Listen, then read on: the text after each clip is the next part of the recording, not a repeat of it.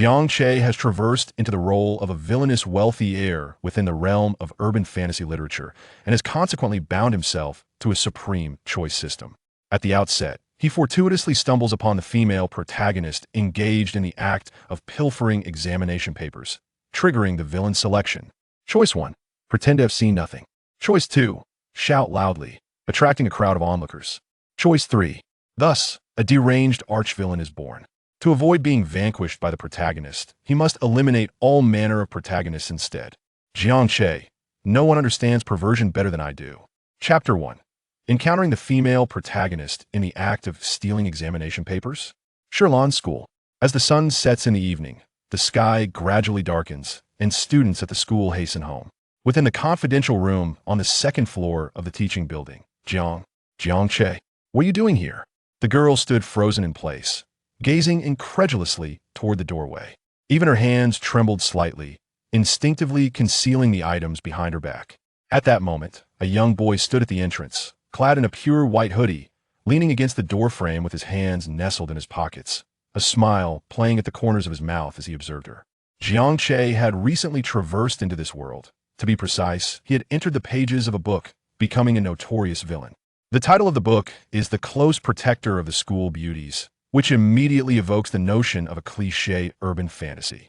The protagonist is named Lin Yu, who spent over a decade honing his skills on a mountain, tasked by his master to descend and serve as a bodyguard for the school beauties, leading to various displays of bravado, face-slapping encounters, and ultimately, winning the heart of a beauty. However, this Lin Yu is also a eunuch protagonist. Despite his arrogance, he transforms into a lovesick fool in the presence of the female leads. As for Jiang Che, his identity is that of the villain within the narrative, destined to be strung up and punished by the protagonist. As the illustrious son of Hongqing's wealthiest family, he scarcely survived 50 chapters before being hastily eliminated. Jiang Che scrutinized the trembling girl before him. With her hair styled in twin ponytails and delicate bangs partially obscuring her forehead, she stood at a mere height of around 1.50 meters. Clad in the smallest size of school uniform, her fair and smooth skin bore a subtle rosy hue. Her small face flushed and brimming with youthful collagen, eliciting an almost irresistible urge to take a bite. Her small hands trembled in fear behind her back, and her beautiful large eyes were filled with trepidation, reminiscent of a fawn. This appearance could vanquish all lowly enthusiasts. Yuan, one of the female protagonists in the story, also a close friend of the campus beauty Yi Mengyao. However, Jiang Che, well-versed in the plot, was already aware that this petite girl was far from the innocent facade she presented. She was, in fact, a master of manipulation. Jiang Che, brother? This is the materials room. What brings you here? Yuan mustered her courage to ask tentatively. Oh, I was just about to inquire how you arrived here, Jiang Che remarked with a hint of amusement.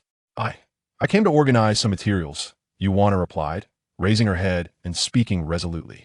Jiang Che chuckled. Ding! The host encounters the female lead, Yuan, stealing examination materials, triggering the selection for the antagonist. Choice 1. Pretend to have seen nothing, increasing Yuan's favorability by 1. Choice 2. Scold loudly, attracting the attention of the crowd, rewarding Yuan with a piece of clothing. Choice 3. My dear lady, you wouldn't want your act of thievery to be revealed, would you? Gain 10 points to allocate freely. Jiang Che maintained a calm expression. After his transmigration, he had bound himself to such a villainous system. Favorability? Did he truly require Yuan's favor?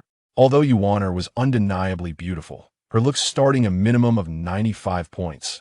Had it been an ordinary man, he would likely have turned into a lovesick fool.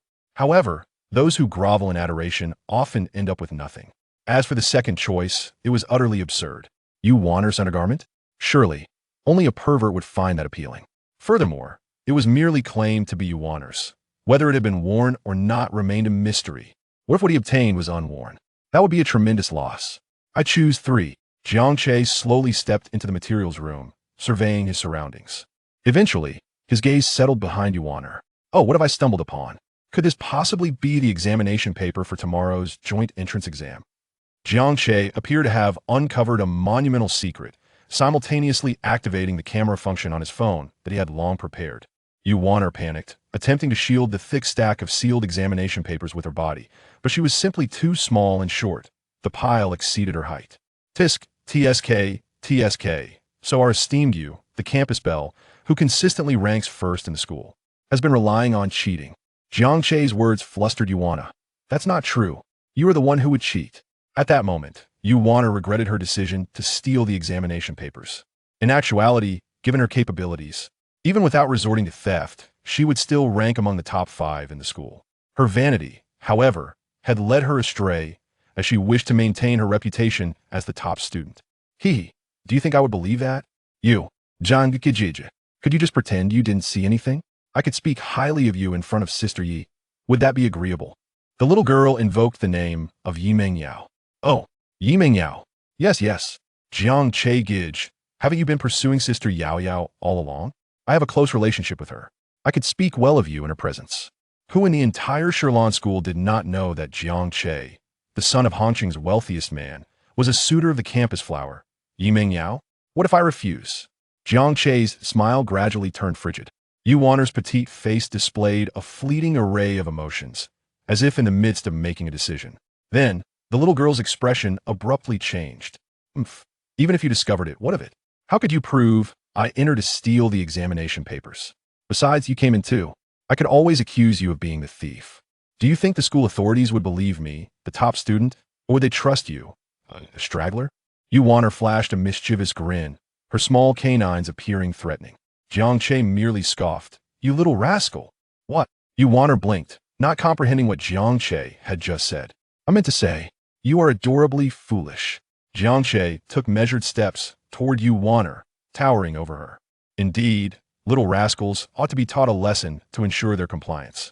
What do you see here? Jiang Che produced a phone as if by magic. The voice emanating from the device echoed. Even if you discovered it, what of it? How could you prove I entered to steal the examination papers? Yuaner was stunned. When did you record the video? If this footage were to be revealed, her fate would be sealed. The accusation of stealing examination papers. At Shirlan School, such an offense could lead to expulsion. Even with her excellent grades, she could still face severe repercussions. Moreover, her scholarship would be forfeited and her reputation tarnished. With graduation approaching, the act of cheating could be inscribed in her records. The thought of the consequences sent her into a state of dread. Give me your phone. You must give it to me. Sobi. The little girl leaped in front of Jiang Che, yet her height of 1.50 meters starkly contrasted with his towering 1.80 meters. Despite her jumping, she could not reach him and was left in a state of anxiousness. Tears began to stream down her cheeks, her eyes red and puffy, appearing quite pitiful. However, Jiang Che is not easily swayed by her tactics. Is he still pretending with me? I have long seen through the facade of her green tea bimbo persona. After the young girl wept for a while, realizing her tears and tantrums were of no avail, she wiped the tears from her face. Her expression gradually turned serious as she inquired, What do you intend to do? What do I intend to do? Jiang Che displayed a disturbing smile. Hey. Chapter 2. You surely wouldn't want the matter of your exam paper theft to be exposed to others, would you? Yuaner was utterly taken aback by Jiang Che's grin. Instinctively, she took 2 steps back, her keen intellect allowing her to vaguely surmise the intentions of this individual. I advise you against any reckless actions. I will inform Sister Yi, and at that point, you can forget about pursuing her altogether. Jiang Che, however, wore an expression of indifference. He waved his phone slightly, then bent down, revealing a smile. Yuaner, you wouldn't want your little secret to be revealed to others, would you? In truth, this was quite a fitting portrayal of his character. In his previous life, Jiang Che was not the paragon of virtue he pretended to be. He was an experienced driver for his superiors, winning the affections of numerous wealthy matrons through his exceptional eloquence and personal charm, living a life of unparalleled freedom until he met with a tragic accident. Are you threatening me? Yuaner's expression shifted dramatically. Wasn't Jiang Che merely a loyal admirer of Yi Mengyao? Why was invoking Yi Mengyao ineffective against him? You guessed correctly, but alas, there is no reward. Jiang Che laughed wildly, his demeanor resembling that of a mischievous uncle, or rather, a peculiar pigeon. What do you desire? He continued. I know you wish to pursue Sister Yi Mengyao. I can offer you some strategies, as I am privy to many of her little secrets. Plastic sisters. No. I find myself more intrigued by you now. Jiang Che cornered Yuaner against the wall, gazing down upon her like a predator regarding its prey. A jolt of fear coursed through Yuaner's heart. This was it. She was in serious trouble. Calm down. What exactly do you intend to do? Jiang Che chuckled lightly. What do you think? The young girl's face flushed crimson. An indescribable sense of shame washed over her. Do you believe I won't shout out right now? We can both face the consequences. Yuan bit her lip, adopting a defiant posture. Then I'll just have to hand the video over to the school teachers. Jiang Che shrugged. Go ahead, we can both take the fall. I'll tell others that you were trying to bully me here. I would lose my reputation. But you'd end up in jail. Come on, let us mutually destroy each other. All right, I recorded that little speech of yours just now, Jiang Che revealed a devilish smile. He cleverly distorted Yuan's words. Once released, the meaning would be entirely different. You can't do this. Yuan was infuriated. Despite her cunning, she was ultimately just an inexperienced student, and faced with the likes of Jiang Che, she found herself intimidated. Jiang Che sighed, gently rubbing his forehead. Fine, I won't pressure you any further, he said with a smile.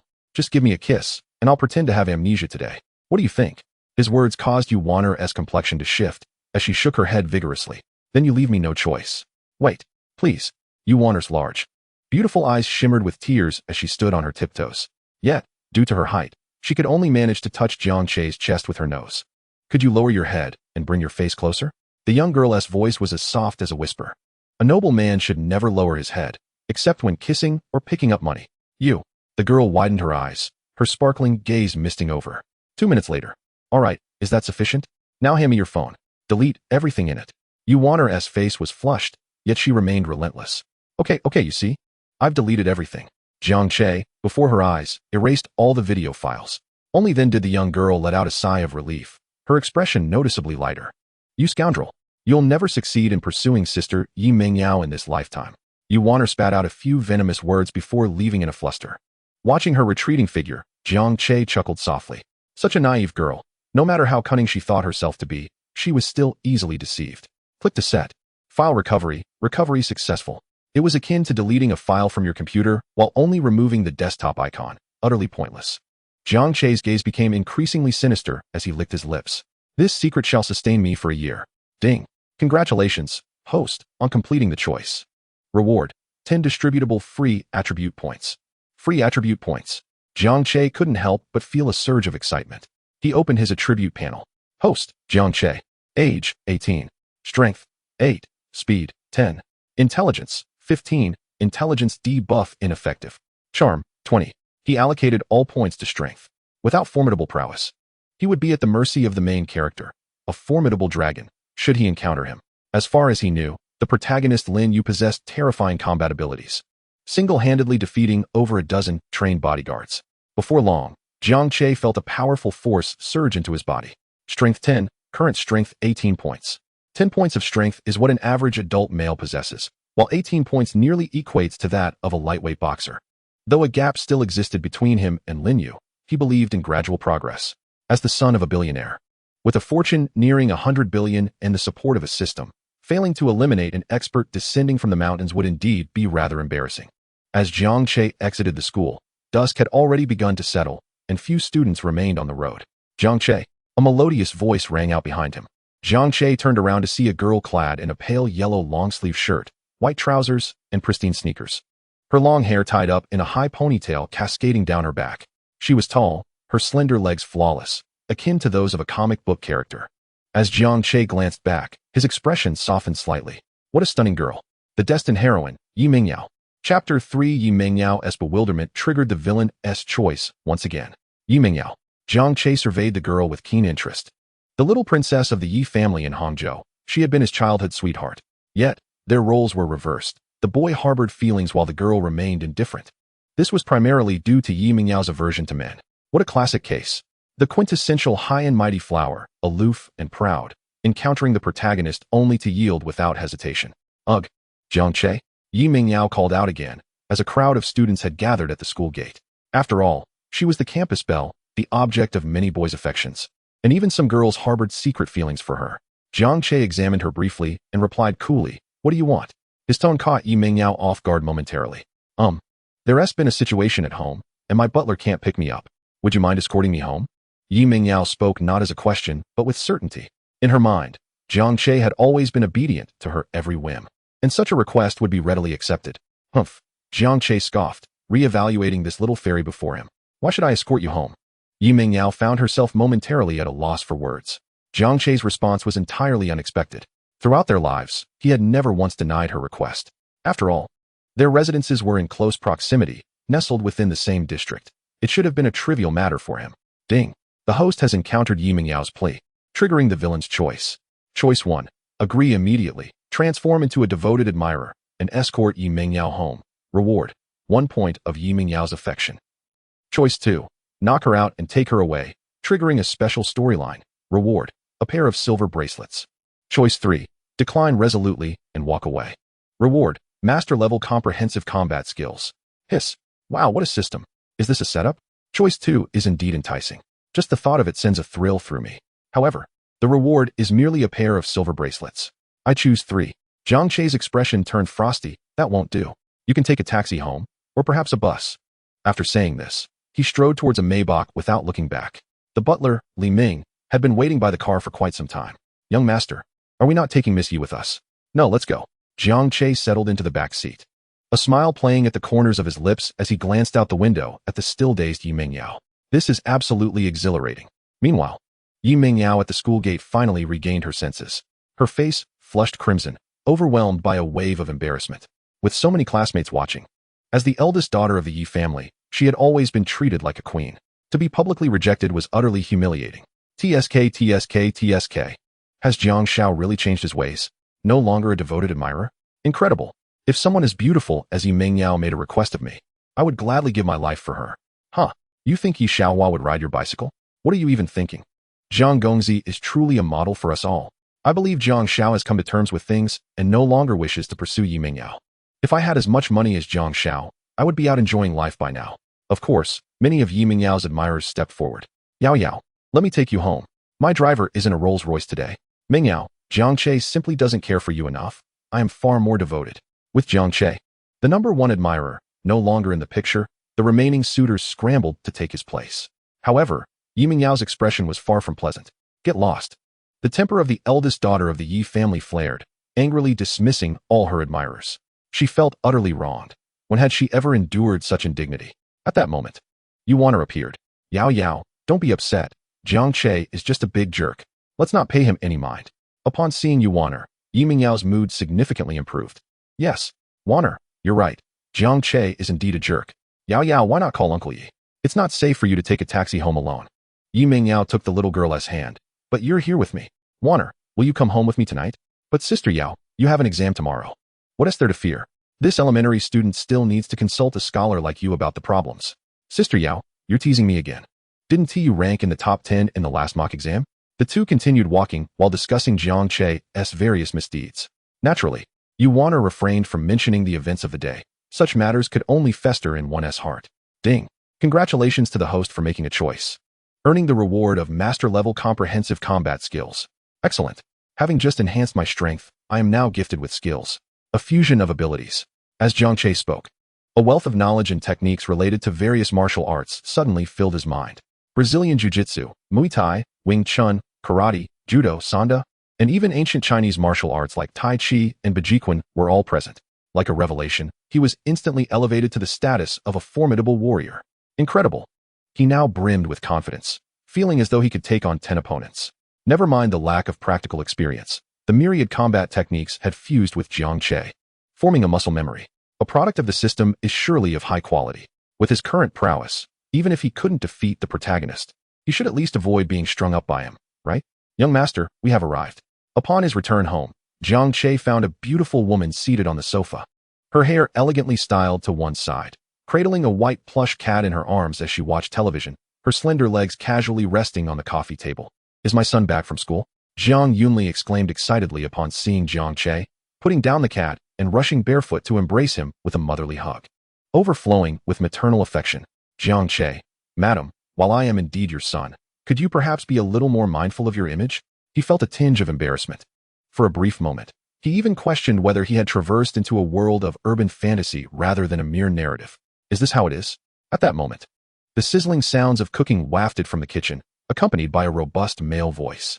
Xiao Che is back, just in time to taste the culinary skills I've recently acquired. Before long, Zhang Yuan emerged with 2 plates of food. Despite his buzz cut, his handsome appearance was still undeniable. These two were his surrogate parents in this world. According to Jiang Che's understanding of the storyline, he was an only child, and thus, these two doted on him excessively. leading them to become mindless villains who opposed the protagonist and ultimately faced ruin. It's been so long since our family has dined together. Though Jiang Yuan was a billionaire, he bore no heirs at this moment. Come, everyone should try my spicy chicken nuggets. Dear, you have a taste. Delicious. Thank you. Darling. Jiang Che felt a deep wave of malice wash over him. This damn dog food. After casually pushing around some rice, he prepared to head upstairs. Son, I need to ask you something. Jiang Che paused, a look of curiosity in his eyes. Jiang Yuan scratched his head. Just now, your uncle Yi called. Have you had a falling out with Ming Yao? Chapter 4. The disheartened Yi Ming Yao, the fierce dragon descends. Well, it's not exactly a falling out. I've simply come to terms with things. With such an abundance of waters, why should one only draw from a single cup? Jiang Che chuckled lightly, appearing somewhat magnanimous. Yet as a villain, how could he possibly let Yi Ming Yao off the hook? Good. Jiang Yunli clapped his thigh, looking at his son with approving eyes. I've long seen through the nature of that daughter from the Yi family. Has she been stringing my son along? A refined lady, you say? I see her as just a more sophisticated green tea bitch. Jiang Yuan silently nodded, while he hoped for the little girl from the Yi family to become his daughter-in-law. After all, childhood sweethearts make for a lovely story. If Jiang Che didn't like her, then the doors of the Jiang family would no longer be open to her. Within the Yi family villa, Yi Mingyao's mood was far from pleasant. In fact, she felt rather despondent. Even the examination paper was poorly written, as her mind incessantly replayed the detached gaze of Jiang Che from earlier that day. Sister Yao Yao, why are you thinking about that insufferable man? At this moment, Yuaner, donned in an adorable bear-patterned pajamas, her damp long hair cascading down, appeared exceedingly charming and lively. The astute Yuaner immediately discerned Yi Mingyao's subtle feelings. She understood well that this was not love, but rather a habit, having grown accustomed to Jiang Che's presence and the special treatment he afforded her. Perhaps Yi Mingyao initially held affection for him, but such fondness would inevitably morph into a sense of entitlement through familiarity. Thus, when Jiang Che began to disregard her, a profound sense of disparity emerged. Jiang Che is such a scoundrel, Yuaner exclaimed, feeling a wave of sadness wash over her at the thought of that detestable man having stolen her first kiss earlier in the day. Thankfully, he deleted those videos. Otherwise, if he continued to threaten her with even more outrageous demands, she could hardly bear to imagine the consequences. Yi Mingyao furrowed her brow slightly. Yuaner, do you seem to harbor a strong dislike for Jiang Che? She found it puzzling, as it appeared that Jiang Che had no prior grievances with Yuaner. Even as her close friend, Yuaner had always received a portion of the milk tea and snacks Jiang Che brought for her. Sister Yao Yao, I'm just indignant. Even if we're not in a romantic relationship, isn't it a matter of camaraderie when he offers to escort a classmate home? Yuaner hastily concocted an excuse. Honestly, I don't dislike him that much. It's just that I have a distaste for men, she muttered under her breath. Just then, her phone rang unexpectedly. Filled with anticipation, Yi Mingyao opened it, only to feel a pang of disappointment upon seeing the caller's name. She could not quite comprehend why she felt this way. Hello. Dad, what's the matter? A deep voice resonated from the other end. Yao Yao, if you don't fancy Jiang Che, then let it be. After all, forcing it would yield no sweetness. I also wanted to tell you that our family faces numerous business rivals, and to ensure your safety, I've arranged to hire a bodyguard at great expense to protect you. Yi Mingyao's beautiful eyes slightly narrowed. A bodyguard? Is it a man or a woman? After a brief silence, her father replied, a man. Without hesitation, Yi Mingyao responded, I don't want one. She already had a distaste for men. The thought of having a male bodyguard, especially one assigned to be in close proximity, was utterly repugnant to her. Sweetheart, your safety is paramount. This bodyguard is a highly skilled individual I invested significantly in. Her father implored. Is the emphasis truly on the bodyguard? It's South supposed to be close protection. Yi Mingyao's voice sharpened. But if he doesn't provide close protection, how can he ensure your safety? Her father replied, exasperated. If he cannot protect me, then can he still be called skilled? My precious daughter, how can he protect you if not closely? Why must it be close? Yi Mingyao huffed. Had this been before today, she might have consented to the notion of a close male bodyguard, as she needed a shield against Jiang Che's relentless pursuit. However, it now seemed unnecessary. Jiang Che appeared to have lost interest in her. The thought of this left her feeling inexplicably aggrieved. Hello, daughter. Beep, beep, beep. The call ended. Mr. Yi Changkong. It seems your daughter harbors quite the aversion towards me, remarked a somewhat arrogant young man standing beside Ye's father. It was none other than Lin Yu, the favored child of fortune, descending like a dragon. Indeed, he exuded confidence, though his features were rather ordinary. There was an alluring charisma in his demeanor. Yi Changkong could only sigh in resignation. My daughter has that kind of temperament. She lacks discipline at home. No worries. I am generally tolerant and understanding towards young ladies, Lin Yu replied, hands in pockets, tilting his head skyward as if to impress the heavens. Since Yao Yao does not wish for you to serve as her personal bodyguard, it seems an apology is in order. With that, Yi Changkong's words struck Lin Yu like a blow. Wait, Mr. Yi, I believe I can still fulfill the role of bodyguard. He had seen Yi Mingyao's photograph, and truthfully, he had never encountered a girl as stunning as she. From the moment he laid eyes on her, he had deemed her his destined partner, willing to go to great lengths to protect her. My daughter has a distaste for men. Close protection seems impossible. Then I can only arrange for you to attend the same school as Yao Yao. You can ensure her safety as classmates during commutes. I'll arrange for you to have a separate residence for the nights. Yi Changkong's words sent Lin Yu's spirits plummeting. He had initially envisioned the prospect of close protection, hoping to ignite some spark through shared living. Now, it seemed a distant dream. Nevertheless, he remained undeterred. Fine, if it's south not close. Then I shall take responsibility for Yao Yao's safety from now on. Lin Yu patted his chest, exuding confidence. Chapter 5. The arrogant Lin Yu triggers the choice again. The following morning, Jiang Che rose early. Jiang Yuan had already left for the company, leaving a beautifully arranged breakfast on the dining table. A card atop the meal read, "Good morning, dear wife. I prepared a heartwarming breakfast for you." Jiang Che sighed. Goodness, true love belongs to parents. Children are merely accidents. Once you're gone, one will be buried in the South Pole, and the other in the North Pole. He shook his head, descending the stairs. Despite being a family of wealth, the Jiang household employed only a few servants, with Aunt Chin responsible for cooking while the cleaning was managed by a fixed team. Young master, I have prepared breakfast for you. Aunt Chin emerged, appearing to be around 40, akin in age to his mother, yet lacking her impeccable grooming, resembling an ordinary aunt. Jiang Che nodded, hastily consuming a bit of breakfast before leaving. Jiang Che and Yi Mingyao were in the same class, with Yi Mingyao and Yu Waner sitting together. When Jiang Che appeared at the classroom door, many were taken aback. Jiang Che had arrived this early? Typically, he would skip the first 2 classes, and sometimes even the whole morning or day. The school turned a blind eye, considering that Jiang Che's family was among the shareholders. Yi Mingyao and Yu Waner also glanced at Jiang Che. Yu Waner's gaze held a hint of malice, while Yi Mingyao looked somewhat bewildered. She felt an inexplicable change in Jiang Che, but couldn't quite articulate it, so she buried her head in her book. Soon, the first period began, and the homeroom teacher entered. "Hello, students. Today, we have a new classmate joining us, Lin Yu." As he spoke, a figure appeared at the classroom entrance. A young man with a buzz cut entered, clad in tattered jeans with a worn-out shirt. Yet, his expression bore an air of defiance. "I am Lin Yu." Standing at the podium, Lin Yu scanned the classroom, and his gaze quickly landed on Yi Mingyao, his eyes lighting up as he swallowed hard. The girl before him was even more enchanting than in her photographs, exuding a youthful charm. She was the very target he wished to protect. Yet Yi Changkong had concealed his identity, secretly safeguarding Yi Mingyao. At that moment, his gaze was drawn to the petite girl beside Yi Mingyao, her cuteness captivating him completely. How delightful it would be to embrace both of them. That would make his life truly fulfilling. He then surveyed the other girls in the classroom. The students attending Shirlan Academy, an elite institution, were predominantly from affluent families, and the girls adorned themselves splendidly. Lin Yu, a newcomer fresh from the mountains, was exhilarated, having spent his days in the company of nothing but his own 5 fingers. After introducing himself, Lin Yu descended from the podium, only to discover that every seat in the classroom was occupied. After scanning the room for some time, his gaze finally settled on Jiang Che. Jiang Che occupied a desk all to himself, and his position was quite close to Yi Mingyao, separated only by an aisle.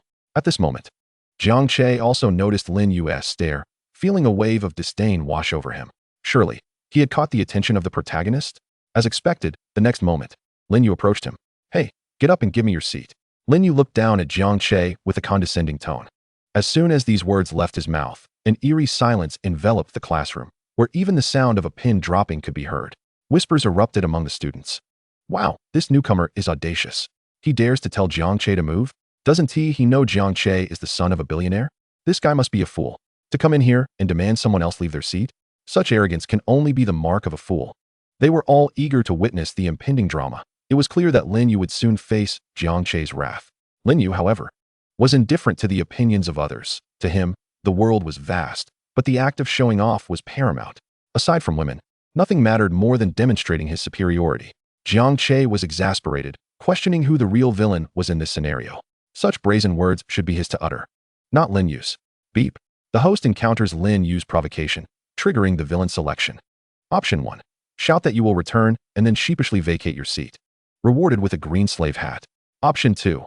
slam the desk, erupt in anger, and attack Lin Yu, only to be beaten badly, gaining a 5 favorability from Yi Mengyao. Option 3. Use sarcasm to infuriate Lin Yu, rewarded with comprehensive knowledge across all subjects. An impulsive choice would be option 3. There was no way he would become a green slave. He had always been the one to make others green with envy. Nevertheless, from the second option, it was evident that he was not yet a match for Lin Yu. In the original storyline, Lin Yu had descended from the mountains with initial dark energy, easily capable of taking on 10 opponents at once. Indeed, this world was one of low martial arts levels, with a few formidable warriors, yet no cultivators of any sort. With his current abilities, Jiang Che was barely a bright energy practitioner. However, he was unperturbed, for with the system and his knowledge of the script, if he couldn't deal with Lin Yu, it would be a tremendous loss of face. Choosing option 3, he resolved to infuriate Lin Yu. Sometimes, words could wound deeper than fists. Are you a complete fool? Jiang Che retorted, glancing at Lin Yu before launching into a tirade. You. Lin Yu's eyes flared with anger, rolling up his sleeves in preparation for a fight. What? You want to hit me? I'm the one who hit you. Just as Lin Yu was about to strike, the homeroom teacher intervened, unable to remain silent. Are you joking? If Jiang Che gets hurt in my class, my career as a teacher would be over. Lin Yu, what are you doing? As a transfer student from a poor background, you should be striving for improvement, not resorting to violence. The teacher's words drew a chorus of whispers from the class. Oh, so he's just a poor student? He dares to lay a hand on young Master Jiang? I thought he was someone important. They were quick to judge, labeling him a mere pauper. Lin Yu hesitated, his fist pausing midair. The teacher still held some authority, and he desired to win over the beautiful school flower. The prospect of expulsion for fighting was daunting. Huh, truly a poor fool. Look at your attire. Did you just crawl out of a garbage heap? Stay away from me. Your stench is overwhelming. Jiang Che's words incited a wave of laughter as he mercilessly taunted Lin Yu. Lin Yu, unable to contain his temper, felt tears prick his eyes as he readied himself to strike Jiang Che.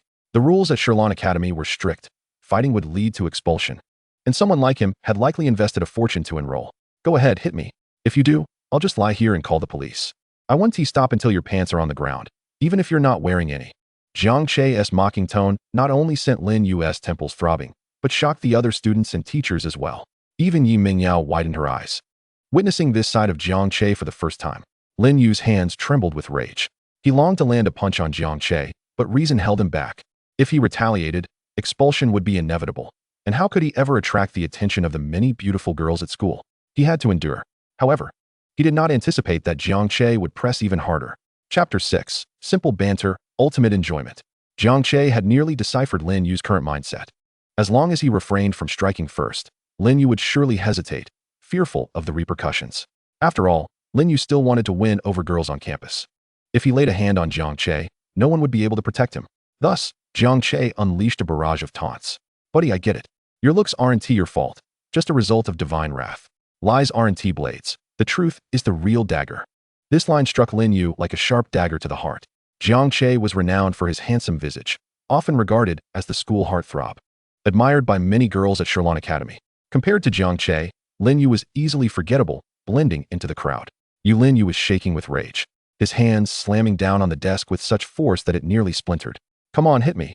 Jiang Che knew precisely how to provoke him, dancing dangerously close to Lin Yu's breaking point. Lin Yu raised his hand, ready to strike. Hit me? You don't have the guts. Why don't you insult me a little more? You can't even open your mouth. Jiang Che's taunts made Lin Yu's scalp tingle, his tightly clenched fists suspended in midair, muscles twitching in frustration.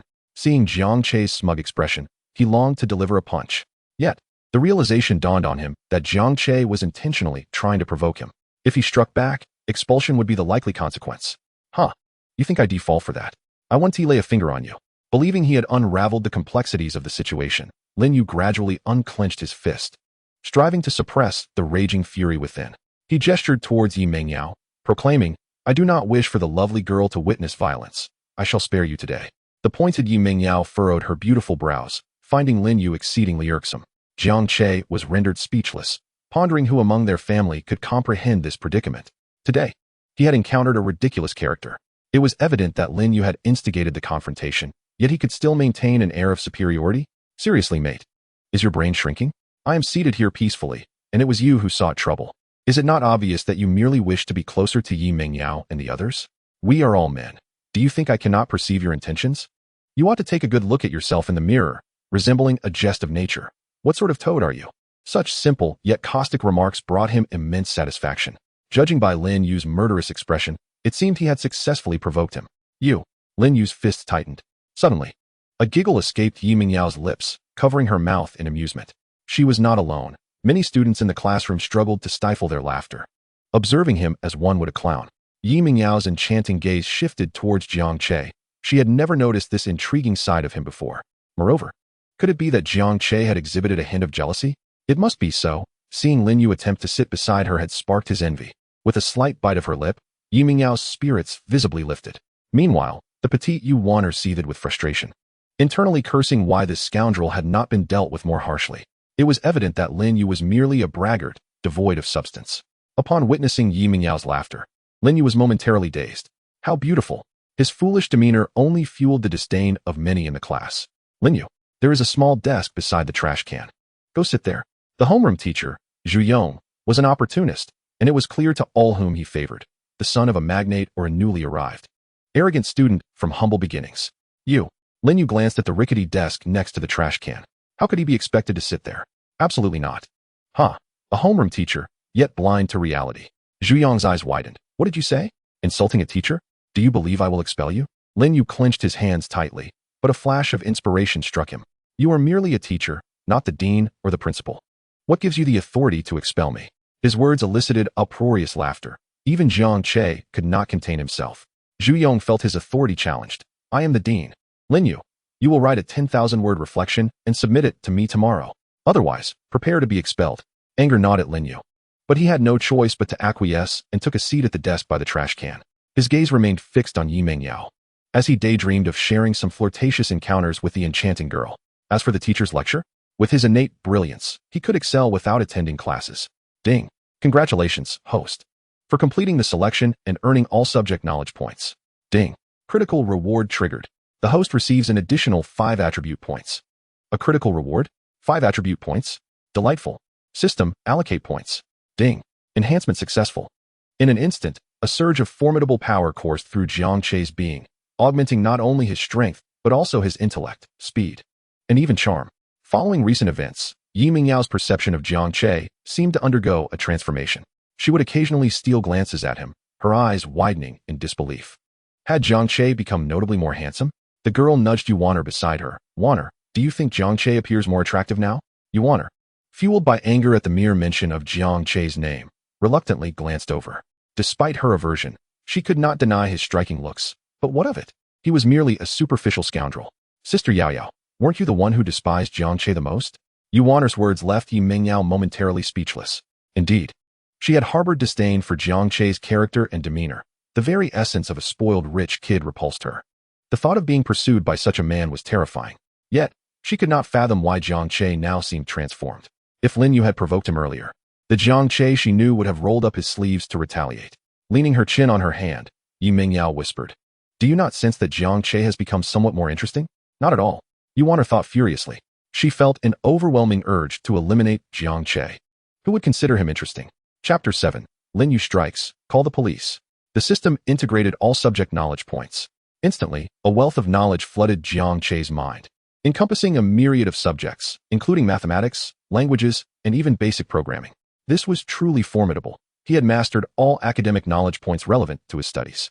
To put it plainly, scoring 740 out of a possible 750 on an exam would be a trivial matter for him. The system was remarkable. Typically, Jiang Che's academic performance languished at the bottom of the class, yet now he was soaring. In truth, as the son of a wealthy magnate, his academic performance held little significance.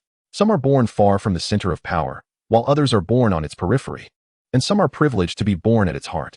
There are even those who, in celebration of a birth, name the location after the child. Jiang Che did not need to toil over his studies. However, the prospect of acquiring knowledge effortlessly was undeniably gratifying. He was aware that, despite Lin Yu's humble origins, he excelled academically, which was one of the few avenues for Lin Yu to flaunt his superiority. Do not question why a rustic who has just descended from the mountains, having never engaged with formal education or textbooks, could achieve such high marks. It is simply the way of the fortunate. Subsequently, Jiang Che selected a few particularly challenging problems, glancing over them and arriving at the answers with ease. Boring. He lay down to sleep. At that moment, Lin Yu cast a glance at Jiang Che, his expression dripping with disdain. He had already concluded that Jiang Che was merely an uneducated rich kid, lacking any notable merit aside from a slight edge in wealth and looks. Dare to embarrass me? You have sealed your fate. In Lin Yu's mind, Jiang Che had become a nonentity. As a martial artist of considerable skill, he had ample means to deal with this frivolous rich kid. When class ended, Lin Yu intended to confront Jiang Che. However, as he stood, his face fell dark as night. Wow, Jiang Che, how have you become even more handsome? Indeed, a throng of fervent admirers encircled Jiang Che, each possessing remarkable beauty. Lin Yu's eyes nearly ignited with jealousy, flames of envy raging within him. Why should this scion of privilege, with little to offer beyond his handsome visage, garner such attention? Lin Yu, on the other hand, was a paragon of capability. Upon witnessing this scene, Yi Mingyao felt an inexplicable discomfort, akin to a cherished toy being snatched away. Sister Yao Yao. Did I not tell you that this man is a notorious philanderer?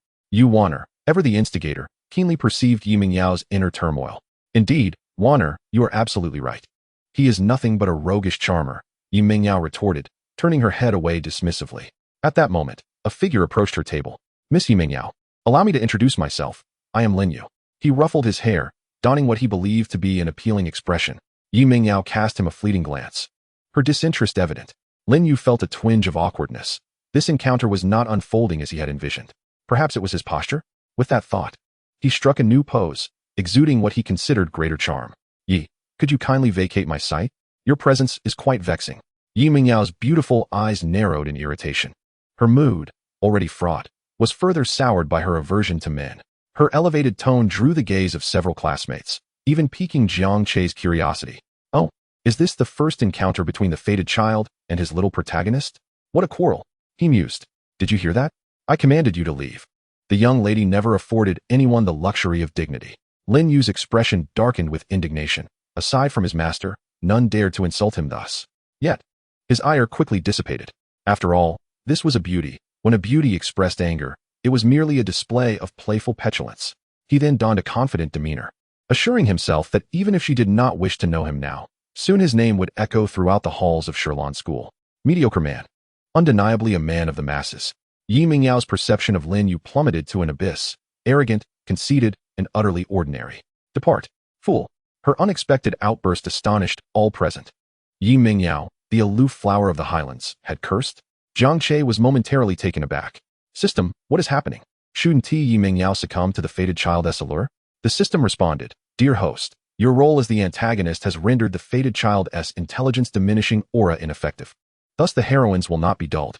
Goodness, I suspected as much. It seems Lin Yu's charm has waned, Jiang Che remarked. Following his humiliation before Yi Mingyao, Lin Yu's spirit deflated, redirecting all his resentment towards Jiang Che. Jiang Che is it? A glint of malice flickered in Lin Yu's gaze. The morning slipped by in the blink of an eye, and as noon arrived, Yi Mingyao approached Jiang Che, an unusual initiative for her, as she seldom conversed with boys. At a loss for words, she finally stammered. Do you feel confident about the mock examination this afternoon? Instantly regretting her choice of words, she cursed her own folly. What a ridiculous conversational gambit. As a top 10 student in the school, her grades far eclipsed Jiang Che's, who was notorious for his dismal academic performance. Was this not a blatant mockery? Yes, of course. Jiang Che replied nonchalantly. I presume you are confident in securing the last place in the school, Yu Wanner chimed in. Her voice dripping with sarcasm. Jiang Che shot a glance at the now animated Yu Wanner, a dangerous glint flashing in his eyes. Lin Yu, seizing the moment to showcase his bravado, rose to his feet. I've heard that young Master Jiang possesses exceptional academic prowess, he declared, clapping mockingly. His eyes filled with derision. The atmosphere in the classroom thickened with tension. Jiang Che shrugged. Grades matter little to me. If I perform poorly, I shall simply return home to inherit a fortune of billions. What a display of ostentation. Despite many students at Shirlan School hailing from affluent backgrounds, none compared to Jiang Che, the sole heir of a billionaire family. What do you possess aside from wealth? Lin Yu sneered. I am also quite handsome. If I run out of money, I can always become a gigolo, with countless wealthy women waiting to support me. Jiang Che, having traversed realms, possessed a thick skin. Unlike you, a wretched soul devoid of charm and riches.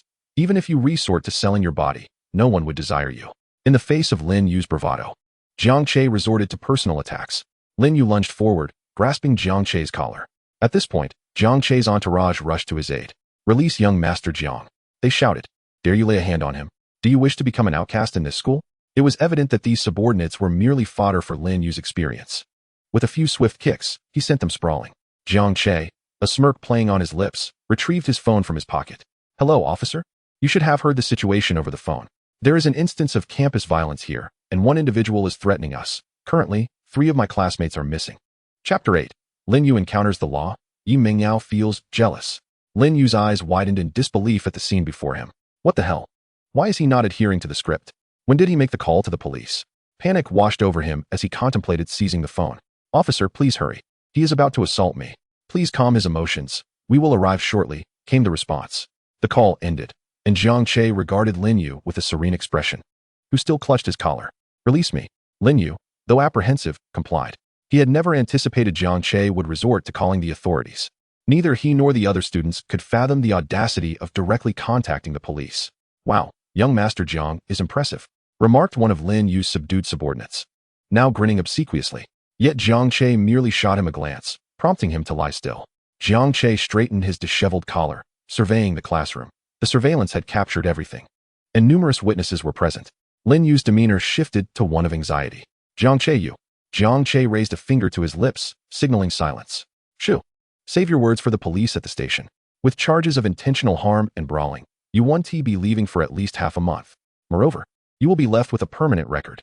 Though Lin Yu was unafraid of the police, the prospect of expulsion from school terrified him. Being expelled meant losing his chance to serve as Yi Mengyao's protector. How could he ever pursue her then? Within moments, the police arrived at the campus. The arrival of the police sent ripples of alarm through the upper echelons of Shirlan School. What could have transpired? Why were the officers here? What had happened? Soon, the entrance to Jiang Che's classroom was cordoned off. The homeroom teacher, Zhu Yong, upon grasping the circumstances, felt his scalp prickle with rage. His discontent with Lin Yu, the impoverished transfer student, had escalated beyond mere annoyance. The fact that a brawl had summoned the police was intolerable. He feared this might spell the end of his tenure as the headmaster. He pointed an accusatory finger at Lin Yu, exclaiming, "You little pest. I should never have allowed you into my class." "Officer, Lin Yu just arrived in our class this morning, and he immediately clashed with the other students," Zhu Yong continued. Confronted by the police, Lin Yu felt a pang of anxiety. "Officer, Jiang Che insulted me first. His words were deplorable, but you cannot resort to violence," the officer replied. "Look at the state you've left him in." Zhu Yong rushed to the side of the 2 injured students. Wang Zheng and Lu Tai, Jiang Che's most loyal underlings, lay on the ground, unable to rise. "Cough, cough. Teacher Zhu, I think my rib is broken," Wang Zheng wheezed. "Can you stand?" "I can only shuffle along," he replied, legs kicking feebly as he drew circles on the floor. Lin Yu, exasperated, retorted, "I only kicked you twice. I hardly exerted any force. If I had, you'd be dead by now." Wang Zheng and Lu Tai clung to the officer's pant leg in terror. "Sir, he still wants to kill us. You must protect us." The officers, having discerned the situation, were not easily fooled. It was clear that a fight had escalated, and they sought to address the matter. "You all need to come with us," 2 officers declared, leading Lin Yu and the others away. The lead officer, Captain Li, approached Jiang Che. "You are Jiang Xiao, correct?" Jiang Che regarded him coolly and replied, "Yes. Director Wang often speaks highly of you. Meeting you today, I see he was right. You are indeed a promising young man." Jiang Che quickly recalled the name Wang Liuyun, his father's sworn brother and the head of the Hangqing Public Security Bureau, a figure of considerable power. In the original storyline, he played a significant role, primarily due to his daughter, who served at the police station in Hangqing New District. It was understood in certain circles that she was the alluring police flower. Lin Yu had leveraged this connection to instigate a rift between the 2 families. However, with Lin Yu's luck seemingly depleted, the prospect of rekindling ties with Wang Liuyun appeared bleak, unless the sun were to rise in the west. "Captain Li, please convey my regards to Uncle Wang," Jiang Che said, a glimmer of hope in his tone. "Of course," Captain Li replied, his eyes brightening. "You need not visit the police station, Jiang Gongzi. Given Lin Yu's circumstances, this incident may be classified as bullying due to the severity of the fight, and he could face detention for up to half a month." Jiang Che nodded slightly. "Handle it as you see fit." In a matter of moments, Lin Yu, the supposed child of fortune, was on the brink of confinement. After Lin Yu was taken away, the other students in the classroom began to disperse. Yi Mingyao, with a small backpack slung over her shoulder, approached Jiang Che with a hint of shyness. "Are you all right?" The proud young lady felt a tinge of awkwardness in Jiang Che's presence. Jiang Che merely cast her a sidelong glance before shifting his gaze. The girl's thoughts were all too transparent, her emotions written plainly on her face. With Lin Yu's aura of foolishness dissipated, Yi Mingyao appeared considerably more composed. Moreover, Jiang Che's previous indifference had ignited a flicker of insecurity within her, the school beauty feeling a sense of urgency. Such was the nature of women. The more one fawns, the more distant they become. The more one ignores, the more they are drawn in. Many a manipulative woman has mastered this dance, drawing the inexperienced into a web of emotional tug-of-war. Jiang Che, you, Yi Mingyao stammered, sensing his indifference, panic beginning to rise within her. Jiang Che, however, was focused on Yuaner. Yi Mingyao's feelings for him were not love or even genuine affection. Rather, they were a vague sense of possessiveness, a jealousy born from her loss of control, evoking a desire to maintain a boundary of ambiguity. Jiang Che approached Yuaner and leaned down. Sister Yuaner, we have an exam this afternoon. How are your preparations coming along? At the mention of the exam, Yuaner's expression tightened. After all, she had indeed stolen the answers. Though only Jiang Che had discovered her secret, she felt an overwhelming sense of dread. I'm prepared well enough. I should be fine. Yuaner was reluctant to engage with this insufferable individual, yet she feared his propensity to speak out of turn. Casting a furtive glare at Jiang Che, she thought, alas, I might fail this exam. You know my grades. Perhaps you could tutor me? Jiang Che's tone was laced with teasing. Left in the shadows, Yi Mingyao felt a pang of jealousy, vexed that Jiang Che had turned his attention to her best friend instead of her. This stirred a sense of irritation within her. Yuaner, let's go, Yi Mingyao declared, seizing Yuaner by the arm and preparing to leave, while Jiang Che said nothing. He simply pulled out his phone and waved it in front of Yuaner. Others may not have grasped his intent, but Yuaner certainly did. The very thing she feared was coming to fruition. This man intended to continue his threats. Chapter 9. The Despair of Lin Yu, Yuaner's Subtle Schemes. After Lin Yu was brought into the police station, he was confronted with an interrogation. A male and female officer were tasked with questioning him. What is your name? Officer Wang Yinran asked, arms crossed, scrutinizing Lin Yu. Clad in her police uniform, her shoulder-length hair framed her striking figure, exuding an air of competence. Lin Yu's eyes nearly popped out of his head. Urban life was indeed splendid, filled with beautiful women. I'm asking you a question. Wang Yinran's initial impression of Lin Yu plummeted as he displayed his foolish demeanor. Huh, your personality is quite fierce. I like that. Lin Yu smirked, a devil-may-care grin spreading across his face. Lin Yu, age, 19. Gender? Can't you see for yourself? Or would you like to check? Lin Yu attempted to flirt with the policewoman. Hearing his words, the male officer beside her shifted uncomfortably. Did he dare to flirt with the formidable female officer? Was he courting disaster? Surprisingly, Wang Yinran did not react with anger. Instead, she cast a dispassionate glance at him. With Lin Yu's foolishness waning, her demeanor shifted considerably. Obstructing police duties will incur an additional detention of 5 to 10 days, she stated, rising to leave, leaving Lin Yu in a state of bewilderment. How is this not what I expected? This police flower should be furious and engage in a debate with me, allowing me to leave a lasting impression. But now, it seems quite different. The remaining male police officer wore a stern expression, stating, according to our investigation of the surveillance footage, it was you who initiated the assault. Wang Zheng and Lu Tai are adamant about holding you accountable, and you will face at least half a month of detention along with substantial compensation for emotional damages, amounting to several 100,000 yuan. Lin Yu felt a wave of dread wash over him. His anger had nowhere to vent, as he had indeed struck someone. The evidence against him was irrefutable. He certainly did not wish to be detained.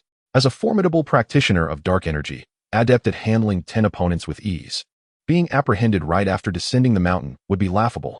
His elderly mentor would likely find it utterly hilarious if he heard of this. However, he was in unfamiliar territory, lacking connections. Suddenly, he recalled Yi Changkong. Lin Yu had an epiphany regarding his employer, who could undoubtedly extricate him from this predicament. I must call someone to secure my release. How could Lin Yu have gotten into a brawl on the very first day of school? Upon receiving the call from the police station, Yi Changkong was somewhat perplexed.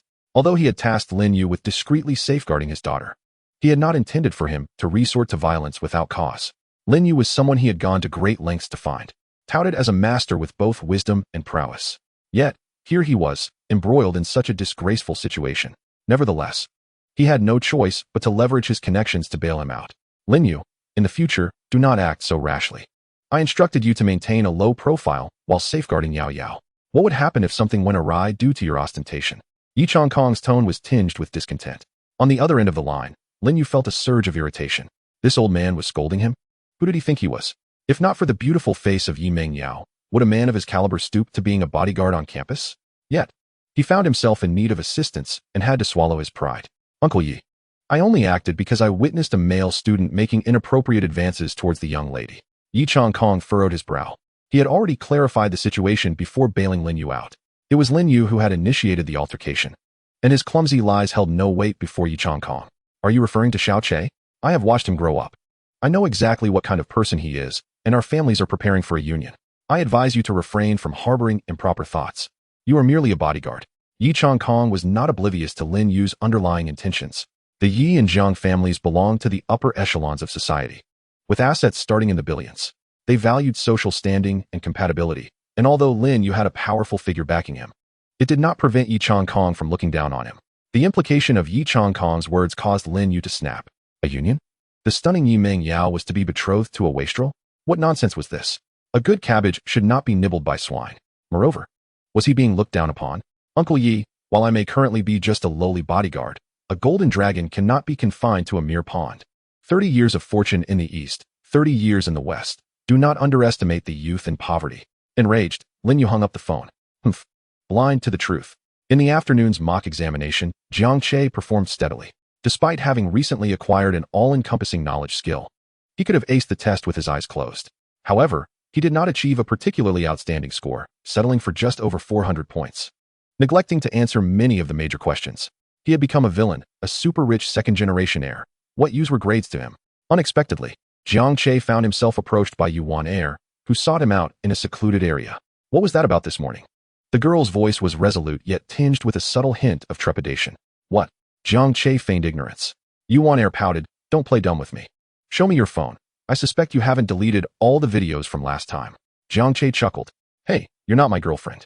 What gives you the right to check my phone? You don't think that a kiss gives you free rein, do you? But, no need to check. I didn't delete the video. Jiang Che flashed a mischievous grin. If you think you can use this to coerce me into doing something even more outrageous, you're mistaken. In the face of Jiang Che's threat, Yuan Heir appeared unfazed, seemingly prepared. Now that the joint exam is over, if you want to expose me, go ahead. Trying to use this to force me into something worse is impossible. Though petite, Yuan Heir was sharp-witted. She had likely intentionally kept her scores low during this exam. Even if she were exposed for cheating, it was doubtful anyone would pursue the matter seriously. At worst, she would receive a verbal reprimand. She was clever, with the majority of her weight being pure cunning. This stood in stark contrast to her naive friend, Yi Meng Yao. Jiang Che merely gazed at Yuan Heir, licking his lips lightly. Interesting. Quite intriguing. Jiang Che erupted into a cackling laugh. Chapter 10. The Green Tea Yuan Heir. Clever. Jiang Che nodded. Yuan Heir's adaptability was commendable. She did not simply yield when caught with a weakness.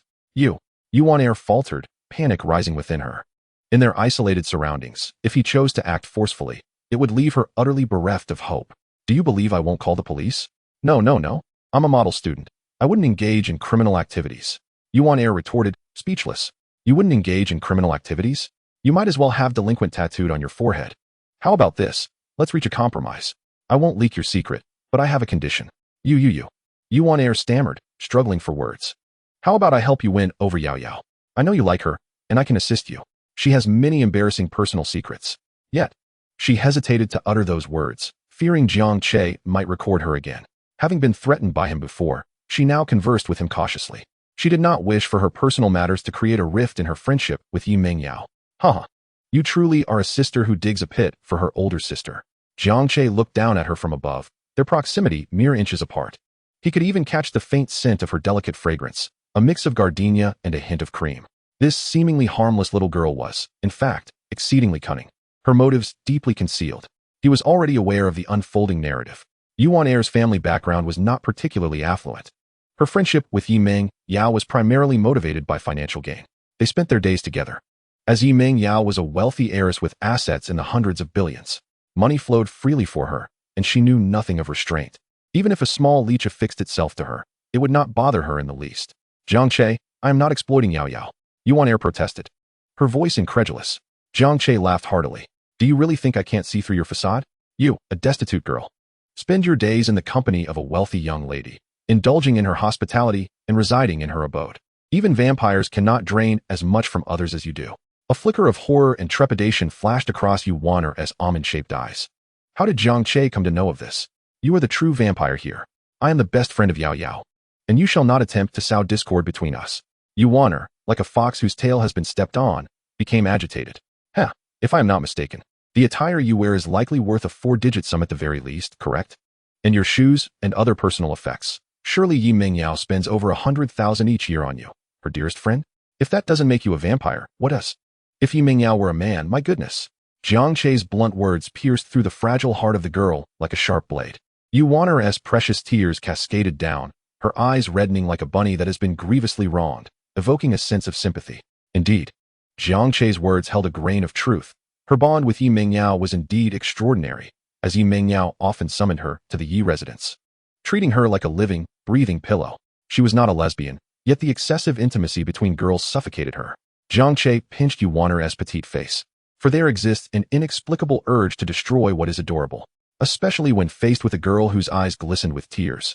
In fact, if I so desired, I could easily instigate discord between you and Yi Mingyao, revealing the gold-digging heart concealed beneath your innocent facade, a mere tick feasting upon her. You.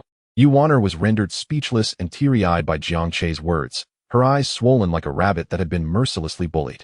Jiang Che's remarks diminished her worth, yet she found herself unable to retort, for she indeed was dependent on others. Of course, I would not do such a thing, as long as you heed my words. I shall not make things excessively difficult for you. After all the twists and turns, Jiang Che returned to the main topic. Yu Wanner was sobbing.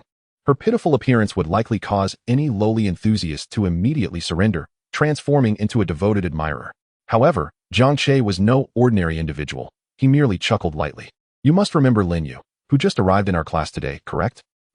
Yu Wanner nodded eagerly like a chick pecking at grains. You wish for me to target him? The clever girl instantly grasped Jiang Che's intent. Clever. Jiang Che snapped his fingers and then affectionately ruffled Yu Wanner's hair. Her head was soft and fluffy, akin to petting a cat.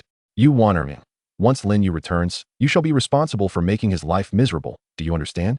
Just make him uncomfortable. Yu Wanner pouted. Her impression of Lin Yu was also quite negative, ugly and arrogant, a complete buffoon. Jiang Che, Lin Yu is merely a poor student, and now he has broken the law. Can't you just find an excuse to have him expelled? Jiang Che shook his head, stating that while he could manage Lin Yu within the confines of the school, who knows what the boy might do once he leaves, he could very well develop into a troublesome character. Initially, it's all about following the plot, thwarting his pretentiousness, stealing his opportunities, and gradually leading to his downfall. Chapter 11. The Diminishing Halo of Intelligence. On the way home after school, Jiang Gu, Jiang Xiao, Wang Zheng, and Lu Tai approached Jiang Che with an air of sycophancy. Jiang Che paused to cast a glance at the two. The tall and slender one was Lu Tai, while the shorter and plumper one was Wang Zheng. Naturally, these sycophants of the wealthy heir were also second-generation rich. Wang Zheng's family was involved in the catering industry, though that was merely the surface. Behind the scenes, they dabbled in some gray markets, such as underground gambling and illegal fight clubs. Lu Tai's father was in the clothing business, with a fortune in the tens of billions. These two were essentially early-game supporters of the protagonist, Lin Yu. Fortunately, after Lin Yu dealt them a severe blow, they did not show any signs of rebellion. In truth, it would be more accurate to label them as foolish. Jiang Xiao, it was truly gratifying to see that Lin Yu being dealt with today. If he hadn't ambushed me, he would have been lying on the ground by now. Jiang Che was speechless. It seemed the protagonist Lin Yu's diminishing halo of intelligence had not impacted these two, for their intellect had already reached its nadir. In the future, do not engage Lin Yu in combat. Simply make his life miserable. He will surely refrain from initiating conflict in the school thereafter. Jiang Che's words enlightened them as if they had been struck by a revelation. I understand, Jiang Xiao. I want to lay a hand on him. I'll just kick him the next time I see him. The plump one exclaimed. Are you out of your mind? Jiang Che retorted. Didn't Jiang Gu tell us not to lay hands on him? Just make him uncomfortable, you know? For instance, urinate in his water cup. Wang Zheng and Lu Tai's grins gradually morphed into something more lewd. Jiang Che. If it weren't for the fact that they still held some usefulness, I would have long since kicked them away. Scram. And don't bother me unless necessary. They were like a warm face pressed against a cold rear, yet the two merely chuckled in response. Despite sharing the same status as second-generation rich, there existed a chasm between those born in the heart of Rome and those from its periphery. In the evening at the Yi residence in Hangzhou, Yao, do you have something on your mind lately? At the dining table, Yi Mingyao's mother, Lin Shui, discerned her daughter's unusual demeanor. What? I have no worries, Yi Mingyao replied, stabbing a piece of meat in her bowl with her chopsticks, her emotions clearly etched on her face. Lin Shui sighed lightly. I heard that you and Xiao Che had a disagreement. Is that so? The mention of Jiang Che ignited a faint and inexplicable anger within Yi Mingyao. This fellow had previously pursued her, so why had he suddenly ceased his efforts?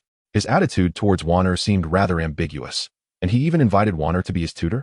Just the thought of it made her somewhat uncomfortable. Mom, there's no disagreement. Yet Lin Shui knew her daughter all too well.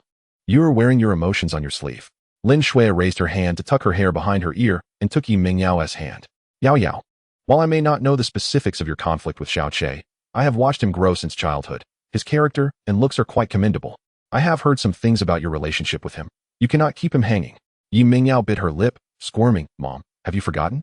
I don't like interacting with boys. Lin Shui felt a headache coming on and spoke earnestly.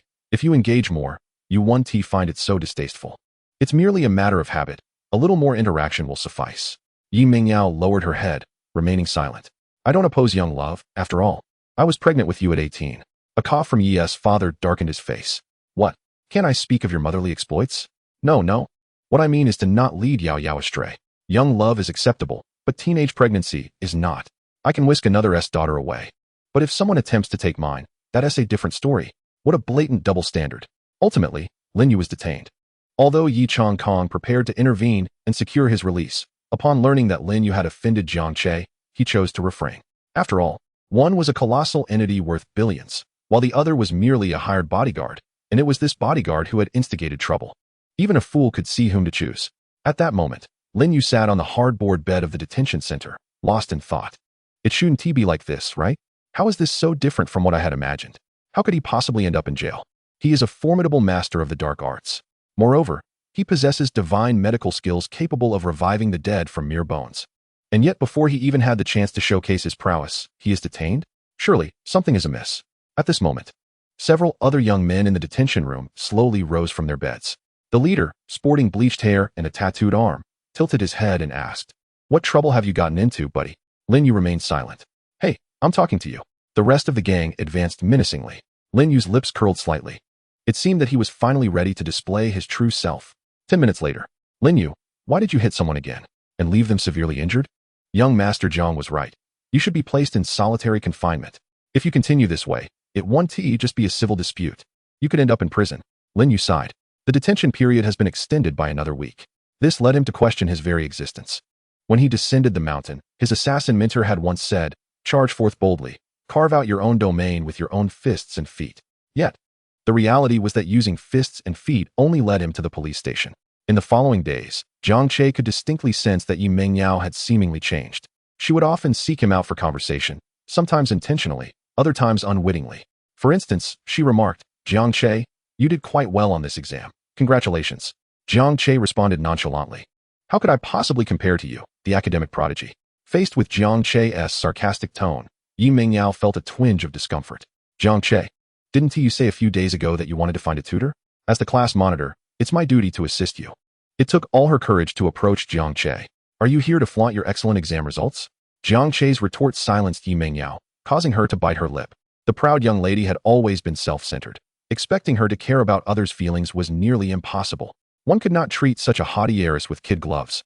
In his previous life, Jiang Che, as the driver for a high-ranking official, had frequently been looked down upon by the official's proud wife and her spoiled daughter.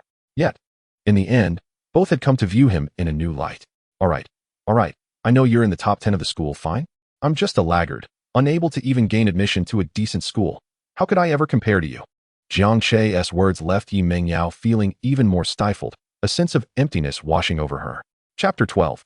Yi Mingyao's Regret, an epic-level pervert. The primary reason Yi Mingyao had previously disliked Jiang Che was that he was an academic failure.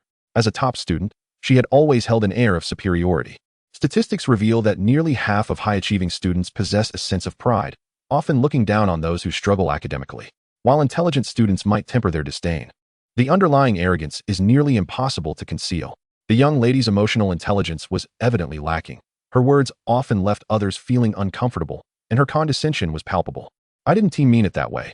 I merely wanted to help you with your studies."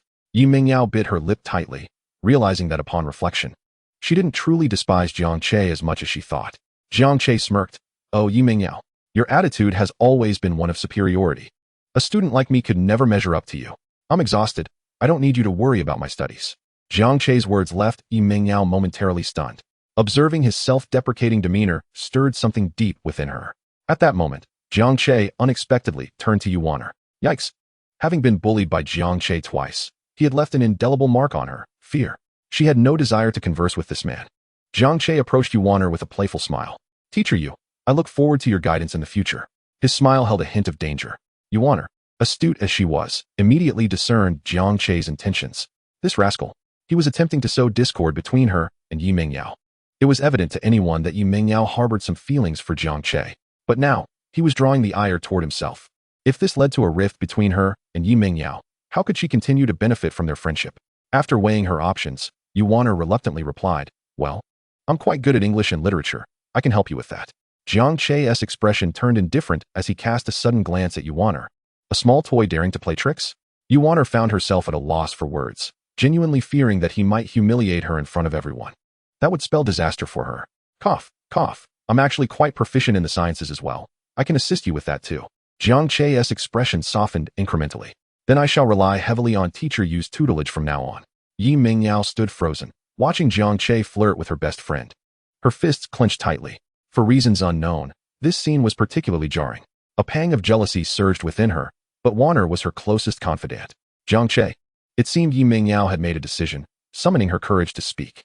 If you can get into the same school as me, I will agree to date you. Jiang Che cast a sidelong glance at Yi Mengyao. Ding. The female lead has extended a future invitation to you, triggering a villainous choice. Choice 1. Accept gladly and publicly vow to study diligently, increasing Yi Mengyao's favor by 10. Choice 2. Remain silent, feigning ignorance, gaining a reward of strength 5. Choice 3. Decline decisively and instill regret, receiving the reward of mastery in ancient martial Tai Chi. What is there to hesitate about? Taking an extra second would be disrespectful to Tai Chi, an ancient martial art. It is evident how formidable it is. What do I currently lack? Strength. Without strength, I can only rely on empty words. What if Lin Yu, in a fit of rage, disregards the risk and decides to beat me up? I choose 3. Jiang Che glanced at Yi Mengyao, pondering if this young lady truly lacked common sense. Why would I forsake an available girl for the arduous task of trying to get into the same school as you? Have you been reading too many romance novels? A promise set for a year later? Forget it. Jiang Che chuckled at himself, thinking, look at you, Yi Mengyao. At your core, you still look down on me. An academic failure. You know full well my grades are lacking, yet you expect me to match you in school? Jiang Che's words caused Yi Mengyao to panic momentarily. She was at a loss for how to respond.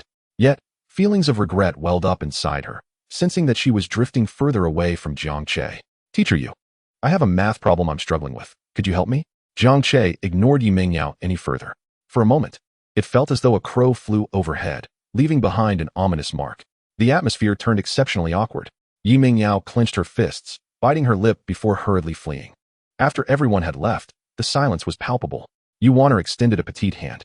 Money, please. The little girl seemed to muster her courage. What money? My tutoring fee.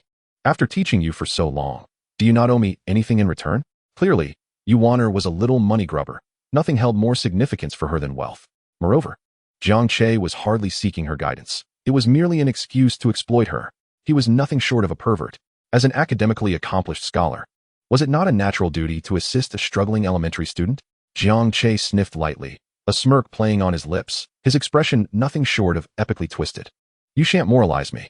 I don't need much, just 300. No, 500. The thought of being taken advantage of left the little girl fuming. I have no money. Jiang Che spread his hands, feigning poverty.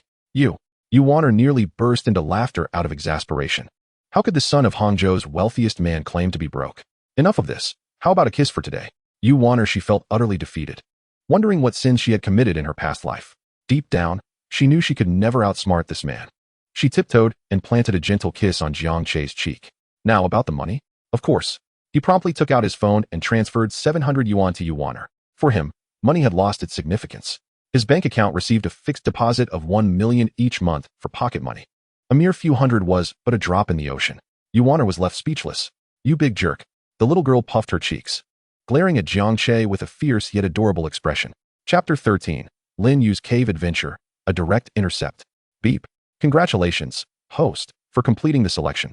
Reward. Ancient Martial Tai Chi. Ancient Martial Tai Chi. A powerful ancient martial art, belonging to the internal school of ancient martial arts, mastery of which will elevate your Tai Chi to an exceptionally proficient level. Note, upon use, you will attain initial strength of dark energy. Jiang Che snapped his fingers. Nice. With the initial strength of dark energy, even if he couldn't defeat Lin Yu, he surely wouldn't be left hanging from a tree. Activate skill. Beep. Congratulations, host, for successfully comprehending ancient martial Tai Chi. In an instant, a flood of memories related to Tai Chi surged into his mind. This included various schools such as Qin-style Tai Chi, Yang-style Tai Chi, Wudong Tai Chi, and Lingkong Tai Chi, all amalgamated into a single stream. These were genuine techniques, far superior to any pseudo-styles like mixed Yuan Xing E Tai Chi. Moreover, changes were gradually unfolding within him. A mysterious energy began to permeate through his limbs. Intangible, yet undeniably real. This sensation was enigmatic. Jiang Che understood it to be the so-called Qi Gong. Slightly gathering strength, he delivered a gentle punch to the wall. Bam! The cement wall bore a clear imprint of his fist, with spiderweb-like cracks radiating from it. How outrageous! If that had struck a person, they would surely be left with bruises. As a villain, I must grow stronger, Jiang Che mused. Though he held considerable power, his personal combat prowess was lacking. According to the narrative, Lin Yu had two masters backing him. One was a reclusive divine healer, and the other, a former top assassin. Both possessed formidable strength, with Lin Yu's assassin master reaching the pinnacle of transformation. However, these two would not make an appearance until after the 200th chapter, seemingly trapped in some forbidden realm. Thus, Jiang Che could afford to deal with Lin Yu at his own pace, confident that by the time the two old masters emerged, he would be powerful enough to dispatch them with a mere slap. During his idle moments, Jiang Che began perusing the novel's script. Know thyself and know thy enemy, and you will not be imperiled in 100 battles. Oh, around the 30th chapter, Lin Yu had a cave adventure? Jiang Che's eyes brightened. He quickly read through that chapter, not daring to overlook a single word. Below a ravine in the outskirts of Hangzhou, there lay a cave harboring a legacy from a great master. The cave only opened every 6 years. Clearly, this was an opportunity left for Lin Yu by his masters. The cave contained numerous treasures, including a space jade pendant and a manual for lightness skill. Jiang Che licked his lips. He simply had to intercept this. Lin Yu would surely be anxious since the cave opened only once every 6 years for a duration of 7 days. Given Lin Yu's current predicament, he would undoubtedly miss this chance. Jiang Che's lips curled into a wild grin. Your opportunity shall be mine. Upon returning home, Jiang Che was met with a warm embrace from his overly affectionate mother. In his past life, he had always been adored by wealthy ladies. My little Che is looking even more handsome. Jiang Yunli beamed, unabashedly displaying her affection. Jiang Che felt speechless as he wiped the drool from his face with a tissue. His mother had been a pampered young lady from a prominent family in the capital, pure and kind-hearted since childhood. After marrying Zhang Yuan, they shared a blissful partnership without a single hardship. Perhaps the only challenge in her life was childbirth. She could easily fit the role of a quintessential Mary Sue protagonist in a romance novel. Jiang Che felt indifferent toward his mother, while he had his quirks. He was not born into them. Just then, Zhang Yuan emerged with a beaming smile. Let me tell you all, our Jiang family will no longer just be worth billions. Zhang Yuan spoke with pride in his voice. Dear, are you saying we might go bankrupt? Zhang Yunli's face paled slightly. Zhang Yuan chuckled helplessly. How could we ever go bankrupt? I mean, our Jiang family might be taking it to the next level. Do you remember I mentioned a new drug developed by our Yuan Che pharmaceutical? Has it been successfully developed? Zhang Yunli seemed to recall something, her eyes widening in surprise. Indeed, the anti-cancer drug we invested over 100 billion in has made significant progress. The results of the first phase of clinical trials are extraordinarily promising. Wow, that's impressive. Jiang Che fell silent, absorbing Jiang Yuan's words. His father's company was in pharmaceuticals, even in the vast landscape of Longhua's pharmaceutical firms. Yuan Che Group ranked among the top 10. In the original storyline, Yuan Che Group had invested heavily in developing an anti-cancer drug, and if successful, the profits would be astronomical. In truth, Yuan Che Group had indeed developed an anti-cancer drug capable of suppressing over 90 of cancers and even extending the lives of late-stage patients. The effects were remarkable, and once released, Yuan Che Group's market value would likely double.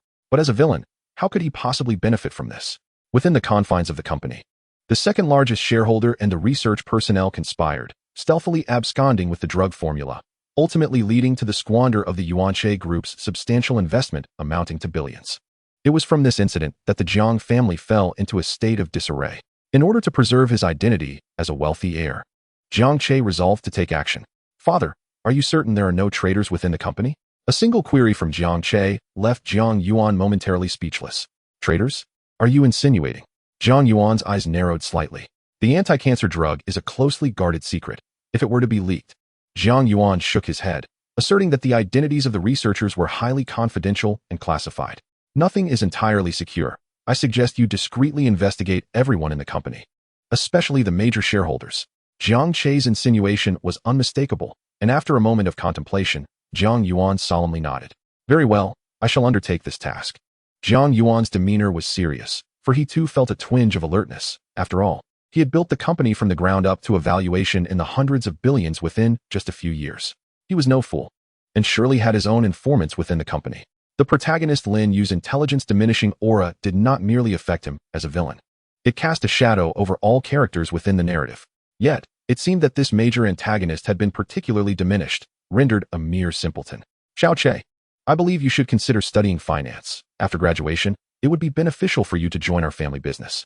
I am growing older and cannot leave it without a successor. Jiang Yuan's face bore an expression of worry as he began to voice his complaints. I am eagerly anticipating your ascension so that I may enjoy some quality time with your mother. Jiang Che shrugged, having no desire to toil away in the corporate world. Why would I want to take over the company? It is far more agreeable to play the role of a villain, thwarting the chosen one and indulging in romantic pursuits. No worries, you can still have siblings. Perhaps another brother or sister would suffice. After Jiang Che's remark, Jiang Yuan was rendered speechless. The major account was depleted. Must he truly cultivate a minor account? Chapter 14. Breaking into the electronic secret realm, experiencing cyber life. Jiang Yuan was a cautious individual. Following Jiang Che's warning, he instructed his trusted confidants to conduct a covert investigation within the company that very night. As the chairman, his network of informants extended throughout the entire group. It was not long before he uncovered some alarming indications. Li Changyu? What could this woman be plotting? Li Changyu was the second largest shareholder and a founding member of the company alongside him. Upon further scrutiny, it became evident that many shareholders harbored rebellious intentions. A sinister smile crept across Jiang Yuan's face, starkly contrasting with the genteel demeanor he had displayed before Jiang Che. It appears that a significant reshuffling within the company is imminent. In the dead of night, Lin Yu sat on a toilet in the detention center, gazing out at the night sky, inadvertently catching sight of a crimson glow above. The red moon is upon us. Damn it, how could I have forgotten this crucial detail? Tomorrow marked the opening of the cave. Panic surged within Lin Yu. The red moon heralded the cave's opening, a revelation imparted by his master, who spoke of extraordinary treasures within that could enhance his strength. Most importantly, his master had mentioned a crucial jade pendant that represented a marriage contract with a hidden family. The mere thought of the marriage contract sent Lin Yu into a frenzy. If he failed to enter the cave this time, the next opportunity would not arise for another 6 years. By then, he would be 25, and his betrothed would likely have married someone else. What a cruel joke. Officer, I have urgent business. Please let me out. Sir, I implore you, release me. I truly have an emergency. My mother has passed away, and I must return for the funeral. Yet, his pleas fell on deaf ears. 7 days. Only 7 days remain, and I must find a way to escape. But a prison break was out of the question. He would have to devise a plan slowly. The following morning, Jiang Che prepared to set off, intent on seizing Lin Yu's opportunity ahead of him. Naturally, Jiang Che was prudent. He would never embark on such a venture alone. Who knew what traps might lie in wait? Thus, he assembled a substantial entourage, the majority of whom were hired from a security firm, including several specialists in demolition. A throng of individuals surged into the small forest. Jiang Che, lacking precise knowledge of the location, only knew it was situated beneath a mountain spring. But that was of little concern. Search the mountain. With sheer numbers on their side, while they scoured the area, Jiang Che reclined in a lounge chair, munching on chips leisurely. Oh, a message from Yiming Yao? Curiosity piqued, Jiang Che opened the text. Haha, she wants to invite me out? Sorry, but I must decline. Jiang Che was all too familiar with Yiming Yao's current mindset. Often, when a girl is rebuffed, she becomes even more assertive. Simply put, this was a game. On the other side, Yiming Yao, rejected yet again, stared blankly at her phone, her beautiful eyes misted with unshed tears, biting her lip fiercely to suppress her emotions. She struggled to maintain her composure. After multiple rejections, her mental state began to unravel. She had been willing to confront her aversion to men and attempt a relationship with Jiang Che. But why was he unwilling to grant her this opportunity? Meanwhile, Yuaner, witnessing Yiming Yao's disheartened appearance, felt a complex swirl of emotions. Yiming Yao still harbored feelings for Jiang Che. If Jiang Che truly meddled, causing Yiming Yao to develop feelings for him while exposing her materialistic nature, she merely wished to survive. Why must Jiang Che always target her? That villain. Sister Yao Yao. Stop dwelling on that despicable man. Let us go watch a movie. Yuaner proactively linked arms with Yiming Yao. The sudden shift in Yiming Yao's demeanor sent Yuaner into a panic. What if Yiming Yao grew to despise her, leading to a rift in their relationship? She did not wish to work. She only desired to live as a carefree parasite. Yi Mingyao nodded, offering a gentle smile to Yuaner, and then drew the little girl into a tight embrace, relishing the sweet scent that lingered on her. Young master, we have made a discovery. We have found a massive stone door. However, it remains locked, and there is no key. Several subordinates rushed to report to Jiang Che. What's the issue? Simply use explosives to blast the door open. Jiang Che replied nonchalantly. Indeed, although the cave opened every 6 years, it was still a formidable task for him. A mere antagonist to breach the stone door. Damn it. Why is it that when the protagonist arrives, the stone door swings open effortlessly? Yet when I, the villain, appear, it remains firmly shut?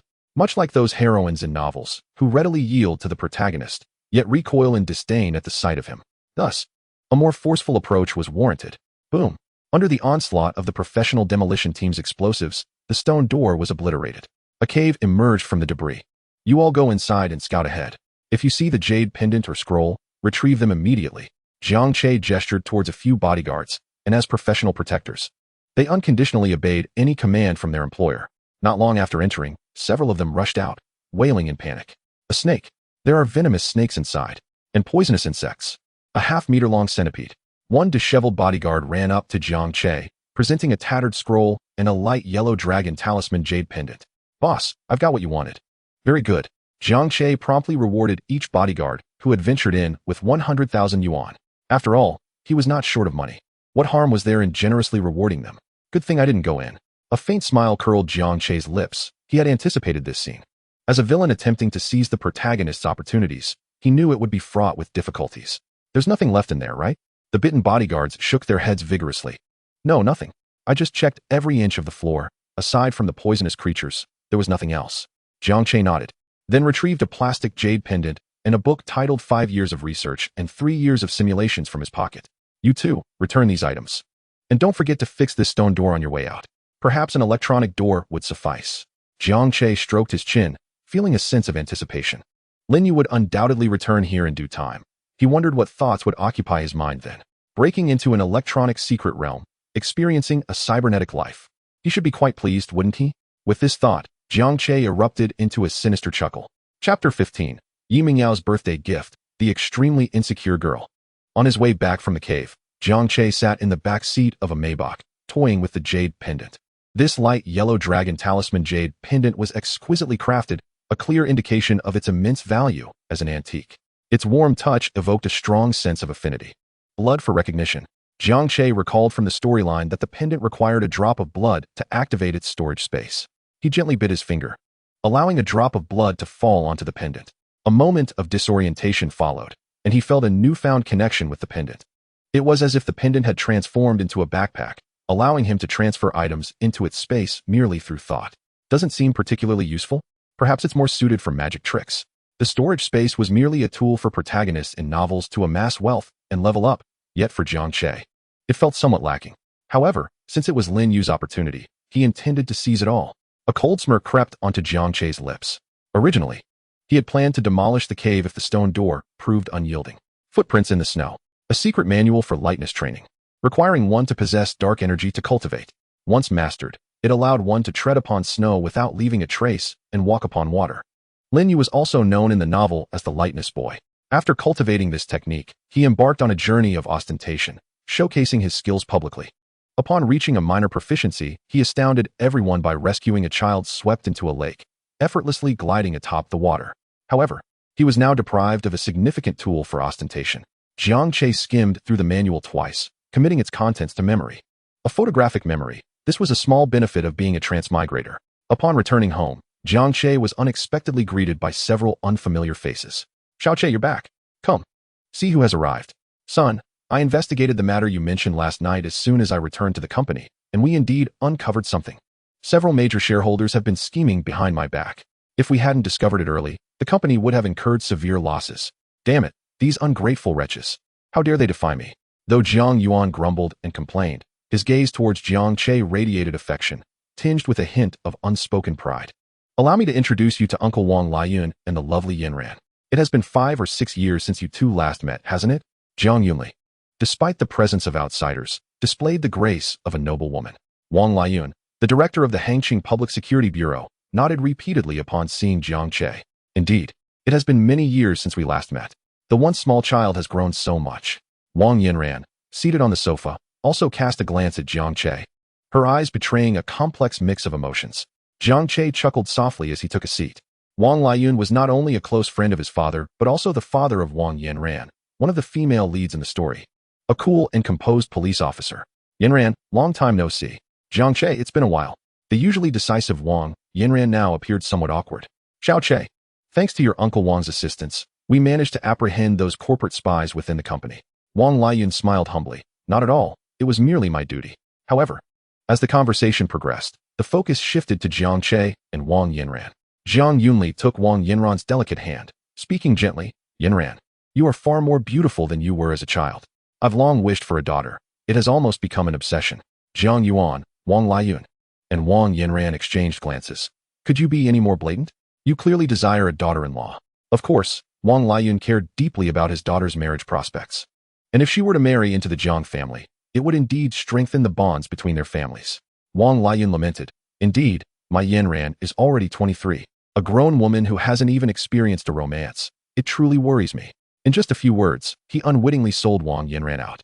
Her cheeks flushed as she exclaimed, Dad, what are you saying? To everyone's surprise, the conversation veered further into absurdity. I'm 5 years older than Jiang Che. So what if you're 5 years older? A woman 3 years older than a man is still a treasure. You're practically holding 2 ingots of gold. Wang Yinran. When had she ever encountered such a situation? One word, awkward. Had she known, she would have stayed away. I still have work to do this afternoon, so I'll be leaving. With that, Wang Yinran stood up. Xiao Che, please drive Yinran home. Jiang Che's eyes narrowed slightly. All right. The two departed Zhang's residence, walking side by side, appearing quite compatible, though Wang Yinran was somewhat reserved. Jiang Che, long time no see. You just said that, Jiang Che chuckled. His gaze casually swept over Wang Yinran. Her figure was quite striking. He wondered how she had developed such a physique. What are you looking at? Wang Yinran's cheeks flushed. As a police officer, she could hardly be oblivious to Jiang Che's gaze. She had seen that look in many men's eyes, yet Jiang Che's was surprisingly not unwelcome. In truth, Wang Yinran felt a mix of nostalgia, her impression of Jiang Che still lingering on that little shadow who followed her around. Yi Mingyao clutched an invitation, her expression a blend of complexity as she arrived at the villa area of Zhang's residence. I wonder if Jiang Che will come to my birthday party? He seems to dislike me. Yi Mingyao bit her delicate lips, pondering whether, given the long-standing relationship between the Yi and Jiang families, Jiang Che would indeed grant her this favor. After all, she had attended Jiang Che's previous birthday celebration. It was unlikely he would disregard her now. Yet, her feelings towards Jiang Che had grown increasingly complex. She longed to regard him as an older brother, but the sight of him ignoring her left her heart feeling hollow and despondent. Jiang Che must still be upset with her, and she resolved to muster the courage to respond to his feelings during her own birthday celebration. As this thought crossed her mind, a faint blush crept across her charming face. How utterly embarrassing. However, her reverie was abruptly interrupted by a familiar sound. When she lifted her gaze, her expression instantly froze. Jiang Che emerged from the Jiang family villa, laughing and chatting with a woman, though they were at a distance. She could discern that the woman was strikingly beautiful, an allure that exuded a maturity beyond her years, and her enviable figure only intensified Yi Mengyao's feelings of inadequacy. For reasons unknown, the sight struck her like a bolt of lightning, causing jealousy to surge within her. She stealthily followed the pair until they climbed into Jiang Che's Maybach. Beep. Yi Mingyao is detected spying. The villain's choices are activated. Choice 1. A straightforward approach. Immediately eject Wang Yinran from the car. Wang Yinran's favorability, 10. Yi Mingyao's favorability, 10. Choice 2. Remain silent and dutifully return Wang Yinran to the police station. Wang Yinran's favorability, 5. Choice 3. Approach A. Increasing Wang Yinran's favorability to 10. Reward, 10 years of internal strength. Chapter 16. Fast forward to the heart-wrenching pursuit of love. As a master of dark energy, Jiang Che's senses were heightened to an extraordinary level. He had long been aware of a curious little wildcat peering at him. Yet, he remained nonchalant. Let her spy, after all. It was time for her to feel anxious. He had perfectly grasped Yi Mengyao's fleeting thoughts. As for the villain's choices, there was no need for deliberation. The third option was a no-brainer. Why would he simply kick Wang Yinran out of the car? She was hardly a spoiled princess. And being the obedient one? Absolutely out of the question. Just look at the third option. After approaching, her favorability would actually increase. Do you see? This is the nature of women. And a decade's worth of internal strength as a reward? Well, one could hardly blame him for being ungracious. Sister Yinran, I just heard Uncle Wang mention that you've never been in a relationship. Jiang Che's words instantly flustered Wang Yinran. What are you up to? You can't possibly be thinking of becoming my boyfriend, can you? Little brother. A playful smile crept across Wang Yinran's face. In her eyes, Jiang Che was merely a boy who had yet to mature. Do you remember our childhood games? Jiang Che's sudden question caused Wang Yinran's expression to stiffen, her face flushing crimson. How could you still recall that? Jiang Che feigned innocence. How could I forget? I was only 7 at the time. Don't you dare remember. Forget it, I command you. Wang Yinran's composure vanished, replaced by an overwhelming sense of embarrassment. As children, they often played house, pretending to be parents, a typical childhood pastime. Especially during Wang Yinran's blossoming teenage years when she was curious about the opposite sex. So it was understood. Wang Yinran had few blemishes in her life. But this particular incident was a source of perpetual embarrassment, making her wish she could slap herself and bury her head in the sand whenever it resurfaced. Sister Yinran, how could I possibly forget? I was just a little boy then. Stop talking. I didn't do anything to you. Wang Yinran had never felt so mortified. But you've left me with psychological scars. Looking at Jiang Che's pitiful expression, Wang Yinran felt an overwhelming urge to slap him. You're such a nuisance, she exclaimed, even slipping into dialect out of frustration, an obvious sign of her escalating irritation. How about this, Sister Yinran, give me a kiss. Kiss you? Dream on. You must be out of your mind. The windows of the Maybach remained open, allowing the entire scene to unfold clearly in Yiminyao's view. Her head buzzed with confusion, her thoughts swirling chaotically. Even the invitation in her hand slipped from her grasp, an indescribable sensation spreading from her heart. It was sourness. Tears filled her almond-shaped eyes before she realized. She understood in that instant her true feelings for Jiang Che. This was not the sibling affection she had envisioned, but something deeper, love. Yet, Jiang Che was there with another woman, her body trembling with despair as she bit her lip, her nails digging painfully into her flesh. Had she completely lost her chance? It felt as though she had fast-forwarded to the funeral pyre of her pursuit of love. The scene was unbearable. And with tears streaming down her cheeks, Yimingyao fled. Before departing, she picked up the fallen invitation, as if salvaging her shattered spirit. Hurry and drive. I'm going to be late for work. Wang Yinran shot a glare at Jiang Che. This guy was utterly infuriating. In a good mood. Jiang Che did not respond directly to her query. Where's your police station? In the Hangqing New District Precinct, Wang Yinran replied brusquely, even giving Jiang Che's thigh a discreet pinch. Has your precinct recently detained someone named Lin Yu? Wang Yinran frowned. How do you know that? He has been detained for fighting. Is he your classmate? Ah, Yinran. Don't call me Yinran. Fine, fine. Call me whatever you like. Wang Yinran conceded with a sigh. Jiang Che chuckled lightly. I can handle anything. That Lin Yu was the one who targeted me on his first day in class. What a ridiculous situation. I wonder where he got his confidence. Wang Yinran nodded in agreement. Absolutely. That Lin Yu was even flirting with me when he first arrived at the precinct. Lin Yu had indeed been a self-important nuisance, much to their mutual annoyance. Ugh, what a piece of work. Thus, the two continued their banter from Jiang's residence all the way to the police station, enumerating Lin Yu's shortcomings. Achoo, what on earth? Lin Yu, currently in the detention center, sneezed repeatedly, almost ruining his nose. With his body strengthened by dark energy, he should not have caught a cold. Someone must be cursing me. It's definitely that scoundrel Jiang Che. Strangely enough, his instincts were remarkably accurate, immediately deducing the source of his discomfort. However, his mind was preoccupied with other matters. For the cave had opened.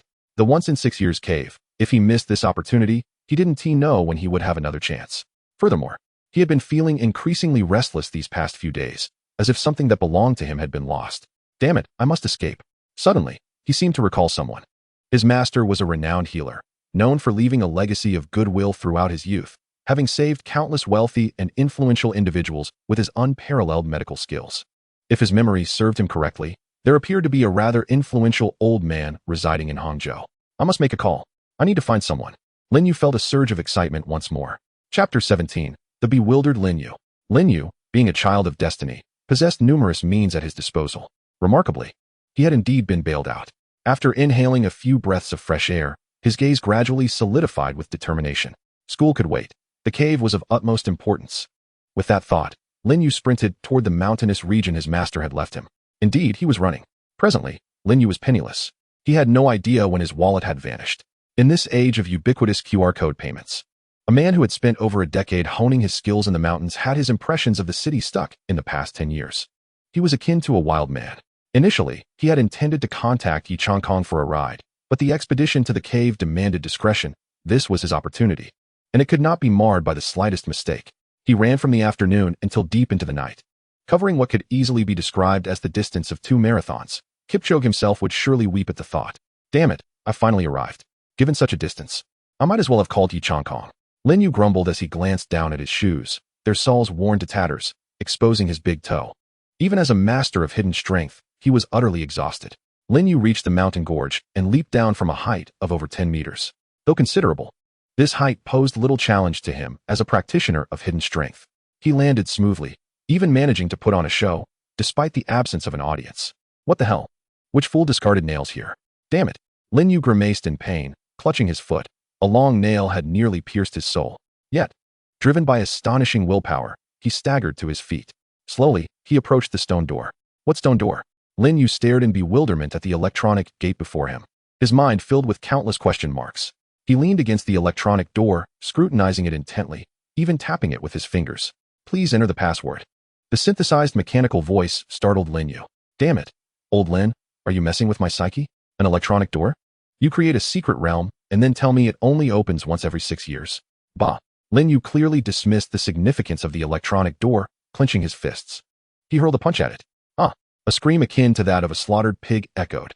Why is this door so hard? I am a master of hidden strength. It couldn't be breached. His fingers went numb from the impact. Unable to force his way through, he resolved to employ cunning. What password?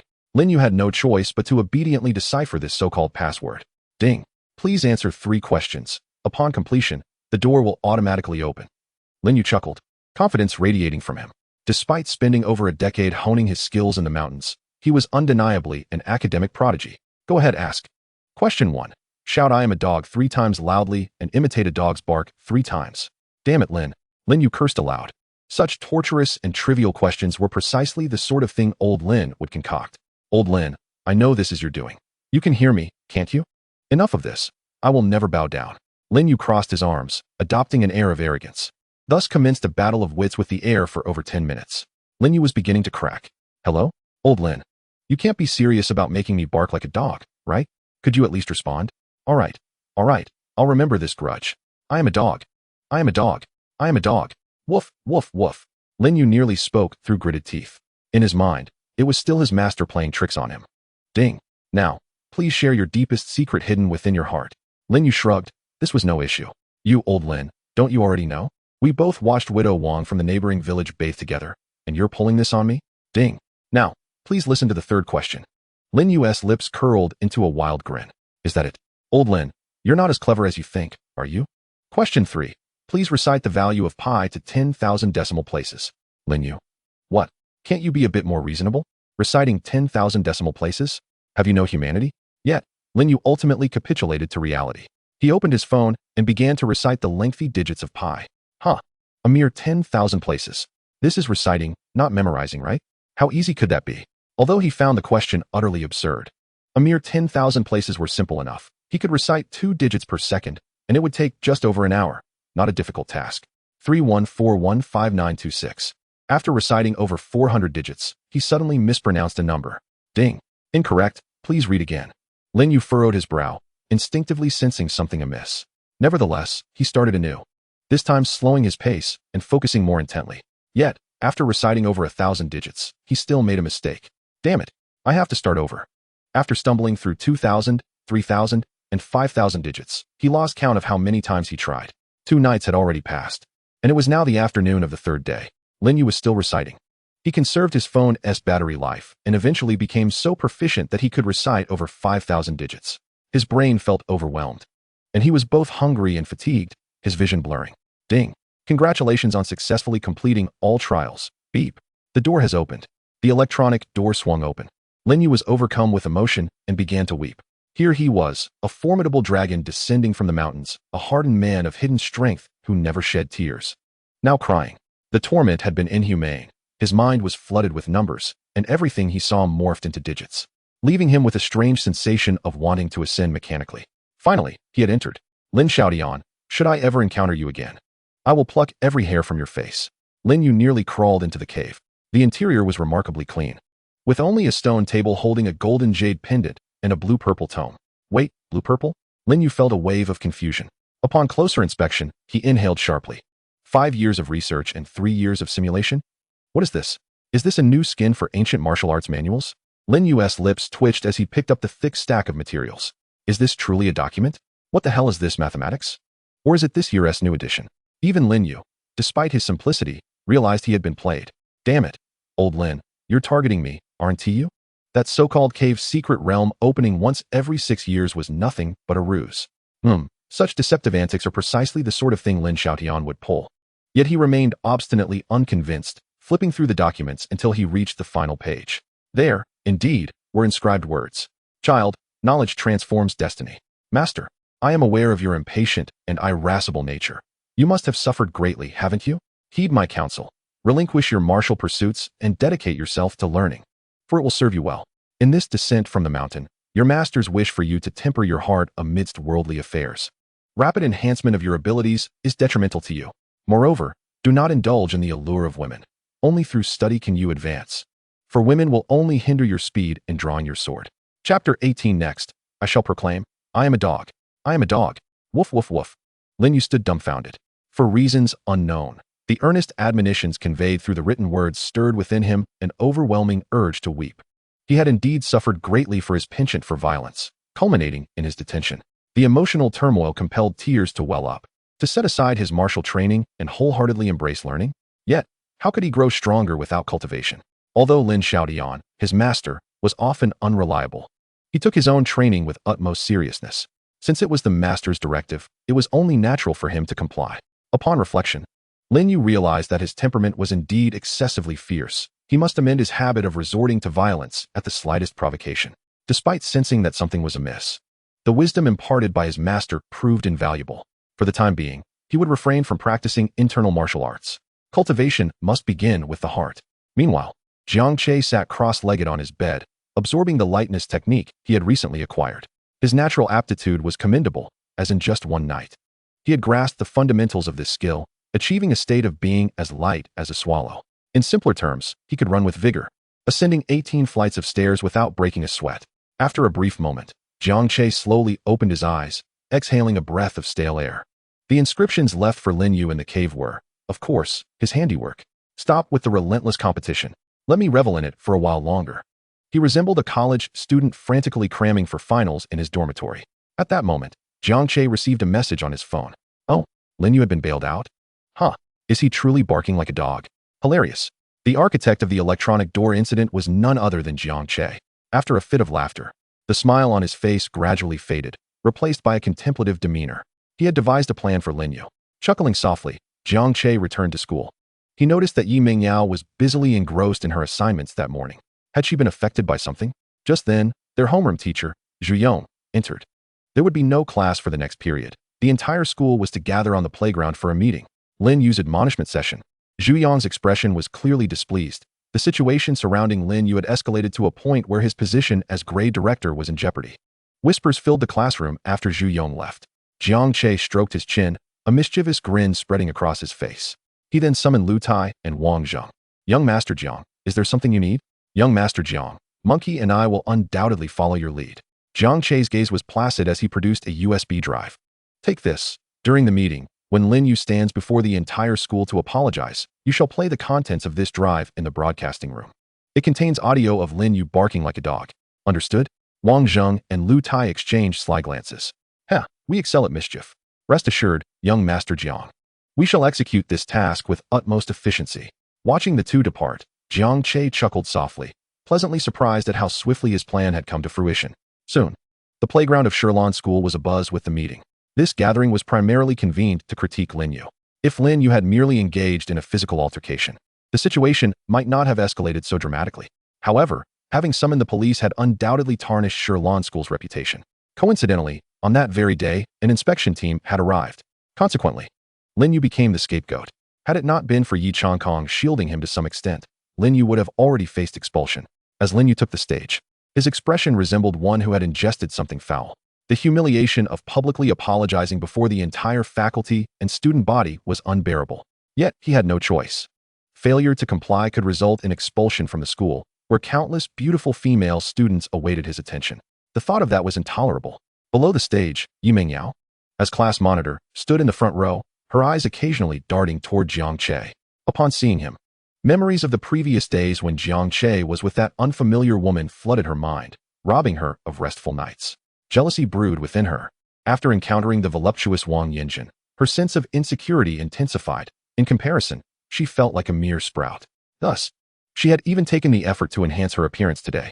Yet Jiang Che now seemed disinterested, not even granting her a glance. Had the once persistent Jiang Che truly lost interest in her? Lin Yu limped onto the stage, visibly pained. Being subjected to public humiliation before the entire school was an unbearable reality for someone with his pride.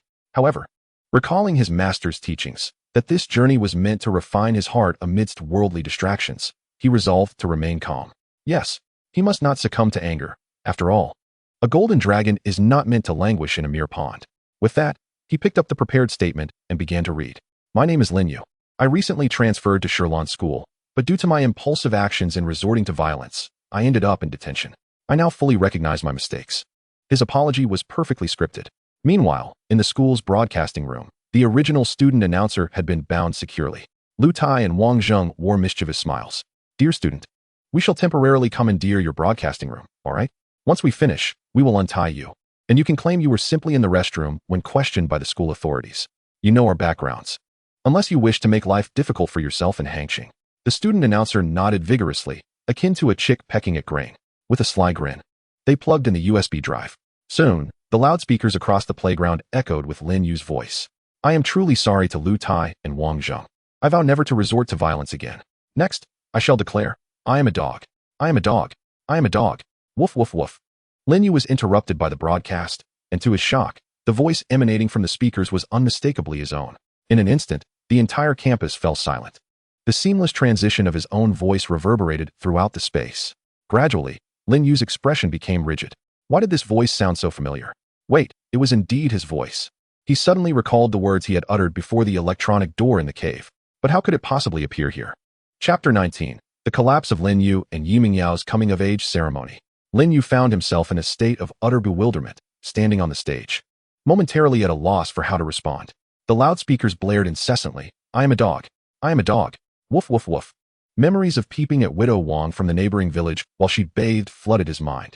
He could no longer hold it in. The thousands of students below were equally unable to maintain their composure. What on earth is happening? Isn't this supposed to be a self-criticism meeting? Why are we barking like dogs? Peeping at Widow Wang while she bathes? I must commend this fellow for his audacity. Let the gossip commence. It was clear that he had been set up, but who had he offended? It had to be Jiang Xiao. I heard that Lin Yu had offended Jiang Che shortly after transferring schools. Given Jiang Xiao's temperament, he would surely make Lin Yu pay dearly. Lin Yu was likely to face social obliteration. If I were in his shoes, I would wish to spiral into the ground from the sheer embarrassment.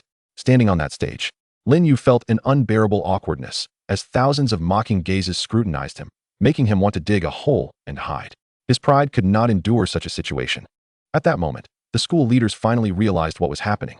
A man clad in a suit ascended the stage and snatched the microphone from Lin Yu's grasp. Lin Yu, what nonsense are you spouting? This is your self-criticism meeting, not a platform for your antics. The unexpected reprimand left Lin Yu in a daze. Can't you see? Someone is framing me. This is clearly a setup. He desperately attempted to explain, but the school leader's gaze was filled with indifference. He too understood that Lin Yu was the victim of a prank, yet in this situation, Lin Yu had to bear the brunt of the blame. For he was already at fault. Do you think you have a valid reason? Go back and write a 10,000-word reflection. Lin Yu could no longer contain himself. His rebellious nature made the humiliation all the more intolerable. If he endured any longer, he would transform into a ninja turtle. Lin Yu was about to explode when the school leader's words quelled his fury. Don't you want to continue? Lin Yu trembled with rage, feeling utterly powerless. Possessing immense potential, yet unable to wield it. The frustration was suffocating. The sound of his clenched fists creaking echoed in the air. He had clearly been set up. At that moment, Lin Yu realized that the cave he had entered was a mere ruse. How could his master possibly have installed an electronic door? Inside was a book titled 5 Years of Research, 3 Years of Simulations, and a bizarre password puzzle. Someone was clearly out to get him. The treasures within that cave had undoubtedly fallen into someone else's hands. Damn it, who was behind this? Suddenly, Jiang Che's image flashed through his mind. Could it be that guy? But that was impossible. How could he know I was heading to the secret realm? It couldn't be him. Yet, he must be within the school. Lin Yu racked his brain, unable to recall anyone else he might have offended, save for Jiang Che. Haha, Jiang Che. You have paved your own path to destruction. Regardless of whether Jiang Che was the one behind this, Lin Yu was determined to make him pay. Throughout the morning, Yi Mingyao was engaged in mental preparation. Ultimately, she summoned her courage and approached Jiang Che, placing an invitation on his desk. Jiang Che, at the end of the month, I will be hosting a birthday celebration. Here is your invitation. I attended your birthday last year. You wouldn't dare miss mine, would you? Yi Mingyao's words nearly severed Jiang Che's escape route. A birthday banquet? Jiang Che scrutinized the invitation with a slight smile. Indeed, there was a plot in the novel regarding Yi Mingyao's birthday party, which served as a pivotal moment for her and Lin Yu to draw closer. During the festivities, a young lady from a lesser-known family, consumed by jealousy over Yi Mingyao's perfection, attempted to embarrass her by spiking her drink. After succumbing to the drug, Yi Mingyao felt utterly unwell. It was then that Lin Yu appeared, displaying his remarkable medical prowess and swiftly remedying her condition. Consequently, the young lady's attitude towards Lin Yu, her bodyguard, improved significantly. However, from Jiang Che's perspective, wasn't that utterly foolish? To pass up such a golden opportunity? Just look at the way Lin Yu gazed at Yi Mingyao with such unabashed desire. All men think alike. Surely he understood what was on her mind. Jiang Che? Yi Mingyao called softly, fearful that Jiang Che might reject her once more, leaving her in a mortifying predicament. Meanwhile, Lin Yu, witnessing this scene, felt utterly disheartened. His skin twitched with agitation. Yi Mingyao's birthday? As her bodyguard, how was it that Yi Chong Kong had not sent him an invitation? Oh, he needed to keep his identity under wraps. He would undoubtedly be secretly arranged to enter the venue. Considering this possibility, Lin Yu regained his confidence. Such a birthday celebration would attract a myriad of guests, and there was a high likelihood of unexpected incidents and dangers. He would stride in like a celestial being, astonishing everyone. Lost in thought, a smirk crept across Lin Yu's face. In response to Yi Mingyao's invitation, Jiang Che merely nodded, offering a non-committal answer. He would certainly attend Yi Mingyao's birthday party. Jiang Che's mind grew increasingly twisted as he scrutinized Yi Mingyao. This girl seems to have improved her figure quite a bit. Jiang Che found himself speechless. Indeed, Yi Mingyao possessed the temperament of a young lady, with an undeniable competitive spirit. She was genuinely beautiful, radiating youthful vitality, accompanied by a subtle fragrance that was distinctly different from Yuaner's scent. If one were to rate her, Yi Mingyao's beauty would easily score a minimum of 95 points. To put it in popular online vernacular, I can hardly imagine how delightful she must smell. Though his thoughts were increasingly perverse, his expression remained composed, embodying a demeanor of aloofness. You may leave now. I will attend the event, he stated in a voice as indifferent as flowing water, creating an air of distance that left Yi Mingyao at a loss for words. Her almond-shaped eyes fixed on Jiang Che, feeling a twinge of sadness despite his agreement to attend. Chapter 20. When weaker, I am submissive. When stronger, I strike back. Upon exiting the school gates, Lin Yu followed Jiang Che outside. Hey, Jiang Che. Jiang Che turned back, a playful smile gracing his lips. Lin Yu, are you planning to attack me again since you failed last time?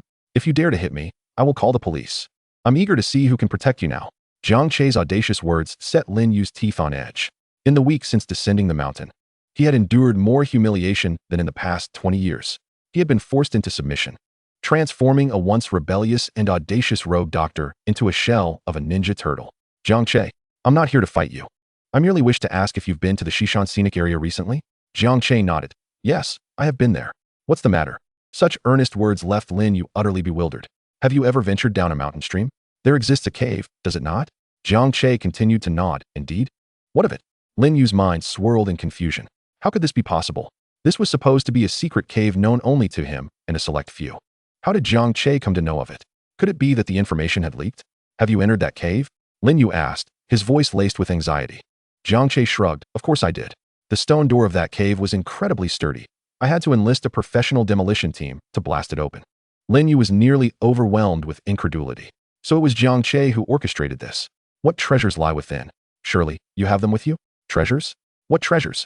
Jiang Che feigned ignorance. You know, treasures. Did you find any scrolls, or perhaps a jade pendant? Lin Yu pressed anxiously. Scrolls? I did see an ancient scroll. Jiang Che's words sparked a glimmer of hope in Lin Yu. Where is it? That's mine. You must return it to me. That cave is a family heirloom. Oh.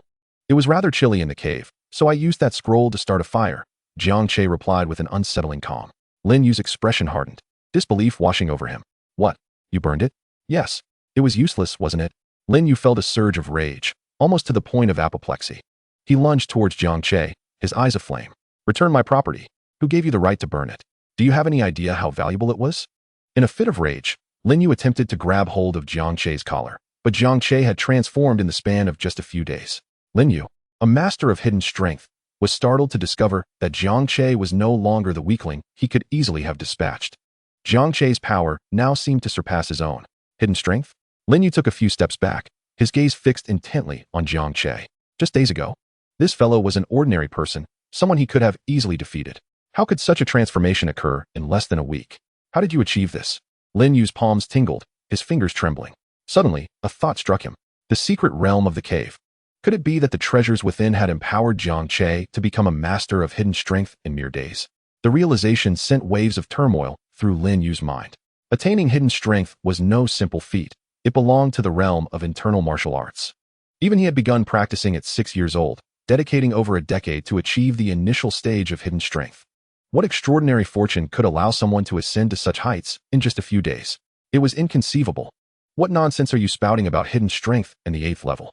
Jiang Che feigned ignorance. The scroll. You must have cultivated the mysterious technique inscribed upon it. You still remember it, do you not? Lin Yu's excitement surged. Are you out of your mind? Jiang Che retorted, brushing Lin Yu's hand aside. A number of students had gathered nearby, their attention drawn to the unfolding scene, whispering amongst themselves. Following the morning's review meeting, Lin Yu had lost all semblance of authority at Sherlan School. Even students from the adjacent junior high had heard of his infamous reputation. Yet, at that moment, Lin Yu could hardly concern himself with such matters. Jiang Che, the scroll is of no use to you. You would do well to hand it over to me. Oh, I did indeed burn the scroll, but the contents are firmly etched in my mind. Jiang Che smirked, pointing to his own head. What does it matter to reveal my hand? When I was weaker, I bowed to you. Now that I possess a slight edge, I shall strike back with vigor. What of the chosen one? You are but a songstress. Jiang Che was well aware that Lin Yu's greatest support lay in his two masters, both ancient martial arts experts surpassing the hidden strength stage. However, they would not appear in the early stages, not out of reluctance, but because they were ensnared in some secret realm.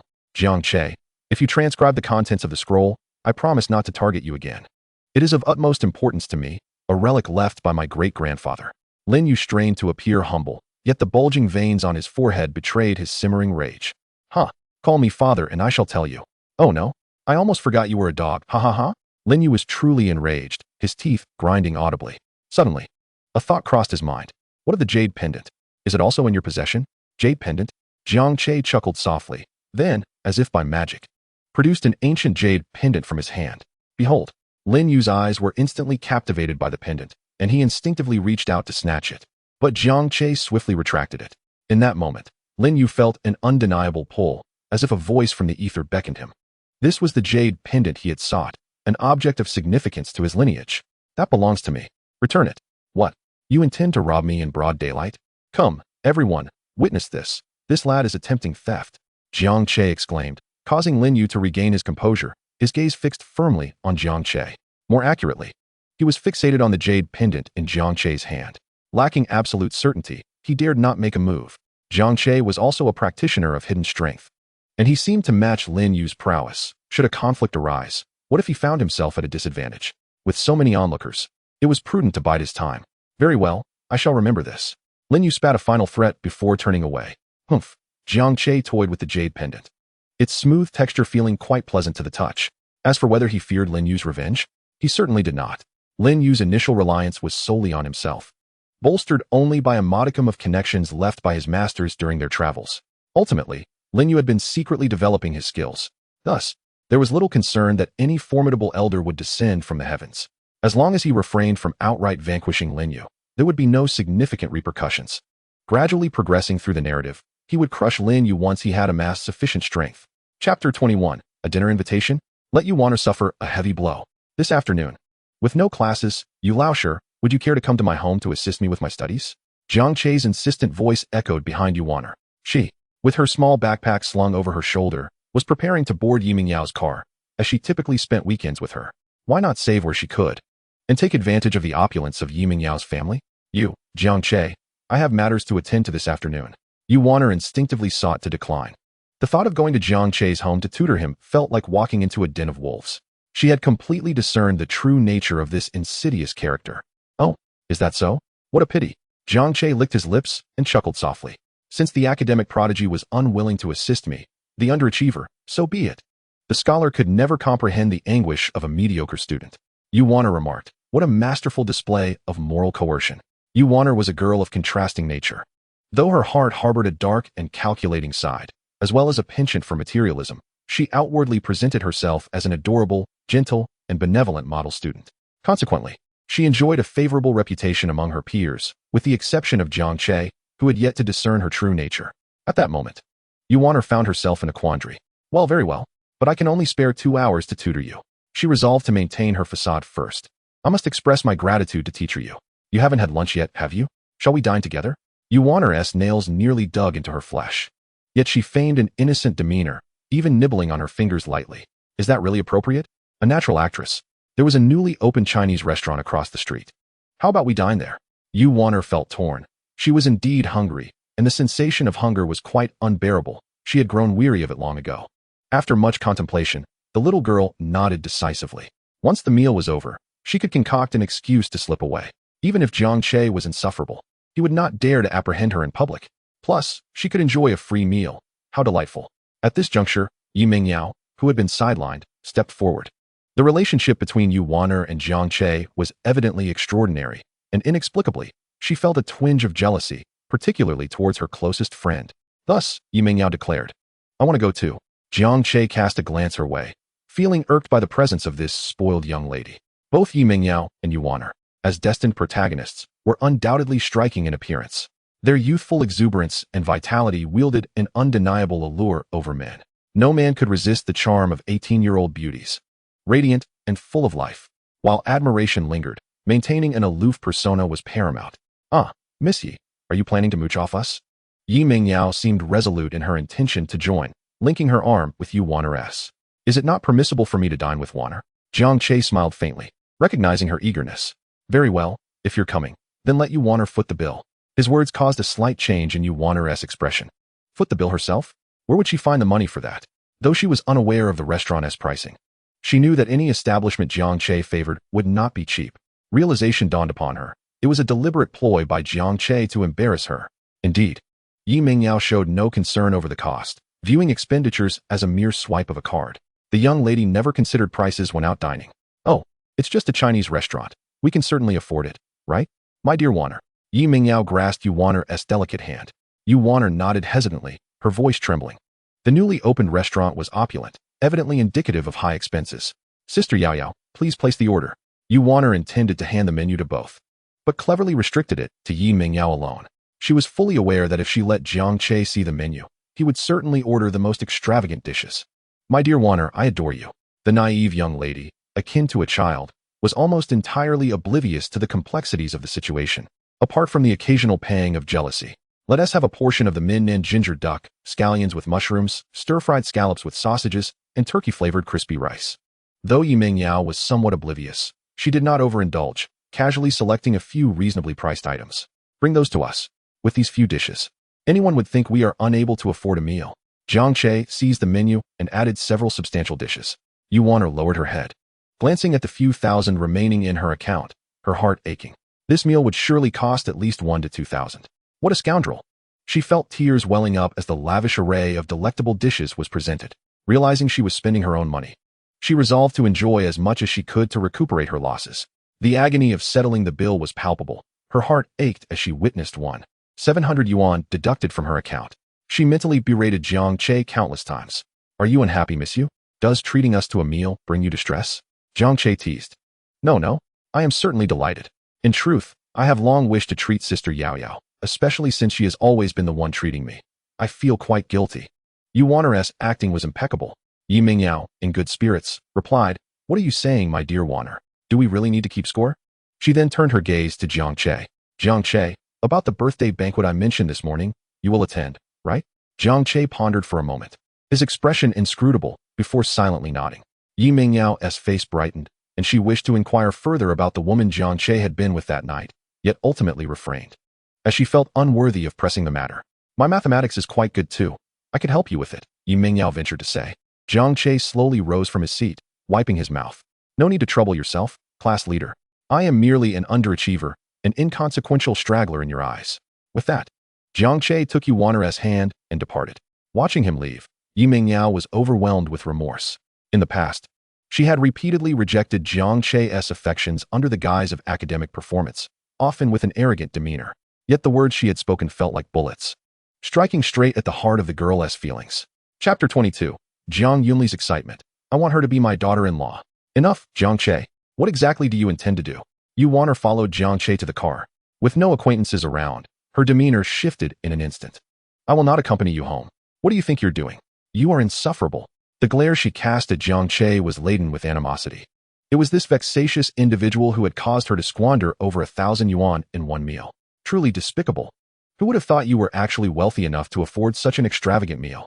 You still apply for financial aid from the school each year. Jiang Che, seated in the driver's seat, wore a radiant smile. Yuan was exceptionally astute. She immediately deduced Jiang Che's intentions. If it became known that a so-called impoverished student was treating others to a lavish meal costing over 1,000 yuan, what would be the repercussions? What do you want from me? Jiang Che, please stop bullying me. Why do you always target me? Yuan felt overwhelmed, questioning why she, who had never harmed anyone, deserved such treatment. As these thoughts swirled, tears of grievance cascaded down her cheeks. With tear-filled eyes, she appeared quite pitiful, her sobs growing more sorrowful, as little pearls of tears cascaded down her cheeks. Fortunately, the soundproofing of the Maybach was remarkable, otherwise, it would undoubtedly attract the attention of the authorities. Jiang Che observed Yuan weep with an air of calmness. Was she once again resorting to the theatrics of garnering sympathy? Alas, dear girl, this tactic has long lost its efficacy on me. Indeed, after a few minutes of crying, Yuan ceased her tears, her eyes reddened from the emotional outpouring. You owe me money. That meal cost 1,700. You must reimburse me 1,000. She asserted with a defiant gesture of her tiny hand. Jiang Che chuckled lightly. Want money? Earn it yourself. Yuan gritted her teeth, exclaiming, You absolute scoundrel. Such a handsome facade wasted on a wretch like you. For 2 hours of tutoring. I will charge 700, and should you require additional assistance, I am open to further compensation. She huffed, her frustration evident. Enraged, she attempted to open the car door to exit, but Jiang Che had already locked it. With a swift press of the accelerator, he drove on, one hand at the wheel while the other lit a cigarette, the entire maneuver executed with seamless grace. Cough, cough. Jiang Che, you smoke? Yuan coughed twice, her opinion of him plummeting to an all-time low. How about this? From now on, I'll cover your expenses as long as you stay with me. What do you think? You rogue. Such a fanciful notion. Though I may be financially challenged, I refuse to sell my dignity. Yuan glared at him, resembling a small kitten whose tail had just been stepped on. Oh, but hasn't your dignity already been compromised? You must have benefited quite a bit while accompanying Yi Mengyao. Humph, what do you know? Interactions among close friends are perfectly normal. Not everyone has a mind cluttered with such base thoughts as yours. Being with Yi Mengyao is far preferable to being with you. Besides, I am wealthier than her. Ha! Jiang Che remained unfazed, finding her little outbursts utterly endearing. Shortly thereafter, the car gently rolled into the Jiang family's villa district. Though reluctant, Yuan followed Jiang Che into the Jiang residence. Such opulence. The little girl muttered under her breath. The villa was expansive, covering several thousand square meters, complete with a private garden and swimming pool. However, Yuan was not overly astonished, as she frequently visited Yi Mingyao's home. With her small backpack slung over her shoulder, she looked diminutive, almost like a little potato. A quintessential southern potato. Yet, who would have thought this was an 18-year-old legal lowly? Xiao Che, you're back. Jiang Che's mother, Jiang Yunli, lounged on the sofa, clad in a white nightgown with a facial mask adorning her face, exuding an air of languor. Upon catching sight of Jiang Che, she abruptly sat up. Oh! The woman hastily removed her facial mask, her previous lethargy evaporating in an instant. Slipping on her slippers, she hurried to the door, circling Yuan several times. What a charming young lady. Then, glancing at Jiang Che, she exclaimed, My dear son, this little girlfriend of yours is simply delightful. I adore her. Yuan shook her head vigorously. Auntie, it's not what you think. I am not Jiang Che's girlfriend. However, how could Jiang Yunli possibly believe that? Her gaze seemed to convey, I understand, I understand. You understand nothing. Yuan retorted, Auntie, I'm here to tutor Jiang Che. Yet, her words only deepened the intrigue in Jiang Yunli's expression. Tutoring is splendid. Hee, just in time, my Xiao Che's grades are rather poor. You two should head upstairs. I'll prepare some fruits for you. By the way, my surname is Jiang. You can call me Sister Jiang. What is your name, dear? Jiang Yunli's exuberance was overwhelming, leaving Yuan somewhat taken aback. Yuan. Ah, my precious Yuan, do head upstairs. I'll prepare some fruits for you. After ushering Yuan away, Jiang Yunli seized Jiang Che's arm. Son, can you win her over? What a lovely girl. I would love for her to be my daughter-in-law. I've dreamt of having such a delightful daughter. A daughter-in-law would suffice. Jiang Yunli's face radiated joy as she rambled on, clearly fixated on the idea of having a daughter, as a daughter-in-law is practically half a daughter. Jiang Che rubbed his temples in exasperation. Despite his peculiarities, he couldn't let them surface in front of his mother. Yuaner is truly here to tutor me. Jiang Yunli pursed her lips. Oh, your father had poor grades too. And he also had me tutor him. Look how that turned out. Keep up the good work. You can win her over. This girl is so pure-hearted and kind. You could easily charm her. Jiang Che thought. You've misjudged her. Yuaner is much more cunning than you perceive. You still wish to deceive others? Your naive mother is likely the Pro-Max version of Yi Mengyao. Otherwise, how could she have been so easily fooled by your father? In the study. Please, teacher you. Jiang Che rubbed his hands together, his expression shifting into something more sinister. Keep your distance from me. Maintain a half-meter gap. Though the two ostensibly engaged in study, they were indeed immersed in learning. Yuaner proved to be an excellent teacher, earnestly beginning to instruct Jiang Che. For this proof, take the logarithm of the denominator. Then cancel terms to solve. For the next question, apply the Lagrange mean value theorem twice. Stay away from me. Chapter 23. Yuaner's background. Time flew by, and before long, 2 hours had passed. As Jiang Che grasped the material swiftly, Yuaner only needed to explain each problem once for him to grasp it thoroughly. This success gave the little Loli a sense of accomplishment, even as she remained wary of Jiang Che's wandering hands. Jiang Che, you are learning quickly. You're not foolish. Why don't you study earnestly? Although Yuaner loathed Jiang Che, as his teacher, she felt an obligation to encourage his academic endeavors. Of course, it's your effective teaching. Jiang Che smiled nonchalantly. Little did she know how challenging it was for him to maintain the guise of an underachiever. Nevertheless, it must be said, Yuaner was indeed quite soft, resembling an adorable doll. With her twin tails, petite stature of 150 centimeters, and blue and white striped knee-high socks, she was the quintessential lowly enthusiast dream. Humph, indeed. So it's time to settle the bill. Yuaner spread her small hand, looking as if she had tumbled into a treasure trove. Originally, the tutoring fee was 700, which included a kiss, plus an assortment of miscellaneous charges totaling 1,000. You owe me 1,700. Huh. Jiang Che chuckled softly. So you just earned back what you spent. How convenient. The mere few thousand yuan was trivial for Jiang Che. Yet, how could he allow Yuaner to have her way so easily? Gradually, he cornered her, lifting his hand to grasp her chin. You dare ask me for money? You have some nerve. Yuaner bit her lip, gazing up at Jiang Che, their eyes locking. Why shouldn't I? This is what I deserve. Jiang Che laughed, nodding in agreement. Where there is one, there inevitably follows two. Once the boundaries are breached, what remains? Subsequently, a swift transfer of 1,700 was made, most gratifyingly so. As night fell, I offered to escort you home. Yuaner did not decline, but merely nodded in silence. Before parting, Jiang Yunli engaged Yuaner in a lengthy conversation that left her cheeks flushed. This seemingly mature and erudite woman was surprisingly frivolous. She even entertained the notion of becoming his daughter-in-law. However, a few images inevitably surfaced in the mind of the young girl. If she truly married into the Jiang family, her life would certainly be free of hardship, and even her mother would no longer have to suffer. Quickly, she shook her head. No. She was acutely aware that Jiang Che's interest in her was merely fleeting desire, and if she were to yield so easily, the consequences would be dire. Moreover, she harbored a strong aversion to Jiang Che. In the car, she remarked, It's rather strange. Your mother appears so youthful, looking scarcely in her 20s. Initially, I thought she might be your sister. Jiang Che chuckled. How about you come over every evening to tutor me for 2 hours? I'll ensure you receive a fixed salary. Over 20,000 a month, no less. Uft. No way, Yuaner scoffed, curling her lip. Being a little pest beside Yi Mengyao would earn her far more than that. Unbeknownst to her, her standards for Jiang Che had been steadily diminishing. Previously, even a mere touch from him would send her into a fury, yet now, Yuaner resided in a slum. It was a mystery how a girl living in such destitution managed to attend the prestigious Heroine Academy, even with financial aid for underprivileged students. The annual tuition still amounted to a staggering 60 to 70,000. Logically, Yuaner could never afford that. The place was filled with dilapidated buildings, flickering streetlights, and the occasional sight of rats scurrying from heaps of garbage. Jiang Che, you can stop here. I'll walk home myself, Yuaner insisted, gripping the hem of her clothing tightly. What? Aren't you going to invite me in for a visit? You've been to my home, Jiang Che teased. Familiar with the narrative, he was well aware of Yuaner's unfortunate background. It could only be described as tragic, but what did it matter to him? No, it's unnecessary. My home is rather filthy. I wouldn't want to dirty your shoes. Filthy or not, it matters not. Jiang Che's tone was resolute as they approached Yuaner's doorstep. The living room glowed with a dim yellow light. Gritting her teeth, Yu Wanner swung the door open. "You little brat, why are you coming home so late?" A woman's scornful voice echoed from the bedroom.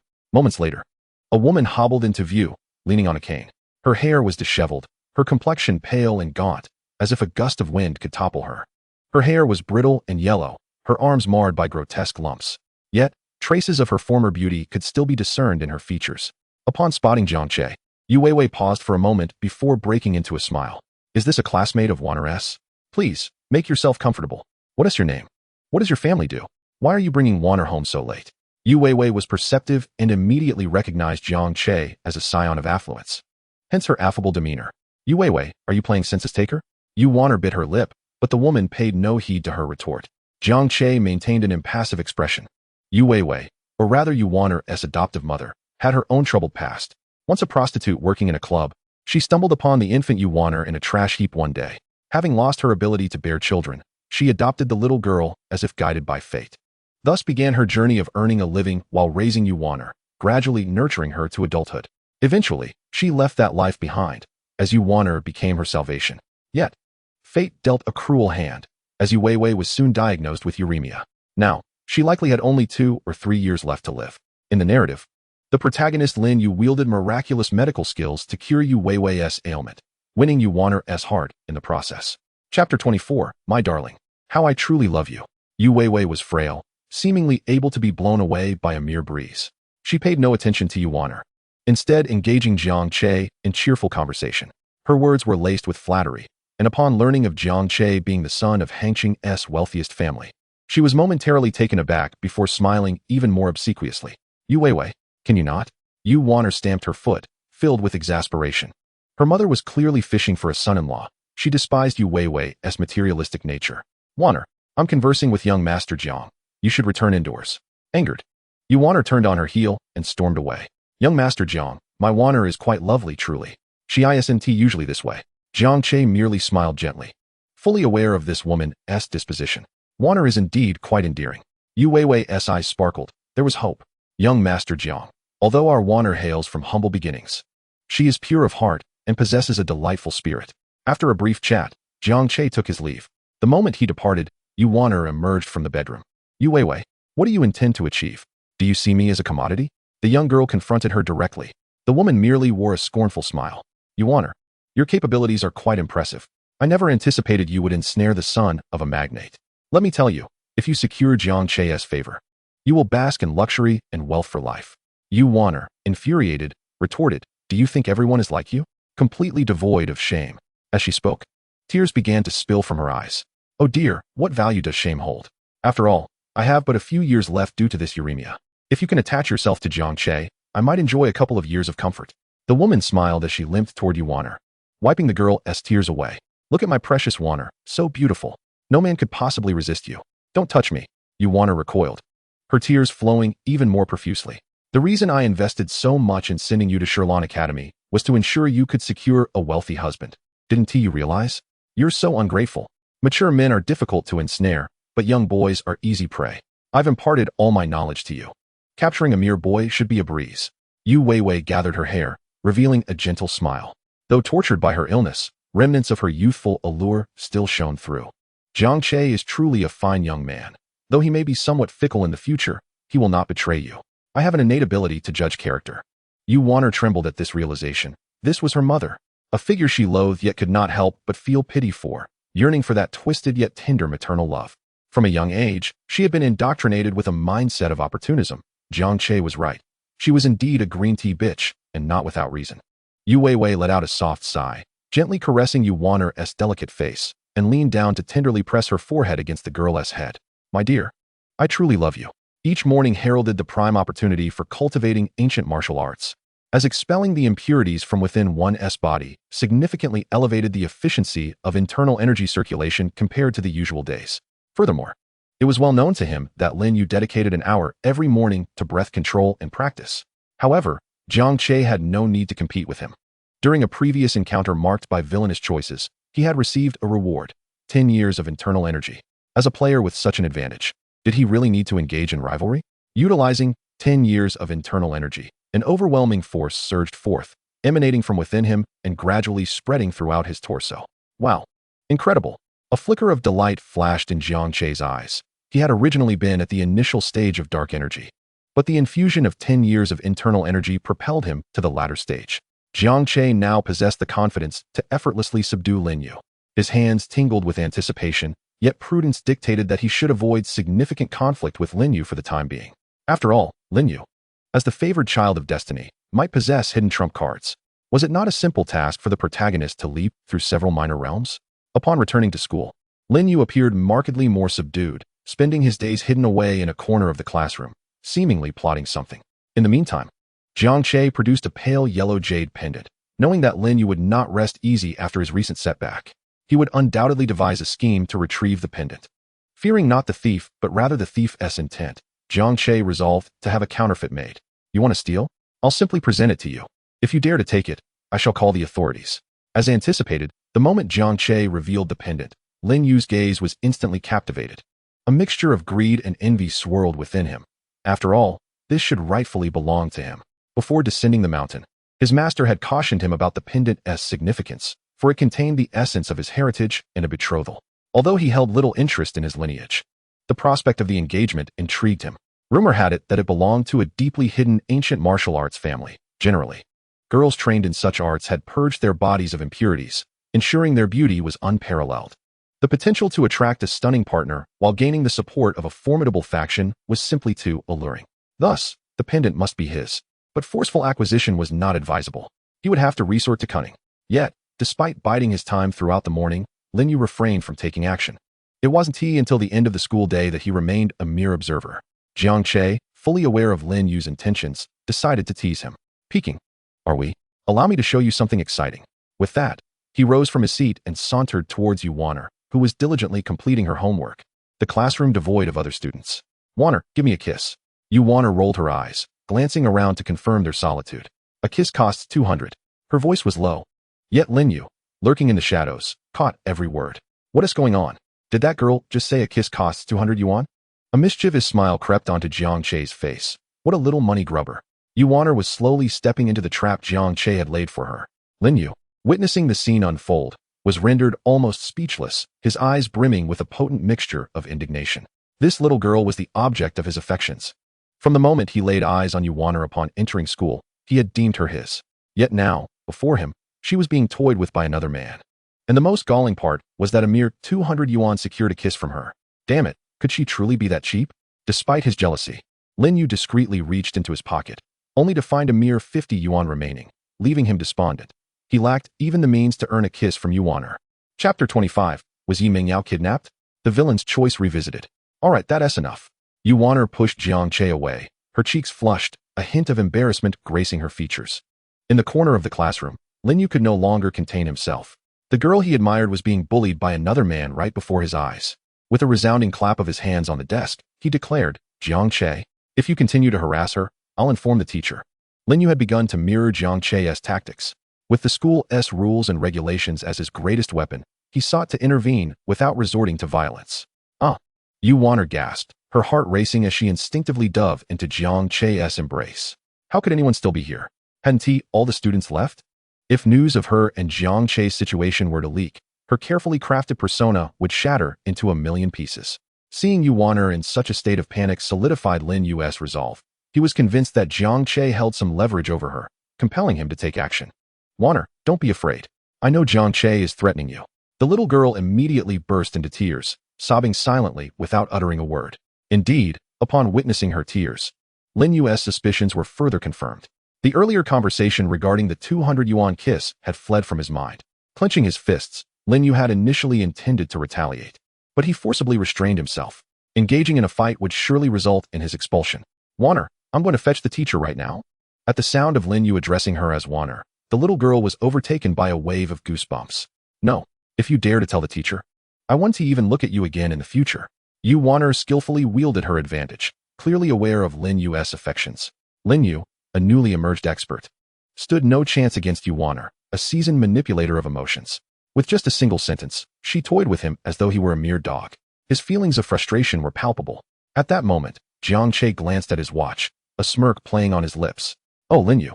Your employer's young mistress has wandered off. Can you bear the consequences of any danger she encounters? Jiang Che's words caused Lin Yu's pupils to constrict. How did he know about his role as Yi Mengyao's bodyguard? No, something felt amiss from the very beginning. Jiang Che seemed to possess an uncanny understanding of him. How did he know about his secret domain? Had he already set traps in advance? Even the embarrassing incidents from the review meeting? And now, he had outright revealed Lin Yu's identity. A sense of dread enveloped him as if an unseen net was closing in. Who are you? The thought sent chills down his spine. Yet, he was afforded no time to ponder further, as a phone call abruptly interrupted his thoughts. Lin Yu answered the call. The voice on the other end booming. What are you doing? I hired you to protect my daughter. What is going on? What's the matter? Is Yao Yao? I hired you to safeguard my daughter, and now she has been kidnapped. Did you come here just to loaf around? Lin Yu's mind raced. Abandoning all thoughts of schemes and conspiracies. With a swift turn, he departed. Watching Lin Yu's retreating figure, Jiang Che's lips curled into a subtle smirk. Fortunately, his interference had not significantly disrupted the progression of the narrative. The plot had now advanced to around 30 chapters, where Yi Mengyao had been kidnapped by a rival company of the Yi family, demanding that Yi Changkong surrender the confidential research data of the Yi Corporation. The Yi Corporation specialized in the development of artificial intelligence, with each product potentially costing billions to produce. Yi Changkong had amassed numerous enemies, which is why he employed bodyguards to protect Yi Mengyao. In the original storyline, Lin Yu charged in amidst the chaos, rescuing Yi Mengyao and successfully dismantling the defenses she had meticulously erected around her heart. However, for now, Lin Yu, you shall obediently serve as my laborer. Jiang Che, what happened to Sister Yao Yao? Has she been kidnapped? Yu Wanner's eyes widened, her demeanor fraught with urgency. Even plastic sisters possess genuine emotions. Indeed, your wealthy sister is currently in peril, held captive, Jiang Che revealed with a mischievous grin, entirely unfazed by Yi Mengyao's safety. For her status as the destined heroine promised her invulnerability. Yu Wanner's complexion paled slightly. We must call the police. They must have already done so, otherwise. How could Yi Mengyao's father have made that call? At this moment, Yu Wanner recalled something peculiar. Why would Uncle Yi contact Lin Yu? What bodyguard? What did that even mean? Jiang Che chuckled lightly, explaining that Lin Yu's role was indeed that of a bodyguard hired by Yi Mengyao's father to covertly safeguard her. Really? This guy can actually be a bodyguard? Yu Wanner's mouth fell agape, clearly struggling to believe it. Is the threshold for bodyguards really this low? Even a fool like him can become one. Who knows? This is the first time I've encountered such a lackluster bodyguard, Jiang Che shrugged. Jiang Che, what about Sister Yao Yao? She's dealing with kidnappers. Yu Wanner began to fret. What can we do? We can only observe the unfolding events. Yi Mengyao and I are not particularly related. But you once pursued her. Isn't Sister Yao Yao quite beautiful? What does her beauty have to do with me? She offers neither kisses nor caresses. If it were you who were kidnapped, perhaps I would consider rescuing you, Jiang Che replied nonchalantly, throwing in a flirtatious remark. Such trivial sweet nothings were easy for him. After all, he was merely driven by physical desire, and a few charming words wouldn't cost him much. As expected, a faint blush crept onto Yu Wanner's cheeks. Humph. You scoundrel. If you want to go, I will. In truth, even if Yu Wanner went, she would merely be waiting with the police for updates. The girl had no real capabilities to confront the criminals. Jiang Che glanced at the time, feeling it was nearly time. Given the narrative he had perused, he knew Yi Mengyao was likely already taken to a location. According to the original plot, she had been drugged and brought to a desolate construction site, serving as a bargaining chip. The police had yet to locate the criminals, but Lin Yu, as the favored son of destiny, would undoubtedly discover the site first. After single-handedly dispatching all the kidnappers, the police would arrive fashionably late, utterly outshone. Beep. Yi Mengyao is in danger. The host triggers a villain choice. Choice 1. Rescue Yi Mengyao before Lin Yu. Gain a Good Samaritan card. Choice 2. Remain indifferent and watch Lin Yu save Yi Mengyao. Yi Mengyao's favorability towards Lin Yu increases by 1. Choice 3. Stealthily infiltrate and reap the benefits. Yi Mengyao's favorability increases by 10 and gain the divine skill, Heart Whisper. Chapter 26 Lin Yu, there's a sixth wheel. Ah, another choice triggered? Jiang Che sighed, rubbing his temples. Was a choice even necessary? Given the plot, it was clear that the kidnappers were armed, and Lin Yu's rescue of Yi Mengyao would be a narrow victory, sustaining a gunshot wound to his shoulder. In such a perilous situation, Jiang Che certainly wouldn't risk his life to save Yi Mengyao, rendering Lin Yu's role as mere cannon fodder inevitable. However, the reward for choosing option 3 caught Jiang Che's attention. Heart Whisper. This is a divine skill that allows one to eavesdrop on a woman's south thoughts when in close proximity, with a range of 50 meters, making it an essential skill for a scoundrel in courting women. Not bad at all. Jiang Che nodded in satisfaction. He glanced at the time again, sensing it was about right. Familiar with the script, he knew exactly where the kidnappers were located, within a half-finished building in the New City district. He could even pinpoint the exact floor and unit number. Inside a certain level of the abandoned building. Brother Dao, why hasn't Yi Changkong replied to us? It's been over half an hour. A short, plump man frowned. There were 4 kidnappers, led by a scar-faced man who exuded menace, clearly someone who had tasted blood. The ground was littered with cigarette butts, evidence of their heavy smoking. On the couch in the center, Yi Mingyao lay bound, her limbs restrained, her hair slightly disheveled. Still unconscious. Brother Dao remained silent for a moment before slowly speaking. The employer wants Yi Changkong's product information. As soon as he hands over the materials, we will release her. Is that bastard stalling for time, hoping for the police to arrive? Brother Dao scoffed. The police won't find us anytime soon. I deliberately avoided all surveillance. If things go awry, we will take this woman with us as leverage.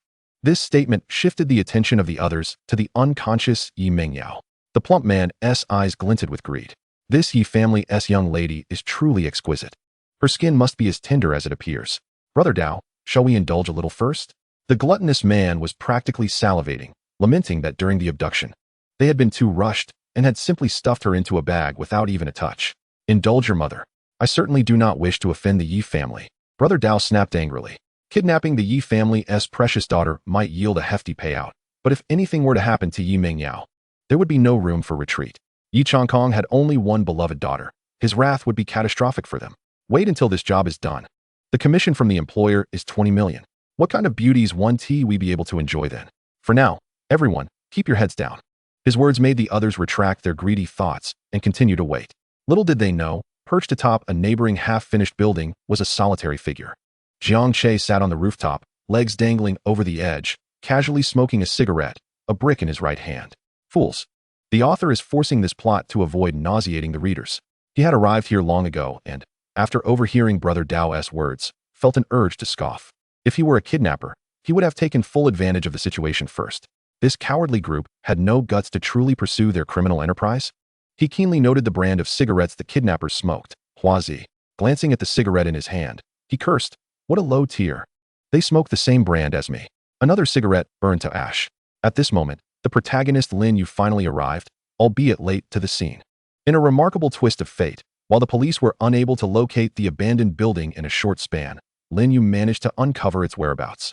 One cannot help but acknowledge the protagonist's fortunate circumstances. Displaying a moment of cunning, Lin Yu, upon discovering the bound Yi Mingyao, refrained from rushing to her aid. Instead, he opted to bide his time. Why was Yi Mingyao unconscious? Lin Yu furrowed his brows. Who would witness his valiant display if she lay in a stupor? The age-old trope of a hero rescuing a damsel, though cliched, remains timelessly effective across eras. Goodness, Lin Yu is quite the sly one. Was he planning to wait for Yi Mingyao to awaken before flaunting his prowess? However, Jiang Che remained unperturbed, fully aware that Lin Yu would soon succumb to impatience. Stay here and keep watch. I need to relieve myself, Brother Dao announced, clutching his abdomen as he prepared to depart. Take your time, Brother Dao, the portly man said with a fawning smile. Behave yourselves. Under no circumstances should you touch this woman. We understand. We would never lay a finger on her. Once Brother Dao had left, a wicked grin crept across the fat man's face as he exchanged glances with his companions. The three of them began to approach the unconscious Yi Mingyao. Little beauty, your pig brother is coming. Upon witnessing this, Lin Yu could no longer remain still. His beloved was about to be defiled by these wretched scoundrels right before his eyes. Such an affront was intolerable. He charged forth. Let her go? As an adept of hidden strength, Lin Yu possessed formidable combat abilities and remarkable speed. Clearly possessing exceptional agility, he reached the group in the blink of an eye, delivering a punch to the fat man's face, infused with his hidden strength. The blow was so devastating that it sent the man's teeth flying, leaving him sprawled on the ground, coughing blood, a clear sign of impending doom. Fatty, his companions exclaimed in shock, hastily grabbing iron rods from the ground and lunging at Lin Yu. Exuding an aura of dominance, Lin Yu stood resolute as the iron rods swung toward him. In an instant, his mind raced through multiple angles of thought. A mere iron rod? It could not possibly harm an adept of hidden strength. He would evade. No. Yi Mingyao lay unconscious. If he were to show off without an audience, it would be futile. If he were to sustain severe injuries rescuing her, she would undoubtedly fall for him upon awakening. Lin Yu's thoughts raced, ultimately leading him to a decisive conclusion. He would endure the blows. With a resounding thud, He cried out in agony as the two strikes nearly rendered him unconscious. Though he appeared battered, he still retained his fighting spirit. Regaining his composure, he swiftly dispatched the two lackeys with ease. "Huh, you worthless fools. Even when given a chance, you prove useless." Lin Yu spat out a mouthful of blood, wiping his lips, exuding an air of grandeur. "Yao Yao." Lin Yu prepared to check on Yi Mingyao's condition, but suddenly, an alarm bell rang in his mind. Bang! A dull gunshot reverberated through the air. Chapter 27. Yi Mingyao's shyness. It was Jiang Che who rescued me. This won't do. Jiang Che, situated in the adjacent building, observed the scene unfold with clarity, inwardly voicing his grievances. Lin Yu was quite the show-off, reveling in his own bravado. Could one truly be so self-absorbed? A bullet struck Lin Yu's shoulder, erupting in a spray of crimson, leaving him momentarily paralyzed. At that moment, Brother Dao brandished a handgun, his gaze fixed menacingly on Lin Yu. "Ho ho, a master of ancient martial arts?" Brother Dao's face bore a sneer. The existence of ancient martial arts was hardly a grand secret in this world. Lin Yu, clutching his chest and paling, glared at Brother Dao. He had miscalculated. He should not have underestimated the situation. Had he not taken those two strikes, he could have easily evaded the bullet with his skills. "Who are you? Release Yi Mingyao at once." "I've already called the police," he demanded. "Ha ha," followed by a tedious exchange of taunts ensued. Brother Dao, emboldened by his firearm, paid Lin Yu little mind. Yet, it was the villainous verbosity that would ultimately be his undoing. "I bet your gun is empty," Lin Yu boldly declared. To his astonishment, Brother Dao's gun indeed had no bullets. Lin Yu seized the opportunity to charge forward, but Brother Dao was no ordinary foe. He too was an adept of ancient martial arts, possessing initial stage hidden strength. The two engaged in a fierce battle, with Lin Yu ultimately prevailing against the odds. Bolstered by the protagonist's aura, this thrilling encounter was indeed captivating. Jiang Che in the neighboring building even contemplated purchasing some sunflower seeds to snack on. Cough, cough. Yao Yao. Yao Yao. Lin Yu limped toward the sofa where Yi Mingyao lay, his heart swelling with self-admiration for having sustained injuries in her defense. Surely, when she awoke, she would be profoundly moved, wouldn't she? Certainly, as long as Yao Yao developed feelings for him, the scars he bore would be deemed acceptable. Lost in his reverie, Lin Yu suddenly coughed up a significant amount of blood, rendering him more pitiable in appearance. Just as he fantasized about capturing the heart of his beloved, bang! A dull thud resounded, and Lin Yu felt a sharp pain in the back of his head. Subsequently, darkness enveloped him as he collapsed, his lips parting slightly before losing consciousness, murmuring, "Old six." What a mouthful, Jiang Che mused, weighing the brick in his hand. As Confucius said, in a fight, use a brick. Strike hard, strike true. If not, switch hands. If that fails, use the brick until the end, to be safe. He delivered another blow to Lin Yu's unresponsive head with the brick. Lin Yu's body quivered before falling completely still. Death was certainly out of the question. The child of destiny possessed a resilient fate. Jiang Che flexed his wrist and approached the remaining kidnappers, checking each one for signs of life. Woo woo woo. The dazed fat man regained consciousness, his eyes wide with terror as he beheld Jiang Che, who had just dispatched one of his comrades with a brick. Enough chatter. Yi Mingyao will awaken any moment now. He knew that leaving any survivors was out of the question. With a swift strike, he shattered the fat man's throat, sending him swiftly to meet his maker. After ensuring all threats were neutralized, Jiang Che proceeded to tie Lin Yu up with rope. Just as he completed his task, the sound of police sirens echoed from outside. A smile crept across Jiang Che's lips. The timing was impeccable. In the next instant, the brick vanished from his grasp. Stored away in the jade pendant's space, he couldn't leave behind the weapon used to strike Lin Yu. Jiang Che smeared a few drops of blood on himself. The scene was crystal clear. Lin Yu had come to rescue Yi Mingyao, only to be overpowered and bound, and then Jiang Che arrived to battle the assailants, successfully rescuing her. The unconscious Yi Mingyao slowly opened her eyes, her gaze falling upon Jiang Che's back, struggling against the throbbing pain in her head. She propped herself up with her arms, surveying her surroundings. Her astute mind quickly grasped the gravity of the situation. She only recalled stepping out of the school gate when someone had covered her mouth from behind, leading to her loss of consciousness. She had been kidnapped. Amidst the chaos of fallen bodies, was this the person who had saved her? Yet, why did that silhouette seem so familiar? Gradually, the silhouette before her began to merge with the familiar figure etched in her heart. Jiang Che, is it truly you? Have you come to my rescue? At that moment, Jiang Che slowly turned his gaze, his eyes calm and devoid of emotion, even carrying a hint of coldness. He uttered not a word. Yet, the imaginative Yi Mingyao had already conjured up a narrative in her mind. To save her, he had ventured into the dragon's den, confronting numerous villains. In an instant, a solitary tear cascaded down her cheek. Jiang Che, You still harbor feelings for me, don't you? Surely. This is merely a pretense to maintain the alliance between the Jiang and Yi families. After all, I would never abandon a fellow student in peril.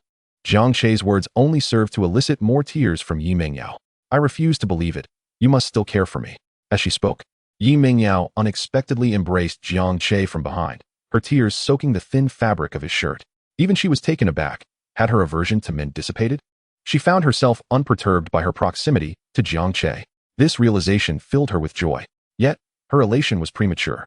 Jiang Che was acutely aware that he must uphold his aloof persona at that moment. Attempting to rein in this proud young lady was far more challenging than a mere cremation site. Miss Yi, the police will be arriving shortly. I wish to avoid any unnecessary misunderstandings. Jiang Che attempted to extricate himself from her embrace, but Yi Mingyao refused to relinquish her hold. Soon, the police officers surged onto the scene, their expressions turning to one of shock. Upon seeing Yi Mingyao unharmed, the anxiety on the faces of Yi Changkong and his wife began to dissipate, especially as Lin Shue's face had turned into a veritable portrait of tears. Yuaner, who had accompanied the police, suddenly dashed out, momentarily dazed upon witnessing Yi Mingyao wrapped around Jiang Che. An inexplicable pang of jealousy surged within her heart, but it was fleeting, even unnoticed by her. At this juncture, Jiang Che forcefully broke free from Yi Mingyao's embrace, having fulfilled his role. The scene was unmistakably clear. It was evident that Jiang Che had rescued Yi Mingyao. As for Lin Yu, dangling from the ceiling, hardly anyone paid him any mind. It was a kind-hearted officer who had called for an ambulance to take him away. Yao Yao, what happened? Are you hurt? Sister Yao Yao, I was so worried. Yuaner wept as she clutched Yi Mingyao, unsure if her tears were genuine. I'm fine, it was Jiang Che who saved me. Yi Mingyao lightly bit her lip, her slender finger pointing towards Jiang Che, her face flushed with a hint of shyness. Chapter 28. The shock of the crowd. Wang Yanran makes a reappearance. The person Jiang Che saved? All eyes at the scene turned towards Jiang Che. The expressions of Yi Changkong and his wife instantly shifted. Xiao Che, we are immensely grateful to you. Lin Shui rushed to Jiang Che, grasping his hand tightly, her eyes brimming with gratitude. Although she had given birth to Yi Mingyao, she still appeared remarkably youthful, almost indistinguishable from her own mother, a quintessential rich lady. Jiang Che, with his silver tongue, had charmed many such affluent women in his past life. However, having been reborn, he resolved to abandon such pursuits. It's nothing. I would have rescued any ordinary person in distress, Jiang Che replied with a cool demeanor, maintaining an air of detachment. Lin Shui sighed in resignation, glancing at her daughter. Then back at Jiang Che. Darling, allow me to assist you once more. Xiao Che, our Yao Yao has been spoiled by us parents, but she possesses a kind nature. I forbade her from dating until after her graduation. My profound maternal love has compelled her to bear all burdens alone. Yi Mingyao cast a grateful glance at her mother. Yi Changkong's gaze towards Jiang Che was complex. He had not anticipated that it was Jiang Che who had rescued his beloved daughter. Xiao Che, in a few days, our Yi family will personally come to express our gratitude. Yi Changkong recognized Jiang Che's lingering reservations towards his daughter and realized that his daughter harbored feelings for Jiang Che as well. Dear, take Yao Yao to the hospital for a checkup. I will stay here with Xiao Che. Yi Changkong reassured his wife and daughter before approaching Jiang Che. Several police officers, their expressions grave, crouched beside the bodies of the fat man and brother Dao, given that there had been fatalities, for lives lost, with one even armed. Just then, a familiar figure emerged. Jiang Che, what are you doing here? Wang Yanran exclaimed, astonished, her cheeks slightly flushed upon seeing him. Oh, Sister Yanran? Jiang Che smiled, noting that Wang Yanran was clad in her police uniform, her hair neatly tied back, exuding an air of confidence, even as her uniform struggled to contain her ample bosom. What do you mean by Sister Yanran? Yi Mingyao whispered, feeling a surge of jealousy. She recognized this fierce girl as the one she had glimpsed at the Jiang family villa, cozying up to Jiang Che. To her astonishment, she was a police officer, and their bond appeared quite intimate. This realization sent Yi Mingyao's jealousy into overdrive. Darling, let us go? Lin Shui, well acquainted with her daughter, promptly pulled Yi Mingyao away. Yu Waner, too, did not linger, accompanying them to the hospital, though not before casting a scrutinizing glance at Wang Yanran and then down at her own unremarkable self. She harbored a disdain for the fierce girl. Did you kill all these people? Wang Yanran inquired, her brow furrowed as she questioned Jiang Che. What of it? Huh? You expect me to believe that you single-handedly defeated 4 trained kidnappers, one of whom was armed? Wang Yanran was evidently skeptical. Jiang Che sighed. They likely wouldn't believe him without proof. He turned to a nearby concrete pillar and struck it with a fist. A dull thud echoed, and the reinforced concrete bore a fist-sized imprint, several centimeters deep, with spiderweb-like cracks sprawling across its surface. This display astonished the onlookers, leaving them agape. A martial artist? Jiang Che, you are a martial artist? While martial artists were not an especially mysterious group in this world, many exploited the title to deceive others, leading to numerous tragic scams each year. Wang Yanran, although curious about how Jiang Che had become a martial artist, quickly suppressed her curiosity, restoring her cold demeanor. Since you're a martial artist, that explains much. However, given that lives have been lost, you must accompany us to the police station to review the autopsy report. Jiang Che remained unperturbed. He had cleaned up the scene thoroughly, and with Yi Mengyao's testimony, even if Lin Yu regained consciousness, he would not stir up much trouble. Upon arriving at the police station, Jiang Che appeared exceptionally composed. Director Wang Liyun of the Public Security Bureau personally came to welcome him. Who would have thought that you, Jiang Che, would transform into a hero? Since that fateful night when he departed from the Jiang family, his perception of Jiang Che has gradually transformed into one of admiration. At this moment, Jiang Che has once again performed a heroic deed, saving a life, making him an exemplary candidate for a son-in-law.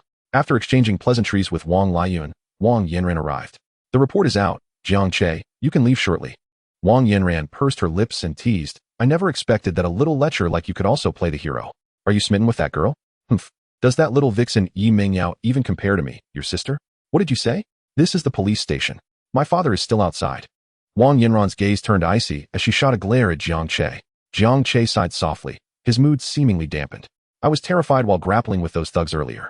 They were armed, and if anything had gone awry, I might not have made it out alive. Sister, don't you think I deserve a hug? A kiss? Some comfort for my fragile heart.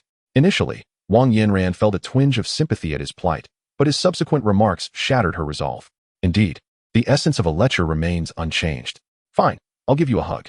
Wang Yanran's heart softened. After all, Jiang Che was merely a larger boy in her eyes. However, she clearly underestimated the audacity and courage of a pervert. You scoundrel.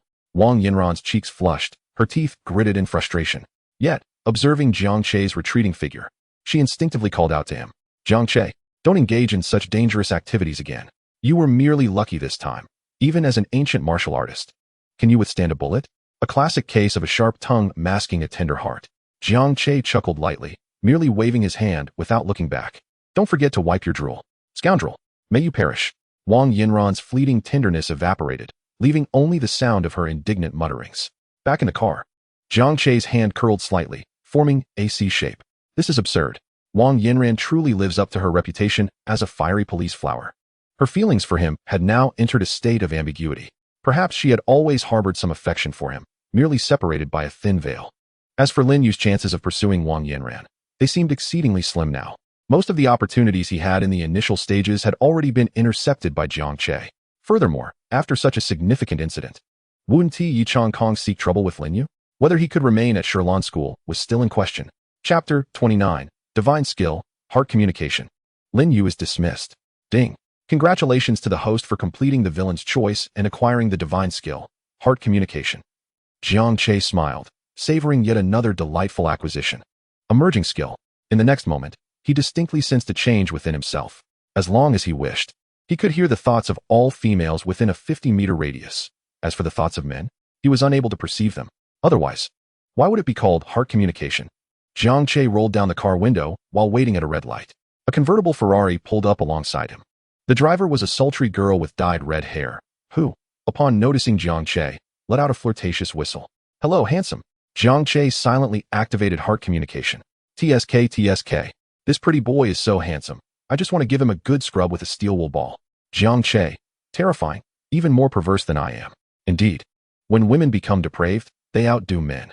Hey, little handsome, want to join me tonight? Goodbye. Jiang Che pressed the accelerator and sped away. He then maximized heart communication. Seriously, is that all you've got? If that is the case, I could just get out of the car right now. I'm so hungry. When can I get home to eat? Heavens, there's a Maybach ahead. I need to keep my distance. If I crash into it, I couldn't afford the damages. Humph, this pathetic loser thinks he can pursue me? He wouldn't even stand a chance. A plethora of thoughts flooded in, giving Jiang Che a headache. He hurriedly shut off heart communication. At the Yi family residence, Yi Mengyao had just finished her examination at the hospital, and thankfully, there were no major issues. This brought a collective sigh of relief from everyone. At the dining table, the atmosphere in the Yi household felt peculiar. Yao Yao, how do you feel about Jiang Che? Yi Chong Kong initiated the conversation. Previously, his impression of Jiang Che was that of a spoiled rich kid, although he was somewhat of a match for his daughter. Being a devoted father, he believed no one was worthy of her. However, his perception of Jiang Che had significantly shifted. The mere mention of Jiang Che caused Yi Mingyao's cheeks to flush slightly. "Dad, Mom, I've realized that I've developed feelings for him." As she spoke, her face turned crimson, "and I don't mind his advances." Lin Shui, sitting nearby, sighed. Things were getting complicated. "Yao Yao, you've turned him down multiple times before, which may have wounded his heart. If you wish to regain his affections, it might be more challenging." Lin Shui's words made Yi Mingyao bite her lip. How could she not be aware of this in recent days? Jiang Che was now reluctant to engage with her, making it nearly impossible to win him back. Moreover, that policewoman named Wang Yinran felt like a thorn in her heart. Every time she thought of that woman's alluring figure, she couldn't help but feel inferior. "My precious daughter, they say that men pursue women across mountains, while women pursue men through a thin veil. If you can set aside your lofty pride as a young lady, you will surely win Jiang Che's favor, don't you think?" Upon hearing her mother's words, Yi Mingyao's expression grew resolute. Her mother was right. She had always presented herself with a haughty demeanor before Jiang Che. The girl clenched her delicate fist, seemingly affirming a newfound determination. Just then, a phone call came in. A call from the hospital? Yi Chongkong answered, and the words from the other end made him narrow his eyes, a flicker of anger flashing in his gaze. This useless fool, claiming to be a master? He has nothing but trash. Yi Chongkong, in a fit of rage, cursed. "What's wrong, dear? What happened?" "Nothing much. I secretly hired a bodyguard for Yao Yao. But this guy turned out to be utterly useless. He didn't even notice when Yao Yao was in danger and got beaten up by the robbers." Yi Mingyao blinked her large eyes. "A bodyguard? Dad, when did you hire a bodyguard for me?" "I had no idea. It's that Lin Yu from your class. I used some connections to hire him, claiming he was a master who could ensure your safety, yet he turned out to be a waste, only causing trouble and failing to protect you." "What? Lin Yu? Dad, why did you hire that guy?" The mere mention of Lin Yu caused disdain to flicker in Yi Mingyao's eyes. That guy looked at her with such blatant lust. "Let us not dwell on that for now. Tomorrow, I'll dismiss Lin Yu. And as for those behind the kidnapping of Yao Yao, do they think I'm a soft touch?" Yi Chongkong's gaze hardened. Few can build a company valued at nearly 100 billion and go public without a backbone. Having suffered such a significant loss, how could he not seek revenge?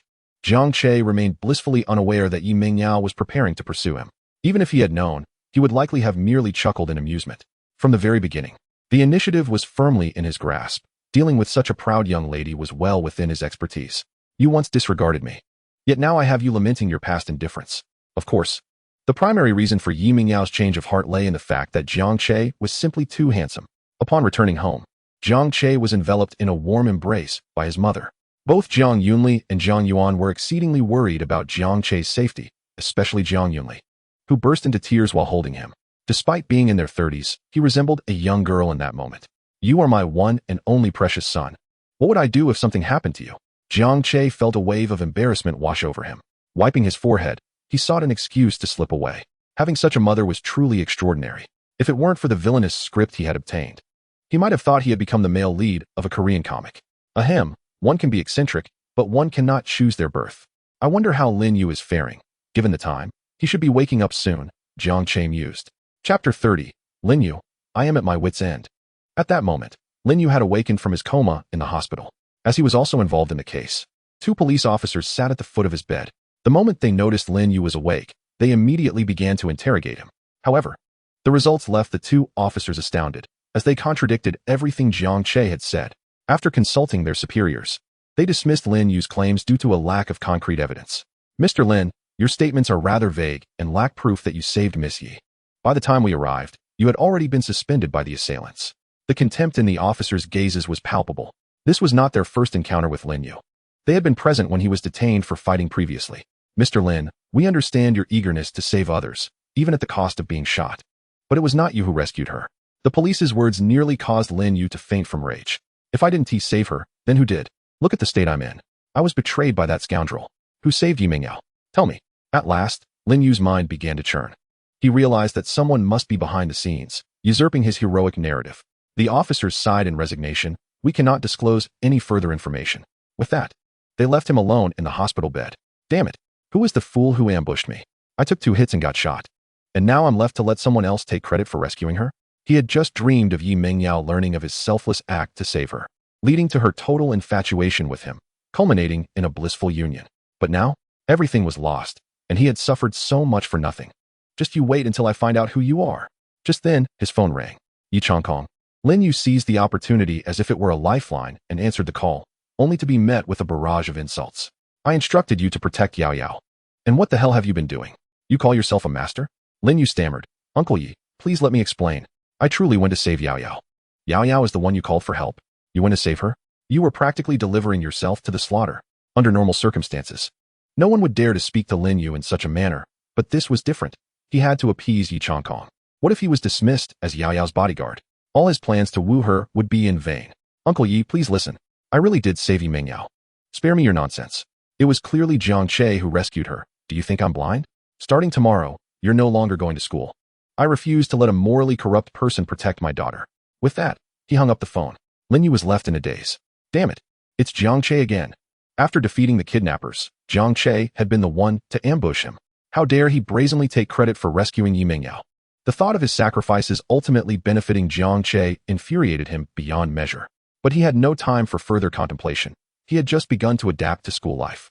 And there were so many beautiful girls he hadn't had the chance to meet yet. Moreover, his secret techniques and jade pendant were still in Jiang Che's possession. Leaving in such a dejected manner was simply unacceptable. Cursed Jiang Che. I swear I will kill you.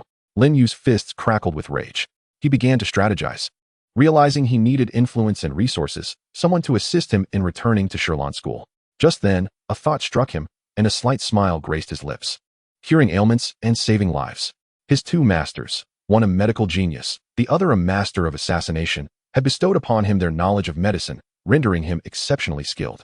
Mastering healing arts was always the most straightforward path to establishing connections with the powerful, setting up a stall to heal people and garnering a reputation.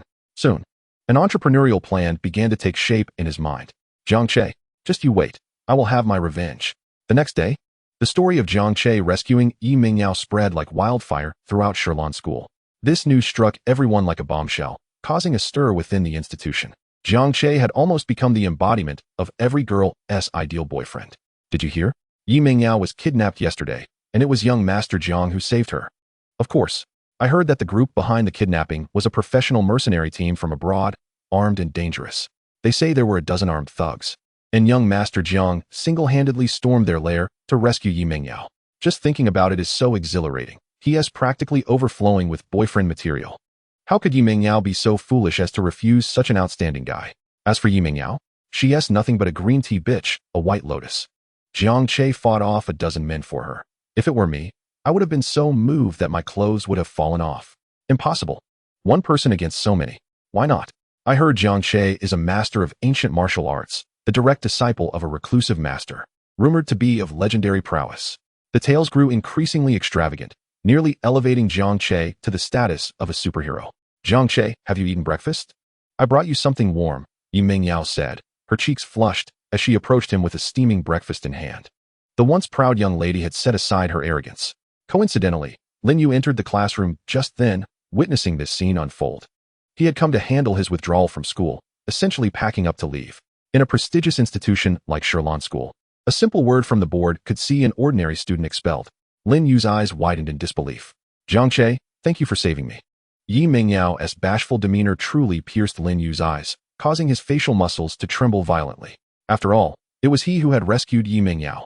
How infuriating it was that he still bore a gunshot wound on his shoulder. Had he not been a master of hidden strength, a single bullet would have surely been fatal. I risked my life to save you, yet you turn around to express gratitude to another man? This is a reality he simply cannot accept. I have already had my breakfast, and you need not thank me. I have always maintained that I would extend my help even to a mere classmate. Jiang Che's demeanor remained aloof, as though a simple meal could sway him. While he certainly found her enticing, desire aside, he still felt compelled to torment her. Yi Mengyao bit her lip resolutely, convinced that Jiang Che was still angry with her. It was her fault for having such a foul temper before. She had irreparably complicated things. Had she left even a sliver of room for negotiation, perhaps this outcome could have been avoided. Lin Yu's expression could no longer be contained. He felt as though he might unravel entirely. The lofty young lady had indeed become Jiang Che's devoted follower? What did that make him? In the depths of his mind, he felt as if a proverbial green hat had been placed upon him. Chapter 31. Heh, little girl, give it to me fast. Lin Yu was on the brink of collapse. Oh, isn't that Lin Yu?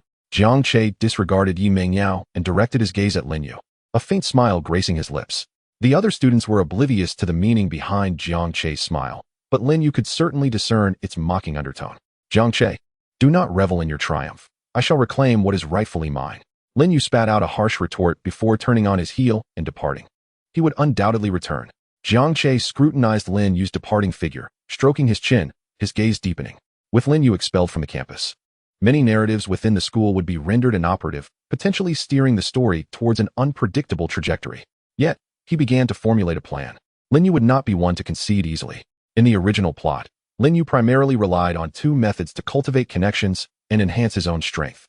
The first, setting up roadside stalls to heal the sick, where he encountered numerous influential figures and forged ties with the powerful. The second, clandestinely participating in underground fights, rapidly honing his skills through life and death struggles. This provided a basis for targeting him. You wish to heal the sick? Do you possess a medical license to practice? You aspire to engage in underground fighting? I could simply report you and have you imprisoned. Jiang Che, well-versed in online literature, had often critiqued the illogical plots found in many urban fantasy novels, and now those insights were put to good use. Wang Zheng, Lu Tai, come here. After class, Jiang Che summoned Wang Zheng and Lu Tai. Brother Jiang, what's the matter? You truly are impressive, single-handedly rescuing Yi Mengyao, they exclaimed. Jiang Che cast a disinterested glance their way. Lu Tai, does your family operate a few underground fight clubs? Lu Tai chuckled nervously. Brother Jiang, there are no such fight clubs in my family. We run legitimate businesses. Underground fighting is illegal, involving substantial gambling and occasionally resulting in fatalities. Jiang Che chose not to expose him. This Lin Yu is an adept practitioner of hidden strength. He may very well seek to compete at your boxing venue. You need only to deal with him subtly, annoy him, and if that fails, report him.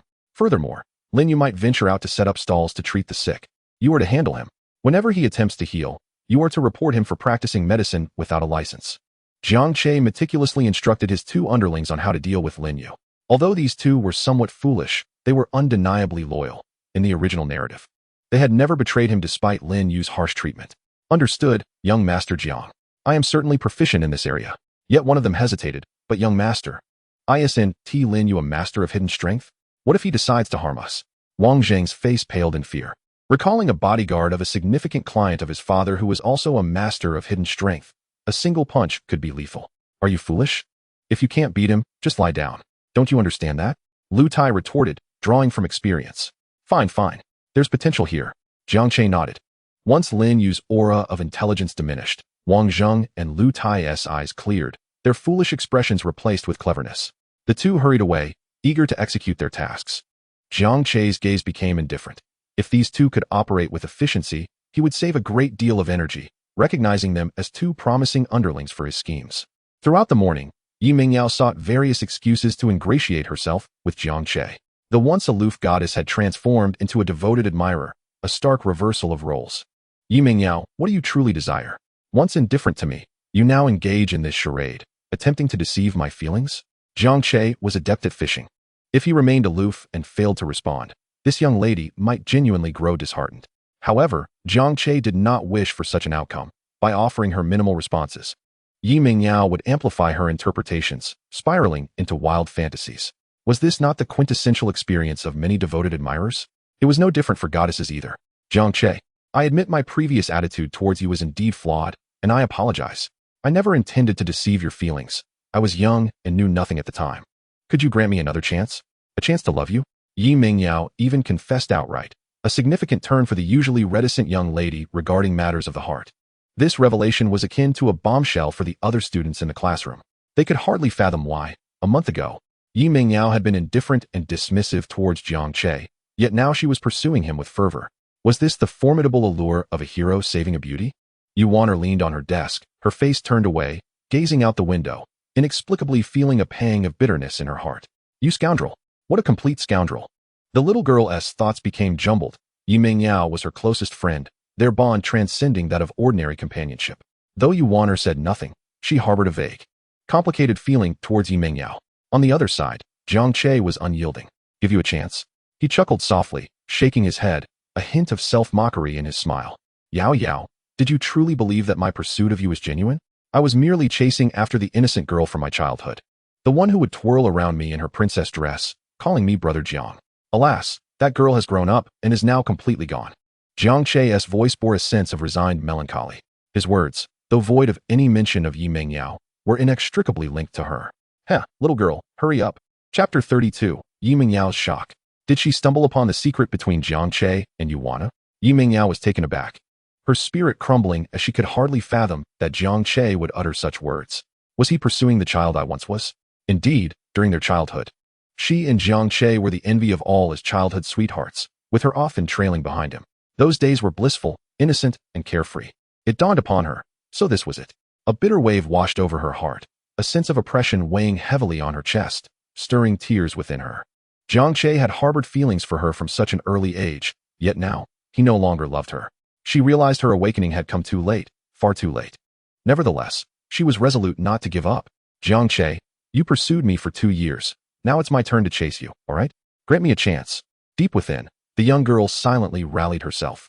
The news of Yi Mengyao's public confession to Jiang Che swiftly spread throughout Shirlan School, creating quite a stir and shattering the hearts of countless boys who secretly admired her. Meanwhile, Jiang Che, the instigator, remained calm and composed. Wanner, shall we get in the car? Come to my place for some tutoring? Jiang Che's handsome face broke into a mischievous smile as he cornered Yuana. Having just toyed with the young lady, he was now entrapping her little friend.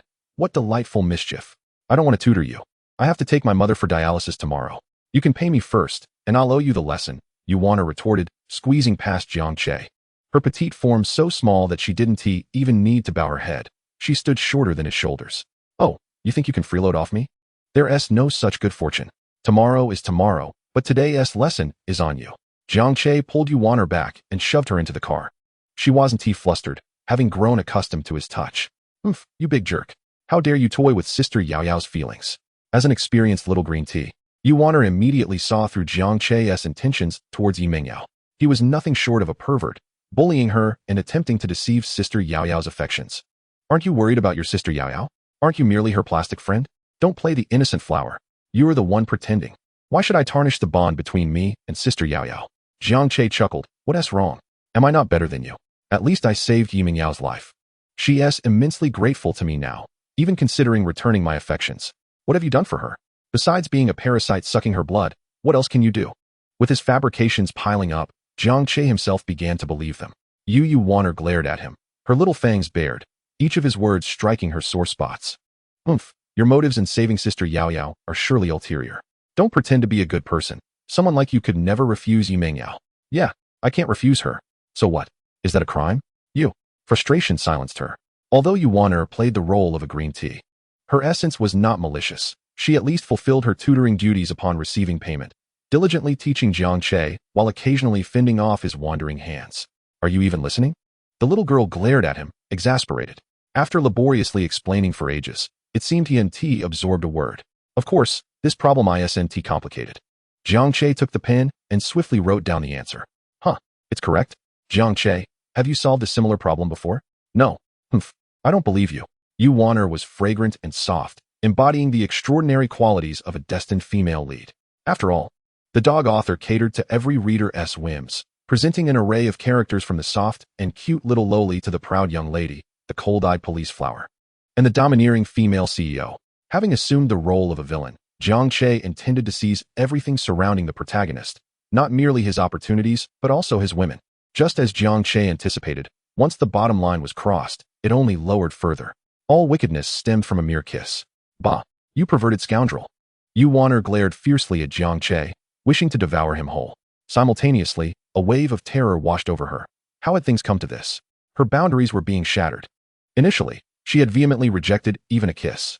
At that moment, Yi Mengyao's family arrived at the entrance of Jiang Che's villa. Butlerly, Jiang Che saved our Yao Yao. We are here to express our gratitude, Yi Chongkong said earnestly, lowering himself even before a mere butler from the Jiang family. After all, Jiang Che had done them a favor, and the Jiang family wielded significant power. The richest family in Hang City was not merely for show. In truth, they had ulterior motives for their visit beyond mere gratitude. Butlerly nodded. Mr. Jiang and the others are at home. Please follow me. Yi Mengyao trailed behind her parents, surveying the Jiang family's villa area. Such standalone villas were commonplace for her, each valued in the billions. Moreover, she had often played here as a child, engaging in hide-and-seek with Jiang Che in the garden, those memories vividly resurfacing in her mind. Unbeknownst to her, tears began to well in her eyes. Just then, she raised her gaze slightly, only to freeze in place. At the third floor of the villa, before the grand floor-to-ceiling windows, stood two familiar figures, Jiang Che and, astonishingly, Yuaner. Yi Mingyao's mind buzzed. She had never imagined Jiang Che would be involved with Yuaner. Chapter 33. The Yi family proposes marriage? Triggering a divine choice again. Yi Mingyao was filled with dread. Ever since she recognized her feelings for Jiang Che, she had been attempting to mend their relationship, constantly assuring herself that if she were sincere enough, she could surely move him once more. She stubbornly wiped away her tears, only to find that when she looked again, Jiang Che stood alone at the window. Could it be that my obsession with Jiang Che has led me to hallucinate? It must be. Although Jiang Che seemed to have grown closer to Waner lately, she understood her friend well. She had already declared her possession over Jiang Che. How could Waner dare to betray her? Absolutely not possible. Cough, why are you pushing me? In the bedroom, Jiang Che sat in a chair, fiddling with a small butterfly hairpin. Waner's face was filled with anxiety. It's over. I'm doomed. Sister Yao Yao saw us. You're going to get me killed. What will Sister Yao Yao think of me? Humph, it's all your fault, you despicable scoundrel. The little girl directly cast the blame onto Jiang Che. However, Jiang Che was not one to indulge her whims. Once again, he wielded his omnipotent phone, remarking, "You seem rather peculiar, you absolute pervert." Waner had come to understand Jiang Che quite well. Although she felt a mix of frustration and helplessness, she appeared to have grown accustomed to his eccentricities. Soon, familiar voices floated up from downstairs, as Yi Mingyao's family engaged in light conversation with Jiang Che's parents. "Jiang Che, what should I do if Yi Mingyao discovers me?" Waner felt a surge of anxiety, even contemplating the possibility of hiding in a wardrobe. "Jiang Che, you must cover for me. Yi Mingyao is rather naive and easily deceived. Your words will surely suffice." Jiang Che crossed his arms defiantly. "And why should I assist you?" Waner bared her teeth in a playful snarl. "You've already benefited from this situation. What harm is there in helping me a little? Hey, I paid for this. You know, what is this nonsense now?" she pleaded, her voice turning sweet as she clung to his arm. "Please, Jiang Che, dear little Loli is begging you." Truth be told, it was hard for any man to refuse the charms of a little Loli. "Stop with the theatrics. Wait here, I'll head downstairs. Whether you get discovered is entirely up to fate." Oh, the little Loli swiftly found refuge in a wardrobe. She truly did not wish for things to unfold this way. But with Yi Mingyao pursuing Jiang Che, her ambiguous relationship with him felt akin to encroaching upon someone else's territory. Once Yi Mingyao learned of this, she would undoubtedly harbor resentment towards her. In the living room on the first floor, Yi Mingyao's parents were engaged in conversation with Jiang Che's parents. "We are immensely grateful. Without Xiao Che, our Mingyao could have been in grave danger." "Not at all. My son, Che, is of upright character. He would extend help to any ordinary classmate." Yi Chongkong and his family could distinctly sense the growing distance between Jiang Yuan and his wife, as they seemed intent on drawing a clear line. Particularly, Jiang Yunli's gaze towards Yi Mingyao held a hint of unfounded disdain. This girl had been toying with their son for years, and in her eyes, Yi Mingyao had long been labeled a scheming vixen. Yi Mingyao lowered her head, feeling the weight of unspoken words. It seemed Jiang Che's mother harbored an aversion towards her. "Brother Jiang Yuan, isn't Xiao Che home?" Yi Chongkong inquired. "Oh, Xiao Che is studying upstairs," Jiang Yuan replied, ready to continue when a figure slowly descended the staircase. "There's no need for thanks." Jiang Che reappeared with his customary aloof demeanor, gliding into the center of the living room. He cast a fleeting glance at Yi Mingyao before directing his attention to Yi Chongkong and his wife. Yet, he uttered not a single word, his silence speaking volumes. "Xiao Che, we have not come merely to express our gratitude. Our Mingyao holds a fondness for you. You have courted her in the past, and there exists mutual affection. If a union could be arranged." Ye's mother bluntly revealed their intentions. They were here to discuss marriage. Jiang Yunli scoffed. "Not long ago, your daughter looked down upon my son. Why the sudden interest in a match now? The Jiang family is not one you can simply waltz into." He shot a menacing glare at Yi Mingyao, reminiscent of a fierce matriarch. Yi Mingyao felt tears prick at her eyes, the atmosphere growing palpably awkward. Her family found themselves in a precarious position. Although they were irked, they had to maintain cordiality, given that Jiang Che had saved Yi Mingyao's life. Yi Chongkong cleared his throat. "Let the children sort their own matters, shall we? Right, Xiao Che?" All eyes turned to Jiang Che. Should he express his affection for Yi Mingyao now, it was likely she would soon become his fiancée. Conversely, if he declined, Yi Mingyao would undoubtedly be left in despair, as a refusal in front of both families would be tantamount to a public humiliation. After all, girls have their pride. Beep. The Yi family has proposed a betrothal to the host, triggering a villainous choice. Choice 1. Graciously accept and become the son-in-law of the Yi family. The host will instantly gain 100 points of affection from Yi Mingyao. along with the title of husband of another. Choice 2. Resolutely decline and slap the Yi family in the face, humiliating Yi Mingyao. Yi Mingyao's affection will drop to 80, and the reward will be 3 years of internal strength. Choice 3. Put on a performance. Leaving my stance for you all to guess. All affection levels will drop to 10, and the host will receive the title reward, Master of the Harem. Once again, a villainous choice was triggered. Jiang Che surveyed the 3 options before him. Choice 1 could secure maximum affection from Yi Mingyao, but the subsequent title reward was utterly distasteful. Husband of another. Upon wearing this title, Yi Mingyao will be thoroughly devoted to you. Yet the host will no longer be able to gain the affection of any other destined heroines. What a loathsome prospect, unworthy of even a dog. As a qualified eccentric, how could he limit himself to one vessel when the world offered a vast sea? Although Yi Mingyao was undeniably enticing, the average man marrying her would likely see a reduction in lifespan by at least 20 years. But Jiang Che was no ordinary man. He was no longer a child. Chapter 34. Jiang Che's smile gradually turns eccentric. Choosing the second option, Jiang Che outright rejected Yi Mingyao, causing her affection to plummet to nearly 0. This was not the outcome Jiang Che desired. He was merely fishing, playing with her emotions, not genuinely uninterested. As for maintaining his aloof persona, he had already prepared for the eventual conclusion. The upcoming birthday banquet for Yi Mingyao at the end of the month would serve as a breakthrough. Once she fell under the influence of a certain concoction, the issue would resolve itself. It could be said that from the very beginning, the reins of control had remained firmly in Jiang Che's hands. He had orchestrated everything. As for the reward associated with the third choice, a title, Master of the Harem? Master of the Harem. Upon wearing this title, the host will gain immunity within the harem, regardless of how reckless he becomes. He will remain as steadfast as a seasoned dog and will never tread the path of Chengge. Jiang Che pondered. What do you mean by that? Am I so eloquent? My emotional intelligence so high? How could I possibly follow the same path as Chengge? You're somewhat underestimating me. System gentle reminder. Have you forgotten how you met your demise in your past life? Jiang Che found himself unable to rebut this claim. Although he had perished in a car accident in his previous life, it was evident that foul play was a likely cause. He had indulged too freely, inadvertently leading himself to his own demise. Ahem, you have a point, system. This title isn't too shabby. I choose 3. At that moment, within the room, everyone was awaiting Jiang Che's response, especially Yi Mingyao, whose gaze towards him was tinged with humility. Jiang Che activated his heart connection. Ling Shuai, Xiao Che's demeanor surely indicates he intends to reject Mingyao. It seems she will struggle to recover. Jiang Yunli. This little white lotus thinks she can marry my precious son? Ah Che, refuse her at once.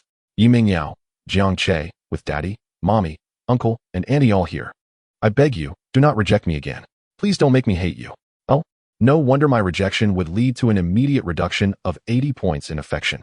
Her tender heart is so fragile.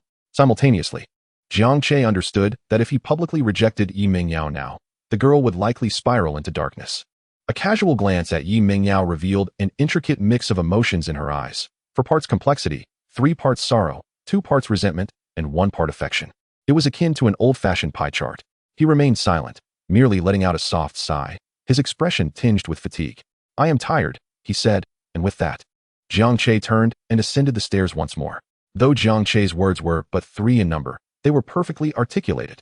Particularly, Yi Mingyao's gaze brightened momentarily, her countenance infused with a hint of joy. While Jiang Che did not explicitly agree, he did not outright reject her either. Moreover, the complexity of the look he cast in my direction, although beyond her comprehension, nonetheless conveyed a trace of affection. For the young lady intent on pursuing Jiang Che, even the slightest flicker of emotion would be magnified into a belief that he still harbored feelings for her. The Yi family departed from the Jiang household. Seated in the car, Lin Shui began to encourage her daughter once more. Yao Yao, the fact that Xiao Che did not refuse you earlier signifies there may still be hope. In truth, she held a rather favorable view of Jiang Che. Who could be a more fitting son-in-law than him? Furthermore, Jiang Che had saved Yao Yao's life. Yi Mingyao nodded vigorously, resembling a chick pecking at grains. Mother, you are absolutely right. Jiang Che must still be upset with me. My previous attitude towards him was rather harsh. Though he may harbor resentment, he surely still thinks of me. I still have a chance. One of the 4 great delusions of humanity, he still likes me. Yi Changkong remained silent. It pained him to witness his beloved daughter seeking affection from another man. Yet Jiang Che had indeed saved Yao Yao, thereby earning his approval. Besides, he sensed an unusual glimmer in Jiang Che's eyes when he looked at Yao Yao. Perhaps a hint of desire? Surely, it must be his imagination. Husband, I do not wish for Yi Mingyao to marry into our Jiang family. This girl is full of schemes. Jiang Yunli expressed her concerns, casting a worried glance at Jiang Yuan. At that moment, Jiang Yuan, exasperated, rubbed his temples. His wife was a naive and simple-minded soul, her emotional and intellectual quotients nearly non-existent. He had discerned that Yi Mengyao was merely a girl with a straightforward heart, far from the manipulative vixen his wife imagined. This girl was too innocent, her thoughts plainly written across her face. Wife, you are correct. I concur. However, Xiao Che did not outright refuse either. Let us leave the matters of our children to them. It must be said that Jiang Yuan was indeed a commendable husband. Humph, I do not care. I simply do not like Yi Mengyao. The woman pouted. There are countless girls eager to marry into our Jiang family. Does it matter if we lose one Yi Mengyao? Not to mention Director Wang's daughter, Wang Yanran, who is stunning and possesses a delightful personality. And then there's Yuaner, who has been frequently coming to our home to tutor Xiao Che. She is simply adorable, my favorite. However, upon mentioning Yuaner, Jiang Yunli glanced at the time. Oh, it's almost 10 o'clock. Why haven't they finished yet? A knowing smile crept onto her lips as she seemed to have an idea. Clearly, Yuaner must still be in Jiang Che's room. Husband, prepare to take action. Jiang Yuan's lips twitched in disbelief. Take action? What are you talking about? I have a fondness for this Yuaner. We must create an opportunity for our son. Just think, it's already 10 o'clock. That young lady will surely need to return home soon. Let us keep her here to stay with our son, and surely something will spark between them. Jiang Yunli's face gleamed with anticipation, her hands rubbing together. Jiang Yuan. He found it difficult to comprehend his wife's logic, yet he was indeed astonished. However, as a devoted husband, he supported whatever his wife proposed. Husband, I shall ascend to the upper floor shortly. Wait, dear, isn't that a bit excessive? We wouldn't want to cause any trouble. Nonsense, relax. In the third-floor bedroom, Jiang Che, did Sister Yao Yao inquire about me? Yuaner emerged from the wardrobe, the small girl having made a mess of Jiang Che's closet, a pair of his shorts precariously perched atop her head. Disdainfully, she pinched the shorts between her fingers and tossed them aside. No, Jiang Che replied with a smile, gazing at the little girl before him. Chapter 35, Yuaner. I have you in my sights. Not even Jesus can stop me. Jiang Che, it's already 10 o'clock. I must leave. Before you go, settle the bill. The little girl produced a calculator and began tapping away. Tutoring fee, 700, plus various other expenses. I've expended so much effort to teach you. Yet, as she continued, her words trailed off. All right, just give me 1,000, and we'll call it even. The little girl bit her lip, casting a fierce glare at Jiang Che. This fellow was becoming increasingly outrageous. What's wrong, my little money grubber? Why aren't you greedy anymore? Jiang Che smirked, finding Yuaner quite amusing, inciting a desire to draw closer to her. He opened her heart, stealthily listening in on her inner thoughts. She doesn't need that much money. Mom requires over 5,000 a month for dialysis, and with daily living expenses, a little over 10,000 will suffice. Jiang Che, that scoundrel. If it weren't so easy to earn his money, I wouldn't even tutor him. What a fool, that perverted creep. Your family will soon go bankrupt, and you'll be hung from a lamppost. Yuaner's inner musings nearly made Jiang Che burst into laughter. Indeed, she was just a girl. Such thoughts were utterly ludicrous. Jiang Che gestured towards the window. It's already past 10. Perhaps you shouldn't go back? Why not stay at my home? Jiang Che. How dare you suggest such a thing? Yuaner's face flushed crimson, her expression puffed up like an inflated pufferfish. Could she possibly be unaware of Jiang Che's intentions? His thoughts were written all over his face. Just then, a knock sounded at the door. Knock, knock, knock, Che. Are you there? Are you still studying? Jiang Che signaled Yuaner to be quiet and proceeded to open the door. Jiang Yunli entered with a cheerful smile, carrying a plate of freshly cut fruit. Oh, Yuaner, you haven't left yet? She feigned surprise. Sister, I'm just about to leave, the girl replied sweetly. Yuaner seemed to have found a lifeline. When the Yi family had been downstairs earlier, she had dared not descend, hence her current hiding. Ah, Yuaner, you're planning to leave now? Jiang Yunli feigned concern. Just now, something happened at your Uncle Jiang's company, and all the cars in our garage have been taken. We can't drive you home at the moment. Her expression was regretful, yet she covertly signaled Jiang Che with her eyes. Jiang Che, cough. Cough, is it fair to conspire against a little girl like this? Yuaner blinked her large eyes twice and shook her head. Sister Jiang, I can take a taxi home. It was apparent that Yuaner wished to avoid spending the night with Jiang Che. She was terrified of any excessive closeness with him. Take a taxi? That simply will not do. It's far too dangerous for a young girl to travel alone at night. Moreover, you are also incredibly beautiful and adorable. Jiang Yunli stepped forward, taking hold of Yuaner's delicate, fragile hand. Why not stay at our home? By chance, Che has an empty bedroom next door, and there are some girls' pajamas and nightgowns in there. Yuaner felt numb, wanting to refuse but unable to utter a word. Jiang Yunli addressed her affectionately. calling her Wanner with an intimacy that was hard to resist. Sister Jiang, then I'll stay here for one night. The girl eventually nodded in acquiescence, reasoning that they would not be sharing a room since it was just separated by a wall. If necessary, she could simply lock the door at night. Then I shall take my leave, Wanner. Jiang Yunli was utterly defenseless against the charm of the petite and lovely little girl, even planting a kiss on her cheek. How delightful it would be to have such a charming daughter. Since that was not possible, having a lovely daughter-in-law would suffice. After Jiang Yunli departed, Wanner shot a fierce glare at Jiang Che. She hoisted her small backpack and exited Jiang Che's bedroom, making her way next door. Upon entering, she was taken aback. Although it was termed a bedroom, it was far larger than her own home. The room was suffused with a youthful aura, its walls painted in soft pink, and a gigantic teddy bear was perched upon the grand bed. In one corner stood a pristine white piano, clearly of considerable value. Was this truly a girl's room? It seemed as if it had been unoccupied for a long time, yet regularly cleaned. Wanner blinked her large eyes, wondering if there were other girls residing in Jiang Che's home. How spacious. The girl thought little of it, and promptly flopped onto the plush bed, which enveloped her in a comforting embrace, allowing her to unwind completely. Wow, there's even a private bathroom in the bedroom? How luxurious. The Jiang family villa surpassed even Yi Mingyao's residence in opulence. The little girl kicked off her shoes and lay on the bed, swinging her dainty feet. Her 10 adorable toes rounded and smooth, a delicate shade of pink against her fair complexion. I'll go take a shower first, hee. Wanner bounced off the bed and hopped into the bathroom. She filled the bathtub to the brim and submerged herself in the water, leaving only her little head exposed, occasionally splashing playfully. Her skin was as smooth and fair as the finest jade. The girl radiated a vibrant, youthful energy, her face adorned with a look of bliss. This was a lifestyle she had only experienced in the company of Yi Mingyao. Before long, she finished her bath, emerging from the bathroom wrapped in a white towel. Wanner's petite frame made the towel resemble a draped sheet, tightly cocooning her like a zongzi. However, just as she was about to climb into bed, she discovered that another person was already occupying it. Jiang Che? Chapter 36. Wanner's little thoughts. Anti-warrior strikes. Wanner froze. Jiang Che, how did he get here? She had clearly locked the bedroom door before entering. But now, her primary concern was her safety. What fate awaited a girl who had just bathed, wrapped in a towel, if seen by a man? Jiang Che, how did you get in here? The little girl tightened her grip on her towel, her tiny toes curling in apprehension, leaving only her small head visible as she fixed her gaze on Jiang Che. Oh, your bedroom is connected to mine, didn't you know? Jiang Che pointed toward the balcony door. To her astonishment, the balcony door indeed linked the two bedrooms. You pervert, get out of here. At that moment, Jiang Che was clad only in a pair of shorts, his upper body bare. After several rounds of system enhancements, his physique was nearly perfect. His six-pack abs were as hard as stone, not quite the terrifying bulk of a bodybuilder, yet brimming with explosive power. Coupled with Jiang Che's handsome features, it was difficult for any girl to resist his allure. Even Wanner couldn't help but swallow hard. Wanner, how can this jerk have such a great body? I haven't seen him work out at all. Wanner, a jerk is still a jerk, no matter how good his body is.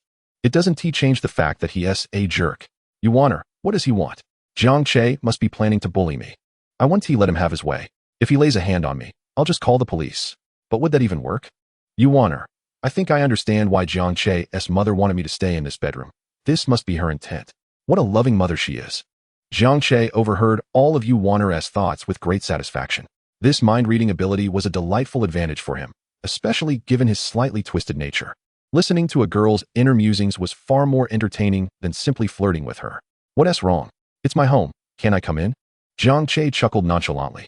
He was genuinely intrigued by the little girl, Wanner. Upon witnessing Jiang Che's shameless demeanor, Wanner realized that he was indeed a major pervert, and she feared she would not escape unscathed tonight. Jiang Che, I have to take my mom for dialysis tomorrow. The little girl began to employ her secret weapon, cuteness.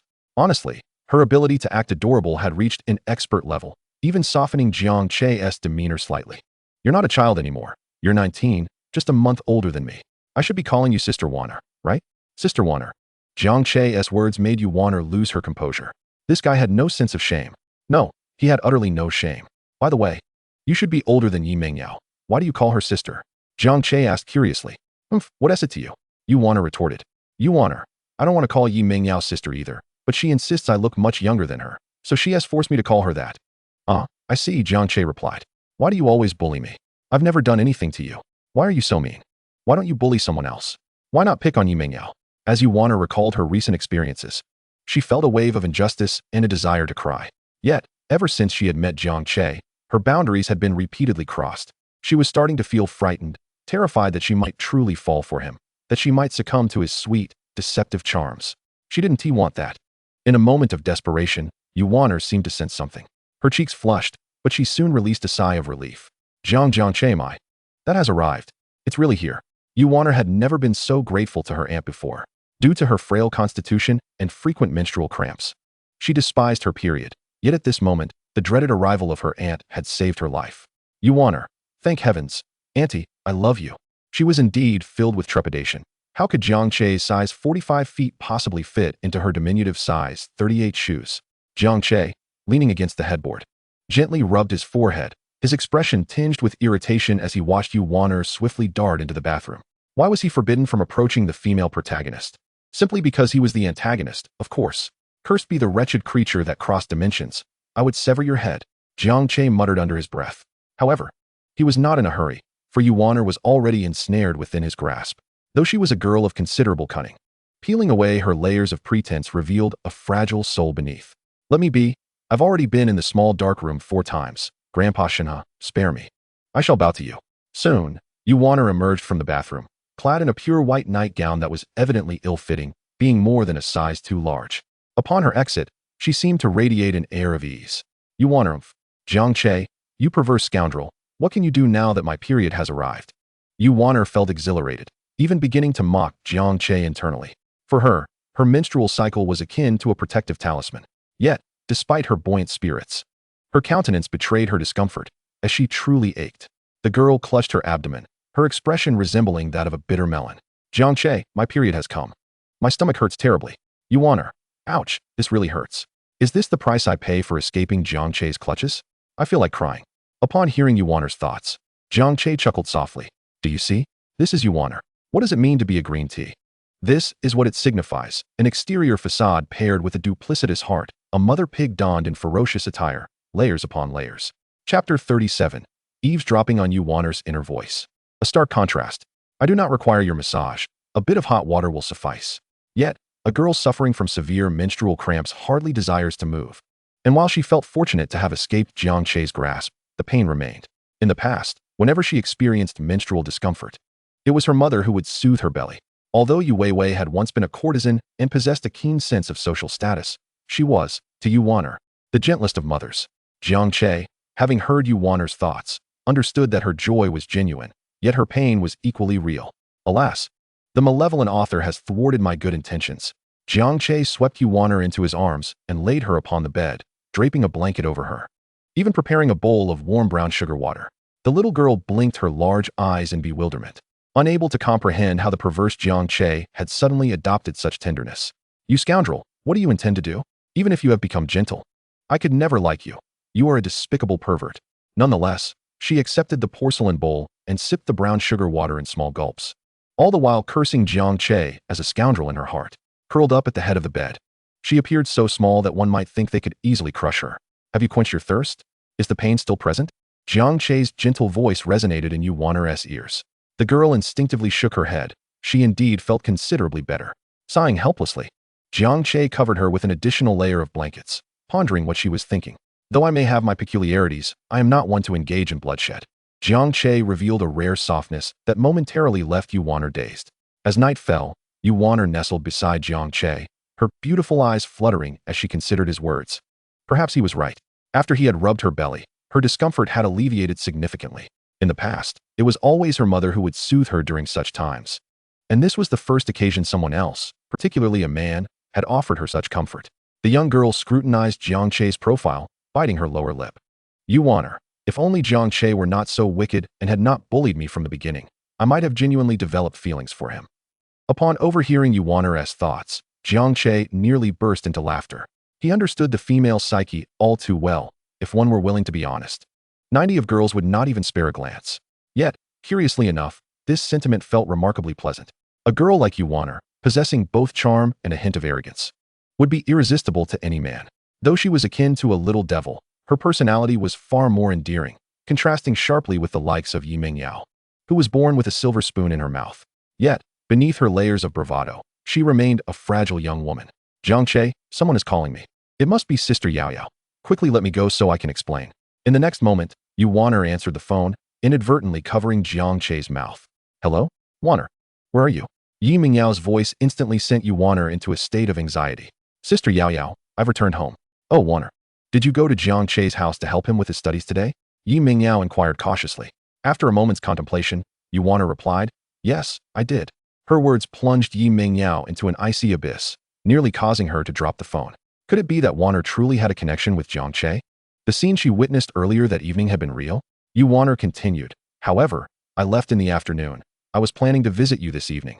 But it seems you are not home. The girl's words flowed effortlessly, spinning a web of deceit that few could master. Upon hearing Yu Waner's response, Yi Mingyao breathed a sigh of relief. The timing did not align. She had gone to Jiang Che's house in the evening, while Yu Waner had departed in the afternoon. She must have seen it wrong. Waner, from now on, you should come to my place every weekend. My parents would be delighted to have you. No need. Sister Yao Yao, I must hang up now. Yu Waner swiftly ended the call, feeling a rush of relief as if she had narrowly escaped a disaster. Thankfully, she had not aroused Yi Mingyao's suspicions. Otherwise, their sisterly bond would have been irrevocably severed. At that moment, Yi Mingyao was utterly enchanted by Jiang Che. Jiang Che, you despicable pervert. Chapter 38. Yu Waner's heart is in turmoil. Yu Waner awoke early, as was her custom, often rising before dawn to prepare breakfast for her family. She squirmed slightly, realizing she was tightly ensnared in Jiang Che's embrace. Damn it, do you treat me as a body pillow? Perverse scoundrel. Yet, despite her internal curses directed at Jiang Che, her little head instinctively nestled deeper into his warm embrace. Resembling a small kitten. After all, Jiang Che's overwhelming masculinity provided Yu Waner with an immense sense of security. Unbeknownst to her, she soon drifted back to sleep. Jiang Che, I wish to return home. After dressing, Yu Waner picked up her small backpack, prepared to sneak away without even donning her socks. Jiang Che chuckled softly. What are you laughing at? Just wait. Yu Waner retaliated by playfully kicking Jiang Che's calf. Her once sweet, innocent voice now sounded remarkably hoarse. Jiang Che, unperturbed, found delight in her feisty demeanor. Regardless of whether Yu Waner was a green tea, her spirited nature was undeniably charming. Would you like me to give you some money? Feel free to ask. Jiang Che remained silent until he spoke, nearly inciting Yu Waner to the brink of exasperation. You scoundrel, what do you take me for? Who would covet your money? Why don't you go die? You perverse wretch. You deserve to be hanged from a lamppost. As she spoke, Yu Waner seemingly had a sudden inspiration and retrieved 500 yuan in cash from her pocket, tossing it directly in front of Jiang Che. Here, this is your payment for the illicit rendezvous. This unexpected turn of events nearly brought a smile to Jiang Che's lips. Yu Waner was truly adorably innocent. Naturally, Jiang Che wouldn't dwell on the matter of money. It held no significance for him anymore, his bank account boasting over 200 million in disposable funds. Well then, my esteemed benefactor, do come find me again next time. Jiang Che chuckled as he accepted the 500 yuan. You perverse lunatic. You'd fit right in as a duck at a club. Jiang Che continued to laugh. Of course, with my looks and capabilities, even at a club, I would be a top-tier duck. Yu Waner was left speechless. She swore she had never encountered such an unashamed person. After descending the stairs, Jiang Yunli had been waiting for them. Waner Xiao Che, you've come down. Jiang Yunli scrutinized Yu Waner with a secretive smile. Success. My plan for a daughter-in-law is well underway. Moreover, it appeared that Yu Waner didn't particularly dislike Xiao Che. My dear Waner, come here. Sister Jiang has asked Aunt Wang to prepare a sumptuous breakfast for you. Look, we have lean meat porridge, plain rice porridge, and sweet oatmeal. Jiang Yunli's excessive enthusiasm left Yu Waner somewhat overwhelmed. Her impression of Jiang Yunli had transformed. This matriarch was clearly intent on making her a daughter-in-law. She even resorted to underhanded tactics, claiming that the car at home had been taken away. Yet, Yu Waner found it impossible to harbor any resentment towards Jiang Yunli, for this older sister was genuinely kind to her, reminiscent of her own mother's gentleness. Sister Jiang. Thank you. Yu Waner lowered her head, sipping her porridge delicately. Jiang Yunli cast a glance at Jiang Che, vigorously signaling him. Hurry up. Go comfort her. What are you loitering here for? But all she could do was fret. My dear Waner, this is a family heirloom. Jiang Yunli produced a flawless jade bracelet. Its value evident at first glance. This jade bracelet is meant for the daughters-in-law of the Jiang family. I'm giving it to you now. Jiang Yunli insisted, placing the bracelet into Yu Waner's hands. The little girl vigorously shook her head. No, Sister Jiang, I have no relationship with Jiang Che. I can't accept this. However, Jiang Yunli thought otherwise. It was normal for a shy girl to be reluctant to admit her feelings.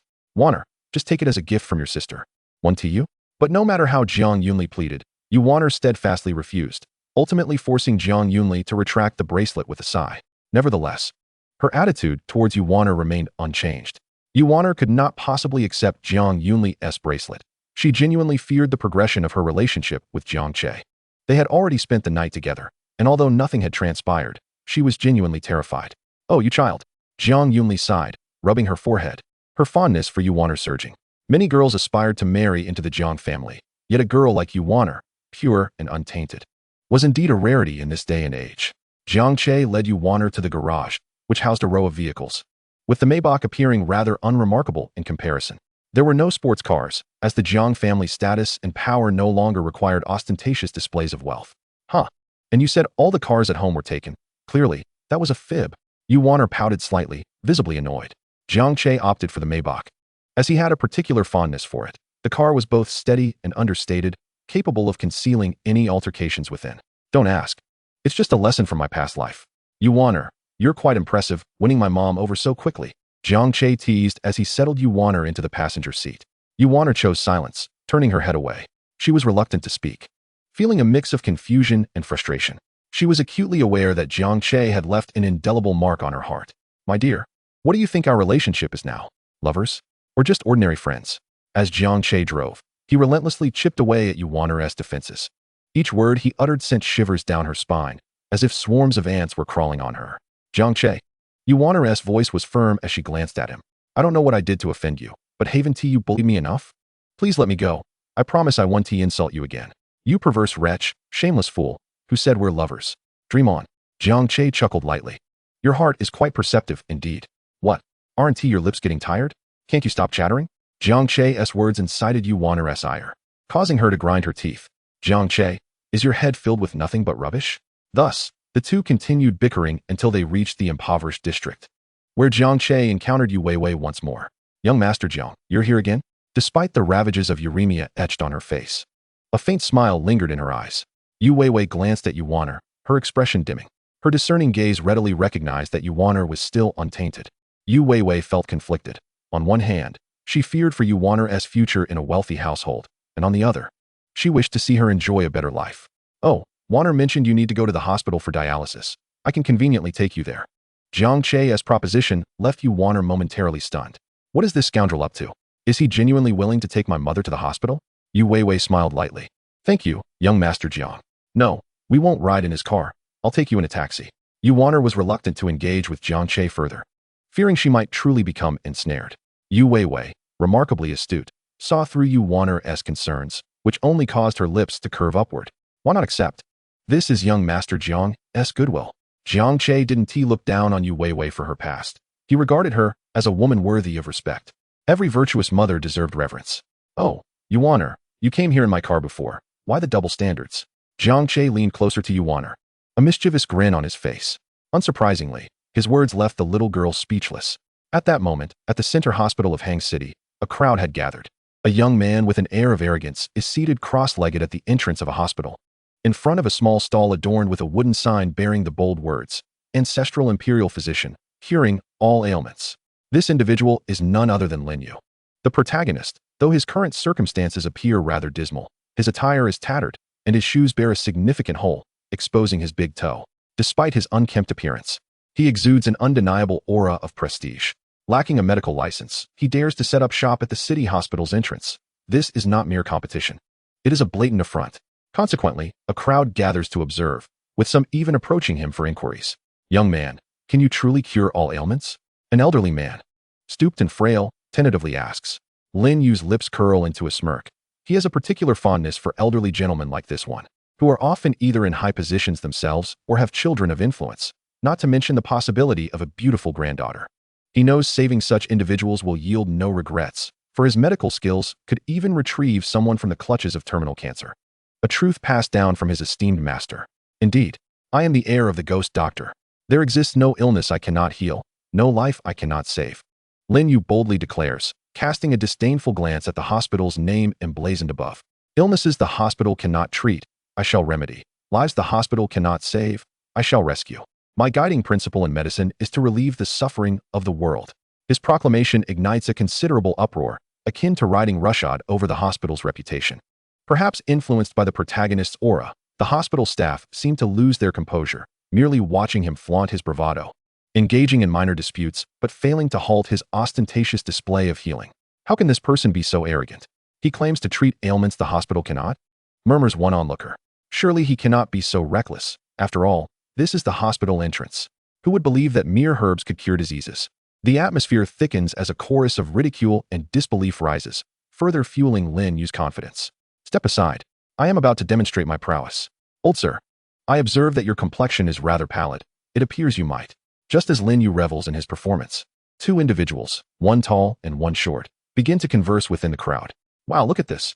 Jiang Che was right. This fool actually set up a stall? Is he truly a traditional healer? What should we do? He seems to possess some skill. One remarks. Is that even a question? We must take action, replies his companion. Let us call the police. Jiang Che said he lacks a medical license. A complaint would surely be effective. Lu Tai slaps Wang Zheng on the forehead, exclaiming, Are you daft? We'll wait for a moment. I've already arranged for an actor. See that old man? He is my hired performer. What? That old man is your actor? Wang Zheng stares, bewildered. Of course. Do you think I'm as foolish as you? Since he is practicing without a license. We must allow him to make a diagnosis first before we take action. The two share a sinister laugh as Lin Yu continues his charade. After feeling the elderly man's pulse, Lin Yu's eyes widen in shock. What kind of pulse is this? It is terrifyingly unusual. Something he has never encountered in his years of studying medicine under his master. Is this even a pulse that a human can possess? Chapter 40. Lin Yu's failed bravado. Entering the palace again, Lin Yu is utterly bewildered. The pulse he has just examined is far too abnormal. He looks up, glancing suspiciously at the smiling old man before returning to his examination, his brows furrowing deeper. May I ask, old sir, is there something amiss with your health? His words ignite a flurry of speculation among the surrounding crowd. Something amiss? What do you mean? Queries the elderly man. Strangely enough, your pulse appears to be brimming with chaos. Lin Yu's next statement sends ripples of shock through the onlookers. If I may be so bold, it feels as though 1,000 alpacas are dancing within your body. Excuse me, sir, could you kindly remove your clothing? Lin Yu's request causes the old man's expression to shift dramatically. What do you intend to do? I am 80 years old. He retorts sharply. Lin Yu internally panics. Does the old man think he wishes to harm him? However, he must maintain his composure in front of the crowd, as he embodies the compassionate healer. Sir, you misunderstand. I merely wish to examine your— Not a chance. You little rascal, do you think I can't see through your intentions? A divine physician, you say? Spare me your nonsense. The old man, having received payment, begins to theatrically denounce Lin Yu. Look everyone, this young man dares to make such crude requests of an 80-year-old. What kind of divine physician is this? As he gestures dramatically, a small pink oval object unexpectedly tumbles from his sleeve, landing on the ground with a buzzing sound. Instantly, the atmosphere shifts, growing tense. Cough, cough. What is this? Why has it fallen from me? Lin Yu is taken aback. Ah, now it makes sense. That peculiar pulse he felt earlier, something was indeed amiss. It turns out this old man was hiding such an object within his arm. Old sir, do you not intend to explain? Concealing such an object within your arm would thwart even the most skilled physician. Lin Yu sneers. At this moment, the old man appears visibly flustered and embarrassed. Damn it, this old man is truly worthless. Let us take matters into our own hands. Monkey, we must act. Jiang Che tasked us with this mission, and we cannot fail. Wang Zheng and Lu Tai conspire, revealing their own foolishness as they prepare to confront Lin Yu. Hey you, do you possess a medical license to practice medicine? Yes. From which medical school did you graduate? They harmonize, leaving Lin Yu momentarily speechless. However, Lin Yu quickly recognizes them. You too. Wang Zheng interrupts. We're asking you, do you have a medical license? If not, you are practicing illegally, and if something goes wrong, you'll face imprisonment. They declare, feeling righteous as if they were champions of justice, while Lu Tai continues to exchange knowing glances with the old man. The old man is indeed a seasoned actor. Before being summoned, he had made numerous appearances in the film crew as an extra.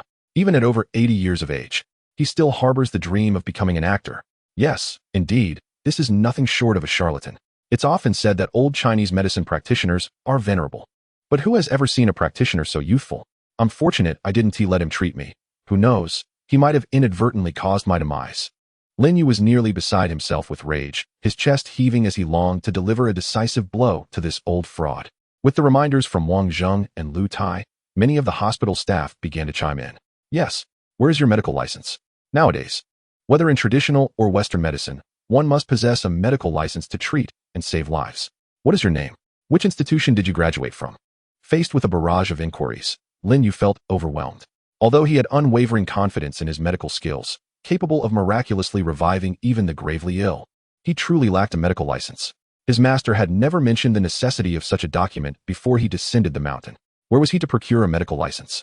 Please, calm down. I understand your distrust, but I implore you to grant me the opportunity to prove myself. However, the crowd remained unconvinced, eager to stir up trouble. How can you prove yourself? As someone without a medical license, who would dare to let you treat them? Do you comprehend the grave consequences if you were to fail? A middle-aged man clad in a white coat and mask stepped forward, his gaze toward Lin Yu filled with indignation. Having spent the majority of his life as a doctor, Xiao Yang had performed thousands of surgeries and saved countless lives. Though a Western physician, he held a profound respect for traditional medicine. Yet he abhorred the quacks who exploited it for deception. Clearly, Lin Yu epitomized such a charlatan in his eyes. Director Xiao, you're here? Look at this guy. He is so arrogant, practicing medicine without a license. Isn't he putting lives at risk? At this moment, Lin Yu panicked. I can truly save lives. I could even revive the deceased. Just then, fortune smiled upon him as an ambulance arrived outside the emergency room. Quick, someone. There's a patient in critical condition. Lin Yu smirked. It was as if fate had delivered him a golden opportunity. Step aside. I am about to demonstrate my prowess. Without a moment's hesitation, Lin Yu dashed toward the ambulance, fully aware that no one would heed his explanations. Only through the demonstration of his formidable medical skills could he hope to win their trust. What do you think you're doing? Get down immediately. Where are the security guards? There's a lunatic here. Gritting his teeth, Lin Yu could no longer afford to be concerned about anything else. He leaped onto the ambulance, pulling out a small cloth pouch filled with silver needles. His signature skill, acupuncture. As a protagonist endowed with miraculous healing abilities, he could cure anything, even AIDS. Yet, when Lin Yu beheld the condition of the patient in the ambulance, his expression froze. Ahem, pardon the intrusion. The patient's arm was crushed. The left side of his skull caved in, cerebrospinal fluid oozing from his nostrils, and his eyeball shattered. If not for the adrenaline keeping him alive, he would have perished long ago. His medical prowess was indeed formidable, reputed to bring the dead back to life. But this was no resurrection miracle. Arrest him. He is a madman. A lunatic who escaped from a mental institution. Security personnel surrounded him, sending shivers down Lin Yu's spine. If this continued, he feared he would soon find himself in jail. Chapter 41. Yuan's heart flutter. Lin Yu diagnosed with delusional disorder. Damn it, why am I so unlucky? Lin Yu cursed inwardly. He had no desire to end up in jail. After jumping down from the ambulance, he prepared to make his escape. His attempt to impress had failed. It was time to flee. Catch him. Stop him. Lin Yu scoffed. These individuals were no match for someone of his caliber. They thought they could pursue him? Such delusions. Just as he was about to make his getaway, a voice reached his ears. Oh, isn't that Lin Yu? Jiang Che emerged from the hospital, Yuan trailing behind him. Upon seeing his nemesis, Lin Yu's eyes burned with fury. This was the very person who had targeted him from the start. Get out of my way, Jiang Che. Lin Yu raised his hand, ready to deliver a punch to Jiang Che, who had long been a thorn in his side. I know you're at the initial stage of dark strength, but unfortunately, I've already reached the mid-stage. Lin Yu sneered. His fist whistled through the air as it aimed for Jiang Che's face. Jiang Che, you've only been down the mountain for less than a month, and you've broken through a small realm? This is the kind of protagonist we see in light novels, experiencing meteoric growth after entering the city, while their cultivation stagnates for years on the mountain. What a pity. Though, the higher the path, the stronger the devil. I am at the late stage of dark strength. Without further ado, Jiang Che activated his Tai Chi and absorbed Lin Yu's punch. Transformation. Lin Yu's face registered shock. Yet he had no time to react before Jiang Che delivered a solid elbow strike to his face. Bang! Lin Yu was sent flying, crashing to the ground. Blood spilling from his mouth, his face contorted. Late stage of dark strength? His shock morphed into fear. The first time he encountered Jiang Che, he was merely an ordinary person. And now, within just a week, he had transformed into someone at the initial stage of dark strength. In less than a month, he had reached the late stage. Was this speed even comparable to riding a rocket? But he had no time to ponder further as the security personnel arrived and dragged him away, with the police likely not far behind. Before being taken away, Lin Yu glared at Jiang Che. It must be the secret realm. Jiang Che must have obtained some tremendous fortune in the secret realm, allowing him to surpass me in such a short time. Damn it, all of this should have been mine. He believed himself to be exceptionally gifted. Had he been the one to gain access to the secret realm, he would probably have already reached the pinnacle of dark strength or even broken into the realm of transformation. Damn it, it's all this wretched Jiang Che's fault. Targeting me repeatedly, seizing my opportunities, stealing my accolades, and even making advances on the girl I admire. The secret realm's legacy must be reclaimed. Even Lin Yu, in his naivety, understood that Jiang Che had targeted him for destruction, and if he wished to turn his fortunes around, he must master the secret realm's legacy. If Jiang Che could ascend from an ordinary person to the late stage of dark strength in a month, he, a prodigy, would surely soar. It was time for wishful thinking. Yet, as he indulged in his fantasies, the hurried arrival of Officer Acer once again placed Lin Yu in the back of a police car. "Thank you, Jiang Che," Yuaner said softly. Her cheeks flushed as she finally mustered the courage to express her gratitude to Jiang Che. Just moments ago, Jiang Che had escorted Yu Weiwei to the hospital, diligently seeking out the finest doctors and state-of-the-art machinery to aid in her treatment. For patients afflicted with uremia, the quality of dialysis machines is of paramount importance. Previously, he had exhausted the funds he managed to acquire from Yi Mingyao solely for Yu Weiwei's medical expenses, with each session costing around 400 to 500, requiring at least a dozen sessions each month. Lacking financial resources meant settling for inferior options. However, Jiang Che decisively provided the most optimal medical environment and facilities. This was Jiang Che's grand strategy, using material means to corrupt himself. His insignificant sacrifices were more than enough to transform the lives of himself and his mother. Yet, even if Yuaner were to discover this, she would undoubtedly find herself swayed. "Oh, what is it? You can't possibly be falling for me?" Jiang Che smirked wickedly, playfully pinching the little lowly's cheek, provoking her to the point where she felt compelled to leap up and deliver a punch to his face. "You perverted creep. There's no way I could ever like you. Well, you better think carefully. Your sister Yao Yao is currently plotting how to pursue me. If you take too long, you might just find yourself trailing behind Yi Mingyao," Jiang Che taunted, inciting Yuaner's complete fury. "Can you just go die? Jiang Che, why don't you just take a hike?" I knew that scoundrel had his sights set on Yao Yao. Jiang Che glanced down at the fuming little lowly, a smile curling at the corners of his mouth. Although one might consider Lolis controllable yet not pushable, that was in the realm of illegal Lolis. But Yuaner was undeniably a legitimate lowly, soft and fragrant in his embrace, far more comforting than any pillow, and her gaze, which scrutinized him like a common fish, was an irresistible temptation for those with peculiar inclinations. The girl lowered her head, simmering in her own frustrations. "I'm so scared. If Yi Mingyao finds out about my relationship with Jiang Che, she will definitely be furious, and I don't want that." After Lin Yu's second visit to the palace, he was not detained for an extended period. He was incarcerated in the afternoon and released by evening, albeit with the police arranging for a psychologist to conduct an assessment. The conclusion drawn was that Lin Yu exhibited a degree of delusional disorder, frequently fantasizing about being a miraculous doctor and eagerly attempting to cure others. "How absurd. I do not have delusions. You're the one with delusions." Lin Yu ranted outside the police station. To think that he, a distinguished doctor, would be diagnosed with delusions was utterly ludicrous. "It's a miracle I wasn't found with any real issues." As he continued to vent, Lin Yu's ire turned towards Jiang Che, but the more he contemplated, the more unsettling it became. Suddenly, he smacked his thigh in realization. Jiang Che has been scheming against me from the start. Perhaps he had begun laying his traps while I was still in the mountains. But how could that be? It was simply incomprehensible. Lin Yu's mind began to overload. Unable to make sense of it, he decided to abandon the thought. Now, a more pressing issue loomed before him. Girdle, hungry and fatigued, he found himself without a place to stay, destined to sleep in a bridge tunnel. Chapter 42, The New Child of Fortune, the little security guard, Chun Hao.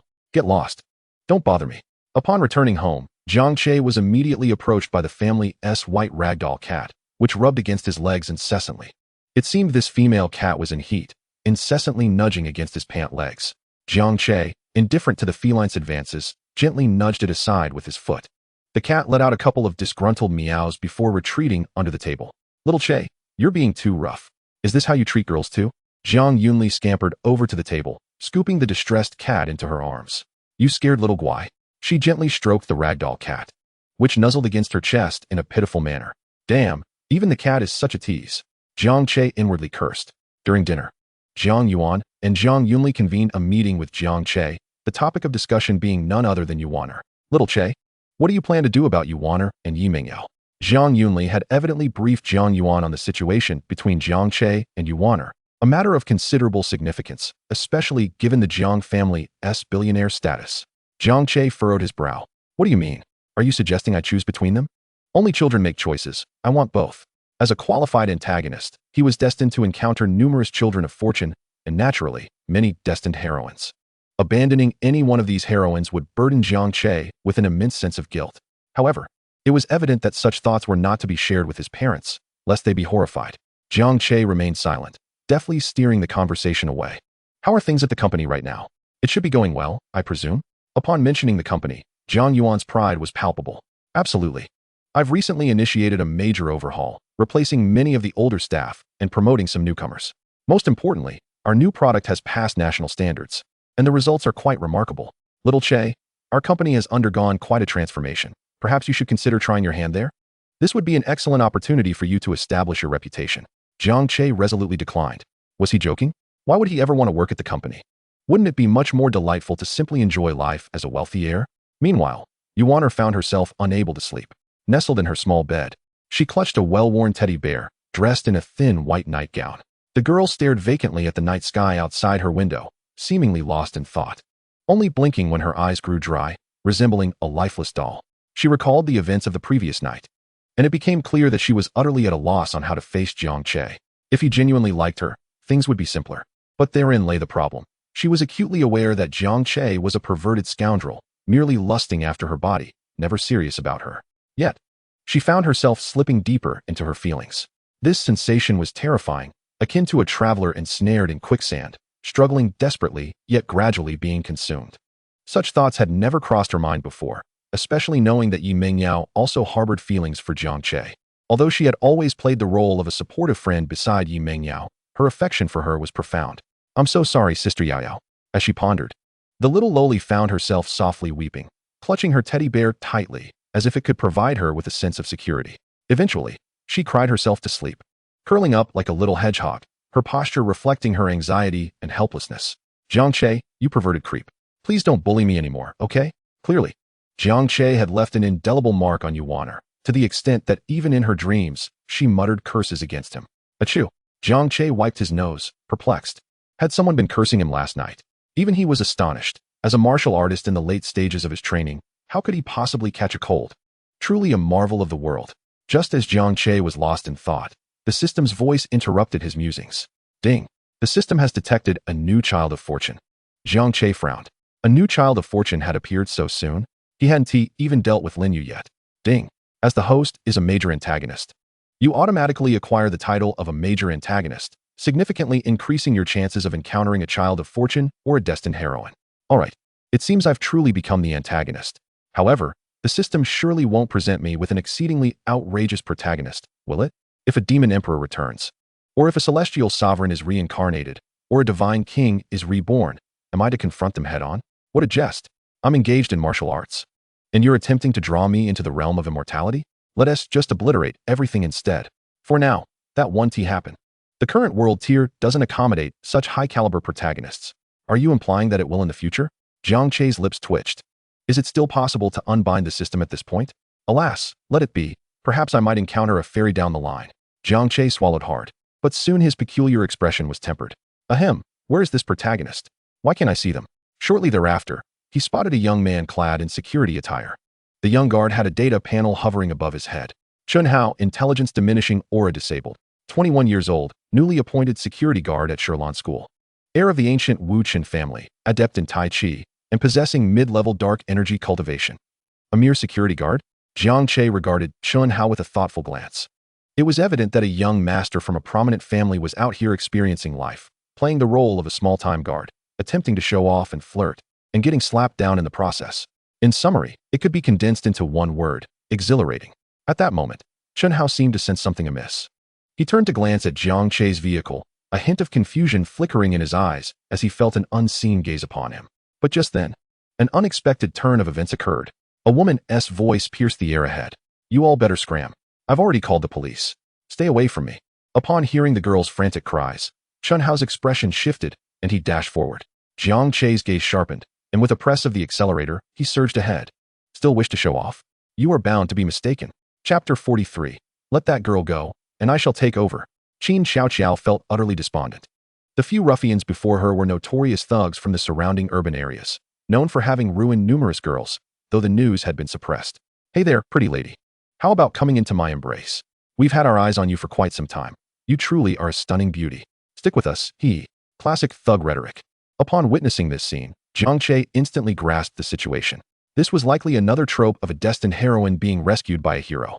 Jiang Che scoffed. Ding. Host encounters a hero saving a damsel in distress, triggering a divine-level choice. Choice 1. Beat Chun Hao to a pulp, then join the ruffians. Qin Xiaoqiao's favorability increases to 100, and you receive the NTR medal as a reward. Choice 2. Wait for Chun Hao to save Qin Xiaoqiao. Her favorability towards him increases to 10, and you receive 5 years of internal energy. Choice 3. Let that girl go. Qin Xiaoqiao's favorability increases to 20, and you receive the reward, divine-level disguise technique. With a decisive step forward, exuding righteousness, he pointed at the ruffians and spoke with unwavering conviction. Let that girl go. As soon as these words left his mouth, the air fell into an eerie silence, and the ruffians exchanged bewildered glances. What was happening? Before they could react, Jiang Che had already approached Qin Xiaoqiao, pulling her into his embrace. Her mind buzzed, her vision clouded. What are you staring at? Scram! Jiang Che's voice, laced with dark energy, instilled a sense of fear in the ruffians, who instinctively categorized him as someone not to be trifled with. You all let that girl go. At this moment, Chun Hao arrived late to the scene and was met with this sight.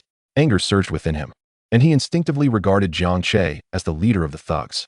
Thus, he charged in. What are you doing? It's not me. Why are you hitting me? We didn't touch that woman. Go after him. The ruffians fell victim to Chun Hao's wrath, dispatched in mere moments. Jiang Che cast a sidelong glance at Chun Hao, a subtle smile curling his lips. He lowered his gaze to appraise the girl. She truly embodied the essence of a destined heroine. Her heart was awakened. After all, Jiang Che was at the late stage of dark energy cultivation, and he held no fear of Chun Hao, the fortunate son of mid-level dark energy. Who is this guy? Which scoundrel is he? But he is truly handsome. Wait, isn't he Jiang Che from school? How could he be Jiang Che? Jiang Che is actually this kind of person? Jiang Che is holding me. Am I dreaming? Jiang Che is so handsome, and he smells so good. His embrace is so warm. Jiang Che, what on earth? This destined heroine is actually a little fan of mine? How amusing. Jiang Che leaned down, whispering into Qin Xiaoqiao's ear, Shoo, it's dangerous here. I'll take you away shortly. Qin Xiaoqiao nodded, her innocence shining through. I told you to let that girl go. Chun Hao's furious voice erupted again, and he was even prepared to throw a punch at Jiang Che. However, Jiang Che merely hoisted Qin Xiaoqiao into his arms. Upon catching sight of her face, Chun Hao momentarily froze. What a beautiful girl. A glance could last a lifetime. But immediately thereafter, a wave of unfathomable rage surged within him. This scoundrel dared to lay hands on the girl he had set his sights on? Truly despicable. He stepped forward, ready to unleash his fury at Jiang Che. What do you want? Is it not permissible for me to hold my girlfriend? Jiang Che cast a sidelong glance at Chun Hao. You're talking nonsense. I heard this girl scream for help. If you're her boyfriend, then I must eat dirt. Jiang Che pinched Qin Xiaoqiao's arm. You can leave now. He is my boyfriend, Qin Xiaoqiao said, her face flushed. Boom. Chun Hao stood there in shock, unable to believe his ears. Just moments ago, this girl was crying for help, and now. I get it. He must have threatened you, right? I'll help you. Who are you? Can you just go away? Qin Xiaoqiao retorted with a delicate voice. Chun Hao's hand hung frozen in the air. Come on, darling. Let us go. This guy only knows how to trick you into eating and drinking. Jiang Che turned and approached the car, opening the door to deposit the girl into the passenger seat. With a resounding slam, the door closed tightly. He pressed the accelerator, leaving Chun Hao in a daze, staring at his retreating figure. Damn it. Who on earth are you? That girl is definitely being held against her will. Chun Hao gritted his teeth. The image of that girl replayed in his mind. Though it was merely a fleeting glimpse, he had already envisioned her as his future wife. Such a beautiful girl. Only he was worthy of her. Yet, just as he finally experienced a fluttering heart, he lost her so utterly. Chapter 44. The rebellious girl, Qin Xiaoqiao. A stark contrast. After Jiang Che secured the girl in the passenger seat, he navigated through a few traffic lights, ultimately halting the car on a secluded roadside. He then turned to appraise the girl. It must be said, as a destined heroine, she was indeed captivating. Clad in the uniform of Sherlan School, adorned with round-framed glasses perched upon a delicate nose, and sporting a fringe that framed her face, she sat in the passenger seat, clutching the hem of her clothing with palpable anxiety. Her cheeks were tinged with a faint blush, easily betraying her demure nature. However, Jiang Che did not perceive this girl as innocent as her exterior suggested. Moments ago, she had offended him while attempting to rescue him, prompting a smile from Jiang Che. What is your name, young lady? Qin Xiaoqiao lowered her head, her cheeks flushing deeper, clearly shy. Qin Xiaoqiao. Qin Xiaoqiao? Jiang Che found the name somewhat familiar and, after a brief mental search, recalled it. Qin Xiaoqiao, the president of the student council at Sherlan School. Her parents were both faculty members there, with her mother being none other than his English teacher. Moreover, she was the third most popular girl in the school. with the top two being Yi Mingyao and Yu Waner. A wave of incredulity washed over Jiang Che. The concept of a school beauty seemed a mere fantasy confined to the realms of fiction. In reality, high school students were engrossed in their studies while college students busied themselves with games and romances. Who had time for such titles? Qin Xiaoqiao. A lovely name, indeed quite endearing. He chuckled lightly, prompting her to shyly nod in response. Don't call me obedient, she protested. Who enjoys being compliant? I've grown weary of being labeled a good girl since childhood. Jiang Che was momentarily taken aback. This Qin Xiaoqiao was indeed a different breed. A smirk crept onto his lips as he recognized her predicament. With parents who were educators, expectations were naturally elevated, often leading to a rebellious spirit in children from such households. It seemed highly probable that Qin Xiaoqiao fit this mold. Recalling his own English teacher, a perpetually irritable woman, he chuckled inwardly. Oh, I just remembered. You are the president of our school's student council, aren't you? If I'm not mistaken, your mother is my English teacher. Wang Lily? Qin Xiaoqiao lifted her gaze, surprised as she nodded. Yes, my mother is indeed Wang Lily. Indeed, your mother is quite the taskmaster, making our entire class miserable. Jiang Che candidly criticized her mother in her presence. Were it any other girl, such remarks would likely spark outrage. Yet Qin Xiaoqiao was different. You're right, Jiang Che senpai. My mother is indeed annoying and chatty, constantly pressuring me to study and practice the piano. It's excessive. Jiang Che senpai, my mother treats all her students this way, and she is equally strict at home. A stark contrast, indeed. Let us not dwell on your mother. It's a bothersome thought. Jiang Che continued, fearing he might unleash a torrent of complaints about her mother.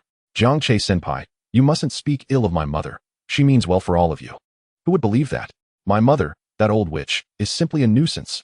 It's all about her own vanity. Jiang Che grinned, marveling at her perceptive nature. What's the matter? Your mother often meddles with our minds. Am I not allowed to vent my frustrations? He began to loosen his seatbelt, feeling increasingly audacious. You can't call my mother an old hag.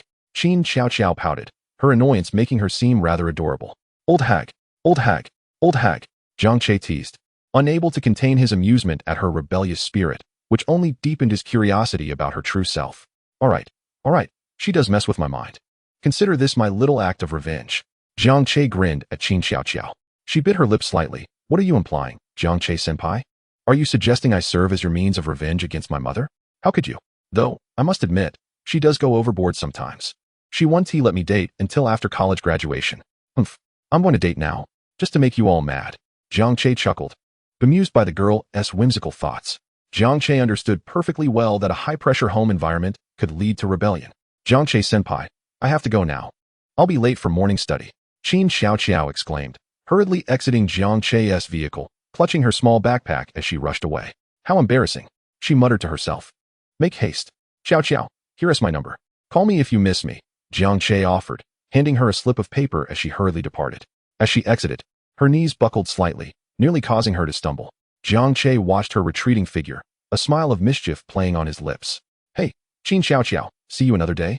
His words caused her cheeks to flush, and she could hardly meet his gaze. Humph. Qin Xiaoqiao swiftly turned away. Jiang Che senpai is so handsome. I really like him. Jiang Che. Chapter 45. Qin Xiaoqiao. I no longer wish to be a good girl. A certain sage once proclaimed, do not let a good girl slip away, nor a bad girl escape. While Qin Xiaoqiao may not be a bad girl, she was hardly innocent either. How could Jiang Che possibly let her go? A girl like her, yearning for rebellion, yet as naive as a blank canvas. Jiang Che exhaled a deep breath. Just as he was about to knock on the door, she fled in fright. Though Jiang Che possessed a certain boldness, he was not one to force the issue.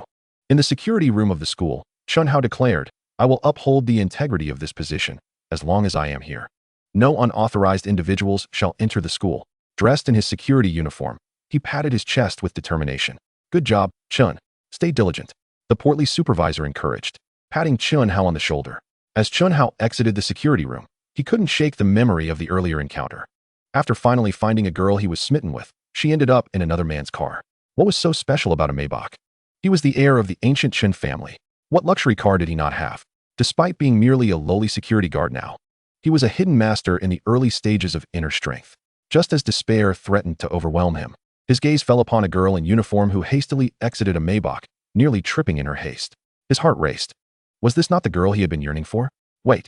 Observing Qin Xiaoqiao's flustered demeanor, a dreadful thought crossed his mind. Did something happen between them in that car? The mere idea sent pangs of anguish through him.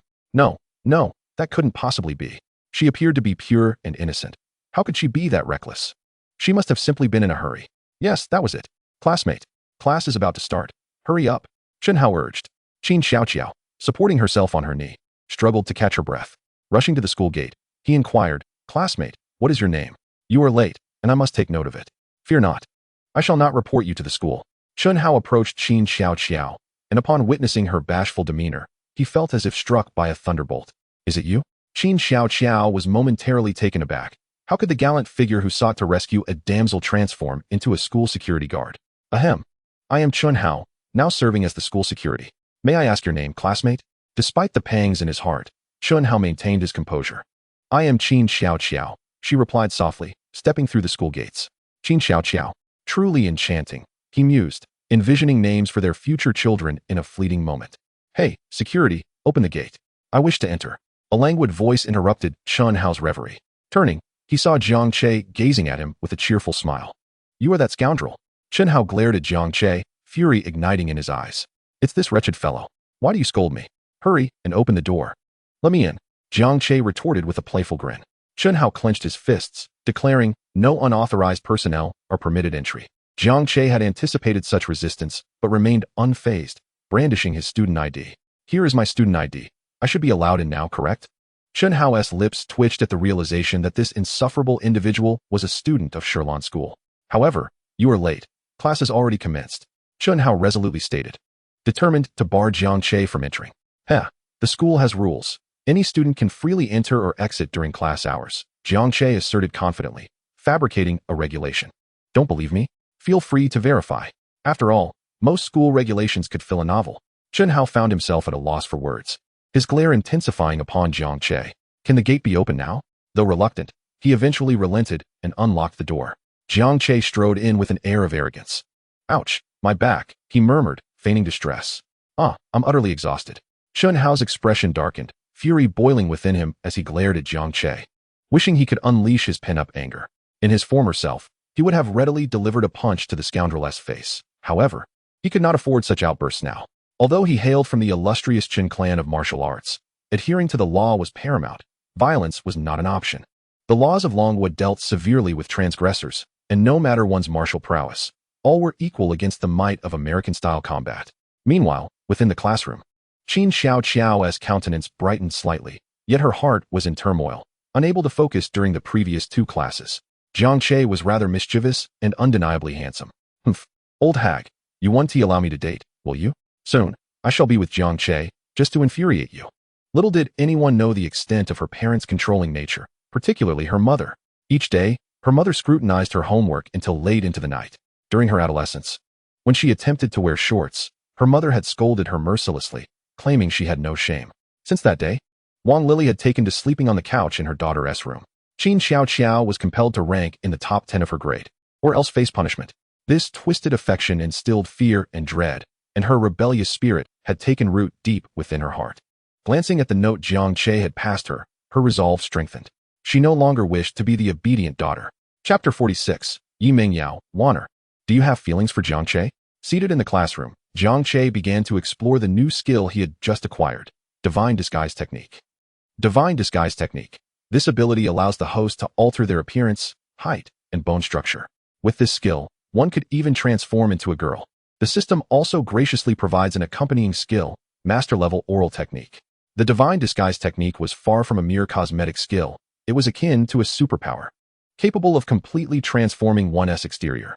It would not be an exaggeration to say that with this ability, Jiang Che could entirely metamorphose into a woman, should he so desire. Nevertheless, he had no intention of doing so.